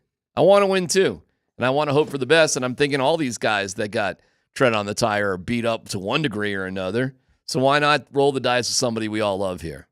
It would just be too good just to get a little snippet of that. He's got a cap hit of $22 million this year, or dead cap hit, I should say, for the 49ers. But the actual cap hit itself is only 9.4. So they're stuck. I mean, they would have to pay double just to get rid of him. Kittle's got a contract of 22, dead cap of 20. God, what a mess, John Lynch. 13-6 next year, From 13-6. I don't know. Like I don't know if it was a mess. I don't know if it was a mess at all. You went to the Super Bowl twice in 4 years. Is that a mess? Nope, that's awesome. It's No, a mess. what it It's a is- mess now. what- It's a what- mess I now. mean, it's 'cause a bummer it didn't pay off, Right. right? Like it damn sure wasn't a mess for the Rams. That worked. And matter of fact, they stayed competitive afterwards, even after they reset. I don't think you can look at what the 49ers did and be like, wow, you idiots. It's a fair question. Look what happened to the Broncos after they won a Super Bowl. I mean, that was a mess too, I guess, right? I mean, it's hard. It's hard to keep it going. No doubt about it. And the Niners are at least competitive. Maybe it's inevitable. It is a mess. I mean, to your point, they're in a mess. They're in a mess. I wouldn't classify it as like, wow, they were fools to do what they did. No, I didn't mean it that way. They did what it took to win, and now you got to pay the piper at some point. The Chiefs restructured DJ Jones and Patrick Mahomes today, and they've cleared up $49 million worth of space. How about that? DJ Jones plays for the Broncos. Not DJ Jones, Chris Jones, sorry. But they already have that money committed to a bunch of other guys. They needed to do that in order to keep the boat, steaming forward. And Mahomes, and Chris Jones will all get their money. They'll just get it a little bit later on. So they're going to, I heard an interesting conversation this morning listening to the boys. They were like, which winner of a division is most likely to fall the furthest this next year? And my first instinct was the Chiefs this year. My first instinct was the Chiefs of all the other division winners. Bills are going to be okay. Texans are going to be okay. You know who lost? Eagles are going to be okay. Well, I was just about to bring it. I don't know if you've been watching what's happened to the Eagles. They've lost a boatload. Where have they lost their talent at? I'll find you all the players. They just traded C.J. Gardner. Mm-hmm. Let me get a list for you. You think they're going to be – well, that is an interesting division because look at what Washington's doing. So you might be right. I mean, Washington could sneak up and get that division. They could. What about the Lions? I think the Lions are going to be okay. Plus, you lost both coordinators, didn't you? You lost both coordinators, but you still got the core of your team. You did lose both coordinators. Like, how good is the Dan Campbell rah-rah stuff? And I don't even know if they've replaced those guys or not. I have no idea what they've done there. It's a good question. One of the offensive guy was in-house, wasn't he? Or was it the defensive guy for Detroit? Who they hired? Not sure. Maybe both. I think the Chiefs could take a nosedive this year, man. I really do. I think a lot of those close games that they won last year, they could end up losing. And I know people have been predicting the failure of the Chiefs for a while. But, boy, is it set up to take a bite out of them. So the Eagles lost Milton Williams, Josh Sweat, Isaiah Rodgers, Oren Brooks, and C.J. Gardner. Okay. None of their offensive Most of weapons. that's all defense. Yeah. But their defense was great. Well, you just lost 6 dudes. You think Justin Simmons lands on the Eagles? I think I don't know what their safety situation is, but it makes a whole lot of sense. Reunite with Vic. Yeah. I think he's trying to hustle to get that done. Christian on the Broncos, though. Come on, man. No. Come when he was available at Carolina, Come I on. was all in when he was available at Carolina. You think he's too beat up at 20? I don't know. Look at the number of carries. It's not it's not just that. You got to understand what's going on in both of his legs. He's got Achilles tendonitis in both legs. That is something that he's going to manage the rest of his career. Do you think he's washed? Washed isn't the question. When one goes, boing. Yeah. Okay. No, I don't think Chris. Do I think if he can get healthy, do I think he can play ball? Hell yeah. Do I trust him to be able to stay healthy? Unfortunately, not. If they were going to trade him or do something, wouldn't they have been shaking that tree, though? Wouldn't we have heard that? I think everybody's available. Or you think they're just dumping everybody left and right? You make a good offer to anybody. I literally don't think there's a dude on that team that's not available. What do you think their record's this year? I have no clue. You think man. they really fall apart? Like it's bottom of the barrel stuff? Look, well, we know this. Let's say they get rid of Christian McCaffrey.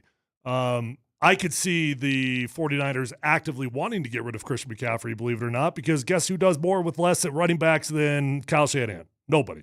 Nobody can do more with a 6-rounder than Kyle Shanahan can at running back. And we saw it this year. We saw it when Christian was out, right? So I don't know how to predict it. I mean, I'd be shocked if Kyle Shanahan didn't have at least a 500 football team.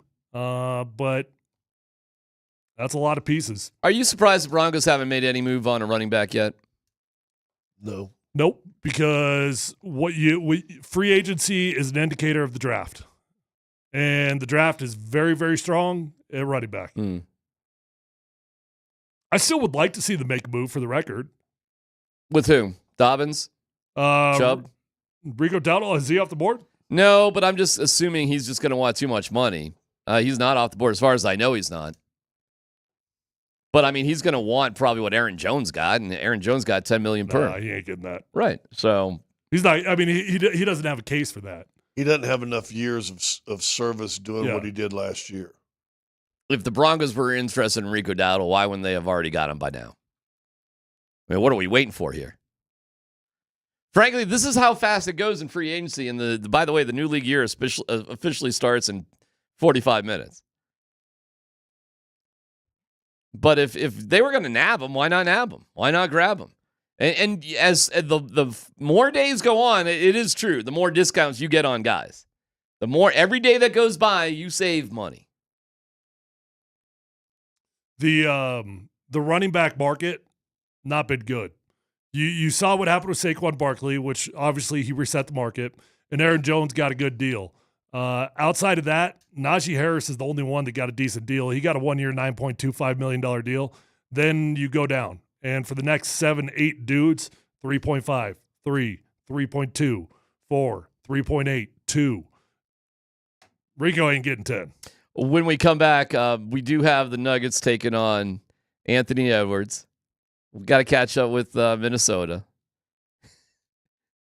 Is that our biggest rival? Is it Minnesota? I don't know. I mean, they beat you in the playoffs, and then who's the last team to beat you in the playoffs? Who's the last team to beat the Avs in the playoffs? And what are we talking about coming up on Sunday? Yeah. All right. We'll get to that coming up next.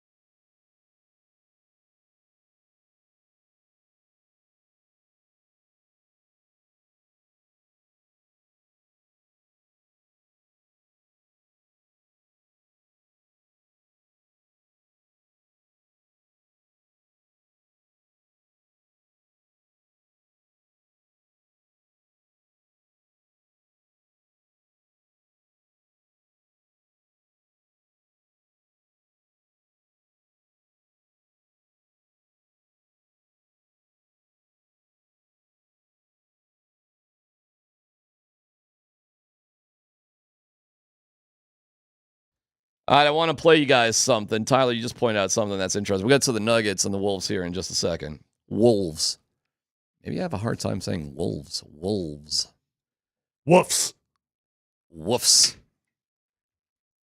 What do you got there, Dan? Let's hear from ESPN and Adam Schefter, our guy, who will join us tomorrow at 1:35 or 1:40 or so. So almost 24 hours from now, Adam Schefter will be with us. But he was on ESPN. Go ahead, Dan. Roll that. Okay, but let's talk a little bit more about the Giants because you said that Aaron Rodgers is also their number one. So where exactly are they in the pursuit for Aaron Rodgers? They're waiting to hear. Everybody's waiting to hear. He has not communicated to either team what his timeline is, what his preference is. Nobody knows. And so the Giants, like the Steelers, they're in a holding pattern right now. And the hard thing about this is they have only one quarterback under contract. That's Tommy DeVito right now. Oh, my God. And the Giants need to come up with an upgrade somehow, some way. They're waiting on Aaron Rodgers. They're interested in Russell Wilson as well. And so if Aaron Rodgers were to take the chair in Pittsburgh, that would leave Russell Wilson, presumably, with the option of taking the chair in New York with the Giants. But again, I don't believe that would be the only option for Russell. So I think there's going to be other options out there. And we'll see how that works out. Okay. That is so fun. So, yes, you're right. Like, you can't hear anything official. But if Aaron Rodgers was, you could hear, he could make agreements with teams. He could figure it out, if he wanted to. Aaron Rodgers. But he might be in a dark house somewhere on some ayahuasca. You are correct, sir. Yes, you are correct. It's pretty fascinating, though. I mean, you've just got a couple quarterbacks left. You got a couple teams left. And it's just a carousel. You got Russell Wilson, you got Aaron Rodgers, and you got about 3 teams all want a quarterback. So they're all waiting on Aaron. It's clear who QB1 is that's left, right? Aaron Rodgers is QB1. And there's like 3 teams that want him. Yep. That's enough. That's enough to get a little bidding war, and that's enough. That's plenty. So he's just taking his time. So let's talk this through. So funny. You're Aaron Rodgers. Yeah. What's more appealing to you, the Pittsburgh Steelers or the Minnesota Vikings? I could hear the argument for the Vikings being a more competitive team, right? In terms of winning the Super Bowl. But, man, that seems like a disaster for Kevin O'Connell. A quarterback whisperer, a dude that's done it with young guys. Insane idea. If I'm Aaron Rodgers, I'm all about Mike Tomlin. This isn't even a question. Well, who does he think he can control more? I think Mike Tomlin, honestly. I actually agree with Tyler. I think Kevin O'Connell would be harder to control. Yes. I think he probably is a better quarterback coach than Tomlin, but I agree. I think you go to Pittsburgh and you're just ruling everything. It's your team. And Tomlin just comes in, hey, whatever you do, just get to 500. Tomlin's not an offensive. Get to 9 wins. He ain't a quarterback guy, Tomlin. They got DK Metcalf and they got George Pickens. They got a couple personalities there, man. I think you're right. I think he goes to Frankly, I think he goes to the Giants and he can do whatever he wants. Yeah, but why would he want to go to the Giants? I have no idea why he would want to do that. Unless he just wants to keep his lease. Right. I have no clue why Aaron Rodgers would want to go to the Giants. I think is silly. The team that he could probably... Although he is a pretty spiteful dude. Right. Staying in the same stadium. And get to the postseason. No, hold on, though. If you're right, he is a spiteful dude. So what's the best place to go for spite? Well, that'd be Minnesota. Why? You're in the same division as the Packers. Well, but I don't think he thinks about the Packers anymore. Yeah, this is the Jets. Yeah.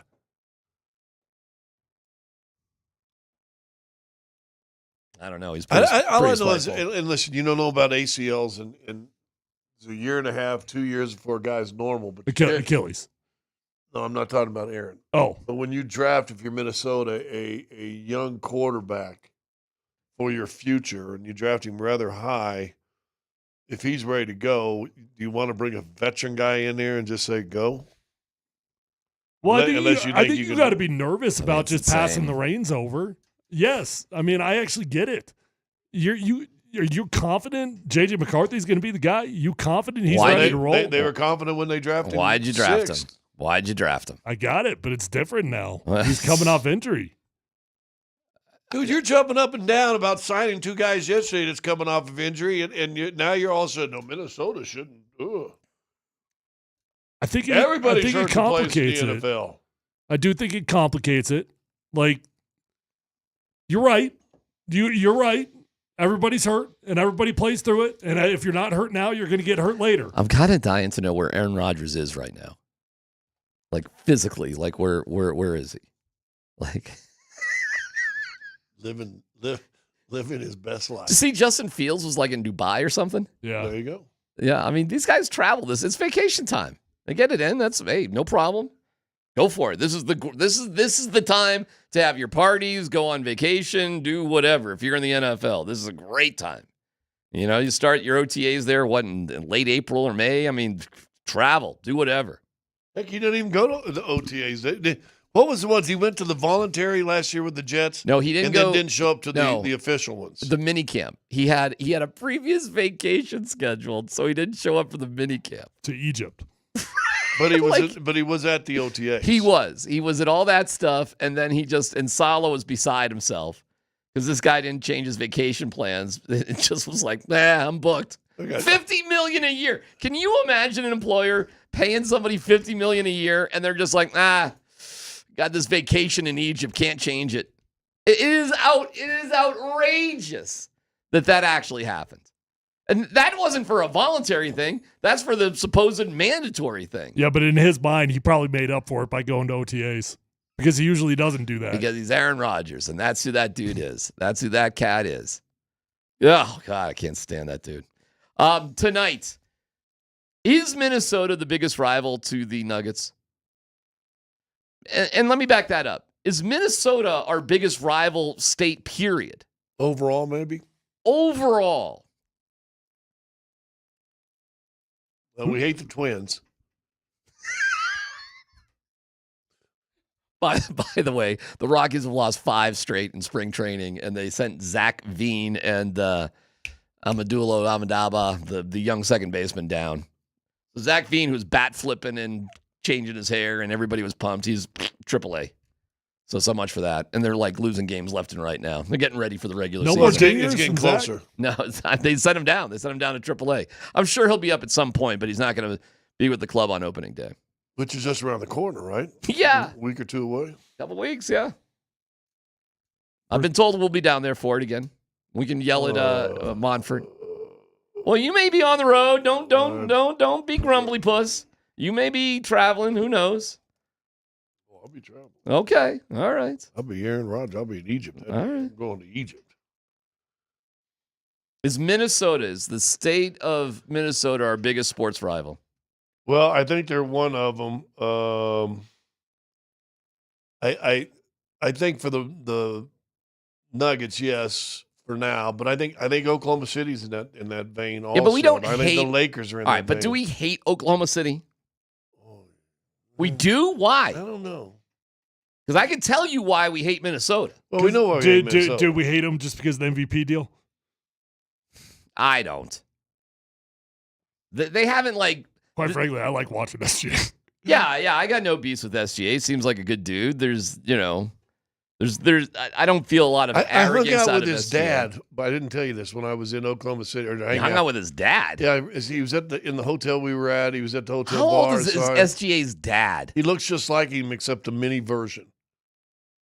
Skinny, probably about 6 inches, 5 inches shorter. How'd you know it was his dad? Well, when I saw him Sunday, after the game, he's taking pictures of his fan. I go, dude, that dude looks just like SGA. Can I ask you a dumb question? Yeah. Is he Gilgeous or is he Alexander? That's a good question. I would assume he would be the Gilgeous. Is that how it goes? But I think so. I think so. So if you take both names of your parents, listen, I'm assuming he took both names of his parents. I really don't know the answer to that either. Well, if they're Canadian, it could be French. Hold on. You think the name is Gilgeous Alexander? Well, it could be. Like that's just your name? Your name is Gilgeous Alexander? Like it's one word? What about St. Pierre? It's Von Alexander. So Gilgeous is his mom? I'm asking all sorts of dumb questions here. Who's Gilgis then? You're hanging out with Van Alexander. Who the hell's who's Gilgis? I don't know. But and then we saw him before going on the bus. I could talk to him the night before. Charmaine. All right, so that's his mom? Oh, she is Canadian. Is she Canadian? Yeah, that's why he's Oh, playing. he's from Canada, right, of course. All right. Anyway, met him. He has to take a picture with me. What? Yeah, Why? I have no idea. Because he's a big deal. Really? Yeah, I took a picture with Can I get a picture of you? Yeah. He goes, Scott, come on, take a picture. I said, okay. How did you know it was SGA's dad? Well, one, he looked like him. Then he was at the hotel bar after the game, Uh-huh. and it was actually Christian's parents were talking to him. He goes, Scott, come meet Shay's dad. And so. Oh, okay. So you got an introduction. Yeah. So you're hanging out with Christian's parents, too? Yeah, I did a little bit, too. Yeah, I did. What other stories you got there? I did for a little bit. Yeah? Yeah. How's Christian's mom and dad doing? He's doing wonderful. They're good? Yeah. The dad's a doctor. Uh-huh. And was telling about a wife. I guess the wife was just stud All-American basketball Well, player. that supposedly is Christian's whole thing, that his mom is tougher on him than his dad. That was his whole rap. I asked her, how'd you do against Caitlin? He goes, oh, we're friends with Caitlin. Here's the news for you. He goes, Caitlin texted Christian the other day. We've known her since she was blah, blah, blah, blah. I said, oh, okay. I said, okay, one-on-one, your prime, her prime, who's winning? She goes, oh, I'm just taking her to the block. I said, I'm not getting a shooting contest. Wait, he goes, I'm not getting a shooting contest with her. But Christian's mom got a little... She's probably 6 foot, 6'1". Oh, all right. So, because Caitlin Clark is kind of skinny. Well, so was Lisa. Okay. We're on a first name? Yeah. Okay. All right. But I thought it was funny. He goes, yeah, I just take her on the block. I went, good for you. Is Rudy going tonight? Who's going tonight? Who's playing tonight? Who's active here tonight? What's going on here? So I heard Rudy might be out. I just think the history with Minnesota is such, getting eliminated last year, the year before the chair incident. There's been a lot of, you got some cross-mingulation with the coaches there, obviously. Well, coaches and then their GM. The GM stuff, yeah. It's really been a hot minute for the Wild, though. If we're being honest, how long has it been since that was like a deal? Well, they've knocked you out of the playoffs once or twice. Once for sure. But, like Andy said last night, he don't like Dallas. He don't like Minnesota. He don't like Vegas. He's going off all day. I'm like, well, that sounds more like said, hockey. I still hate, well, he's talking about hockey, but you said the state, because I hate Detroit. That's, okay, history. But he's not naming all the teams that knocked the Avs out of the playoffs the last few years. I think Minnesota with the Wilds and the Wolves are the two most like up yours teams that we face on a regular basis. The Stars, to me, we'll see. It's going to get that way. Maybe it does become Dallas. Maybe it does. Maybe it already is. We'll see on Sunday with the Avs and the Stars. See how that goes. Do Nuggets fans hate Anthony Edwards? Oh, I don't think so. He's a little brass. He's brash. He's getting hated on by America right now for off the court stuff. Mm-hmm. So we don't hate Anthony Edwards. Do we hate Rudy Gobert? Oh yeah. Yep. Okay, so we hate Rudy. Yep. And Rudy is questionable for tonight. He's the only one on the report, though, right? Yeah. And the Nuggets are. You got Gordon. Well, Malone said after the game in Oklahoma City, Gordon will probably miss a couple games. Well, he already has missed a couple games. Well, he missed part of one and the second one. Right. And Joker and Murray are both on the report too. Day to day, they're listed. Aren't we all? Just ask Kyle Shanahan. Aren't we just all day to day? I don't even know if he's going to be alive tomorrow. Let's go. How much does this game matter tonight? It matters because you got 17 games left or something like that, right? Mm-hmm. It is a division team. You got to stack. You got to stack W's on the left side of the ledger. You got to stay away from the L's. You got to get as many on the left.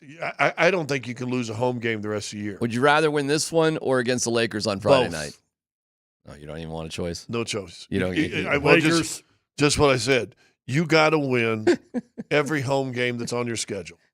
Period. You don't want to play my reindeer games? No, I ain't playing your. You got to win every game. Tyler, you want to play my reindeer games? Lakers. Rather beat the Lakers? Yes.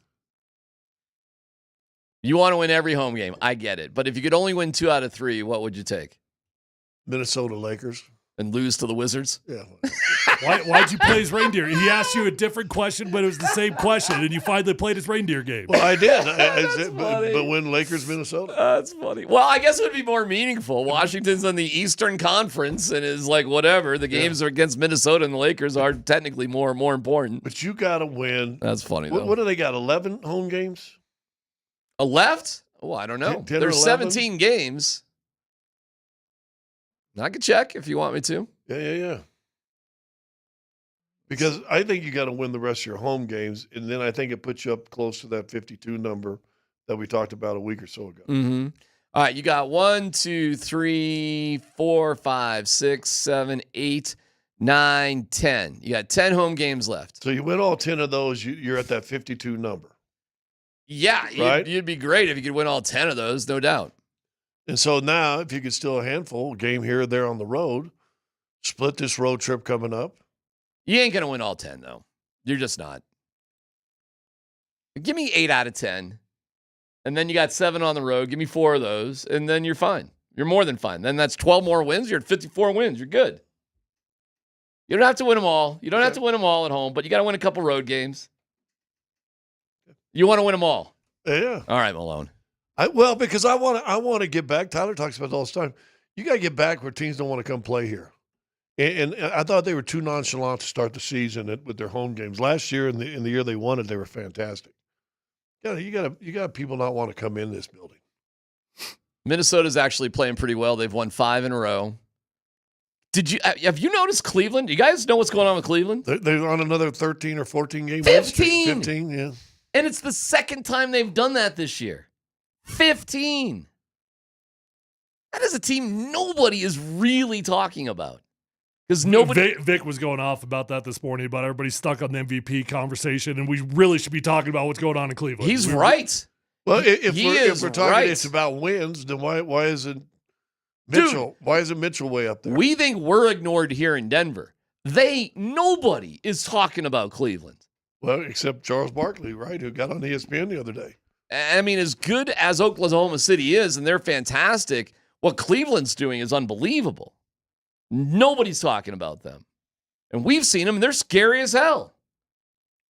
I think that's a terrible matchup for the Nuggets. I would way rather, this is going to sound crazy, I would way rather play Boston than Cleveland. Oh, I would too. Cleveland is a nightmare for the Nuggets. They just sit outside. They're tall and long. They can all stroke threes. They can score off the bench like nobody's business, and they got a great floor leader in Donovan Mitchell. Now, as great as they are winning 15 in a row, they've still only got 2 games ahead of Oklahoma City. Yeah, well, whatever. So, I mean, Oklahoma City's pretty good. Oklahoma City's good, too. But look what Cleveland is at home, 30-4. It's unbelievable. It's unbelievable what they've done. All right, no dumb questions on Twitch, on YouTube, on the text line. We'll get there next.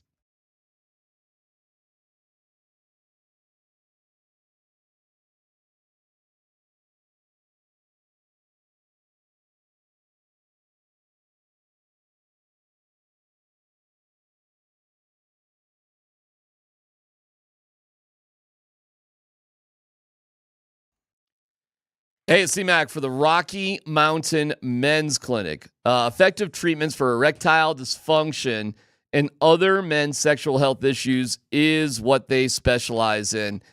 And if you want to return intimacy to your relationship, the Rocky Mountain Men's Clinic is there for you. If you remember the first time you failed to perform in the bedroom, it could be painful. Maybe you just laughed it off. No biggie. It happens again. Okay, now you got a problem. And if you just are going through the motions with a mediocre sex life, the Rocky Mountain Men's Clinic can get you back in the game. They've got treatments with success rates well over 90%. Some treatments can even have you last an hour or more. They've served the Front Range of Colorado for nearly a decade, successfully treating tens of thousands of men. So schedule a consult today. That initial visit's only $99, includes a medical consult with a Colorado licensed medical provider, a T and a PSA test. If advised, a test dose. If that doesn't work in the office, your visit is free. And they got an expert staff. If you're like a lot of men, you could be having sex the day after your appointment. So check them out. Fort Collins, North Denver, Central Denver, Castle Rock, and Colorado Springs. They're there for you at 720-440-7900 or visit RockyMountainMen'sClinic.com. No dumb questions coming up next.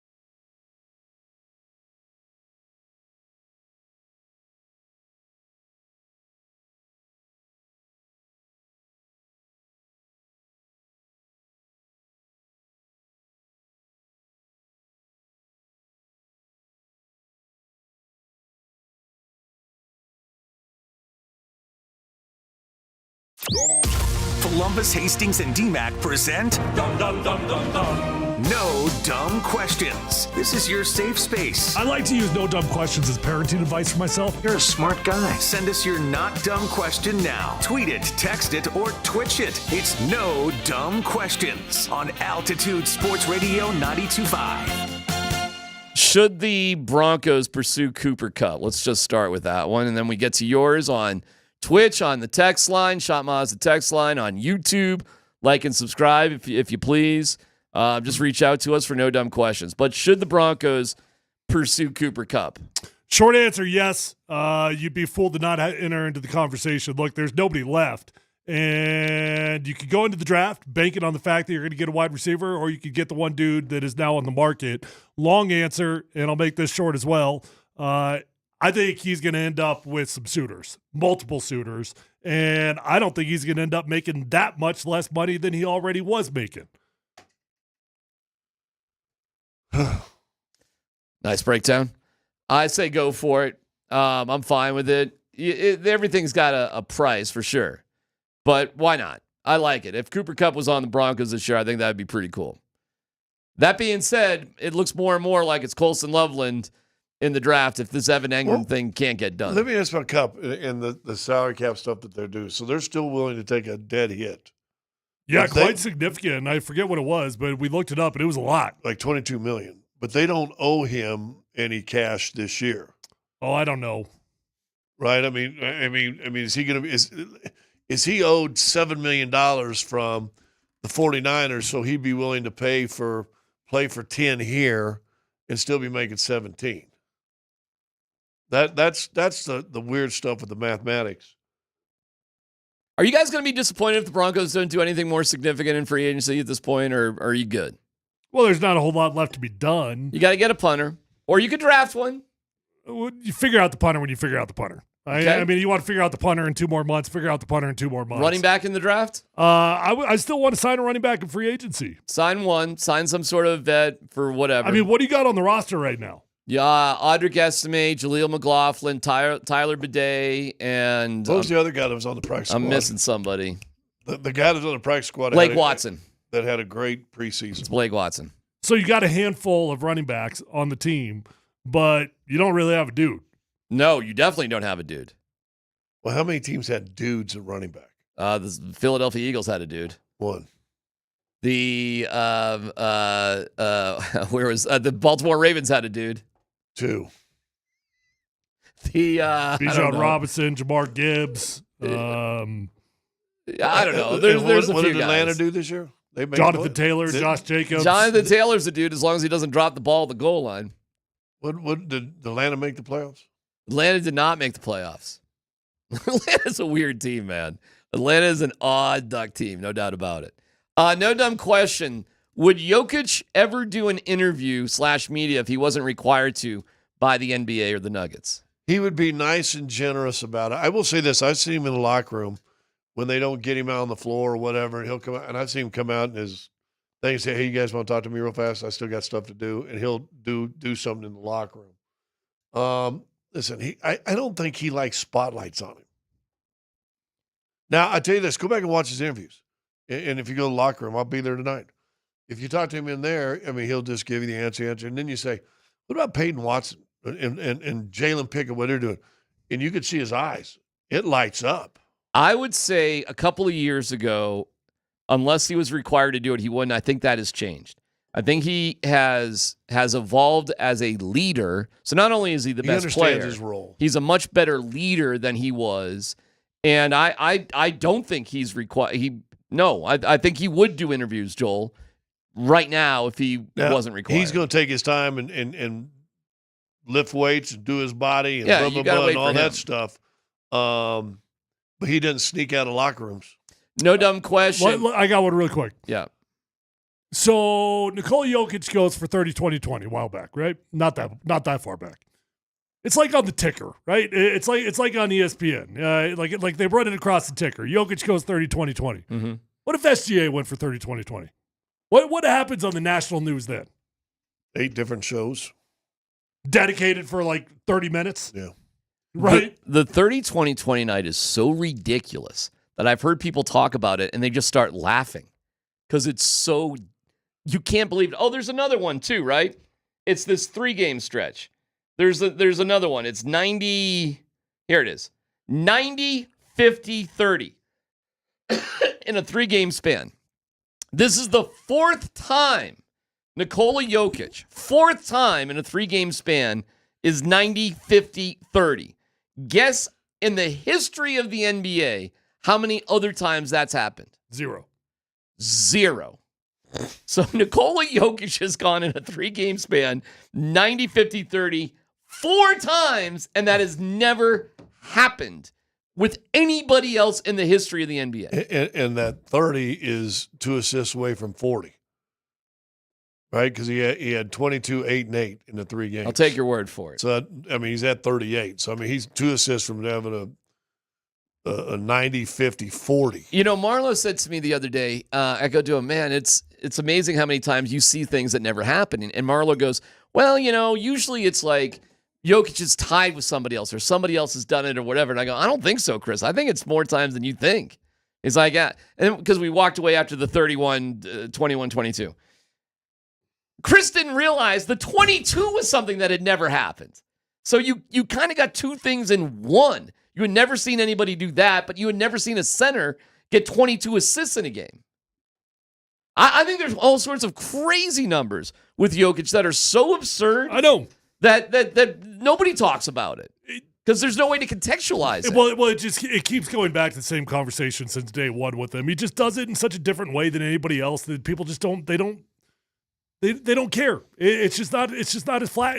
30-20-20 is not flashy with Nikola Jokic. Well, it doesn't feel that way. Shout out to our guy Shannon Sharp, who said I could outjump Nikola Jokic right now by a mile, and I recognize that he's the best player on earth. And it is funny whenever you hear players though talk about Jokic, they always give him his due. Which wasn't like that 4 years ago, because I think when he won his first MVP, I think it was still. Well, this is a gimmick. This was accidental. No way. In fact, remember that first year he started, he had a great year, and they go, yeah, let's see what he can do it in the playoffs. And then he even got better in the playoffs. You come up with another question, no dumb question. Is voter fatigue reasonable in voting for somebody else for MVP?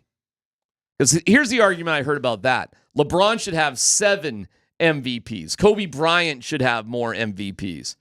I've just heard that. There's probably some truth to that.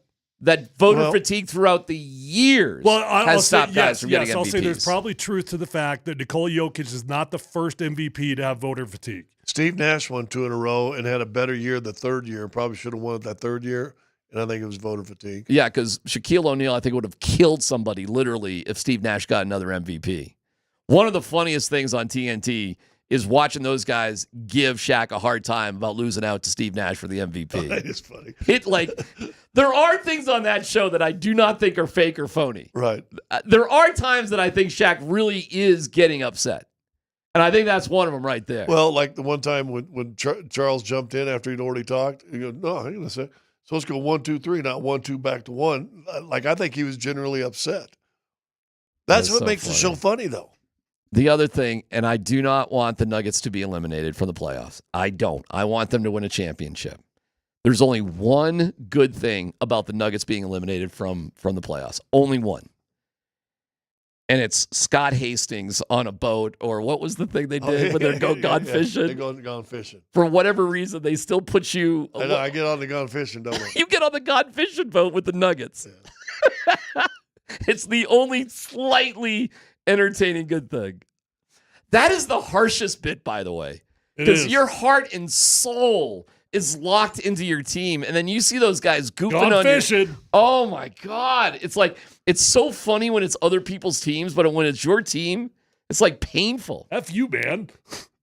Yeah, the first time I saw it, I was like, oh man, oh, and then it got funnier and funnier because they kept making funny sticks out of it. But then they're putting you on the boat. I got on the boat. One thing about being knocked out, and that's it. And it's a small thing. I'll sacrifice my moment. Get on the TNT boat if they can win one. Big question of the day next.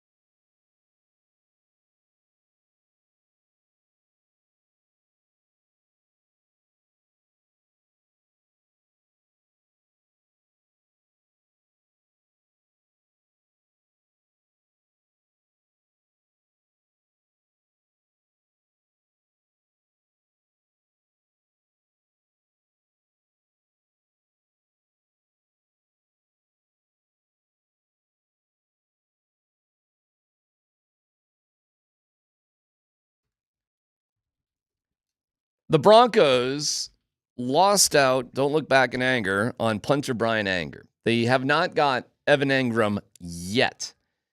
They did pick up a special teams ace in Trent Sherfield. We haven't heard anything about a running back. Of course, they got Greenlaw. By the way, I heard that Hufango goes by Huff. Like a coach says Huff is, we just call him Huff.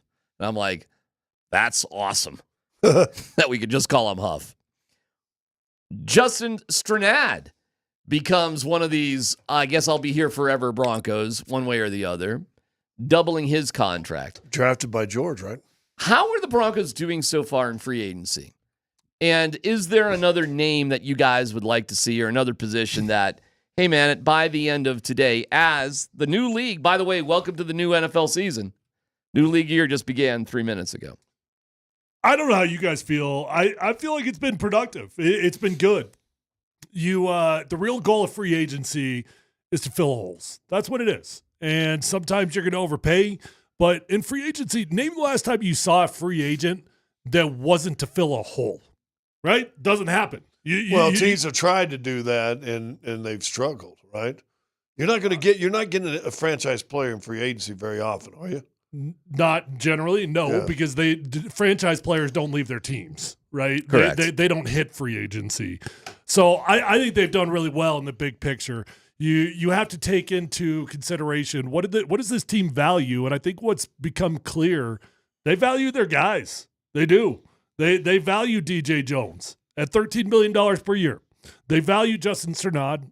They value. They're going to have to figure out their three guys that are left, which is a big deal. Mm-hmm. Let's not discount the fact they got to figure out Cortland Sutton, Nick Benito, and Zach Allen. I don't think they can do all three of them. They might be able to do 2 out of 3. And now they got to figure that out. So you filled the 2 biggest holes on defense: safety, linebacker. I'd call that success. Feels okay to me. In fact, free agency to me, that's why I've compared it to the bar shutting down at 2 a.m. because you kind of look back and you're like, is that a good decision? And sometimes it is and sometimes it's not. But it's never, and it goes by really fast.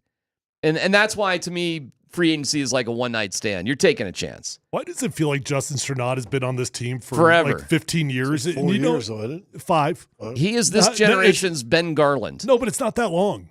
It really hasn't been that long, and it feels like he's been here for a century. Well, Garland felt like he was here forever, too. And you're like, oh. It was only like 3 or 4 years, though. Garland was weird, man, because he was he had some service duty, and I think wasn't COVID in there. I don't know. Ben was just kind of always there. He switched positions. To Atlanta and played. He did. Yeah. Yep. I actually played with him briefly in Atlanta. Wasn't he starting in the Super Bowl?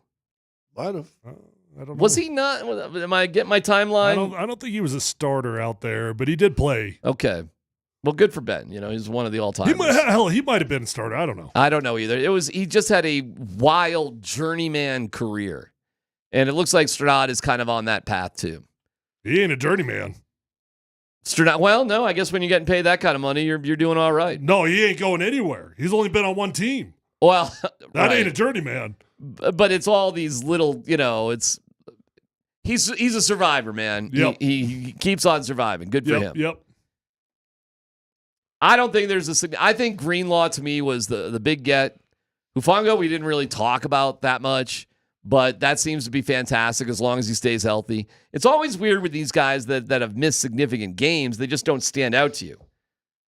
Nick Chubb is another guy out there as a running back, perhaps, but he's been beat up. They've all been beat up. Everybody's beat up. You guys are, Scott in particular was kind of a little bit hesitant about Christian, like what his future is going to be. Yeah, there's beat up and then there's worn down. And I think there's a difference there. I hope that we're wrong on Christian. I mean, look, we all love the McCaffrey family. Are you kidding me? I mean, couldn't have loved that family anymore. But it does feel like that dude is getting to the end. Well, running backs at that position, I read all up on Achilles tendonitis, and it don't get better unless you completely shut it down. And I mean, he tried to work to get it back this year. And like I said, I'm a doctor because I read WebMD. Right? Congratulations. Yeah, thank you. But it basically says you just got to rest.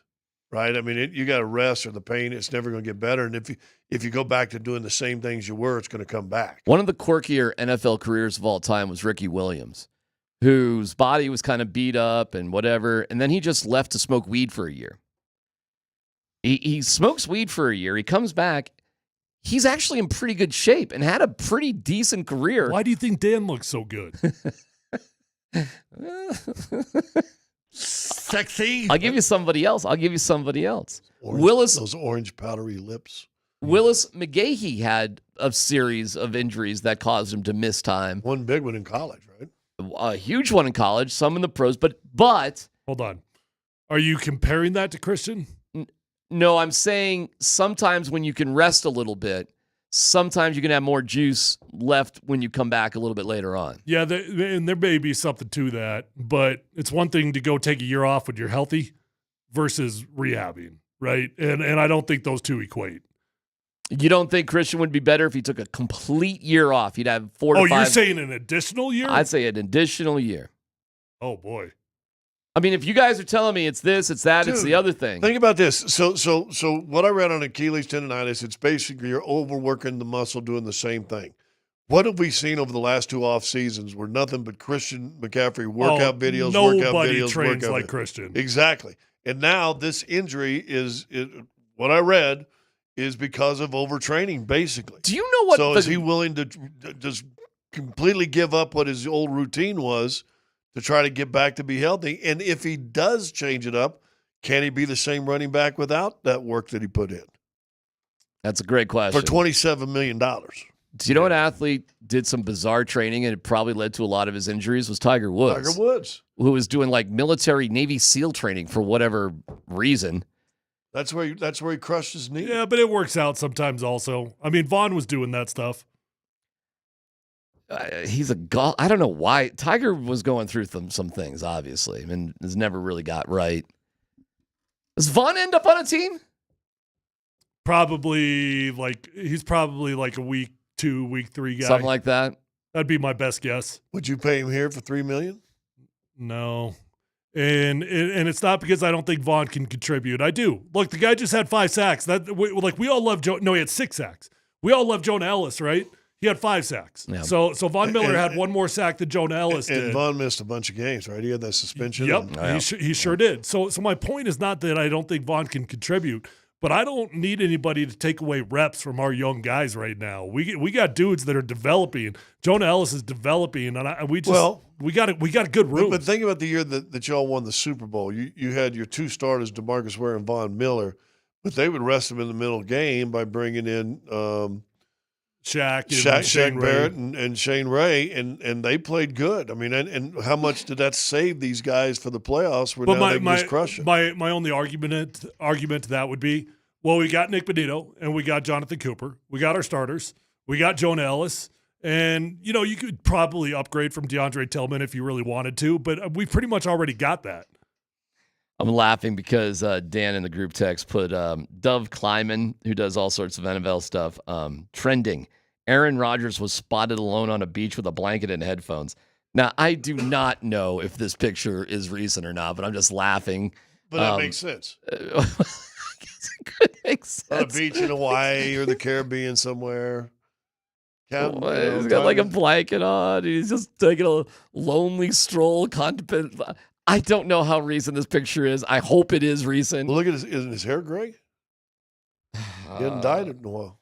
I don't know. I can't tell if this is a new or an old picture, but it's just kind of funny that Aaron Rodgers is, at this time when everybody's is there any athlete that loves to be the center of the universe more than Aaron Rodgers, man?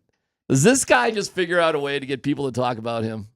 I don't hate Aaron like you do. I can't stand him. Oh my God. So if you don't ask him questions, he isn't in the center of the universe. And do you think he's walking right there doing that to be the center of the universe? I don't know. I think I have a hard time believing that's even a real picture. I'm thinking it's a goof. If it's real, it's real. I don't know, man. The guy's a trip. He is a trip. How does he not end up in Pittsburgh? Well, let me ask you, here's why he does. Minnesota is artificial turf. Does he want to, at 41, go play on artificial turf with the formerly torn Achilles and everything else. That's true. He was just doing it, but his heyday career was outdoors, natural grass, elements, weather. Aren't you going to get that in Pittsburgh? You seeing something? Dan, you want to play the sounder or what? Did you just? Oh, we got something big. All right, let's go. Oh, actually, I got the sounder too over here, man. I can do it as well. Is it about the Broncos or not? No. Sort of. Not really. Former Bronco. What's the story? Dan, go ahead. You said it. Adam Schefter is reporting that free agent quarterback Russell Wilson is scheduled to fly tonight to Cleveland to visit with the Browns tomorrow before being scheduled to fly to New York also tomorrow to visit with the Giants. Sorry, Giants on Friday. Wow, Browns. Trying to make sense out of that one. Didn't they just get Kenny Pickett? Am I wrong about that? For like a 6th rounder or something. They were just swapping out backup QBs. They swapped Dorian Thompson-Robinson for him. But Deshaun Watson's still there, right? Well, yes, but he ain't playing. Yeah, he ain't playing. I doubt He's he got plays all year. Because then he did just re-tear it too. Right. Like a month ago. Yeah. He ain't playing. That Achilles isn't going to be right by September, huh? No. He re-tore it like a month ago. No, I get it. I thought that was like more like a 6 to 8 month sort of deal. Well, if you listen to Aaron Rodgers, but that didn't work out very well for him, did it? That's fair. It'd be right. October's October. 8 months. All right. 9 months is November. And let's talk realistically, 12. So Russell Wilson is getting interviews with Cleveland and the Giants. Both teams who are probably going to draft a quarterback. Or, well, I don't know about Cleveland. Who knows what Cleveland's going to do? They could. Both could draft Shadur. Both of them. Possibly. Uh-oh, I need Broncos. Okay. Turn me Come on, let's go. No, you can't delay this thing. Let's go. Give me a louder horse. Give me more horses. What do you... Ian Rappaport, former Jaguars tight end Evan Engram, is signing with the Denver Broncos on a 2-year deal. Wow. All right. Per agent Mike McCartney. Wow, that's a huge one. That's a big one. That is a big one. Wow. No details of the contract? No details, just says two-year deal. Wow. Yeah. So, very cool. Okay, so he went out to the Chargers today. Yeah. Broncos probably got a little bit jealous. Yeah. They got a little jelly. Yeah. They upped the offer a little bit. Yeah. And they said, hey, you know what? You don't like LA that much anyways. Come on back here to Denver. Yeah. We took you to Shanahan's. They don't got Shanahan's out there in LA. No. Good. Wow, that is pretty cool, man. That means the Broncos likely, Tyler, got their 2 biggest targets. Likely. 3.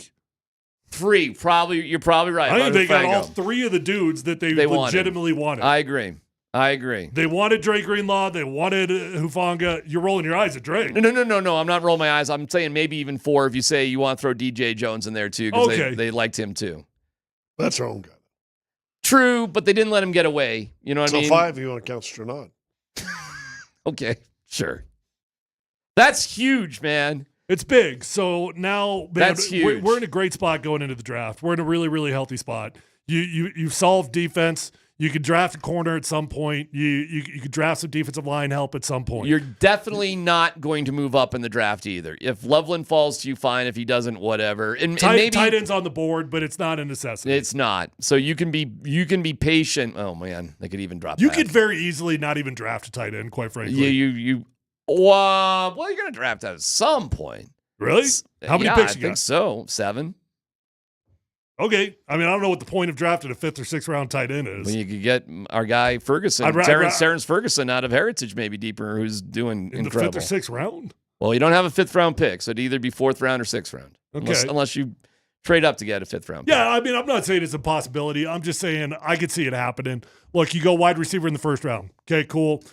We needed that. You go running back in the 2nd or 3rd round. You needed that. Now we got to start building our special teams. You draft wide receivers. You draft defensive backs. And you probably only got 1 or 2 picks left. You might want to draft a tackle to develop at some point. Not a whole lot of room Boy, left. I'm dying to find out some gossip on that one. Dude was here, wined and dined. Dude left. Well, it's just like recruiting. If you're getting recruited in Sean Payton college, did that. why you want to cut it off? You want to get free steaks in multiple places. Don't forget, Sean Payton kind of did that too, didn't he? He went in and flirted with Arizona while he was a candidate for the Broncos job as well. Good one. Get your free steaks, dog. Good one, man. Who are we talking from the Timberwolves at 2:30? What's our dude's name? Jim Peterson. One of your good friends, Jim Peterson, the Scott Hastings of Minnesota. We'll have him on at 2:30. Let's football go. Big news for the Broncos as they get Evan Engram. Wow. Nice job. It's PhD on 92.5.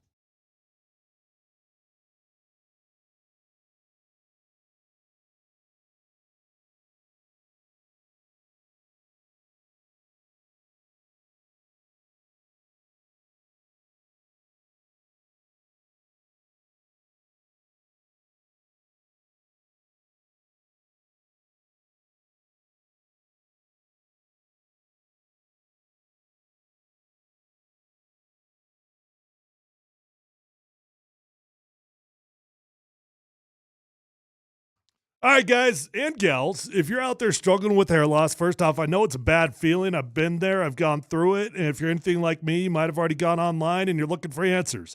You spent some money on the lotions, the pills, the creams, the potions. You're frustrated because nothing's working. At least it's not working the way you want it to. How about you just make a commitment to get your hair back by committing to call my friends at Advanced Hair Restoration?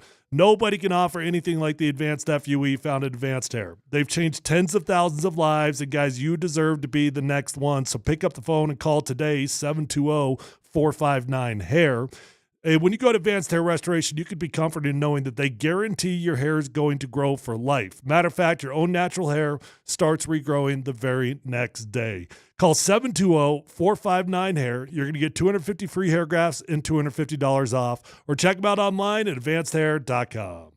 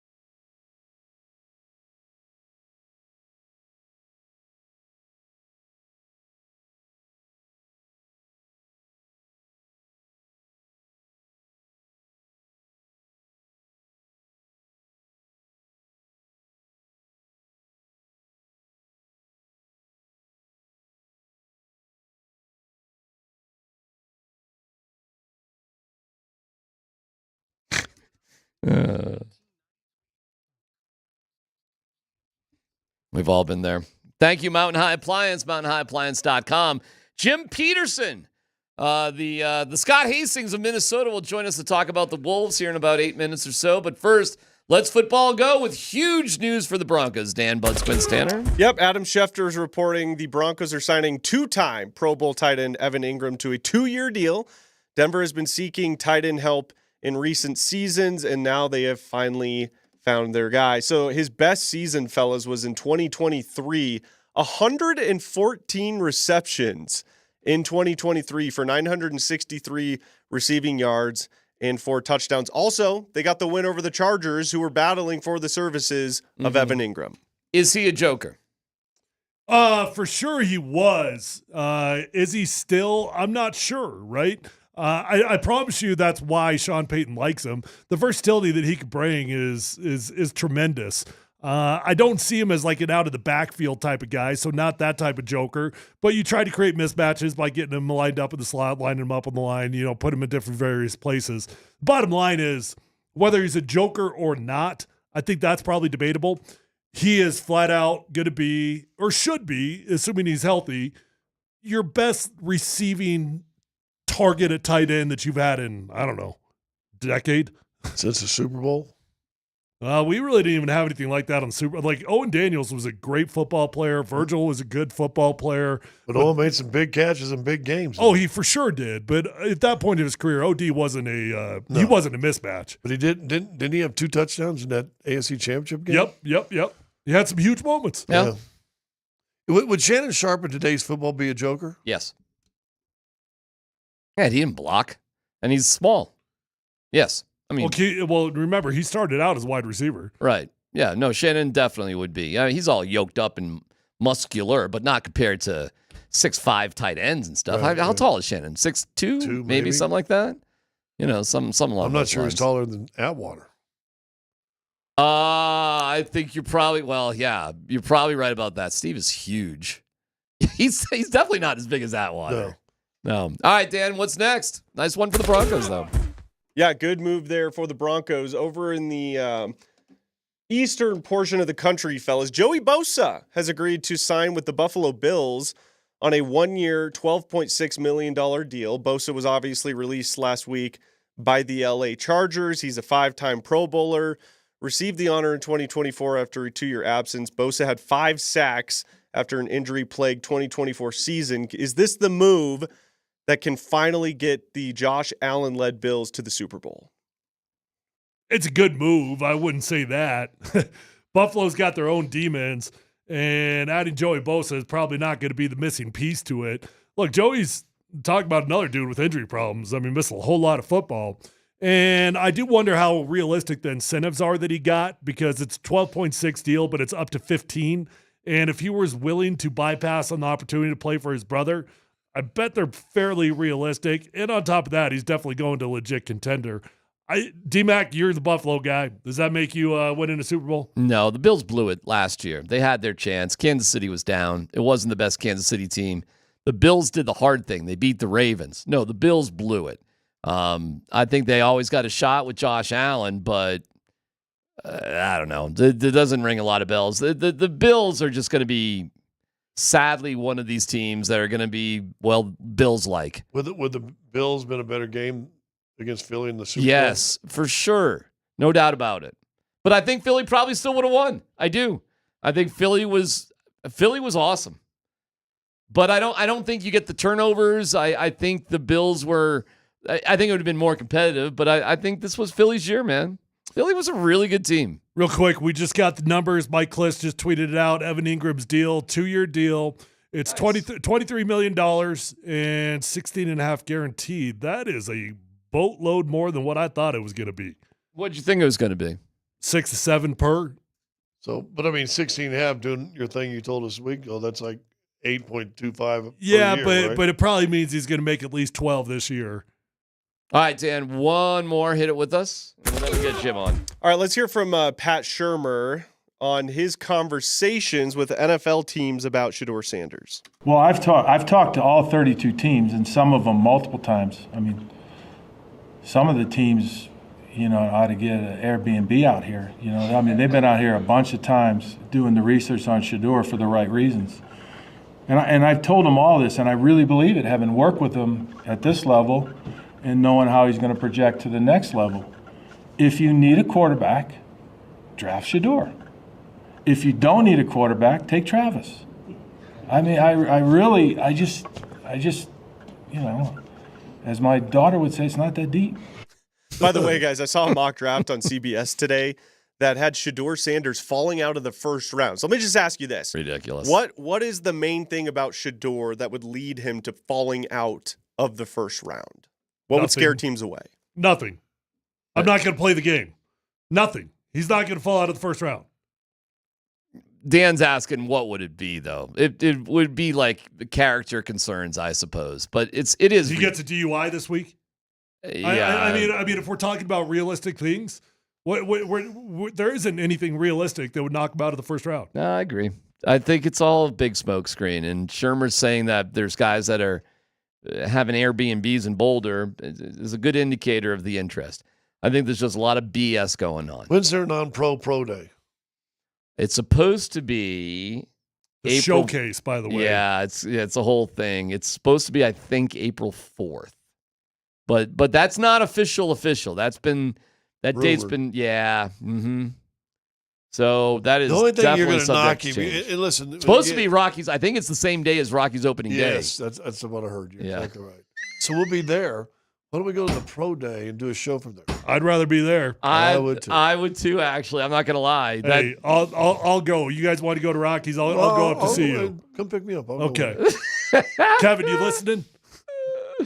You want me to hold things down in McGregor Square and hassle Dick Montfort as he walks by?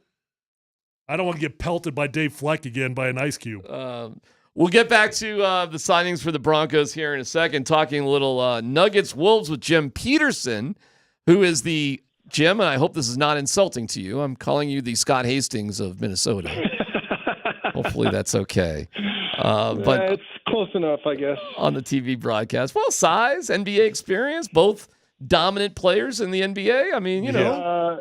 Same era anyway. Yeah, You're younger than me, though. A little younger, yeah. What was your first year? I'm 63, so I'm 63. So my first year was the Jordan draft. Oh, okay. 84. So yeah. I mean, well, close. 82. Yeah, close. We're close. Yeah, I mean, close, you're 82. close. You're 82, Scott, right? Yeah. 82. 82. Yeah. We were discussing. I was a James Worthy, Dominic Wilkins, Terry Cummings draft. Okay. Trent Tucker. I played with him. He was drafted 6. Jim, what kind of year are the Wolves having this year? How you guys doing? You know, it's just such a weird deal. Like, you know, it's been such a tale of probably 3 different segments. You know, first of all, starting the season off with a blockbuster trade that nobody saw coming. Mm-hmm. That was talked about the year before. Like there were rumblings because the Knicks really started it. You know, the Knicks wanted Towns, and so there was rumors about Towns for Randall the year before, but you know we weren't doing that. And then you know once Dante DiVincenzo was thrown into the mix, and then you know the contract situation. You know we're in the second apron, and so there's all this hand wringing about you know that happens when you're there, and then how do you get under the cap and how do you get back to the first apron? So the Towns trade happened during training camp, right before media day. So there was this sort of like, you know, getting to know you stage with Julius and with Dante. And, you know, we saw the Nuggets early. You know, we won there the game 5 of the season. We saw the Nuggets again in game 45, and we played pretty good in those 2 games. And so, you know, just when Julius started getting like acclimated, we had won 5 in a row. He had a groin strain in Utah, which kind of sat him down for 13 games. And then Dante had got a toe injury that kept him out for 19. And so the only good thing that happened out of that period, and you guys know this just from, you know, all the different iterations of the Nuggets that you've seen, is that when you have injuries, other guys get a chance to play that wouldn't normally play. So we had this kid, Jalen Clark, who's from UCLA, who got a chance to play. And this kid is Avery Bradley. This kid is a problem. And I'm going to be interested to see, you know, him get a chance to defend Jamal Murray, just because Jamal hasn't seen him yet. And this kid is just single-minded, pit bull, and then also, by the way, can shoot 46% from three. So we didn't have him, at the beginning of the season. So now between him and Terrence Shannon Jr., we were only playing 8 guys, but now we play 10. Finchie's going to play 10 guys. And Naj Reid, Dante DiVincenzo, Nickeil Alexander-Walker, our bench is so strong now with these 2 other guys. And they did a nice job filling in when Dante and Julius were out. But so, Rudy missed 10 games, and so we had to figure out ways to kind of patch it together. But now that we're back together again, we've won 5 in a row. Yeah. And we're a different team now, because now everything that Finchie saw, like from a visionary standpoint, when you're a coach and you have and Scott, this, you love coaches that have a basketball compass. And they know what's important, what's not important. They really understand what's important to them as a coach, and that's Chris Finch. Even when we struggle, his due north stays north. He doesn't change, and he still expects guys to play even though you have injuries. So I just think that where we are right now, I've been saying we're kind of a sort of a growing giant, and I think that right now we're playing the best we've played in 3 years, in my estimation. So, it's been, if you've watched this on video, we've been playing a softer part of our schedule, but just getting Dante back has been unbelievable. And getting Julius, we've won 10 in a row with Julius Randle. So we won the last 5 before he got hurt, and we won the next 5 since he's come back. And his playmaking and passing has been probably the biggest key. I think one of the problems when Julius first came is that Chris Finch was wanting him to score. And so, Julius's game is isolation, hold the ball. And when you have 2 of those guys, when Ant and Julius are both holding it and turning it over, it just wasn't always great. But so I think when Julius sat down for those 13 games or whatever, I just think he saw what was important. And so now he's come back. He's not worried about scoring. He's worried about facilitating, passing, and he's getting people on. It's been a thing of beauty. Well, and how would you compare? It was funny when you guys lose Towns. It's an emotional thing for the fans, and then when Julius doesn't take off right away, I'm sure it wasn't super easy on him. And I don't know what your media or press or if they get hard or got hard on those guys. That had to be part of the issue early on, also, didn't it? Well, Julius has a player option next year, Scott, and then Nas is going to be a free agent. Nickeil is going to be a free agent. I think that, everybody's kind of in their feelings, and then Mike Conley, he's 37 and he wasn't the same player that he was the year before. He was really healthy, played really well, was clutch. And that's one thing we have not been as a team. We've lost a ton. We've even been involved with the most clutch games in the NBA, and we're upside down in that situation. I think we're whatever it is. We're down 6 in that situation where we were good last year. But I think we were kind of in our feelings a little bit. But I think everybody's kind of forgotten about all that, and that you realize you only have so many bites of the apple. And that's one thing that Mike said last year in the playoffs, is that Mike was kind of pleading with the guys, look, this is kind of my last shot at this thing. And so and Scott, I played in one NBA finals with the Rockets. And, when I was with Olajuwon and Sampson, we thought we'd be there every year. And we went there once, and that was it until after the fact. So we were all gone, and then Dream went a couple more times. But you only get so many bites to the apple. And so I think that they put away all that stuff. And I just think everybody's playing for each other now. These two young guys have really helped out as well. You were on that team then that lost to Boston when Bird didn't really even shoot it that well in that series, but all of a sudden he's getting every rebound and diving on floors and going nuts, wasn't he? Yeah, that was the last Bird championship. So that was the '86 one, and that was he shot the ball pretty good in that series. I would say, it's, if people say it's probably one of the great teams in NBA history, and it was a pretty big thrill. But I think that when you're a team on the come like we were at that time, I thought we kind of felt like we'd get there every year, and then it just was this league is just so fleeting that when you get an opportunity to win, you got to take advantage of it. All right, Jim. Thanks for the preview. It's good to hear that you guys are playing as good as you have all year for the Nuggets. Yeah, we really appreciate. That's great. Yeah, That's we got one news. of our starters going to miss his 28th game tonight. Yeah, So it's great to hear. Hold on a second, but I got to hear what your guys' take is on Joker and Shea Gilgeous-Alexander. I'm asked about it, and I get my feelings about it because I'm a Joker fan, and I thought Joker should have won it last year. Well, Jim, we all think SGA should win the MVP. Every single person here. No. It's unanimous. Do you guys think there's a debate for SGA, though? Of course. Oh, yeah. Of course. But we all pretty much agree it really comes down to voter fatigue more than anything else. Like, I mean, if you're really looking at it, right, that how could you make an argument when Joker's already won it 3 times and he's playing the best basketball of his career? It's hard to argue against that. Even Jim, Jokic is saying, I'm playing the best basketball of my life. Like, you think he's saying that by accident? Yeah, no. If Joker's saying, then that's why I say, I think that, Shea could have won it last year too. Sure. And so I just think that when you look, I think Michael Malone's like his rant about statistics, if he just put it on a blank sheet of paper and didn't put names on it, it's pretty obvious. But when I watch you guys, Scott, like I just am amazed at Joker and what he does. It's amazing to me. And I just don't see how anybody can vote for anybody else. Well, so that's just my perspective. By the way, is Rudy going tonight or not? He was questionable, but I think he's going. He had back spasms. He had it really bad. I would assume he's going. Okay. He's questionable means going. Yeah, that's what they say. I can't remember who's going to. Oh, here's what I told some national guys this week when we were in Oklahoma City. Listen, Shea may be right now the best one-on-one scoring machine in the league. And if that's good enough for an MVP, and they're killing it, right? They're winning all these games, then you got to pick Shea. Joker's just solidifying the Hall of Fame. I mean, DMac Darren here a while ago just mentioned the 3 or 4 things he's done this year that no other person in the history of the NBA's done. I mean, he's putting up numbers like that no one's ever done.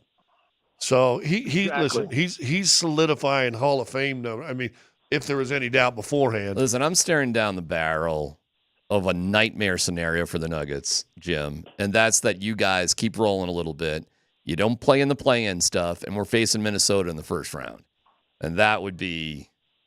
Okay, that's the other question suck. too, because we went to the desert for all those years, and we didn't make the playoffs for all the years. Now we got Finch, and Finch has got us to the playoffs now, last 3-4 years or whatever. And I kind of feel like Denver's our biggest rival, but I don't know that Denver feels like we're their biggest rival. I think so. Fans do, I think. Well, I mean, because we got the Lakers, but like we've kind of stomped the Lakers of late. Really, I think Nuggets fans would always want to beat the Lakers on top of everybody, but Minnesota ain't far behind. Here's my match. I felt when Conley went to you guys, he tried to build a team that was going to beat the Denver Nuggets. And so I was, even the year we beat you guys in the first round, that was the only team I was nervous about because I see what Conley's vision was trying to get to, which has surprised me. And everything's matchups. Like when you guys lost to Dallas last year, I'm like, I felt like we would have killed Dallas. Dallas was the least scary team in the world when you guys came back in that Game 7 and won that. Dallas didn't scare me at all. And to be honest with you, Derek White told a buddy of mine, said, once we saw Minnesota beat you, we knew we were going to win the championship. Boston didn't want us last year. But it's about matchups. The thing is that Derek Lively and Daniel Gafford, those kind of players bother Rudy. We can't guard dudes that are lob dunk threats. Because, and also when you have someone like Luka who is facilitating, like we couldn't stop Luka, we couldn't stop lob dunk. And, when they stick Mike in the low man, and so Mike Conley's the low man, like what's he going to do against, Daniel Gafford? So that was a tough matchup for us. But see, it's about matchups. I feel like our rivalry goes back to Game 82, like that year when Chip was our coach. And like Game 82 was like kind of when it started. I think that Benz, when he was doing his job, asked Michael Malone about that. Mike kind of just downplayed Game 82 a little bit in terms of what it spurred for you guys. But, and then I just felt, and Scott, this is one thing too, like when Towns and Joker first came on the scene together, you and I were saying to each other, we're going to enjoy this battle for the next 10 years, Yep, you know? yep. And it was a good battle. And Joker, like, I think Joker got the best of Towns a lot of times because Joker didn't care. Like, he would laugh at Carl would get so pumped up for those games, and Joker would just deal on him. But it's a great rivalry now in our minds, and so. Okay, so you guys do feel like it. I think it is. Oh, yeah. I think it is. All right, Jim, we got to let you go, but that was awesome. Hey, listen, for you, the Avalanche hate the Wild, too, so we're kind of anti-Minnesota. Yeah, your right hockey now. team sucks. You pound sand on the hockey That's team. another story. That's another story. All right, Jim, we'll talk. Thank you, Jim. We appreciate your time. That's a story for the playoffs. Yeah, that's good. Good catching up with him. It's interesting how everybody sees everything else.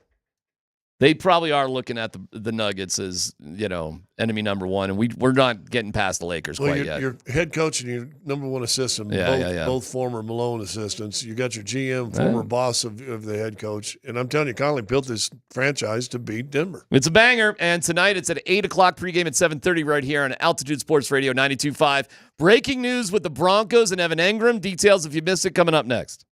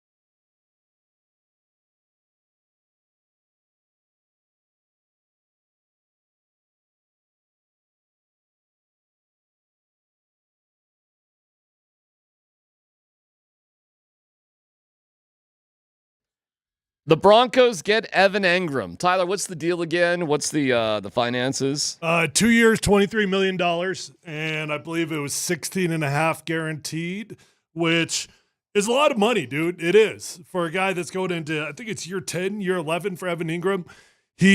Basically what that means is he's going to make about $12 million in the first year, and they guaranteed a decent portion of next year's salary. Wow. But I think what that really means, it's a 1-year deal. It's a 1-year deal. Okay. And if they got to get out of it next year, they'll have about a $4 million dead cap on it, I believe. I believe that's the way it's going to shake loose. What do you think about the pursuit of Evan Engram? What do you think it means to them and down there at Dove Valley? Well, here's the deal. If you want to take the Broncos at face value, that they're good at evaluations, that they're good at targeting guys, the good news is they got all three of the guys that they really targeted.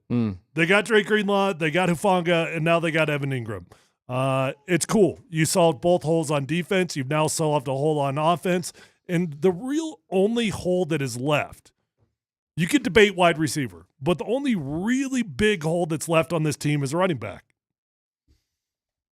You went to the emergency room, cleaned out the biggest names, and that's fine, because if these guys, all three, are healthy, you've hit home runs. And all three do have injury problems. But if you can keep them healthy, you hit a home run this free agency period, wouldn't you say? Yep. Now, say they're not all healthy. Is it if 2 of the 3 are good, then you're good? Is it what? I'm fine with it, because this is what free agency is. These guys become available for a reason. The best scenario is their salary cap casualties and they are healthy. But in general, that only exists on teams that are winning championships and that sort of things. Other than that, teams want to keep their good players. This is free agency. This is how it goes. So, no, every free agent you get is a bit of a roll of the dice. Would you rather have a guy that's got an injury bug or who's a turd? A healthy turd? How good is the turd? Yeah. I mean, if the turd is really good and really healthy, then I'll probably stick with the turd. and what Jimmy position Butler. does he play? Tight end. Yeah. I'll take, because even a turd can, if he's healthy, can help you win a game, and that's the bottom line. Somebody who's hurt can't help you win, no matter how nice they are. Would you rather have Gabriel Landeskog on the Avs right now or Val Nichushkin? Val Nichushkin. It's a good comparison. It's as simple Is as Val a that. turd, though? Or does he have issues? Okay, I'm not getting into those semantics. Well, I'm not getting into those I know semantics. some good people that got issues. All right, I'll change it. Forget it. I'm not going to change it. Everybody know what I meant right there. I wish nothing best but for Val. Wow. You want a ladder or you want a shovel? Which one I'm just looking at a dude who wasn't available in the playoffs 2 years ago. That's what I'm looking at. No, I agree with define you. Define that however you want. Yeah. No, listen, he let his team down, and he's got a lot I'm telling you, though, if you got want a lot to prove. If you want to win, you get Val. And as great as a guy as Gabe is, the degree that he... By the way, I really do think my sinking suspicion, not sinking, but rising suspicion, is Gabe Landeskog is going to be available for the playoffs, and that's when he's going to try to make a run. And when that money doesn't go against correct. your cap. I really, honest to God, feel he is going to do his best to try. And if it can't happen, it can't happen. It does make you wonder, would he go on this media tour if he wasn't feeling some form of hope? I agree with you. I think we got about a month away. I think he's feeling it a little bit. And when you listen to his interview on Spittin' Chicklets, he just said, it's the playoffs, you just suck it up. It's not the regular season. There's no 3 games in 4 nights. It's the playoffs. But does a 75% Gabe Landeskog better than Cole or Well, I mean, you're talking about a winger, so would you rather have him or Kivi Ranta? Kivi Ranta's put up some numbers this year. But these are the questions. What would you rather have? Colton's not leaving the lineup. But, I mean, it's Gabe or somebody like that. Hadn't Kivi Ranta scored like 4 Kivi Ranta's games? Fine, but I'd rather have Gabe Landeskog in the playoffs than I'd rather have a Joel healthy Gabe Landeskog. By the way, I want the option. Yeah, that's all you're really asking, because if he can't go, he can't go. If he can get out there and see how he is, then if he can't go, he can't go. But we're talking about... Have you ever missed a bunch of games with injury? Not really. Because you couldn't. I think the most that I ever did was 3 games. How was that fourth game? Pretty all the rust off and everything ready to go? Well, I was hurting. Yeah. So you imagine 2 years Yeah. of not playing? The good news is the Broncos got one of their target guys, no doubt about it. We're reacting to it all afternoon. Berto and Andy coming up next. No. Rob. Rob? Oh, I'm sorry. What's going on? It's Rob bun. and Andy. Yeah, it's head bun. I apologize. It's top knot today. Okay, Top Knot and Lindahl coming up next on Altitude Sports Radio 92.5.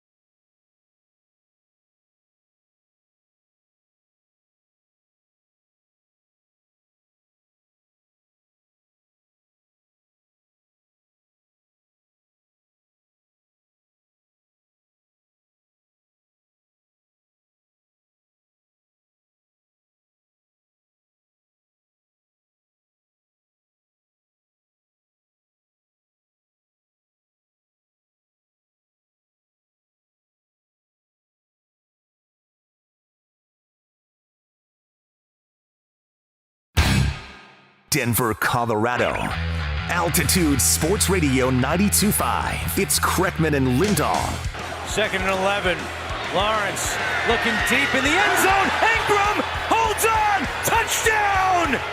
What a catch. Evan Engram with his 2nd touchdown of the day.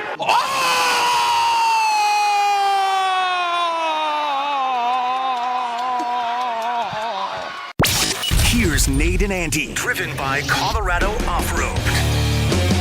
Spring, are you suggesting that was a reaction around town a little bit when we got the news about 40 minutes ago that Evan Engram has indeed decided to come and play for the Denver Broncos? Soccer. The Broncos! That's right. Soccer guy made an appearance. It is Kreckman and Lindahl. Rob Trujillo rolling with me today as we take you all the way till 6 o'clock. Finally got a full show going tonight, right? Do we have another one? They're in Calgary tomorrow, right? No, Friday. nobody plays Friday. tomorrow. We get it. You know what? I like the every other day thing. I don't like it when they both play because now we're gonna have both the Avs. We're gonna have the Avs in Calgary Friday, and we're gonna have the Nuggets and the Lakers Friday. And they're both late. I was gonna say the double dipperoos work real well when you got an East Coast and a West Coast game. Yeah. All right. Broncos have a new tight end. How do you all feel? Everybody's calling him the Joker. I would say we need a Joker. All right. Feel like that name's already taken here. It is. That's a good point. You know what? Are we see again, I think we're overplaying the Joker. Is this one of those things? I feel like the Joker term is becoming something that we all it's the cool dad trying to, use mid or something like that. He's a good tight end. You got a pass catching tight end. Yeah. Like to me, Sean Payton, I think, and I'll be curious whenever they talk about it. I imagine they'll have a press conference to introduce all these guys at some point. Hufanga and Greenlaw, and now Evan Engram. Almost said Evan Mathis. That's a totally different player. But they've got a good pass-catching tight end. To me, the Joker is that do-it-all Christian McCaffrey. You may find me lined up at like 3 different positions on the offense, right? Yeah, and I don't know that Ingram's that versatile. Right. Because he's a good pass-catching tight end. You can't put him in line, though. Right? Like, he's not going to be an inline tight end, or if he is, he's probably, he's not going blocking. See, to me, Evan Engram, and I'm excited about the addition. Don't mishear me. I'm excited about the addition, but I also feel like this is a Shannon Sharp more than it's a Christian McCaffrey / who's the guy from the Saints that he had, the running back? Kamara. Alvin Kamara. Like, again, do you see, when I say Evan Engram to you, for those that have followed the career, I'm not even sure I think Jimmy Graham. Do you? I just think this guy's, he's your best pass-catching option. He's going to open up the middle of the field. I think he should change spacing for the routes outside. I think it's a great signing if he's healthy. That seems to be the phrase of free agency. Well, but that's what you get in free agency. Exactly. That's how that happens. That's why they're free agents, is because they have trouble with availability or they're not very good. One of the two. Those are the two things. Yeah. So listen, when you have a young quarterback who you want to find checkdowns if there's nothing there, right? I think the called runs last year for Bo Nix made him more versatile, but I don't think you want him scrambling too many times for first downs. I think what you'd rather is find Evan Engram late, you know what I mean? And check the ball down and work the middle of the field that way, making sure you get 2 yards, 3 yards, 4 yards on a play, and you just don't get behind the chains. I agree with you. I don't know if this is their Joker. I think there's still time for them to go get one.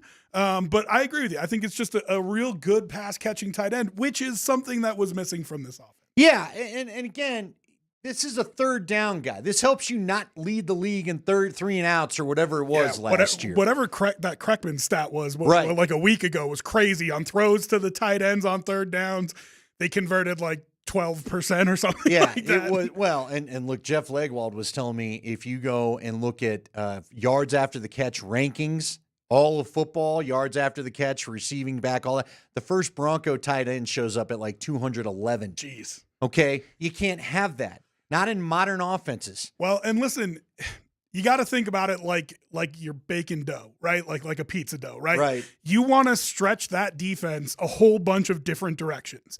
Now you got two guys who can stretch them deep with Mims and Franklin. You got a guy who's going to pin him down over the middle with Engram. And you got Cortland Sutton, who's kind of your dynamic, I can work in any of those windows type guy. I think it makes for a real nice complement to what you already had in the receiving core. I just don't know, like you said, if it's the dynamic, I can make a play anywhere kind of guy. Right. But again, it's a great signing for them. And if he stays healthy, this is going to work out. This is the most versatile route running tight end that you have had since Owen Daniel at least. Okay.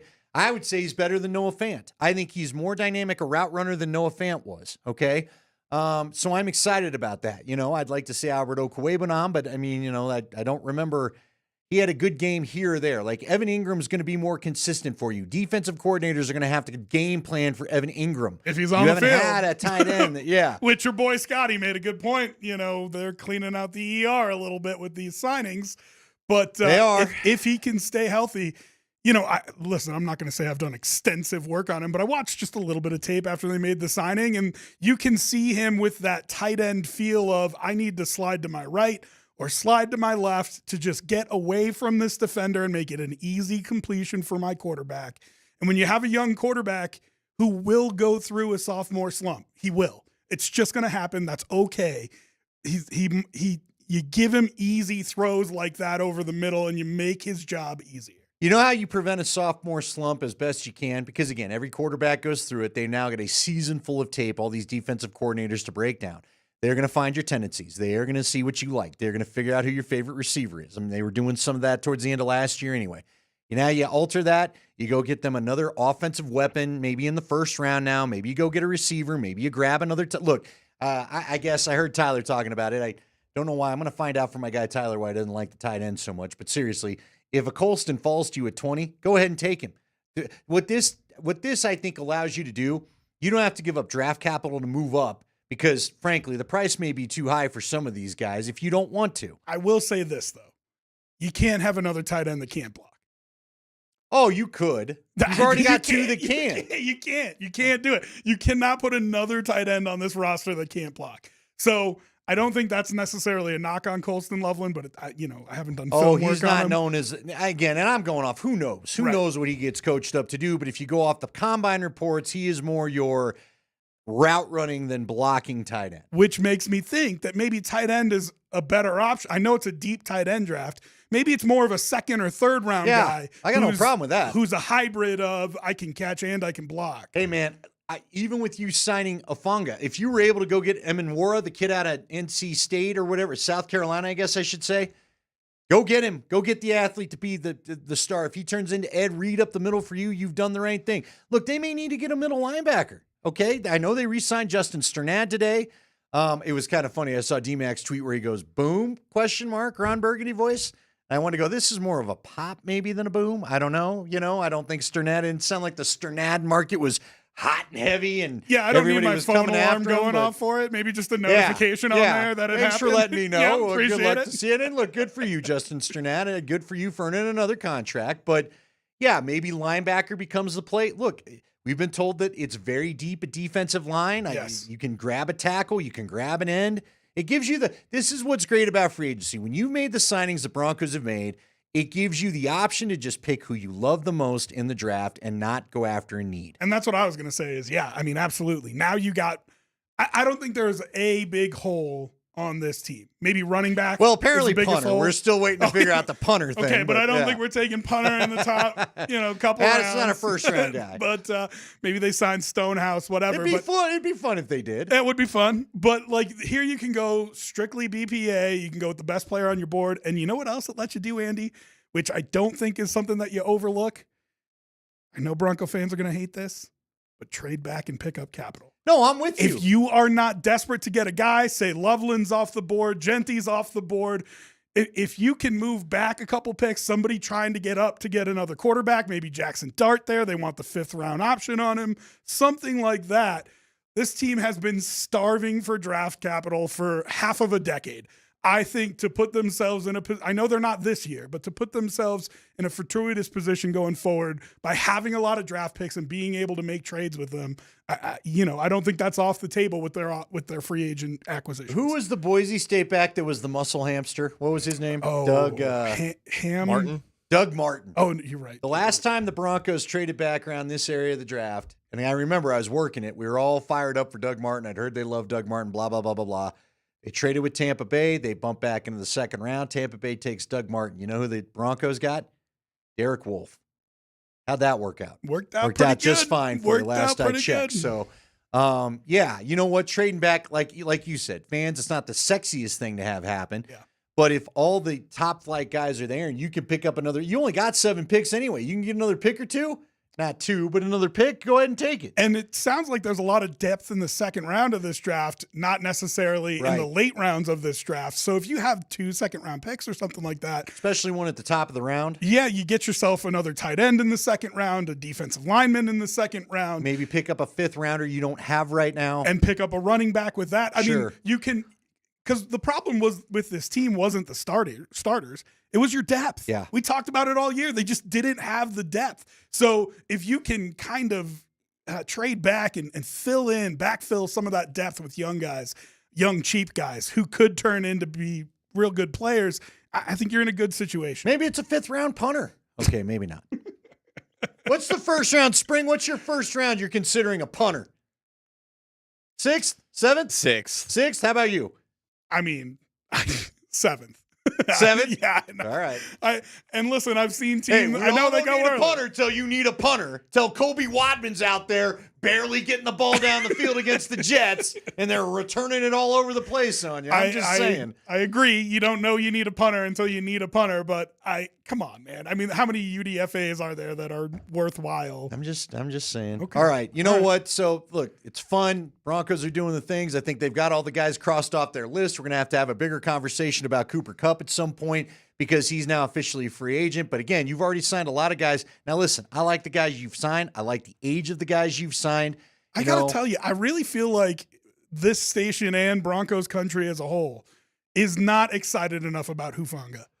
No, I'm with you, but I know even Coach Greenlaw. was hyped, Listen, but Greenlaw's a bigger meaner than Al Wilson. And Al Wilson was plenty mean. I love Greenlaw, but I mean, Hufanga is an all-pro. I feel like you're gonna watch him, and you're just gonna get Steve Atwater chills when he comes in and fills a hole. Like I really, he is an incredible player. I don't think he ever got. I mean, I don't think he ever got his due. He was an all-pro. I don't think he ever got the recognition of a Dre Greenlaw in San Francisco. He is an incredible player. I know he's coming off of an injury. I don't know. I just don't think there's been enough hype about signing an all-pro safety. You now got 2 all-pros in your defensive backfield. Yeah, feels good. I mean, come feels on. Good, but let's go. Listen, this is a town starving for more offense. Even though you finally broke out of it last year, they still want some more offense. We're going to talk to Nick Keismeier coming up next as to where they might find more offense. And before we get out of here in this hour, we've got to talk about what the hell were the Wild doing? The Wild ought to be kicked out of the league for the crap they pulled in that stupid overtime period last night. But that's coming up here at 3:45. We talk to Nick Keismeier next.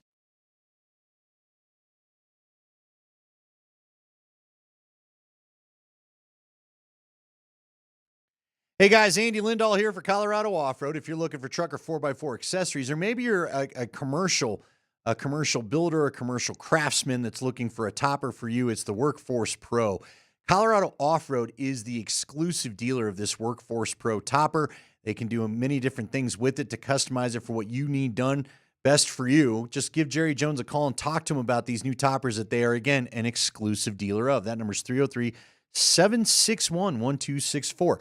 All right, if you need things like bed covers, step rails, maybe you need the old floor mats because we're going to get some messy weather, it looks like, over the weekend, another big storm potentially next week. You need that remote start kit. Get the car warmed up before you get out to the vehicle. The perfect thing is a remote start kit. I got one from Jerry that's not only a remote start kit, it also is a car alarm. So it serves 2 purposes, and it's been outstanding. Every winter, I'm happy that I have it when it's 2 degrees, and I want the car warmed up before I go out to it.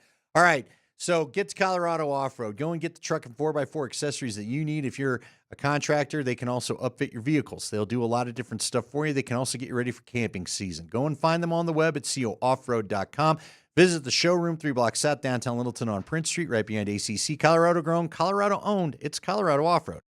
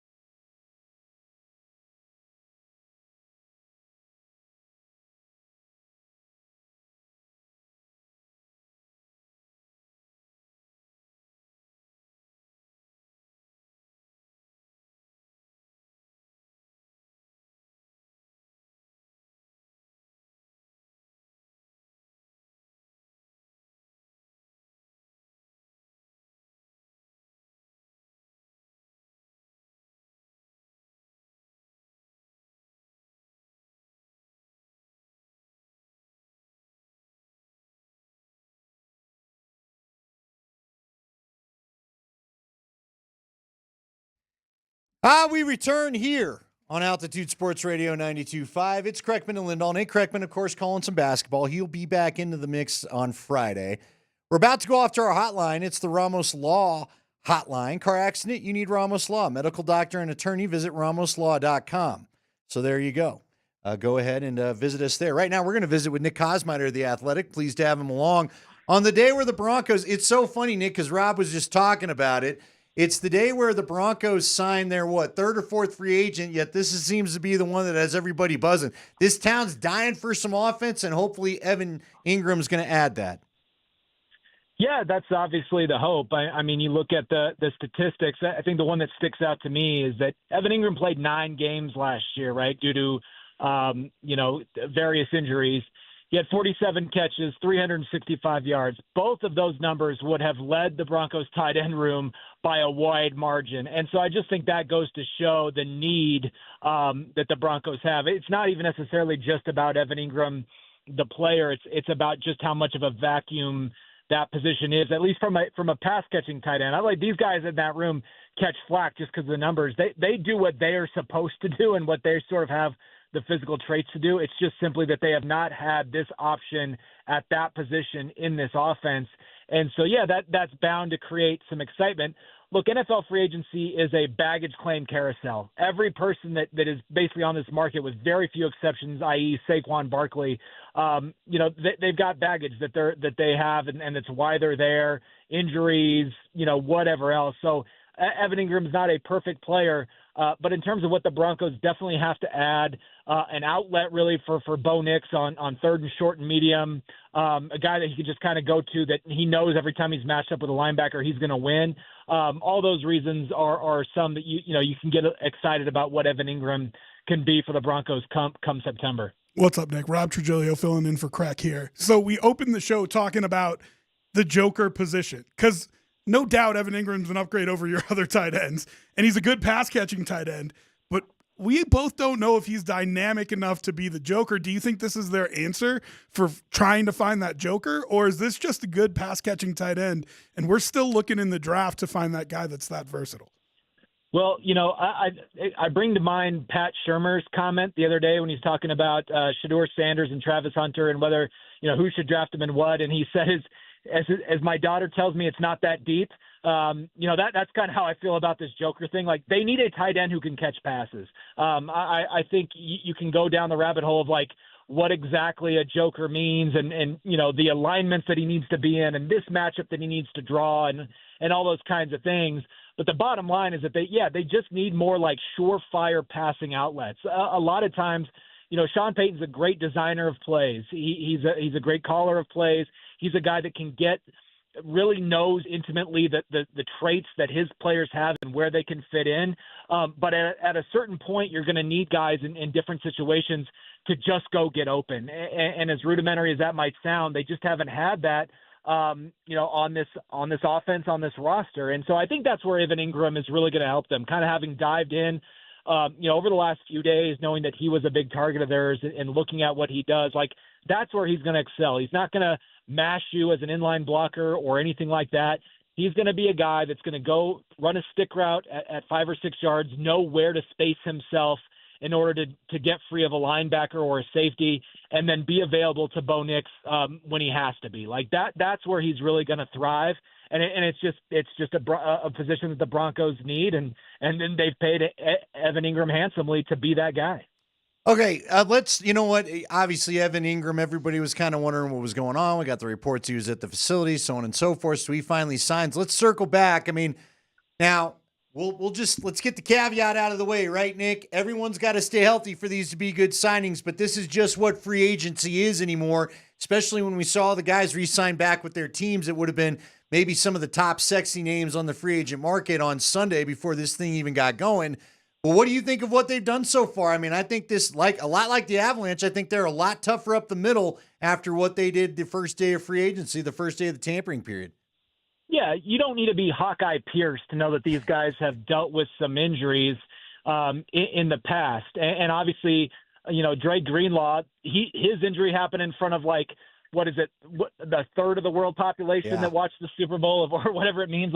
And again, I didn't major in anatomy, but your calf, the injury he had last year, is pretty well connected to your Achilles. I think it's just a matter of him getting over that. The way that they've modernized the surgery and the treatment for Achilles injuries, guys tend to be able to bounce back pretty well. You even saw it with Tim Patrick, even though he was in kind of a smaller role for the Lions last year, was really able to do that.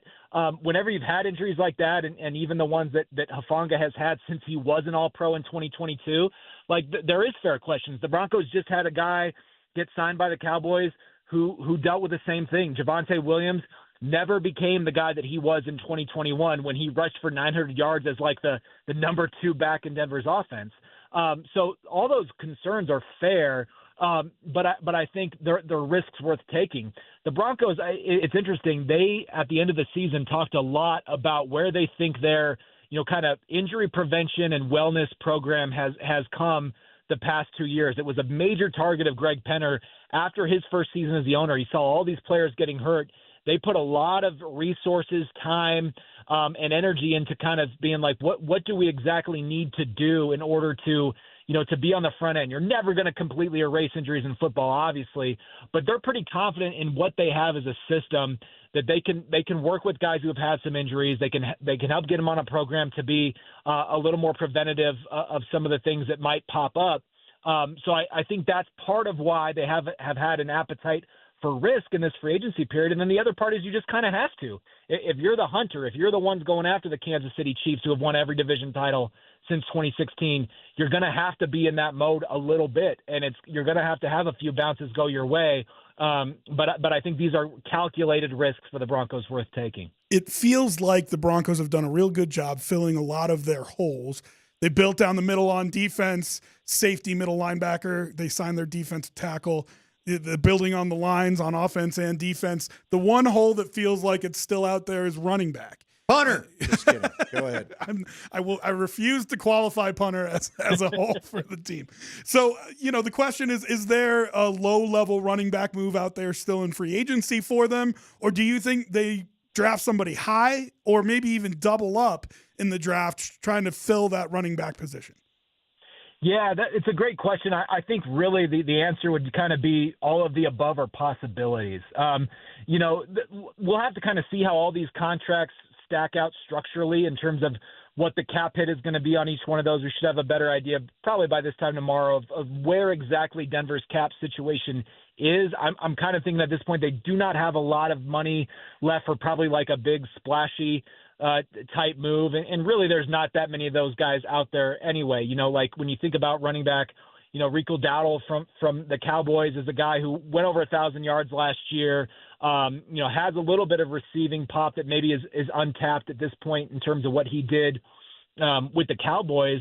He's the kind of guy that you say, maybe even J.K. Dobbins, he might not be the exact flavor that the Broncos are looking for, but a guy that, played in 13 games, had 905 yards rushing, 9 touchdowns.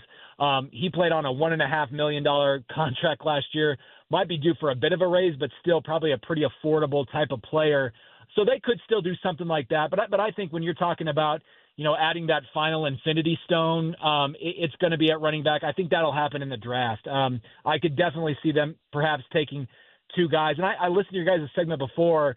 I really do like the idea of trading back. I did a mock draft, last week where, hey, like Lions want to come up from number 28 and you move back to pick up a second round pick and you get a guy at number 28 like Derek Harmon who can be a future piece for your defensive line. And now you have 2 picks in the second round, to go get a tight end and a running back, whether it be, Travion Henderson, Quinshawn Judkins, Devin Neal, Cam Scadaboo. There's going to be a lot of options there beyond, obviously the Ashton Genty being the top back in this draft. It's a great question. I don't have a perfect answer right now, but they are certainly aware of the need for that position and still have quite a few different avenues that I know that they're looking at in order to acquire it. Solid nerd reference. No, I was about to say, Nick, you've thrown us all off. You just gave us a lot of information that was probably ignored because we have a Hawkeye Pearson and Infinity Stone. You're covering all the generations. I'm going to need a Sam Malone Cheers reference before we're out of here, mixed in with maybe whatever, a Mr. Beast or something like that. But all right, so I thought this was an interesting take from Tyler, and I want to get your take on it too. Tyler basically said now that they went and got Evan Engram, they don't even have to worry about tight end. I bounce at you. If you heard the last segment, as you mentioned, then maybe you've heard me say this already. Nick, I'm all for them taking 2 more tight ends in the draft if they want to. I think the modern offense features the good modern offense has tough tight ends to cover. And I think we could go over constant examples of it. Just because you've got a guy on a 2-year deal, if this is a good class for tight ends, go get another 1 or 2 if you need to. No, 100%. This is, you look at a lot of these guys that they've locked up, and when you look at kind of the guaranteed money, these are all basically 2-year deals. You have a number of players on this roster at key positions who are currently entering the last year of your deal. I look at the defensive line and say, John Franklin Myers, Zach Allen, Malcolm Roach, all those guys are entering the last year of their deal. Cortland Sutton currently doing that, but of course we think that there might be an extension there in the coming weeks or months.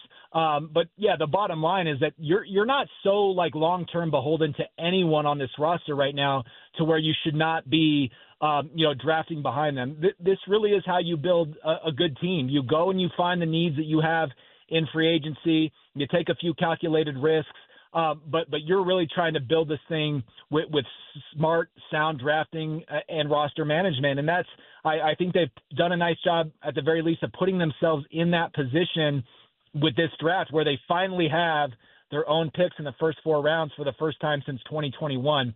They have a lot of maneuverability, a lot of opportunity to really go out and get who they want. And that could include tight end. Absolutely. This is a deep draft for that and running back, which lines up well with what the Broncos need right now. I want to ask you about linebacker because I think when they signed Dre Greenlaw, everybody was like, hey, we've got the guy we were excited about. But I'm still concerned about their depth there. I mean, we talked a little bit about how these guys need to stay healthy for these to be good signings. Well, Singleton's coming off the IR as well. I mean, you've got not a lot of depth there and 2 injured starters. Do you think they make another addition there, be it in the draft or a low-level free agent? Or is Sternad signing a kind of a notion that they like who they got there? And who knows, maybe we even see Drew Sanders too. I mean, who knows? Well, I definitely think when you talk about low-level free agent signing, that would be Sternad. And I think that becomes like a better signing. He signed at the same time last year, same kind of deal. And you were happy about that deal just as a special teams guy that was like kind of we've all viewed him as a deep backup at linebacker, like break glass in case of emergency because it had been so long since he played defense. Now you sign him to essentially the same deal, but he has, 73 tackles and 3 sacks worth of defensive experience from last year that he didn't have before. So I think you like him as a depth piece. You feel a little bit, better about that. And of course, yeah, Drew Sanders, look, the talent is there. I remember his first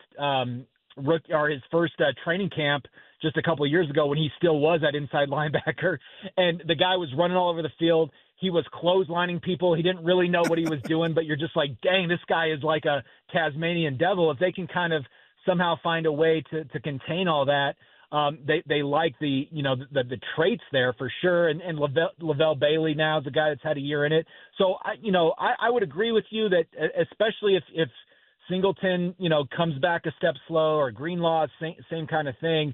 I do think, Rob, it's a great point. They need to continue to keep building there, which is why I think draft certainly another position where again they're not going to ignore it based on the fact that they made a couple signings. They need probably some long-term talent there as well. All right, before we get you out of here and read Nick in The Athletic, he's cranking out a ton of content, as you can imagine. There's going to be plenty of mock drafts on the way. Listen to not Has he another, done a podcast? I know. Hey, listen, you guys just calm down. You and Nate Kreckman. You're not his boss. You're not his editor. I just heard last time he was on. Last time he was on, it was a thing. So. Nick, do you think this kills the interest in Cooper Kupp? I mean, there's only so much money to go around. We know that Allen and Benito, I think, would be another contract you want to address. You still got a couple of your own guys. John Franklin Myers is letting us know he'd like a little of attention too. Do you think this will kill the interest in Kupp, or do you think that might still be there? I don't think it'd kill the interest. I do think that it probably would maybe lessen the appetite to get in what I think will end up being a pretty decent bidding war for his services with a number of teams involved. I think that's kind of the one aspect of it, because you still look at it and you say, man, just like kind of a perfect fit for what they still need, for what they want to do. A guy that runs, as much as Marvin Mims made a big impact last year, made a big leap from where he was, he's still not this guy who is like just a pure slot receiver. They don't have that in this offense right now necessarily. And again, Engram will fill some of that role for sure. But I still think it's something they could most certainly use. But then, you just start looking at like the amount of guys you have on this roster that you're still trying to get snaps to. I just think that there's probably going to be a team out there that just needs him more and is willing to go there financially, that the Broncos now would probably start viewing him as more of a luxury. All right, as we let you go, is there another episode we should alert people to? It's going to come sometime within the next 2 days, guys. I got to get my brother off his behind to get it done with me, so we'll see. I didn't mean to call you out. I just know it was a thing last time. You know what, Nick? Hey, we all need to be held accountable, guys. We all need that fire lit under our you-know-what, so I appreciate it. I'll tell you what, if you're up late, you can join me and Scotty one night, all right? And then that'll only half count, but it's on the, you can come on Hot Mic late at night. We'll say whatever we want, and then you can regret it in the morning like most dates that I went on. So there you go. Love it. Absolutely. I'm there. All right, that is Nick All right, Kosmeyer. thank you. Again, read him at The Athletic. Thanks, Nick. We appreciate it. Big news today. Broncos sign Evan Engram. So now they've rounded out what I think. I would imagine there's still probably a couple more moves to come. I keep forgetting his name. Perryman, the linebacker, right? Spring, he was in for a visit. Denzel Perryman. Look, there'd be another addition that we're talking about. You could draft one. But I feel like to your point, they've really covered a lot of the major holes. The bricks in the wall have been filled. There's your Pink Floyd reference, and now they can do whatever they want with the draft. And we'll see if Cooper Kupp, I'm with Nick, and we can get into it real quick before we talk some Mavs on the other side. I'm only taking Cooper Kupp at the right price. That is a broken body, it seems. Nick made a good point with, the structure of these deals. They've been fairly team-friendly deals. Who knows if the structure is team-friendly, but the guys that they've signed, the numbers haven't been crazy. They've been pretty good on the cap dollars. They're risks that won't break you if they don't work out. Yeah, but for Cooper Kupp, for me, it's not about how much you pay him. I don't care if you pay him $12 million for 1 year, but it's got to be just 1 year. Right. They got to see how broken you are. Yeah, it's got to be one. And they've been backloading some contracts when they have been extending people out, putting void years on. Can't do that. You can't give him a 3-year deal and then have dead money in 3 years from now. So I don't really mind how high they go on him, because I think you're kind of done signing the big name, big dollar free agents. I think the only thing that you need cap space left for is your draft picks, and if you're going to get Allen or Benito done. Yeah, you know what I would do? I would wait till next week to talk to him, because you're right. We're kind of through the period of where Jeff always talks about this, through the period where the player has the leverage, because there's other teams out there hot to trot. And as soon as you get to Friday and beyond the weekend, now the players have found out their markets aren't what they thought, and maybe I'll go take a lesser deal and get back out there next year if I bet on myself. So that's what I do with Kupp. And if the Jags are offering him 10 and you want to offer him 12, that's fine with me. It's just I'm not giving him 12. It's fine with me as long as there's not a second year attached to it. You know what I mean? It's just a 1 year deal. Not doing 12. I want to make sure you're okay. There's a lot of injuries, man. It's a lot of injury. What else are you going to use the money on, Andy? A punter. All right, we're going to talk some Mavs next on Altitude Sports Radio 92.5.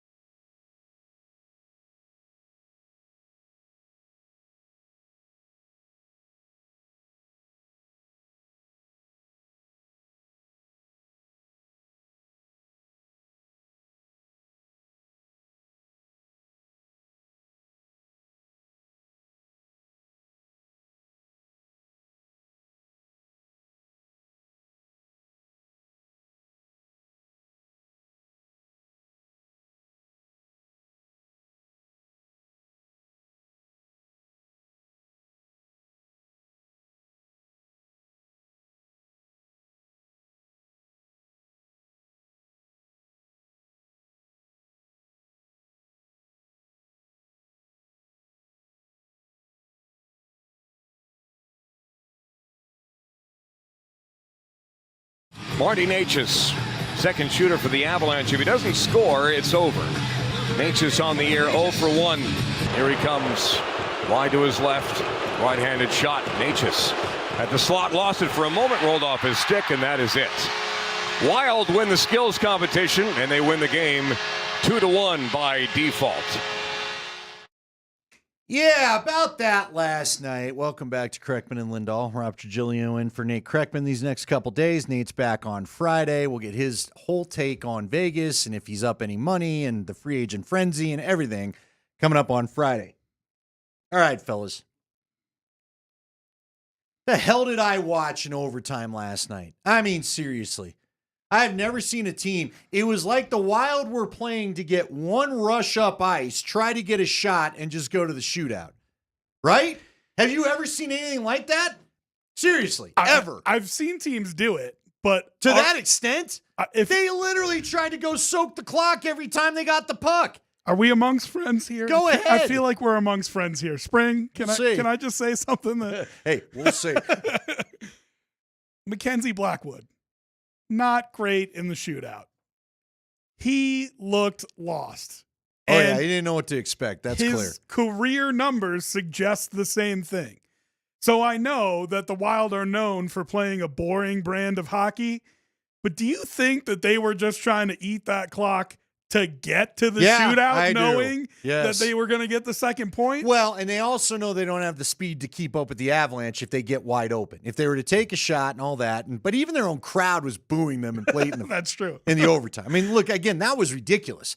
Just killing 30 seconds standing behind the net, not even trying to pass a breakout. We were all dumber for watching that hockey. I was so angry about it. I don't know. I mean, God, it's an ugly. And you know what? Well, you know what really annoys me? What annoys me is, and I'm just going to be a homer crybaby for a minute, so forgive me. I'll admit it. But, dude, you know the Avs Wild game is probably going to be a fun game to watch with where both – because you thought the NHL has to guess you're probably going to have Kaprizov in that game. You're not thinking Kirill Kaprizov isn't playing in that game. You know this is going to be a meaty game for people to watch. You want to improve your TV numbers like you did for the Frozen Four? Don't put that thing as the back-to-back for anybody. Okay? Neither team. Make sure that team is two rested teams ready to go at it for a good divisional game. Because didn't you feel good just getting a point out of it? Yes, I did. I did too. Because those guys, you could tell how exhausted they were. Just go back. Nathan McKinnon never looks like that in a shootout. He just bobbles the puck. And then Natchez, my God, I don't even know what happened to Natchez. That was terrible. But you could literally see them pretty much dragging their legs towards the end of that thing. Well, and they had some jump for the first period and a half. But you knew it wasn't going to last because they got in. Moser was very clear about it. He got into the hotel room at 4:30, not to mention it's daylight savings week, and you lost an hour going that way. They couldn't get the puck behind Gustafsson when they had their legs, and all of a sudden you're in this schlag in the third quarter. Schlag was it, too. Oh, my God. All of a sudden, the Wild were the 2001 New Jersey Devils. Left wing lock. The left wing lock. There might as well have been the two-line pass, too. That's how gummed up that game looked last night. Yeah. But, God, it's ugly hockey. Hey, give some credit to your fourth line. Yeah. I mean, it was your fourth line and your third D pair that was on the ice for that goal. It's probably their last shift, right? You got about 5 minutes left. You're thinking they're probably not going to see the ice again. And they go out there, they give it their all, they get one behind him and steal you a point. Now you're, 3 points out of 4 on the back-to-back. You feel pretty good about it. And they only make up 1 point on you in the standings. I mean, I think it worked out pretty well for the Avs. No, it did. And look, you talked about crediting the line. Absolutely. Kiviranta and Colton trying to get in front of the goalie. Huge shout out to Sam Girard for getting that much mustard on a backhand from where he was on the ice to actually get that thing towards the net. Nothing they were trying to shoot low was getting even on Gustafsson. So I credit Sammy G huge for getting that thing up in the air and getting it over. And but I don't want to watch that type of game again, man. So they ran through a couple different options. I know PhD talked about it. I heard the morning guys talking about it too. Like, what can you do to fix that? And I don't think some of them are terrible. Connor McGahee suggested that you can't go back over the center ice line, so you can't go back over the red line. Sure, middle line. But I still think that's too much room. This was a problem in lacrosse, as you well know, where they, just teams would waste just suck time the on the clock outside. down. Yeah. And I think that's still too much room with only 3 skaters aside. Even if you give them that neutral zone area, it's still too much room. I would say I like Connor's suggestion the best. Now, again, it is something in the National Lacrosse League where once you cross midline, center line, you cannot go back over. You have to keep the puck on your offensive side, the ball, in this case, on your offensive side of the floor. I have no problem with that. It'd make offsides a little tricky. If you get outside the blue line, you'd have a very small space to keep the puck in to try to get back onside. But we're trying to make this happen fast, right? Yeah. It just was, man, it was ugly. DMac suggested a shot clock. But see, the problem is you don't have a shot clock at any other time. So what are you just going to take the goal clock and turn it into a shot clock? Is there even a goal clock down there? I mean, there's no shot clock. You're going to have one just in case you go to overtime. I guess. No, I don't like that. I like Connor's And then suggestions what about better. 0 points for an overtime For if loss you or lose? a tie? Yeah.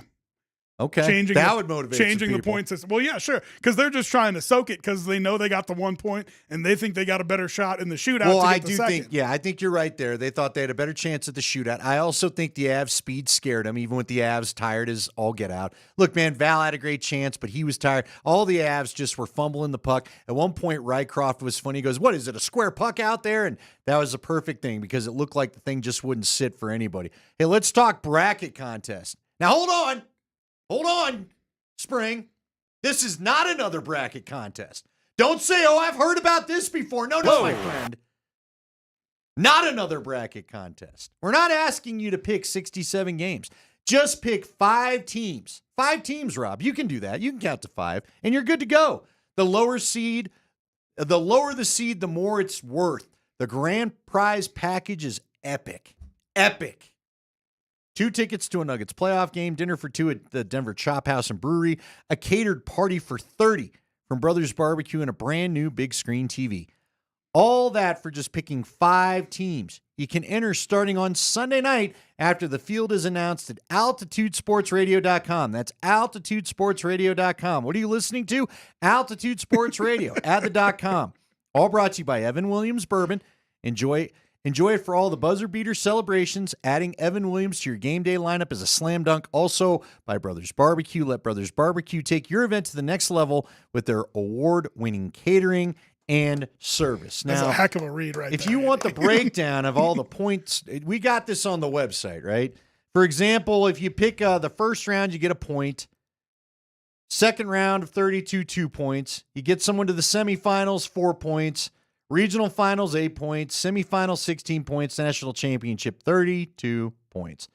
So that's the scoring. So if you pick a 4 seed that wins 4 games but loses the final 4, you get 4 times 1, 4 times 2, 4 times 4, and 4 times 8 for a total of 60 points. So again, if you want to go ahead and pick a 16th seed and they win you, and they are the ultimate Cinderella, that's some extra points, right? It's like betting. It's being smart about what you bet. Now, I'm not going to do the math for you because you're lucky I got through the read. Nate will be back next week to really push this sucker, and he reads better than Andy. Probably doesn't shock you. But anyway. He'll have all the math done, too. No he'll doubt have the math done. Spring will already have 5 brackets out. Spring will probably win the thing, and then we won't see Spring at the end of the tournament. I suck at the brackets, man. I'm so It's bad. not a bracket. But it's not another bracket contest, Spring. That's true. Maybe I got a chance. You only need 5 teams, Spring. And so do you. So get to the altitudesportsradio.com Sunday night after the field. Get entered.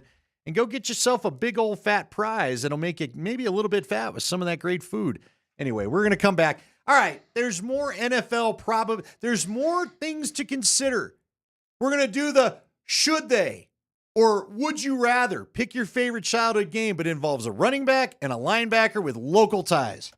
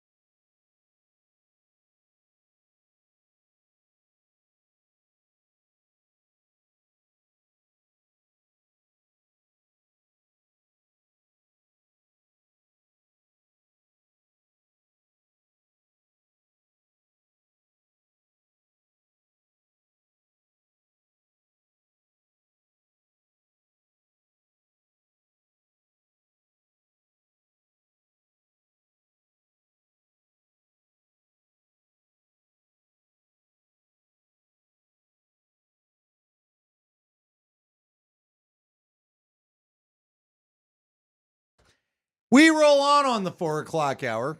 Andy Lindahl, Rob Trujillo, Mark Springer, always around. By the way, if you're watching on Twitch, we appreciate you. Order online at Safeway because they bring you the Twitch feed. Safeway will do the rest after you order. Get easy delivery or free pickup with the same great deals. Get started at Safeway.com or the Safeway app. Safeway, fresh foods, local flavors. I'll have to swing by there and figure out what I'm cooking for dinner tonight. Nothing better than waiting to figure out what you're going to make, everybody, on your way home when you're tired and it's the last thing you want to do. Now, see, I feel like that's the way to go shopping. You just go in and see You don't how the have a mood strikes family you. that's going to know what the plan is the minute you walk in. If I were just you know what I do? Eat cereal and not do anything and do less dishes. Anyway, all right, so we've got the NFL free agent frenzy. Teams today are making a lot of the deals we've already heard about official. I've not seen anybody flip-flop. There's only been a couple of times, right, where we've seen like a big deal reported and then somehow there's a last-second change of heart. So just for those that aren't familiar, I think most of you are, because most of this country's an NFL fan.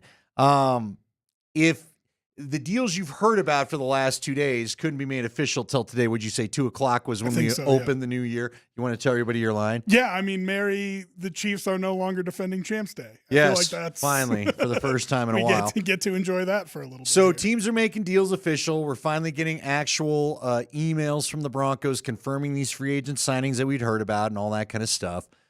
But there's still some free agents out there. So, of course, anytime someone's released that has connections to Denver, the conversation comes up. So let's start with the guy released. Now, there's another guy with a local connection here that is a little bit more of a unique story because of what's going on with his team. But let's get to the guy that you know well because he's a Denver Bronco favorite. He went to play for your team, and let's just say I don't think it probably went as well as you hoped, and that's Von Miller. So I specifically wanted to talk to you, Rob Trujillo, Buffalo Bills fan, about Von Miller. And I had told you this last night as we prepped for what we were doing today, that I really wanted to get your opinion about this. Because, look, for me, Spring, I don't know how you feel about it. I know you and Berto have brought it up too. But for me, look, I love Von, and I love his Bronco career, okay? I love the player Von Miller for what he did on the field for the Broncos. I do. But the Von Miller that I watched, I felt like with Buffalo, I just kept waiting for him to flash towards the quarterback or having a game like he even had during the Rams Super Bowl run where he would have at least a quarter or a stretch where he just felt unblockable and he's breaking up drives and wreaking havoc. I just don't know that if I ever really saw that with the Bills. So unless it's the absolute vet minimum, I'm not really interested in that. You actually had a surprising answer, although then you went and looked up some stats. What's your take on Von Miller? No, the stats back it up. Listen, Von didn't have the impact that the Bills paid him for. And I think I was sitting to rush the passer, right? I think I was sitting with you when he got signed, and I said, someone's going to pay him too much money. Yeah. And that's exactly what happened. It was your guys. Yeah, it turned out to be my guys that paid him too much money. Now, listen, he's still an effective pass rusher, and the Bills did a good job of limiting his snaps, getting him out there just to rush the passer, just on third down to stay fresh. He had a pass rush grade of 84.5 and a win rate of 18.4%. That led the Bills, and that led I would have led a couple teams. Okay, so he still is an effective rusher. He's just not Von Miller. Right. You know what I mean? He's not the guy that you remember. All right, let me ask you this. Do you think he's DeMarcus Ware of the Denver vintage? I don't think so. Yeah, see, that's my impression, but because DeMarcus Ware could just win with physicality. Yeah, he still had some whoop your rear end reps in that 2015 season. And Von relies on his speed to power conversion to get that kind of power. He can't just lean on somebody and throw him around a little bit like DeMarcus Ware could. So I don't think he's the DeMarcus Ware type. I think somebody who needs a speed rusher off the edge, even though he's lost a step, you can get effective snaps out of Von. Now, I don't think the Broncos have that position available. They really don't, because they've got Jonathan Cooper, they've got Nick Bonito. I like what they've got in you're not taking Zach Utah Allen off kid. the You're field. not taking Zach Allen off. Who is Jonah Ellis? I like Jonah Ellis. So, like, you don't have pass rush snaps for him. And DeAndre Tillman, wasn't Tillman playing outside linebacker too? I mean, I didn't mind some of what he flashed. You can get into these NASCAR packages on third down where you put all rushers out there. but they had an effective interior pass rush. I don't think you mess with that. You have the two studs on the outside. You leave those guys at outside linebacker, and you're really left with there's not really a spot for Vaughn to rush from if you were to sign him. So I think he's still an effective player. He'll get a deal in the league, and it'll be somebody that doesn't have an edge, that needs, just he's a guy. the third down rush. Yeah, guy, yeah. Probably more in his career. Yeah. 303-5040925. It's the Shop Mazda text line. Shop Mazda, 1 hour, one price, one person. Go and check them out. Look, here's the other thing. If you're going to sign a guy like this, I want a guy that feels like the leader type. And with all due respect, I'm not going to I don't know how it went with Vaughn in Buffalo. And maybe he was a leader in the room. The guy I think leads in his own way. I just don't, again, I would want a DeMarcus Ware type that just feels like he commands a presence. I don't know if Vaughn's that guy, because Vaughn's also known as the guy that likes to have a good time in his free time, right? Used to, at least in Denver, he was the guy setting up all the parties. And, I just don't know if he's that. He should be. Maybe I'm talking out of both sides of my mouth, because maybe he does set up the pass rushing summit and all that every year. But, is Von Miller, when you say Von Miller, do you think leader? I'm bringing in a locker room. Is he the Eric Johnson, good for the room type? I don't know. I don't know that I feel that way. I have a couple guys that are plugged into the Bills locker room, and he was loved and respected there. But it was the Gabe Landeskog thing. Right. If you're not playing, they don't care. You can't lead. So his time with the Bills is really a bad example of if he could be that guy or not. If he's healthy and has no off-field troubles for a full season, right, and can be there for every game, yeah, you might get that DeMarcus Ware type leadership out of him. But he hasn't. The last 2 years, he missed 4 games last year with a suspension. He missed over half the season the year before that, coming back from his ACL, and a half season the year before that when he first tore his ACL. So he was never around enough to really give them that type of leadership. I think he could do that for somebody in the room, but if he's not getting snaps, Andy, are they going to respect what he says? No, it's a great question, because again, this guy's not the guy that's been around. The prime Vaughn was not around I don't think any of the guys that's on this defense now. Yeah. I mean, I guess maybe PS2 played with him, right? His last year in Denver, but he would have probably, I think, been traded halfway through, if I'm not mistaken. It was 19, I think, right? I believe so, because I think so, right? Because and then he went to the Rams. I might be wrong. I can't even remember. They all run together. No, it was 21. 21, wasn't it? So he would have played with PS2 then?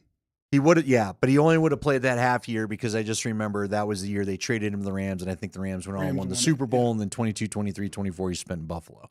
So I believe that's the right timeline there. So to your point, yeah, well, guys, will they be all about him? Will they respect? I don't know. He's not done anything. He's never shown them prime Von Miller. Now, they can turn on the tape. Well, hopefully they'll listen to him. They watched it when they were in high school and college, right? They'll have a healthy amount of respect for him. Yeah. But he's just not the same guy. No, and he's not. And there's still whatever's going on with that girlfriend of his that got him suspended from Buffalo, right? Wasn't that the reason? Yes. Is that he had the conduct thing going on. And so that's another reason why I think he questioned it.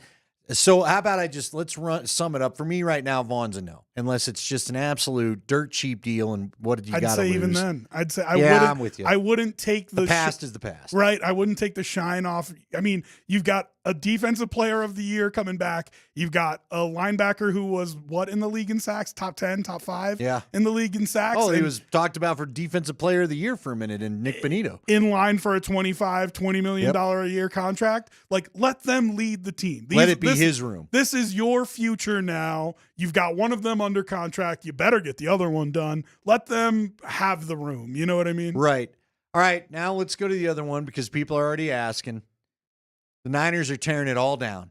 And I read a story, it was either Pro Football Talk or ESPN 2 weeks ago, that just said, if you want it, the Niners are willing to listen to it. So I'd already thrown out to DMac on our podcast Monday night after the Dre Greenlaw thing. I'd call about George Kittle. I don't need to make that call necessarily anymore, because you went and got Evan Engram. But what do you do about Christian McCaffrey? People want to know, But hold on.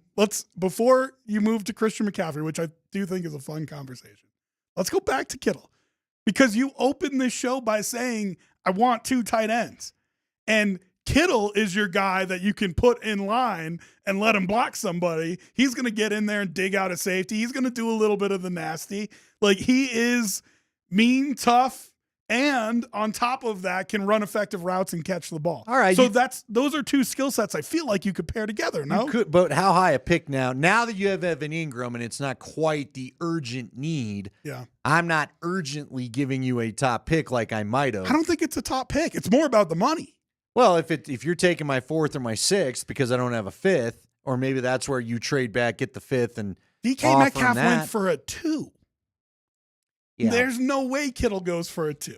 It's a 3 at best and probably like a 4. I'd give up a 3 for Kittle probably. Right? So, and especially if you're thinking what we were talking about with Nick Kosmider earlier today, if you're thinking, hey, maybe I trade back here and you can stack some picks in the 2nd or 3rd round and it's not your only 3rd round pick you're giving up.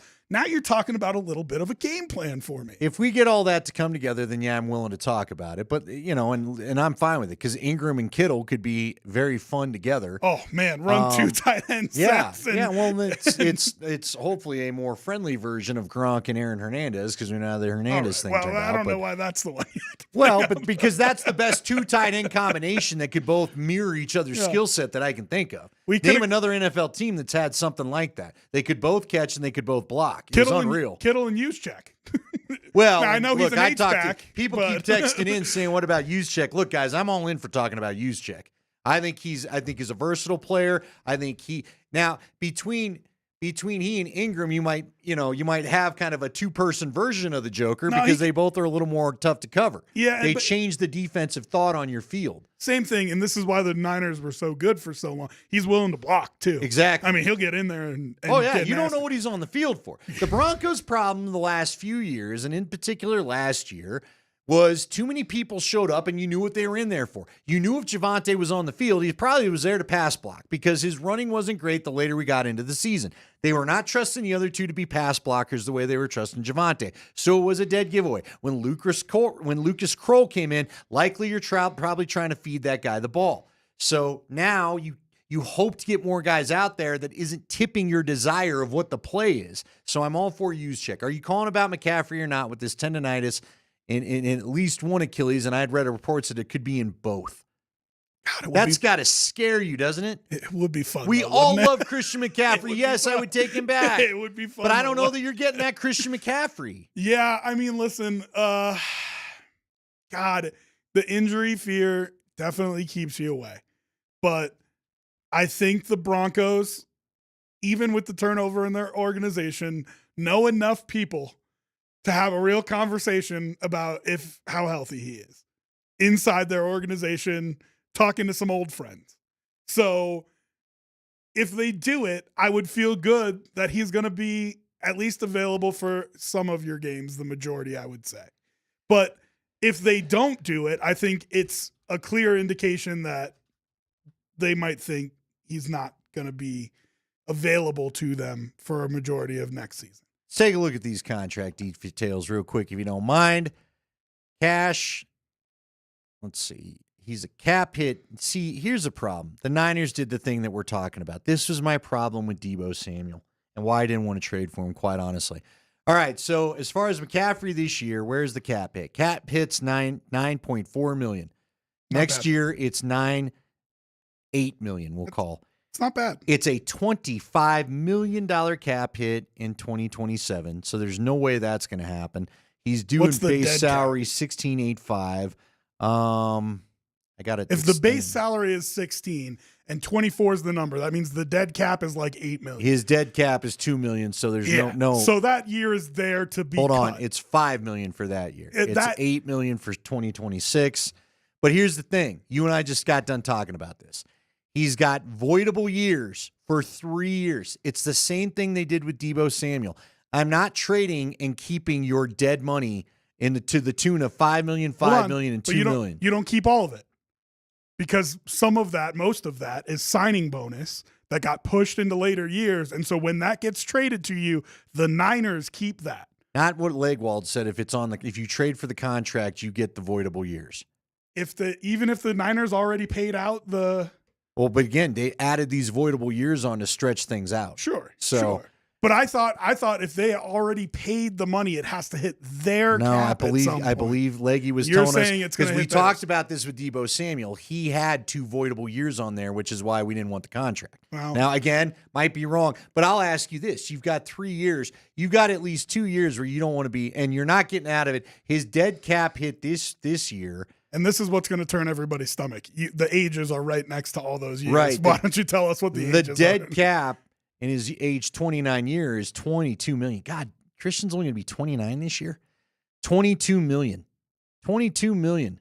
So, listen, if maybe it's a restructure, maybe you tear it up and it's a whole new contract. I don't know. But if you can make it a 2-year deal somehow, well, there is a potential out at saying next year, but it's a dead cap of $8.5 million, almost 8.6. But that's okay. Because if you can get, I love how you love. It doesn't feel okay to me. All right, if you 8.5, no. You need to be ready to pay Bo Nix. That's why all these deals you're getting now are 2- and 3-year deals. So when Bo Nix comes up, your cap is clean. Everybody's off of it. And that same thing with Garrett Bowles. Like, you are planning for 3 years down the road, giving Bo Nix $275 million. That is what you're planning for. And you hope that it comes to that. So if you can get out from under Christian McCaffrey's number for only $8 million in dead cap space after 2 years, then yeah. I mean, listen, this is what DMac was talking about when he said, I give him 3 years to win a Super Bowl. It's that quarterback's rookie contract but if he comes that you here, really stack up on. If he comes here and you know that his Achilles was a problem all last year. I know. That's the problem. We're not. Now listen, Dre Greenlaw and Ufunga, they had tough injuries, but they were able to play the last couple of years. Christian basically didn't play last year, and when he finally pushed it, he broke his ankle. Like, it wasn't, obviously it was a bummer because he broke his ankle, didn't he? He had the weird injury that wasn't related to the Achilles. He did something in Buffalo. I mean, it was in the Buffalo game. I remember that it was snow wrong, game. and remember his legs gave out from underneath him. But can we be honest? Why was he playing that game? There was 6 inches of snow on the ground. Their season was slipping away. Yeah, but I mean, come on. Because Kyle's got a little of his dad in him, and even though they're good coaches, there's still a little NFL ruthless in there. I'm not going to be honest. Come on. It is what it is. It's funny Sean because Payton's it's true. got NFL ruthless in him. Bill Belichick's got NFL ruthless in him. It just is what it is. I remember going into that Sunday night football game and being shocked that he was playing. We all saw the snow and we thought, what are you doing here? Yeah, like, he's going to be shut down. It's going to be a Jordan Mason game, whatever. Jordan Mason? I think that's right. Sure. But yeah, and so I was shocked he was out there, and it ended up coming back to bite you a little bit. Would you take on Ayuk? Since we're talking about the 49ers, let's just put a bow on it. No. With the injury, because to me, Ayuk's probably the most, when he's healthy, the guys left on the roster, it's either Ayuk or Kittle for me. The first couple of years of that contract, when he's still in his prime, he's going to be recovering from a knee injury. That's true. So and he'll be cost some money during your Bo Nix window. Yeah, so I'm gonna pass on that. All right, we got to talk about some Nuggets news. We got some interesting more sound coming around about this MVP debate. Some of it'll probably upset you. Some of it'll make you happy. ESPN's all over the place all of a sudden. But maybe some of the sound we're about to have, this could be why they're taking PTI off the air, or excuse me, Around the Horn off the air. Stay tuned for that.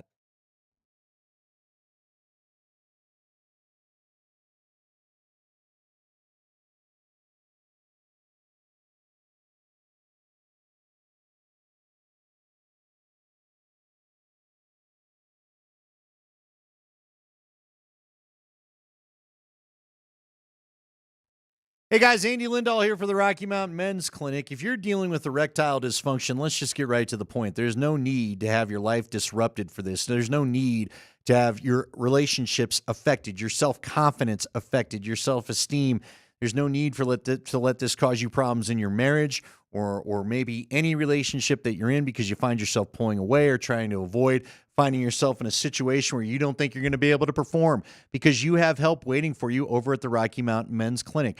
This is a place where you can not only go and talk about your problem, but they're going to have treatments that work for you, some treatments with success rates well over 90%, and treatment options that work when the pills and the herbals fail. They've been serving Colorado for nearly a decade, and they've successfully treated tens of thousands of men.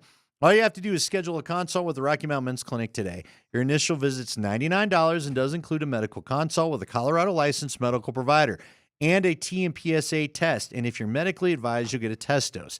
If the test dose isn't working in the office and having you feeling your old self, then your visit's free, so you have nothing to lose here. They have an expert staff, and if you're like a lot of men, you could be back to having sex the day after your appointment. They have 5 locations in Colorado to serve you.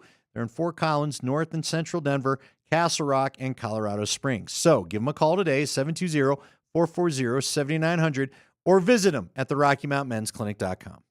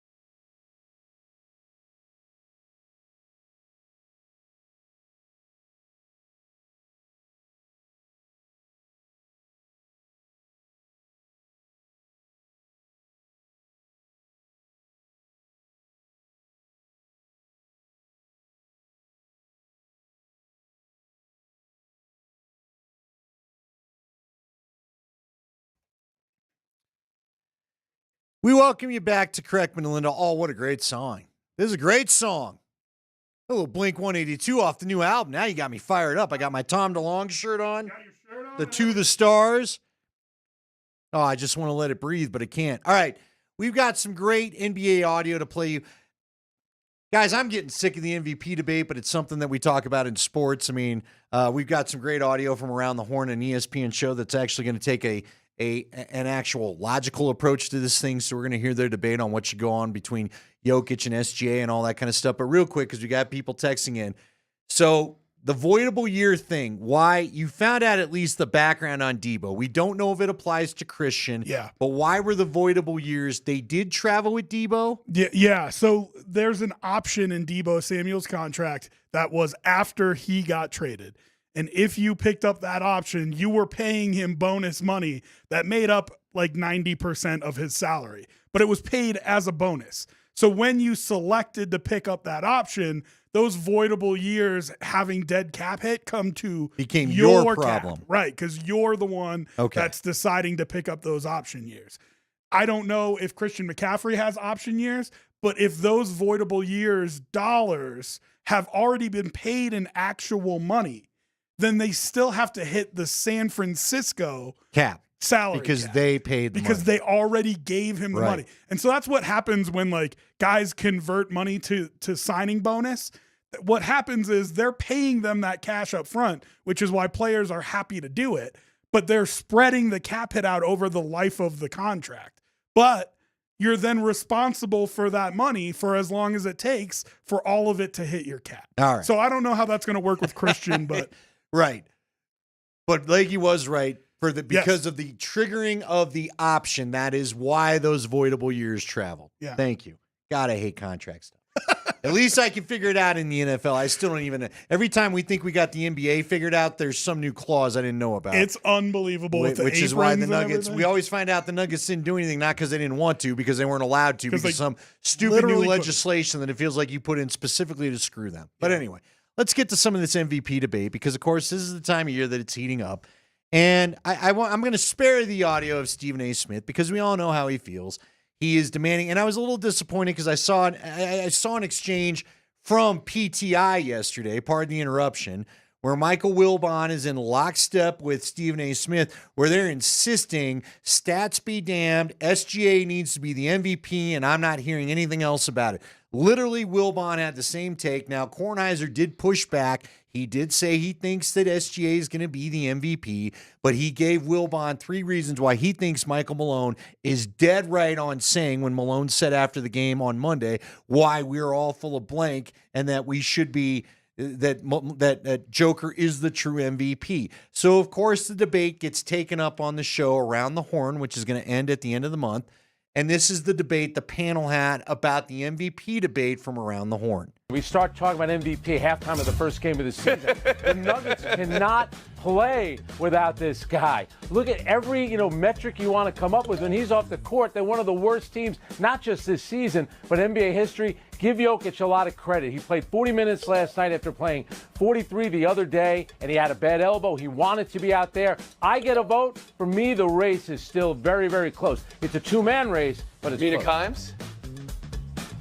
I think it's Jokic. I think if not for voter fatigue, it would be, I wouldn't say evident because it is quite close with SGA, but I think his case is as strong as it's ever been. I mean, Tony, top 3 in points, assists, and steals. Career highs, a 2-time MVP with career highs. His coach, Mike Malone, pointed out if you did a blind resume with Jokic and SGA, I guess, people would know it's Jokic, but he will get tired of voting for the same guy over and over. He already suffered from that once. He should not again. I had a panel say it was unanimous SGA, I don't know, 24 hours ago. Tim Kalishaw, Around the Horn to you.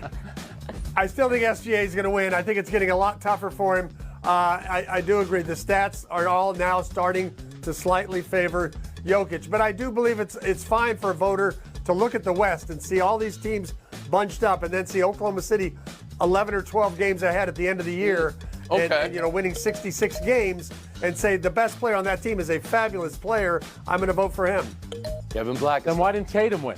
Tatum should have won The that. Joker is the undisputed champion. He's got the belt. Somebody should have to take it from him. He hasn't done anything yet to lose it. And right now, since the All-Star break, he's on a 10-game streak of triple-doubles that no one has seen since 1968 with Wilt Chamberlain. Stop.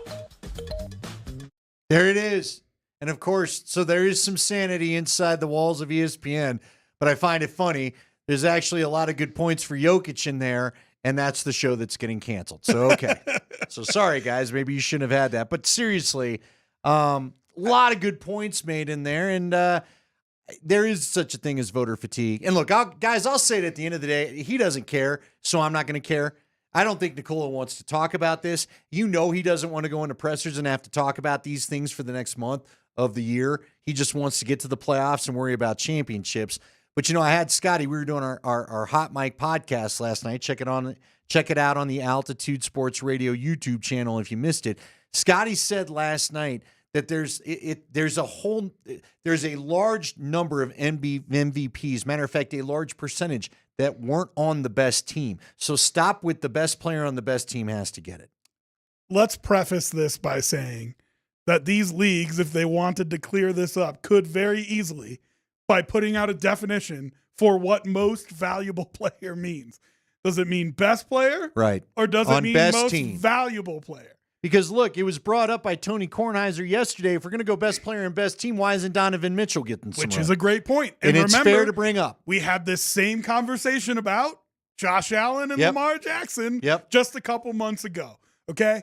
The reason that they're never going to put out a definition is so all the shows have something to talk about and something to argue about. And so, there's never going to be a clear-cut answer. What I would tell you is I think it's a totally legitimate argument to say the West is an absolute meat grinder, and this guy has his team 11 games up on everybody else. It's not even close, which is a good point. But he hasn't been near as good as Jokic. Every time they start putting up statistics, do you know what they put up for Shea? Most 50-point games, 40-point games, and 30-point games. And the reason they split those into 3 different categories is because they don't have any other categories they can put up with his stats, where Joker's got 5 or 6 categories that are up there. The man has been doing things we've never seen done in the NBA before.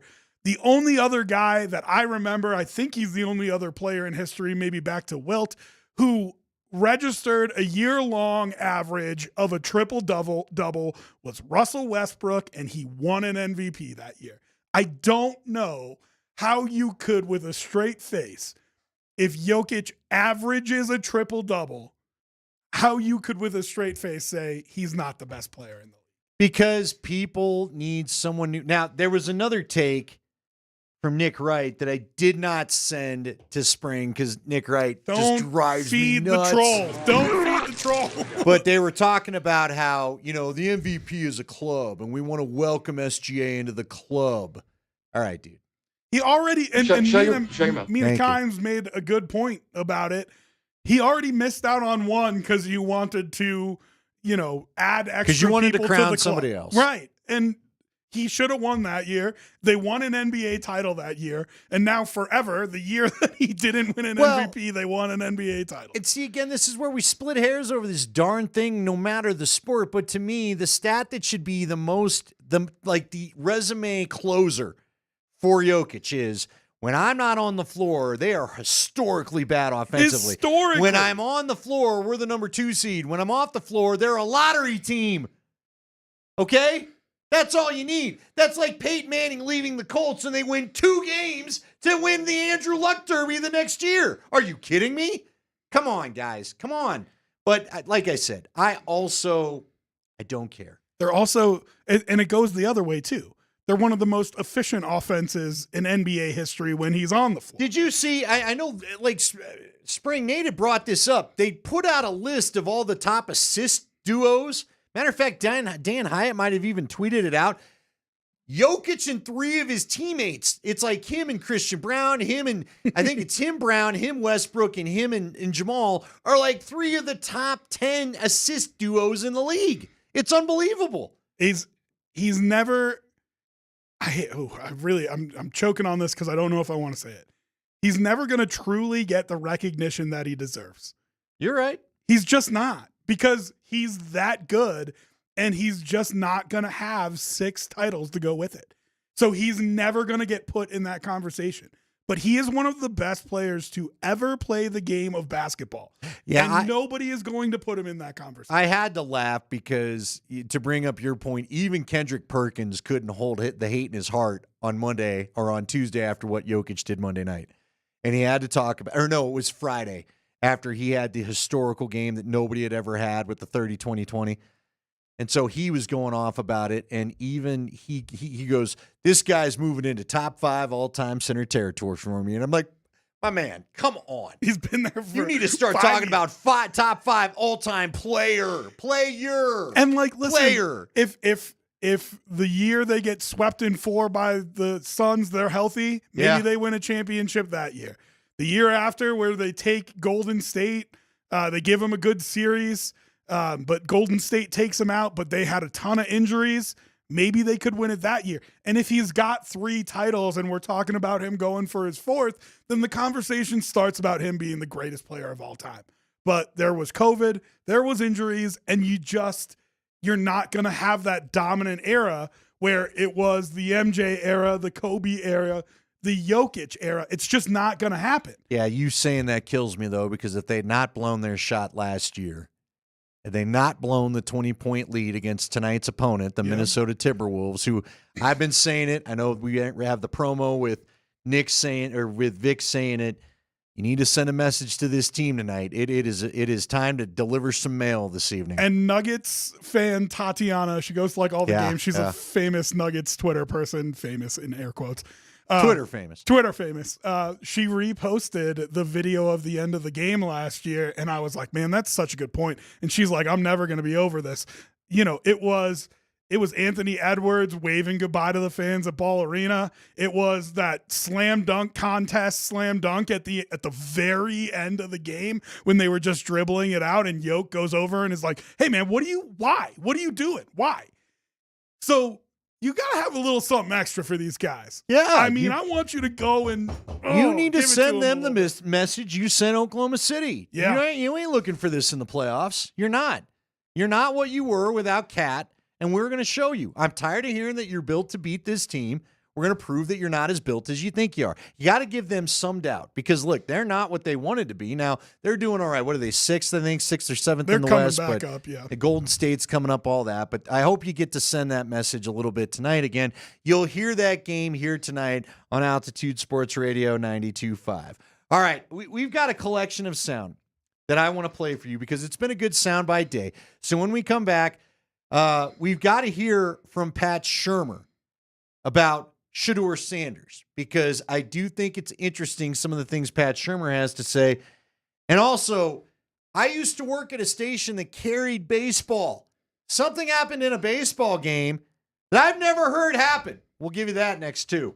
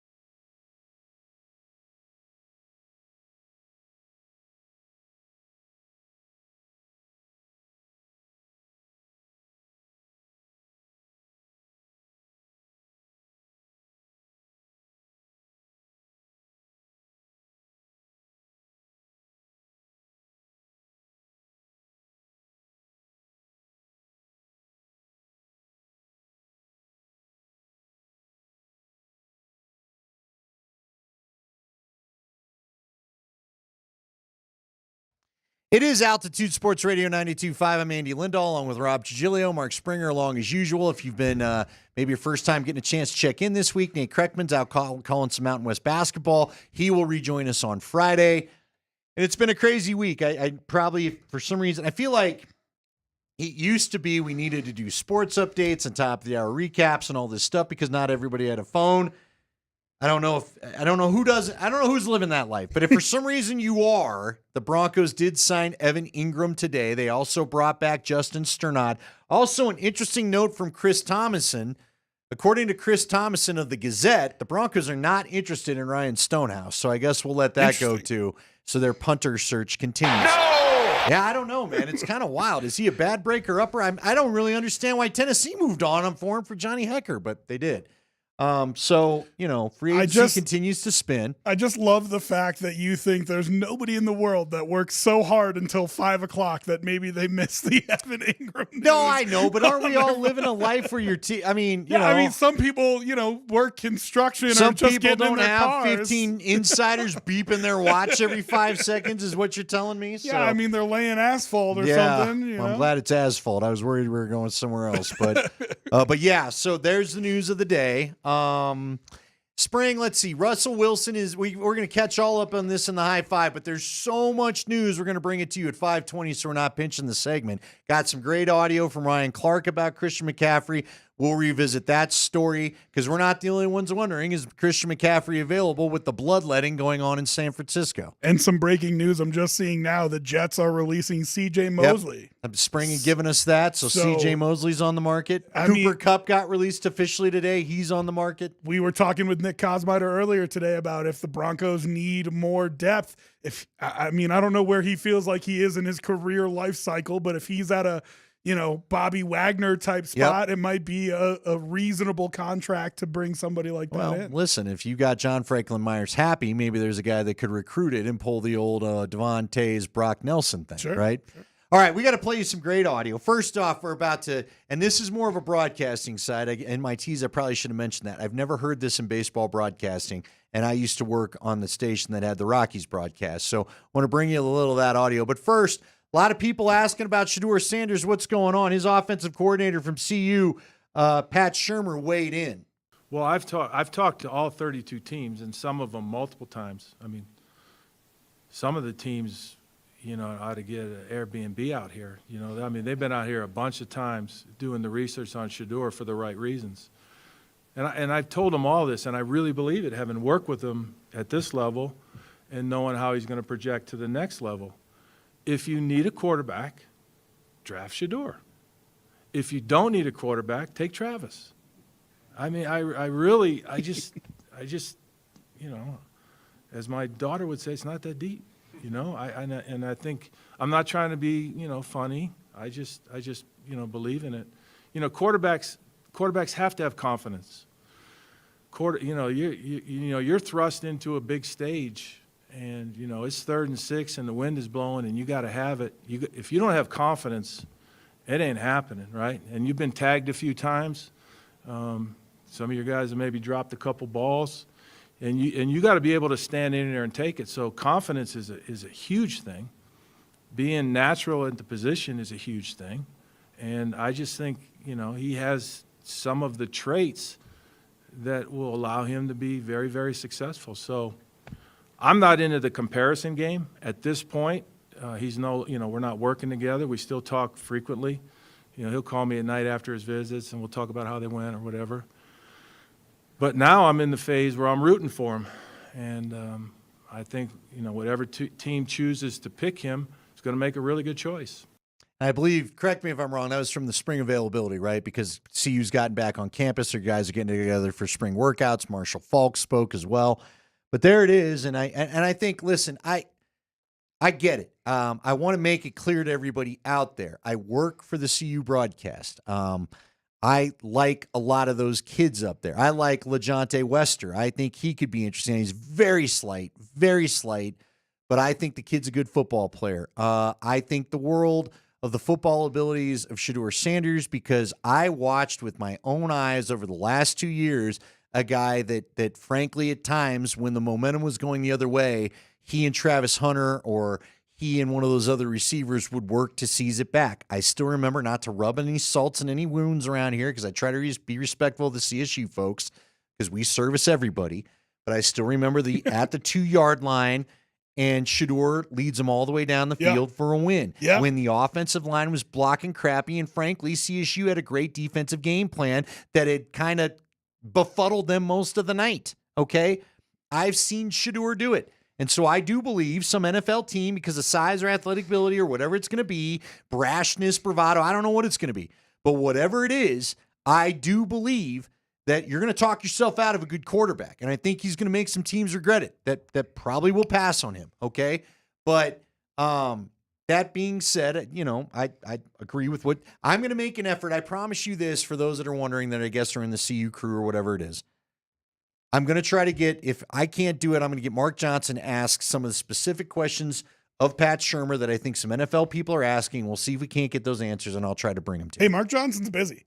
Well, but Mark Johnson's also. Buff's making upsets. Yeah, they decided to extend Mark's stay, and I'm not sure Mark thought he was going to be in Texas very long at the Big 12 tournament, but there you go. Listen, Shedeur, man, he's got some things, in my opinion, that he needs to work on. He's not the perfect prospect. Nope. He's not the guys that went top 3 last year. I'm not blind to that. But there's something to be said for his toughness. There's something to be said for, and I know he brought the coach along with him, but his adaptability. I mean, he took over a brand new team and in 2 years had him in a successful position. So he's not afraid of the big moment, man. The big moment doesn't scare him. His heartbeat does not go up.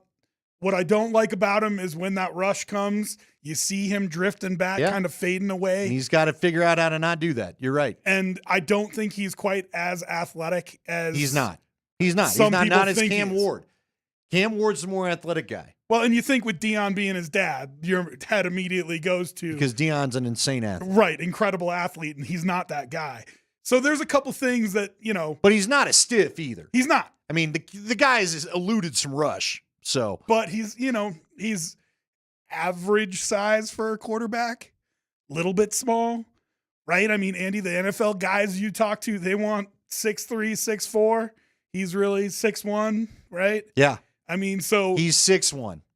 That's the measurement. That's the combine measurement was 6'1", maybe a little over, but it's 6'1". And Cam Ward is 6'2". Yeah. Well, no, it's 6'1". It's not creeping towards 6'2". That's what I'm saying. Because, I got that from Leggy. That was the combine measurement. Yeah. And you and I both know they don't need the 6'5" or 6'6" guy, but they would like 6'3". Because you got to be able to see over the shoulder pads of the offensive line. Absolutely. So, there are teams that are going to talk their way out of it with these things. There are enough negatives that teams will talk their way out of it.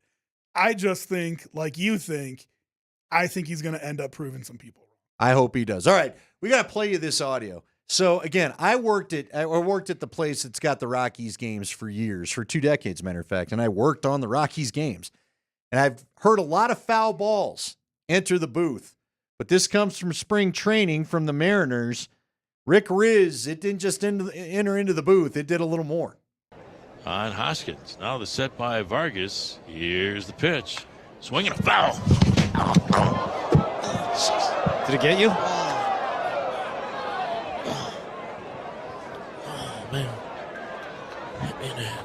Did it get you? Yeah.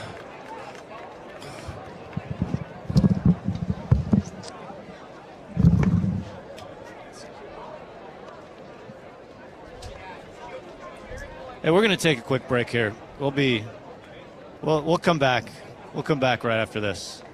So here's what happened. A ball came up to our booth, and Rick got hit. He got hit in the head.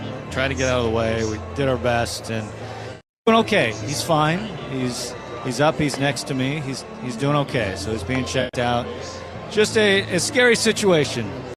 You could hear the mic bounce on the table. Now, I don't know. Maybe people can't hear that the way we can being in the business, but like that ball did some damage. Took out Riz, took out some mics, went bouncing. Like I've heard it go into the booth. I've heard guys say, oh, look out. But I've never heard it actually catch a guy. Now, here's why I give Riz credit. He didn't go, who was our guy in Buffalo? He didn't go full Rob Ray. The puck is dropped and it's 4-0. Yeah. opening period, and Razor just took another one. So Ray, what hurts Ray worse? had a little more commentary for getting struck with the puck than Riz did for getting hit with a foul ball. I think the most acceptable curse in the history of the FCC there. Yes. They were not going to fine him for that. He bled after that Took one, a slapper off. Did you see what they did the game after with him? Yes. They put him in the 300 section. Yes, it was delivered him some hilarious. They hot put him dogs. as far away as he could be. It was hilarious, But anyway, we laugh because Riz seems okay. But man, that was. Hopefully he's all right. I mean, it sounded like a karate chop to the throat. Did you hear the? Oh yeah, he's like, I took it in the head. But I think you got to remember they're in a minor league park. So these, if you've never been to spring training, these are small parks. These aren't Coors Field. There's a bunch of. You're lucky to, I think, get 10,000, maybe 5,000 in some of these parks. So that press box is not as far away as it would be in Coors Field. So noted lacrosse guy Andy Lindahl.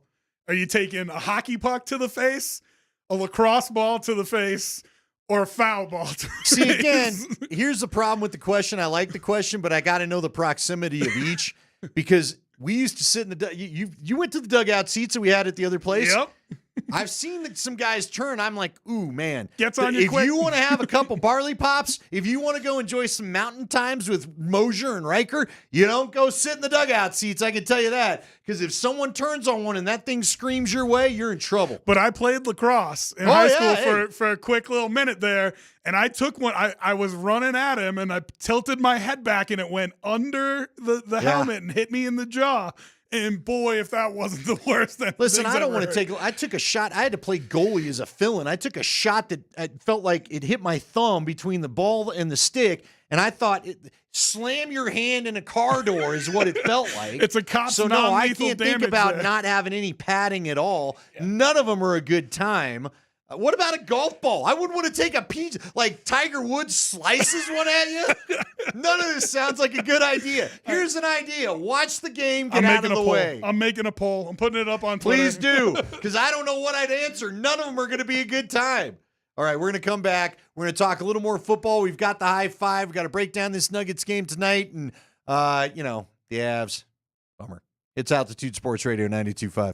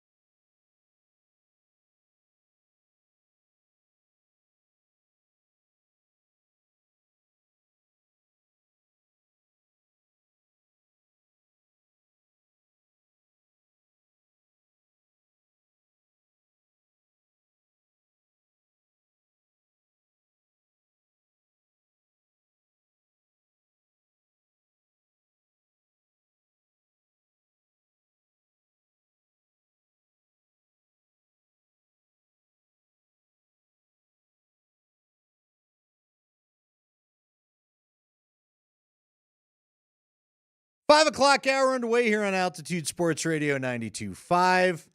We haven't had a lot of people necessarily text in because I don't think any of us want to deal with any of it, but Rob Trujillo is going to put out there, tag us all. What would you rather deal with?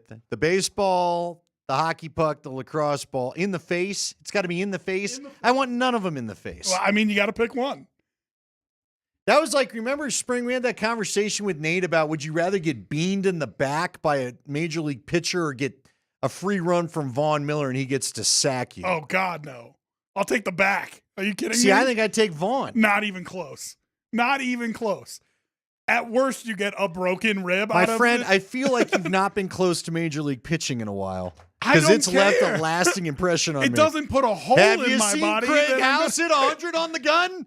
Right to your ribs? Have you watched Von Miller play? He gets a free run. I know, but I'm a fat guy. I feel like I can maybe turn and get a little fat in the way. God. I do not want to get crushed by the ball in the ribs. Absolutely not. No, that ball is breaking a rib, dude. I will take the major. Fine, I'll take the major league. Fine. You think Von Miller can't break a rib hitting you on a full run with nobody in between I know you this. and I got a chance of maybe if you give him the puppy dog eyes, you get some Von Miller humanity. That Absolutely baseball not. is inanimate. Absolutely not. Once it's released, good luck. Absolutely not. Good luck. I'll take the one singular welt and on listen, my back. Von Miller is a see now. Had we made it Lawrence Taylor, maybe I'd be more scared. Von Miller's played the era of I can't put my body weight on you. Listen to what you just did there. I listened to Lawrence Taylor was about trying to kill you and put you into the ground. Listen. The modern pass rushers have not been afforded the ability to throw their body weight on you. They've had to learn to tackle different. There's no referee there, Andy. No, He's there coming it is. I ain't straight doing it through without you. the ref. We're throwing that flag, kid. He's coming straight through you. There's no ref there. way. There's no way you want that ball, bro. You just not seen 100%. Oh my gosh! Now we got to out go of out. 100. We've got to get out to some pitching. Maybe we need Jason Hirsch. Let's get Jason Hirsch in here. Let Bring him just Hirsch throw a few again. in. Let's go out Good to his dude. facility, the fast facility. Oh my gosh! All right. Are you going to get Vaughn here too? Yeah. I know. Yeah. No, I already told you we're not signing Vaughn. I'm not down for that. All right. Let's see. Let's get back into some of this football. Let's get back into the Nuggets. We've got the high five coming up. I'm a little off because we're back into this heated debate Nate and I had, and I didn't expect that. First off, for those that maybe just got in the car and people are reminding me there's dead cell phone spaces and all that other kind of stuff. The Broncos did sign Evan Engram today. That happened about 2:30. Adam Schefter tweeted that out. I saw it from Adam Schefter first. So, that's good news for the Broncos. I think it shores up a lot of your needs. Now, again, I guess we might as well let's rehab the conversation, Rob. I'm like, how many partners have I had? Did you forget my Well, name? I've got this Rolodex of people, and I'm like, which one? I got Spring right there at the beginning. I've only known you for like almost 20 but years now. I'll make up a name for anybody. You're lucky I haven't called you something else. All right. Colorado Rob, I don't know. Yeah, that's fine. I think they've got their pass-catching tight end. I don't believe that they've got their joker. I think we're all too quick to throw joker on something where I think he's a great option. I think he opens up the passing game. I like the signing. I don't know if he's as versatile. I feel like we're all just trying to label something when Sean Payton has made it clear a joker is a very versatile player that you could see all over the field. Now, maybe we'll find out from Evan Engram. He's lining up in the backfield and he's splitting out wide like a wideout, but that wouldn't be so unusual for a tight end. I just still think the guy that's truly the matchup nightmare, you're still kind of looking for. I agree with you. I don't think he's the joker, but he is something this team desperately needed. It's an upgrade from what you have. There's no doubt. Yeah, no Him question on the field, about you are better than you were a year ago. And if you can stretch a defense with those two speedsters, then, him underneath working against the linebacker is probably a good spot for you to be in. Cody Rourke, who does Locked On Broncos, posted a couple video clips of him, just kind of working over a middle linebacker, finding the space, little whip route, and he's open on the third read. And that's what you want to give Bo Nix to kind of help him settle in. Jaleel McLaughlin is, I don't know. there were times I felt like maybe he was going to be the guy who ascended into that I can do a lot of things with the ball in my hand role. And, I can run, I can catch, But out of the backfield or off the line, the Broncos just did not have that guy that felt like a safety net for Bo Nix. And so giving that to him next year in the form of Evan Engram, I think is going to do wonders for what you're going to be facing on third down. Don't get yourself into third and long because you picked up 5 on second down. And you can move the chains then because you don't have to pick up quite so many yards. I think going into a quarterback's sophomore season, it's an excellent tool to give him. All right, let's also get into a little bit of this Nuggets game tonight. We've got the Nuggets facing the Thunder this evening. We played you the audio last hour from the MVP debate. Let's talk more about the game this evening. They've got a big week coming up because they've got like a big full week of games. I think about week as in this calendar week, but you look over the next 7 days, a lot of important games, I would say, for Denver. They've got to play the T-Wolves tonight. They play the Lakers coming up Friday. They've then got Washington over the weekend. Don't go losing to them again. They've got the Lakers again next week. I don't have the full. They've got a busy week full of contenders. This is probably going to tell us what seed you're going to be when this is all said and done.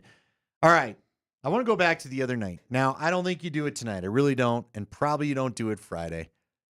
But I do think Michael Malone has shown us with his comments when he said, I offered Joker the chance to sit out Monday night's game. And, of course, because Nicola's Nicola, he chose not to do it. But I do think that's a subtle admission of we've got to get this guy some rest somehow. And they've got a lot of games getting played. If you can go 1-1 between Minnesota and the Lakers, first off, which victory do you want more, Minnesota or LA? Because we did get into that with Berto, so I want you to think about that. But would you think about resting him against Washington? Despite the fact that would be a terrible loss, is Washington the game where you try to get him some rest? I would, but he's not going to do it. Okay, I don't care. I'm real interested in the way that conversation went because I tuned in to listen to Malone, and he the way he said it kind of slithered around. If he went to Joker and said, we're going to sit you down tonight, and Joker said, or if he went to Joker and said, do you want to sit down tonight? Because those are two really different things, right? Sure. Because if my coach comes to me and says, do you want to sit down tonight? I mean, everybody wants the guy who the answer is absolutely not, right? And that's who the Nuggets have. So if Malone offered it as an option, there was no way that Joker was ever going to take it. But if he went to him and said, we're sitting you down tonight, and Jokic was like, I'm playing, like, I don't know. It just paints a different picture for me depending on how that conversation went. Yeah, but here's what I'm going to tell you. Because I'm telling him, especially if you go 1-1 between Minnesota and Los Angeles, you have a back-to-back coming up Friday, Saturday. Now, they're both home games, okay?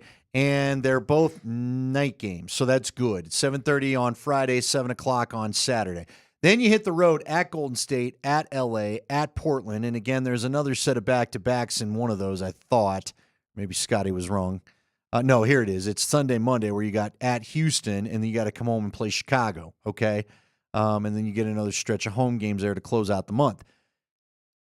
Look, I'm telling him Saturday, you're just going to rest, bro. We're just resting you because you got Golden State. They're trying to creep up the playoff board. You got LA. You better be able to beat Washington without him. I'd like you to figure that out. But I do feel like there's an admission. Are you also without Aaron Gordon?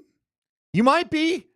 But listen, Washington is terrible. Terrible. I mean, yeah, but you cannot have Nikola Jokic run into the ground by the time the playoffs start like you had a year ago. That's just the reality, whether you like it or not. And they basically have got the full schedule pulled up.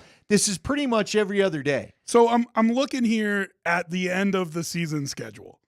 You've got, if you go into April, you've got a back-to-back with Minnesota and San Antonio, both at home. Both at home, thank goodness. And then you've got a Friday night game at Golden State, and then you're back home on Sunday. And what I'm thinking is, if I'm looking at this schedule, I'm looking for spots where I can leave Joker at home. Okay. So he's not still. You're not leaving him at home before Golden State, though, if Golden State's still cooking to try to get in a playoff matchup. Why not? Because I just told you. I'd be facing him in the playoffs. Who cares? Who cares? And then you got the same all thing right, versus let me ask you Sacramento. this. But see, again, here, why not sit him against San Antonio without Wemby? That April 2nd game, let him rest, and then you fly out. But I would do both. They did this with him earlier in the year where he missed like 2 games on a road trip, and it was just now it was around, I think, the birth of a child, maybe. Yes, but it was. But okay, do something like that with him. So if you want to give him San Antonio and Golden State for a couple days off at the end of the season, it'll give him like a full week of rest, and then he can come back for the home game against, who is that, Indiana? Great. Or if you want to give him the Sacramento game off, because after that you got Indiana on a Sunday, then at Sacramento on a Wednesday, and then Memphis on Friday. So you can give him a whole week off if you just sit him for that at Sacramento game. He banged up his elbow. He's got a little ankle thing going on. I'm finding him. Saturday, I'm not playing him. Real quick because we got to get to the I-5, and we'll revisit this maybe as we'll close out with some more Nuggets talk. But L.A. or Minnesota? Oh, God. Which team is more important? To me, I'll tell you, I think Minnesota. You absolutely need to send this team a message tonight. But LA absolutely. How full of themselves is LA going to be if they Then come let in 'em. here twice and beat you? Let them. At home. Let them. You still got one more with LA. Of course, you still got one more with Minnesota, too, at home. But Yeah, I don't know. If I could, I want them both so bad. I get it. That's why look. If it was, I'm not going to I get ask you to have Minnesota or San Antonio. I'm not looking to make this easy. just, you know what I mean? How much are we going to have to hear Lakers Twitter that they figured something out and Luka's the savior? Fine. I don't think it'll go that way in a 7-game series. I feel like the Oklahoma City situation this beginning of the week shows you how a series goes when you got to play a team twice. It changes things. We all know how annoying Lakers fans are. I don't know. I want to get give it, but them the that. Lakers have not been a problem in the playoffs for a while, and they're still a small team. Minnesota has been your problem. You got 2 home games against Minnesota. But they're not the same. It's time to let them. Well, you better let them know that because they just whooped you a month ago. They're not the same. They just whooped you a month ago. They're not the same without the 2 twin towers. It's not the same thing trying to stop Jokic. The results really haven't changed for the Nuggets. It's time for you to change those results. Okay. All right. Yeah. I'm not. Listen, we don't want to lose to either of them. I get it, but I just think in a 7-game series, you're going to handle Minnesota this year, and I didn't think that last year. Sent out a tweet before the series that's like, guys, real quietly, the Timberwolves are pretty good. Okay, so I don't think they're as good this year, and they've not had their problems with the Nuggets. I can tell you that. Well, they're the 6th seed or whatever for a reason. So you got beat by 20, and it just has been a problem. So let's go. Sam, I'm trying to go back and see what the first game of the year. Scanning quickly. There it is. They lost 119-116. At least that one was close on November 1st, so that's good. But still, no more ugly Minnesota games, please. All right, we're going to come back with the high 5, and we're going to tell you about our bracket contest, but it's not another bracket contest. What do we mean by that? Stick around to find out.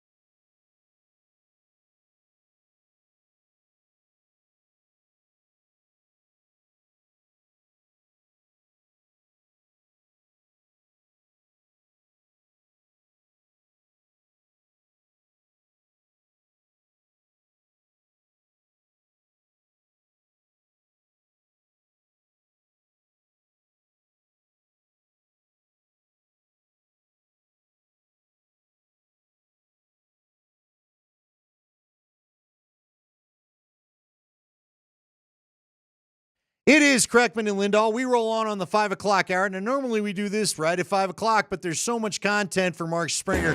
We can't filter it. We can't contain him, so we're giving him the longer segment. It is the High Five. Mark, let's get after it. It's the High Five brought to you by Bet365. Whatever the moment, it is never ordinary at Bet365. So the Broncos have signed a tight end, former two-time Pro Bowl tight end, Evan Engram, formerly of the Jaguars and Giants, to a 2-year deal, $16.5 million, fully guaranteed. Deal is worth up to $25 million.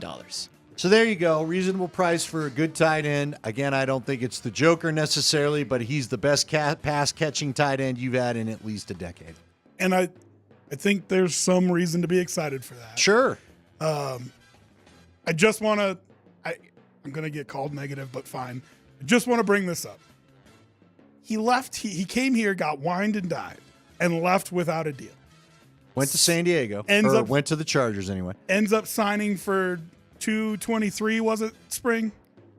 Was that the number? 2-23, 16.5, or 2 for 25, 16.5 million fully guaranteed. So it could be up to 25 million, but it's So what does that say to you?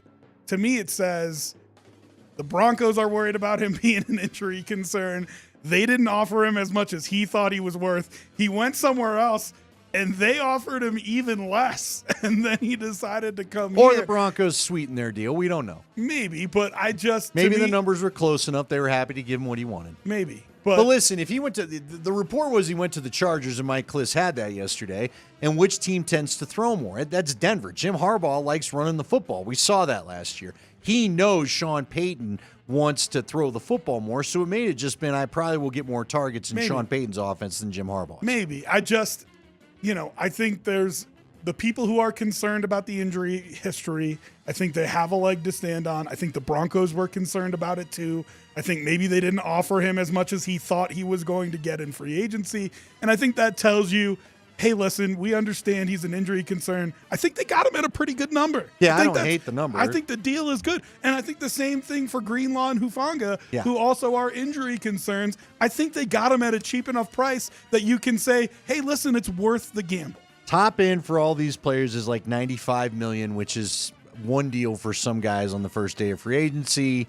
Yes, they're believing in their health and wellness and all the stuff that they do, their strength and conditioning.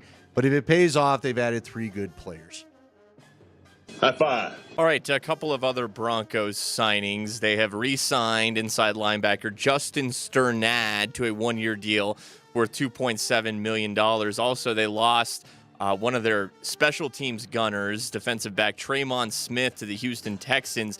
They've replaced him with wide receiver Trent Sherfield, formerly of the Vikings and Niners. He signs a 2-year, $8 million deal with the Broncos. But you said it best. He's a special teams gunner with speed, and that's what they were looking for. So, and good for Sternad. Good for Sternad. He was okay in backup duty last year. Yeah. I mean, he wasn't. He probably great, would but like an upgrade, but he's a good depth piece, and he can play special teams too. What I'm really concerned about is with Singleton coming off an injury, and everybody's concerned about Greenlaw. Do you need to add just a veteran linebacker who maybe has a little bit more than Sternad does, just to make sure you've got enough depth there to get through the season? Well, Drew Sanders is going to play in the middle. Remember, they announced it at the end of the year. Drew Sanders is back, and he's fully healthy, and he's going to be a middle linebacker. Now, interesting, I know some people, and I think Jeff Legwold was among them, said that Sanders was better in college in the outside backer, but they're going to put him in middle, so we'll see. Look, Denzel Perryman, as Mark Springer's put us on to, has been here.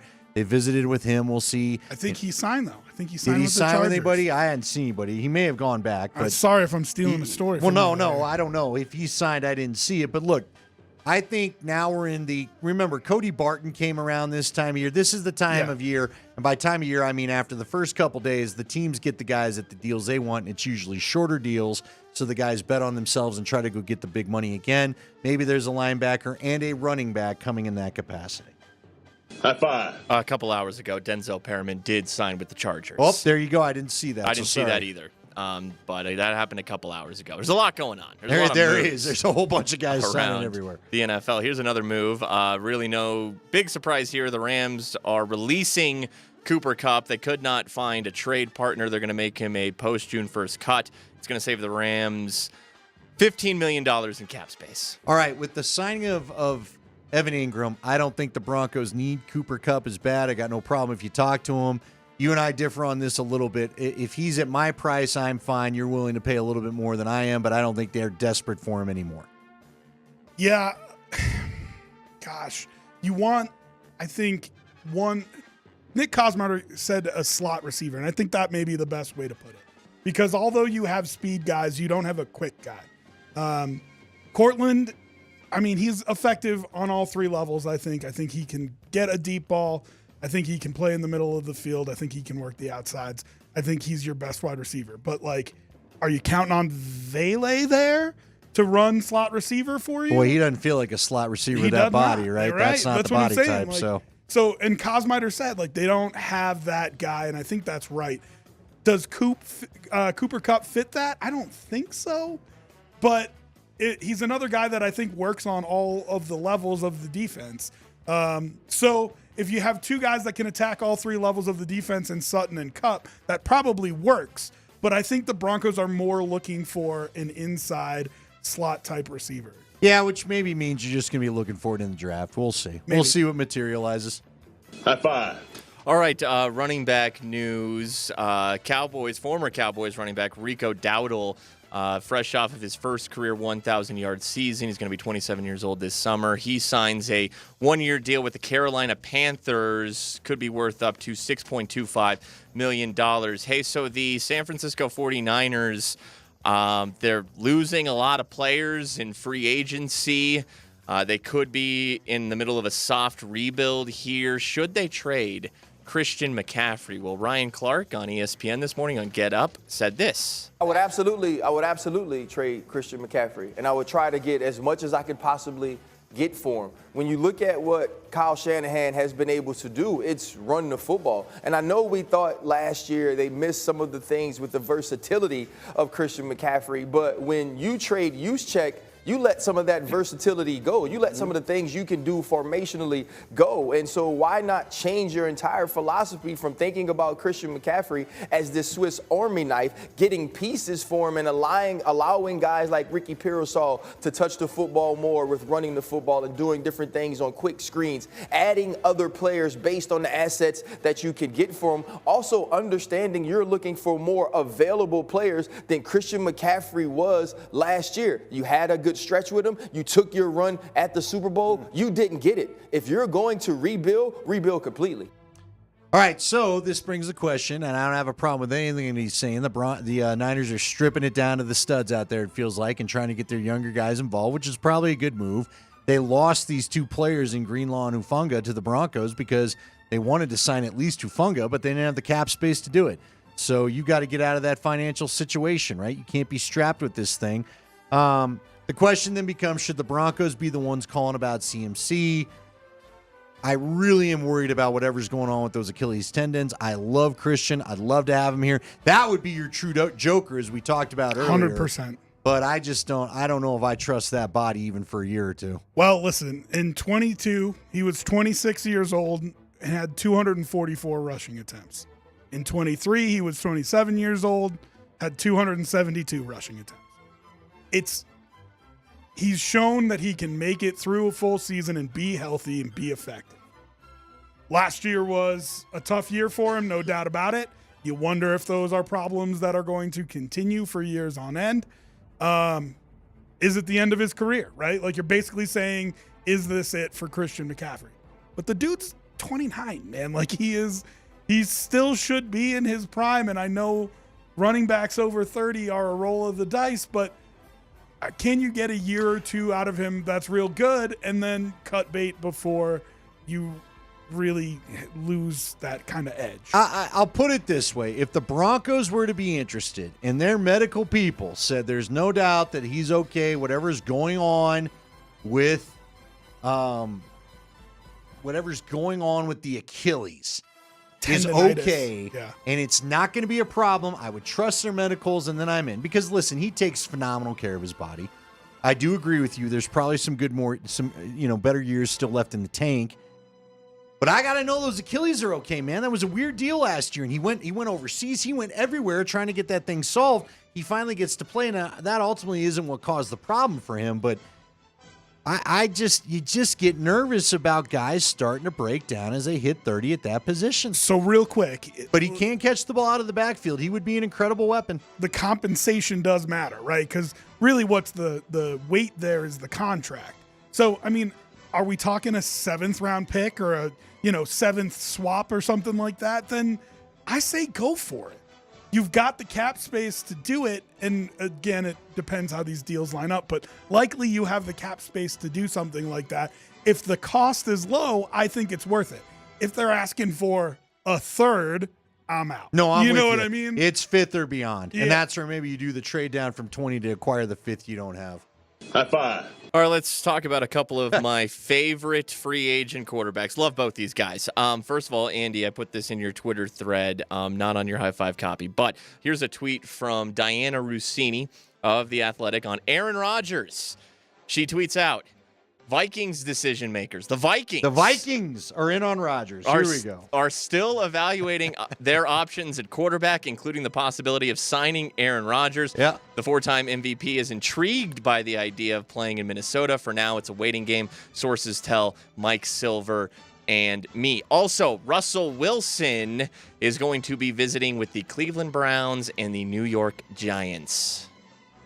Yeah, man. So, but okay, this is what's wild about those two stories together, Spring, because just yesterday, and Rossini, I thought, was one of the insiders reporting this, they had said if Rodgers is going to choose to stay in Pittsburgh, Russ would go somewhere else. But if Rodgers was going to go to Minnesota, Russ would go back to Pittsburgh. Now, there was the report at the end of the season that Arthur Smith wasn't a fan of Russell Wilson. He was campaigning to get Fields back in there and was unable to do so for whatever reason because Mike Tomlin just preferred Russ. And so maybe that's what's leading Russ to think, well, maybe I'll look somewhere else. But what is Pittsburgh? Daniel Jones is off the market. Like the quarterbacks, even the non-sexy ones, I don't know what Pittsburgh's going to have at quarterback. If they don't, they're down Fields and possibly Russ. And if they don't get Rodgers, they might have to call Big Ben after all. Well, and so then you start thinking about like who are quarterbacks that could theoretically move. And I don't know that any of these teams would do this, but do they go make a big play for like a Derek Carr, right? But he's staying with the Saints. They redid his deal. But you got to go find a quarterback somewhere. Joe Flacco. Oh my God, could you imagine? Well, that's your option. That's the dude hanging out there. Crazy. You know who else is hanging out there we don't talk about anymore? Ryan Tannehill. Remember, everybody kept thinking Ryan Tannehill would sign early part of next year. Ryan Tannehill doesn't belong to a team. Zach Wilson, did he sign somewhere? Zach Wilson is a Dolphin on a $6 million deal. Yep. That was Monday. Yep. So I don't know, man. Talk about a rock in a hard place. Like Aaron Rodgers, Russell Wilson, or nobody is really your option. Jackson Dart. You know what I mean? There's a couple mocks that there was one Spring and I talked about the other day with Berto that had Shedeur falling to Pittsburgh at 21. I mean, that's how Roethlisberger happened, right? Like he fell to them there in what they thought was going to be a higher pick. I don't know. I do want Aaron Rodgers to complete the Brett Favre arc.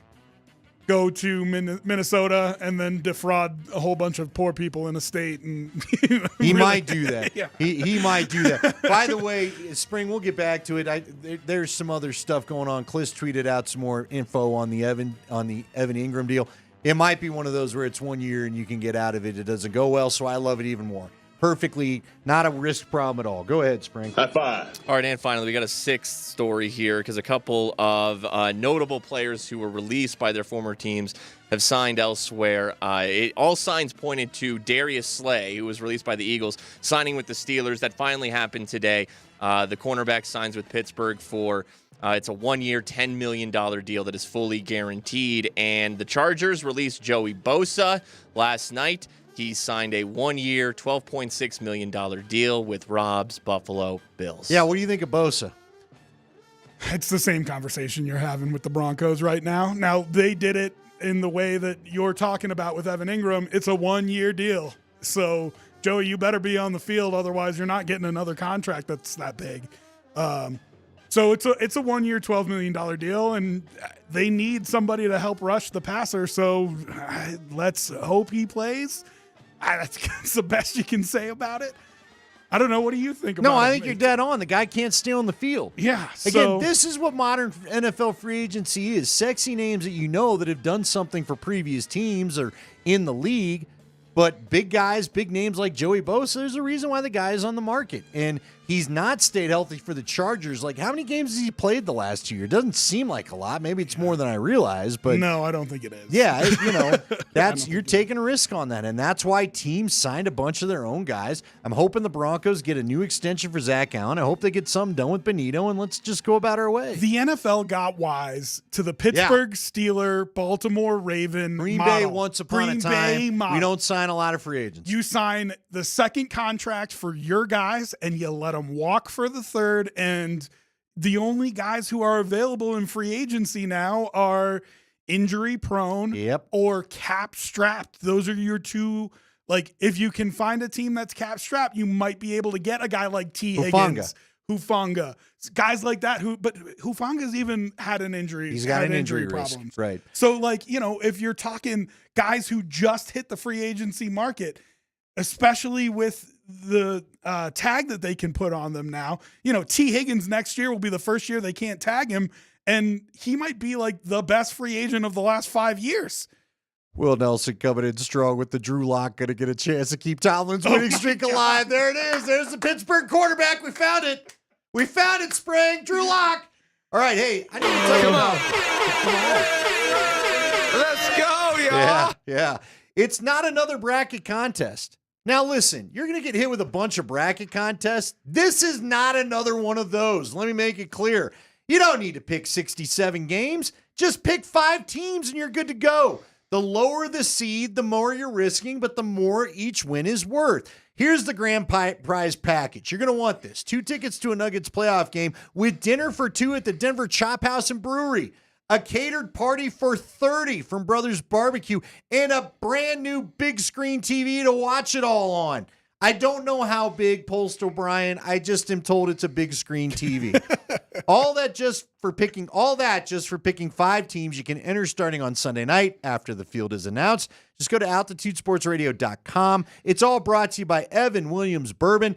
Enjoy it for all the buzzer beater celebrations. Adding Evan Williams to your game day lineup is a slam dunk. Also by Brothers Barbecue. Let Brothers Barbecue take your event to the next level with their award-winning catering. Again, just to kind of give you a summary of scoring, there's different point totals for each round. But let's pick the regional semifinals, okay? That's worth 4 points. So if you pick a 4th seed that gets to the semifinals at 4 points, you got 8 points there, right? So there you go. Andy. Or no, it's 16 points. Andy, leave the math for Kreckman when he gets back, I please. will. But if you have a 16th seed that gets to the national championship, that's 32 points. 16 times 32, not even going to try it. I was going to say. So there you go. But this is what we're doing for our bracket contest, and it hits altitudesportsradio.com on Sunday night.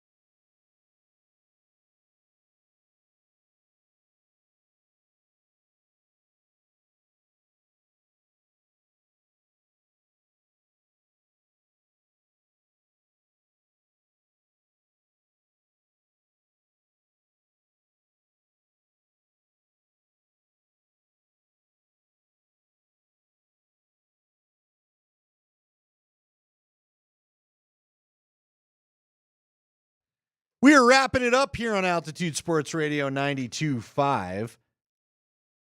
Feeling like a taste of the ocean? Step into Good Times today for a Good Times fish fry sandwich. It's light and flaky, whole fish fillet. The fish fry sandwich is available for a limited time at Good Times. Love me some Good Times.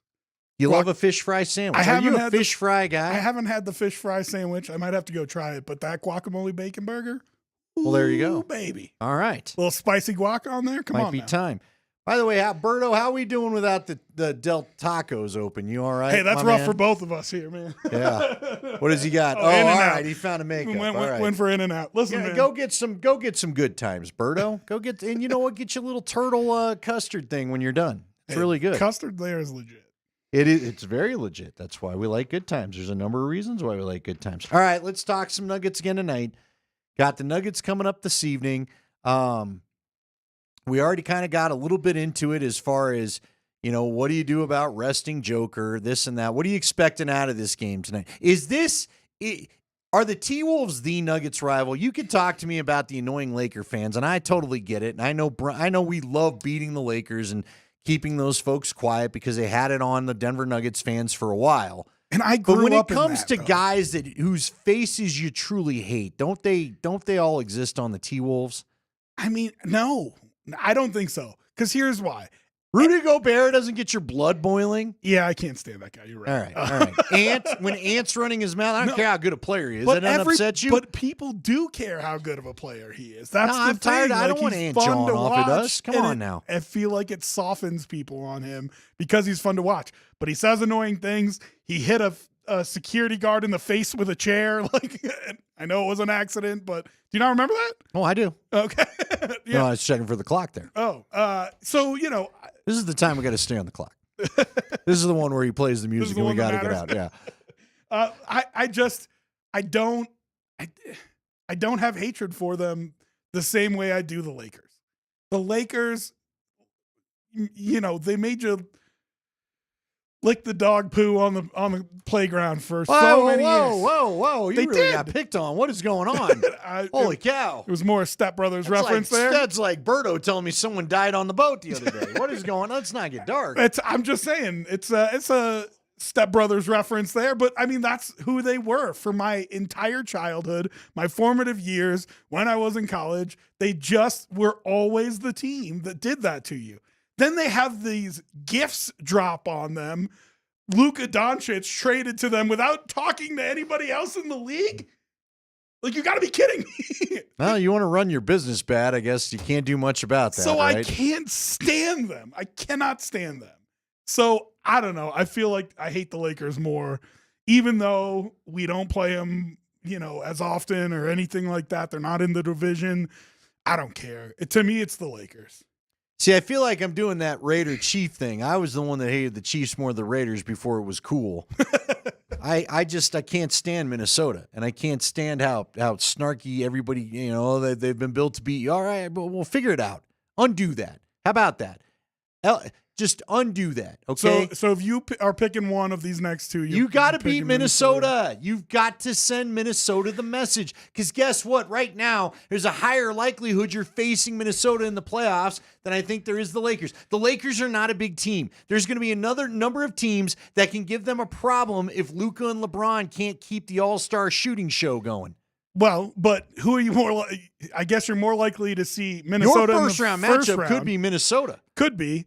But in the second round, if the seeds hold, you're playing the Lakers. You might be. Yeah, you're right. I think you're bouncing back and forth between 2 and 3 with them. I still feel like you've got some voodoo magic on the Lakers. One game doesn't change my mind about that. You have struggled with Minnesota a lot more. But 2 games might change your mind on it. And that's why I think... Is LeBron even playing? Spring, did you hear this yesterday? LeBron's got an elbow thing. Like, is that going to be an extended... Is it a groin? It's something. He's got... I'm not even sure he's going to play on Friday. But then, the Lakers lost. I need to go and check that standings again and see where we're at. What I mainly want is for the Lakers to quit having 2 games in hand on the Nuggets. That's driving me nuts. That is driving me crazy. I mean, how are we this late in the year? You know what that tells you? You don't have to play a lot. Okay. Have you seen the end of the Avs schedule? They still have 2 games in hand. The end of the Avs schedule is going to be like that too. That last week of the season, the Avs don't have any games. And Kevin and I, our program director, looked. All these other teams that you're going against are going to have games at hand, and you're going to be done playing. Altitude TV showed the standings last night. It was nuts. Now, I think you and Dallas are even. You're right, but like Minnesota's got a couple games. Vegas there's a couple teams that have a couple games on you, and it's ridiculous. And it's going to be like that all the way till the end of the year. Well, it tells you don't that have you any played games in the too last many week. back-to-backs. How have we not spread this out more? The scheduling of some of these leagues drives me insane. How about this? How about the Grizzlies having one? Dude, the Lakers have 2 games on the Grizzlies, too. What have the Lakers been doing? How have the Lakers not been playing any games? Who there scares you the most? Of all those other teams, let's take the Lakers and the Timberwolves out of it because they are who we've been talking about. But who else there scares you the most? Memphis, Houston, Golden State, the Clippers? I hate to feed into a narrative. The Warriors bother me because here's what's scary. Well, I'll tell you why. The Nuggets, and they showed it in that first OKC game. If you can shoot lights out 3 balls, they have trouble hanging with you. They can't defend the 3-point line, and you don't have the consistent 3-point shooting most nights to answer back. And so if the Warriors with Butler and everybody getting on a heater, that could bother me a little bit. Now, look, the Grizzlies are an interesting team because they could play physical. That'd probably be a beat you up series. But I'm just telling you, I'd be a little careful with the Warriors with the way they shoot the 3-pointers. Houston freaks me out a little bit. Well, I think for good reason. They're I a think good young they're team. a good young team. Now, I think they're still part of, we always talk about the process. I don't think they're far enough along in the process. I think they need to have a heartbreak year, and hopefully they have the heartbreak year before you deal with them. But, yeah, it's a fair one to be concerned about for sure. I just think because of the veteran, we've done it before with Butler and Draymond and Steph, the Warriors will be a tough out. Well, listen, let's stop talking about going 1-1 and talk about going 2-0, baby. Let's do it. That's right. Win them all and then rest Joker against the Wizards. We're going to chat with you again tomorrow. We'll see. It feels like the NFL free agent cycles may be calming down. We'll be able to recap some of the Avs. We'll see how the Nuggets do tonight. Hopefully, we're recapping a huge win against the Timberwolves. For Mark Springer and Rob Trujillo, I'm Andy Lindahl. Berto's on the way with the Blitz next. And then coming up later tonight, 8 o'clock.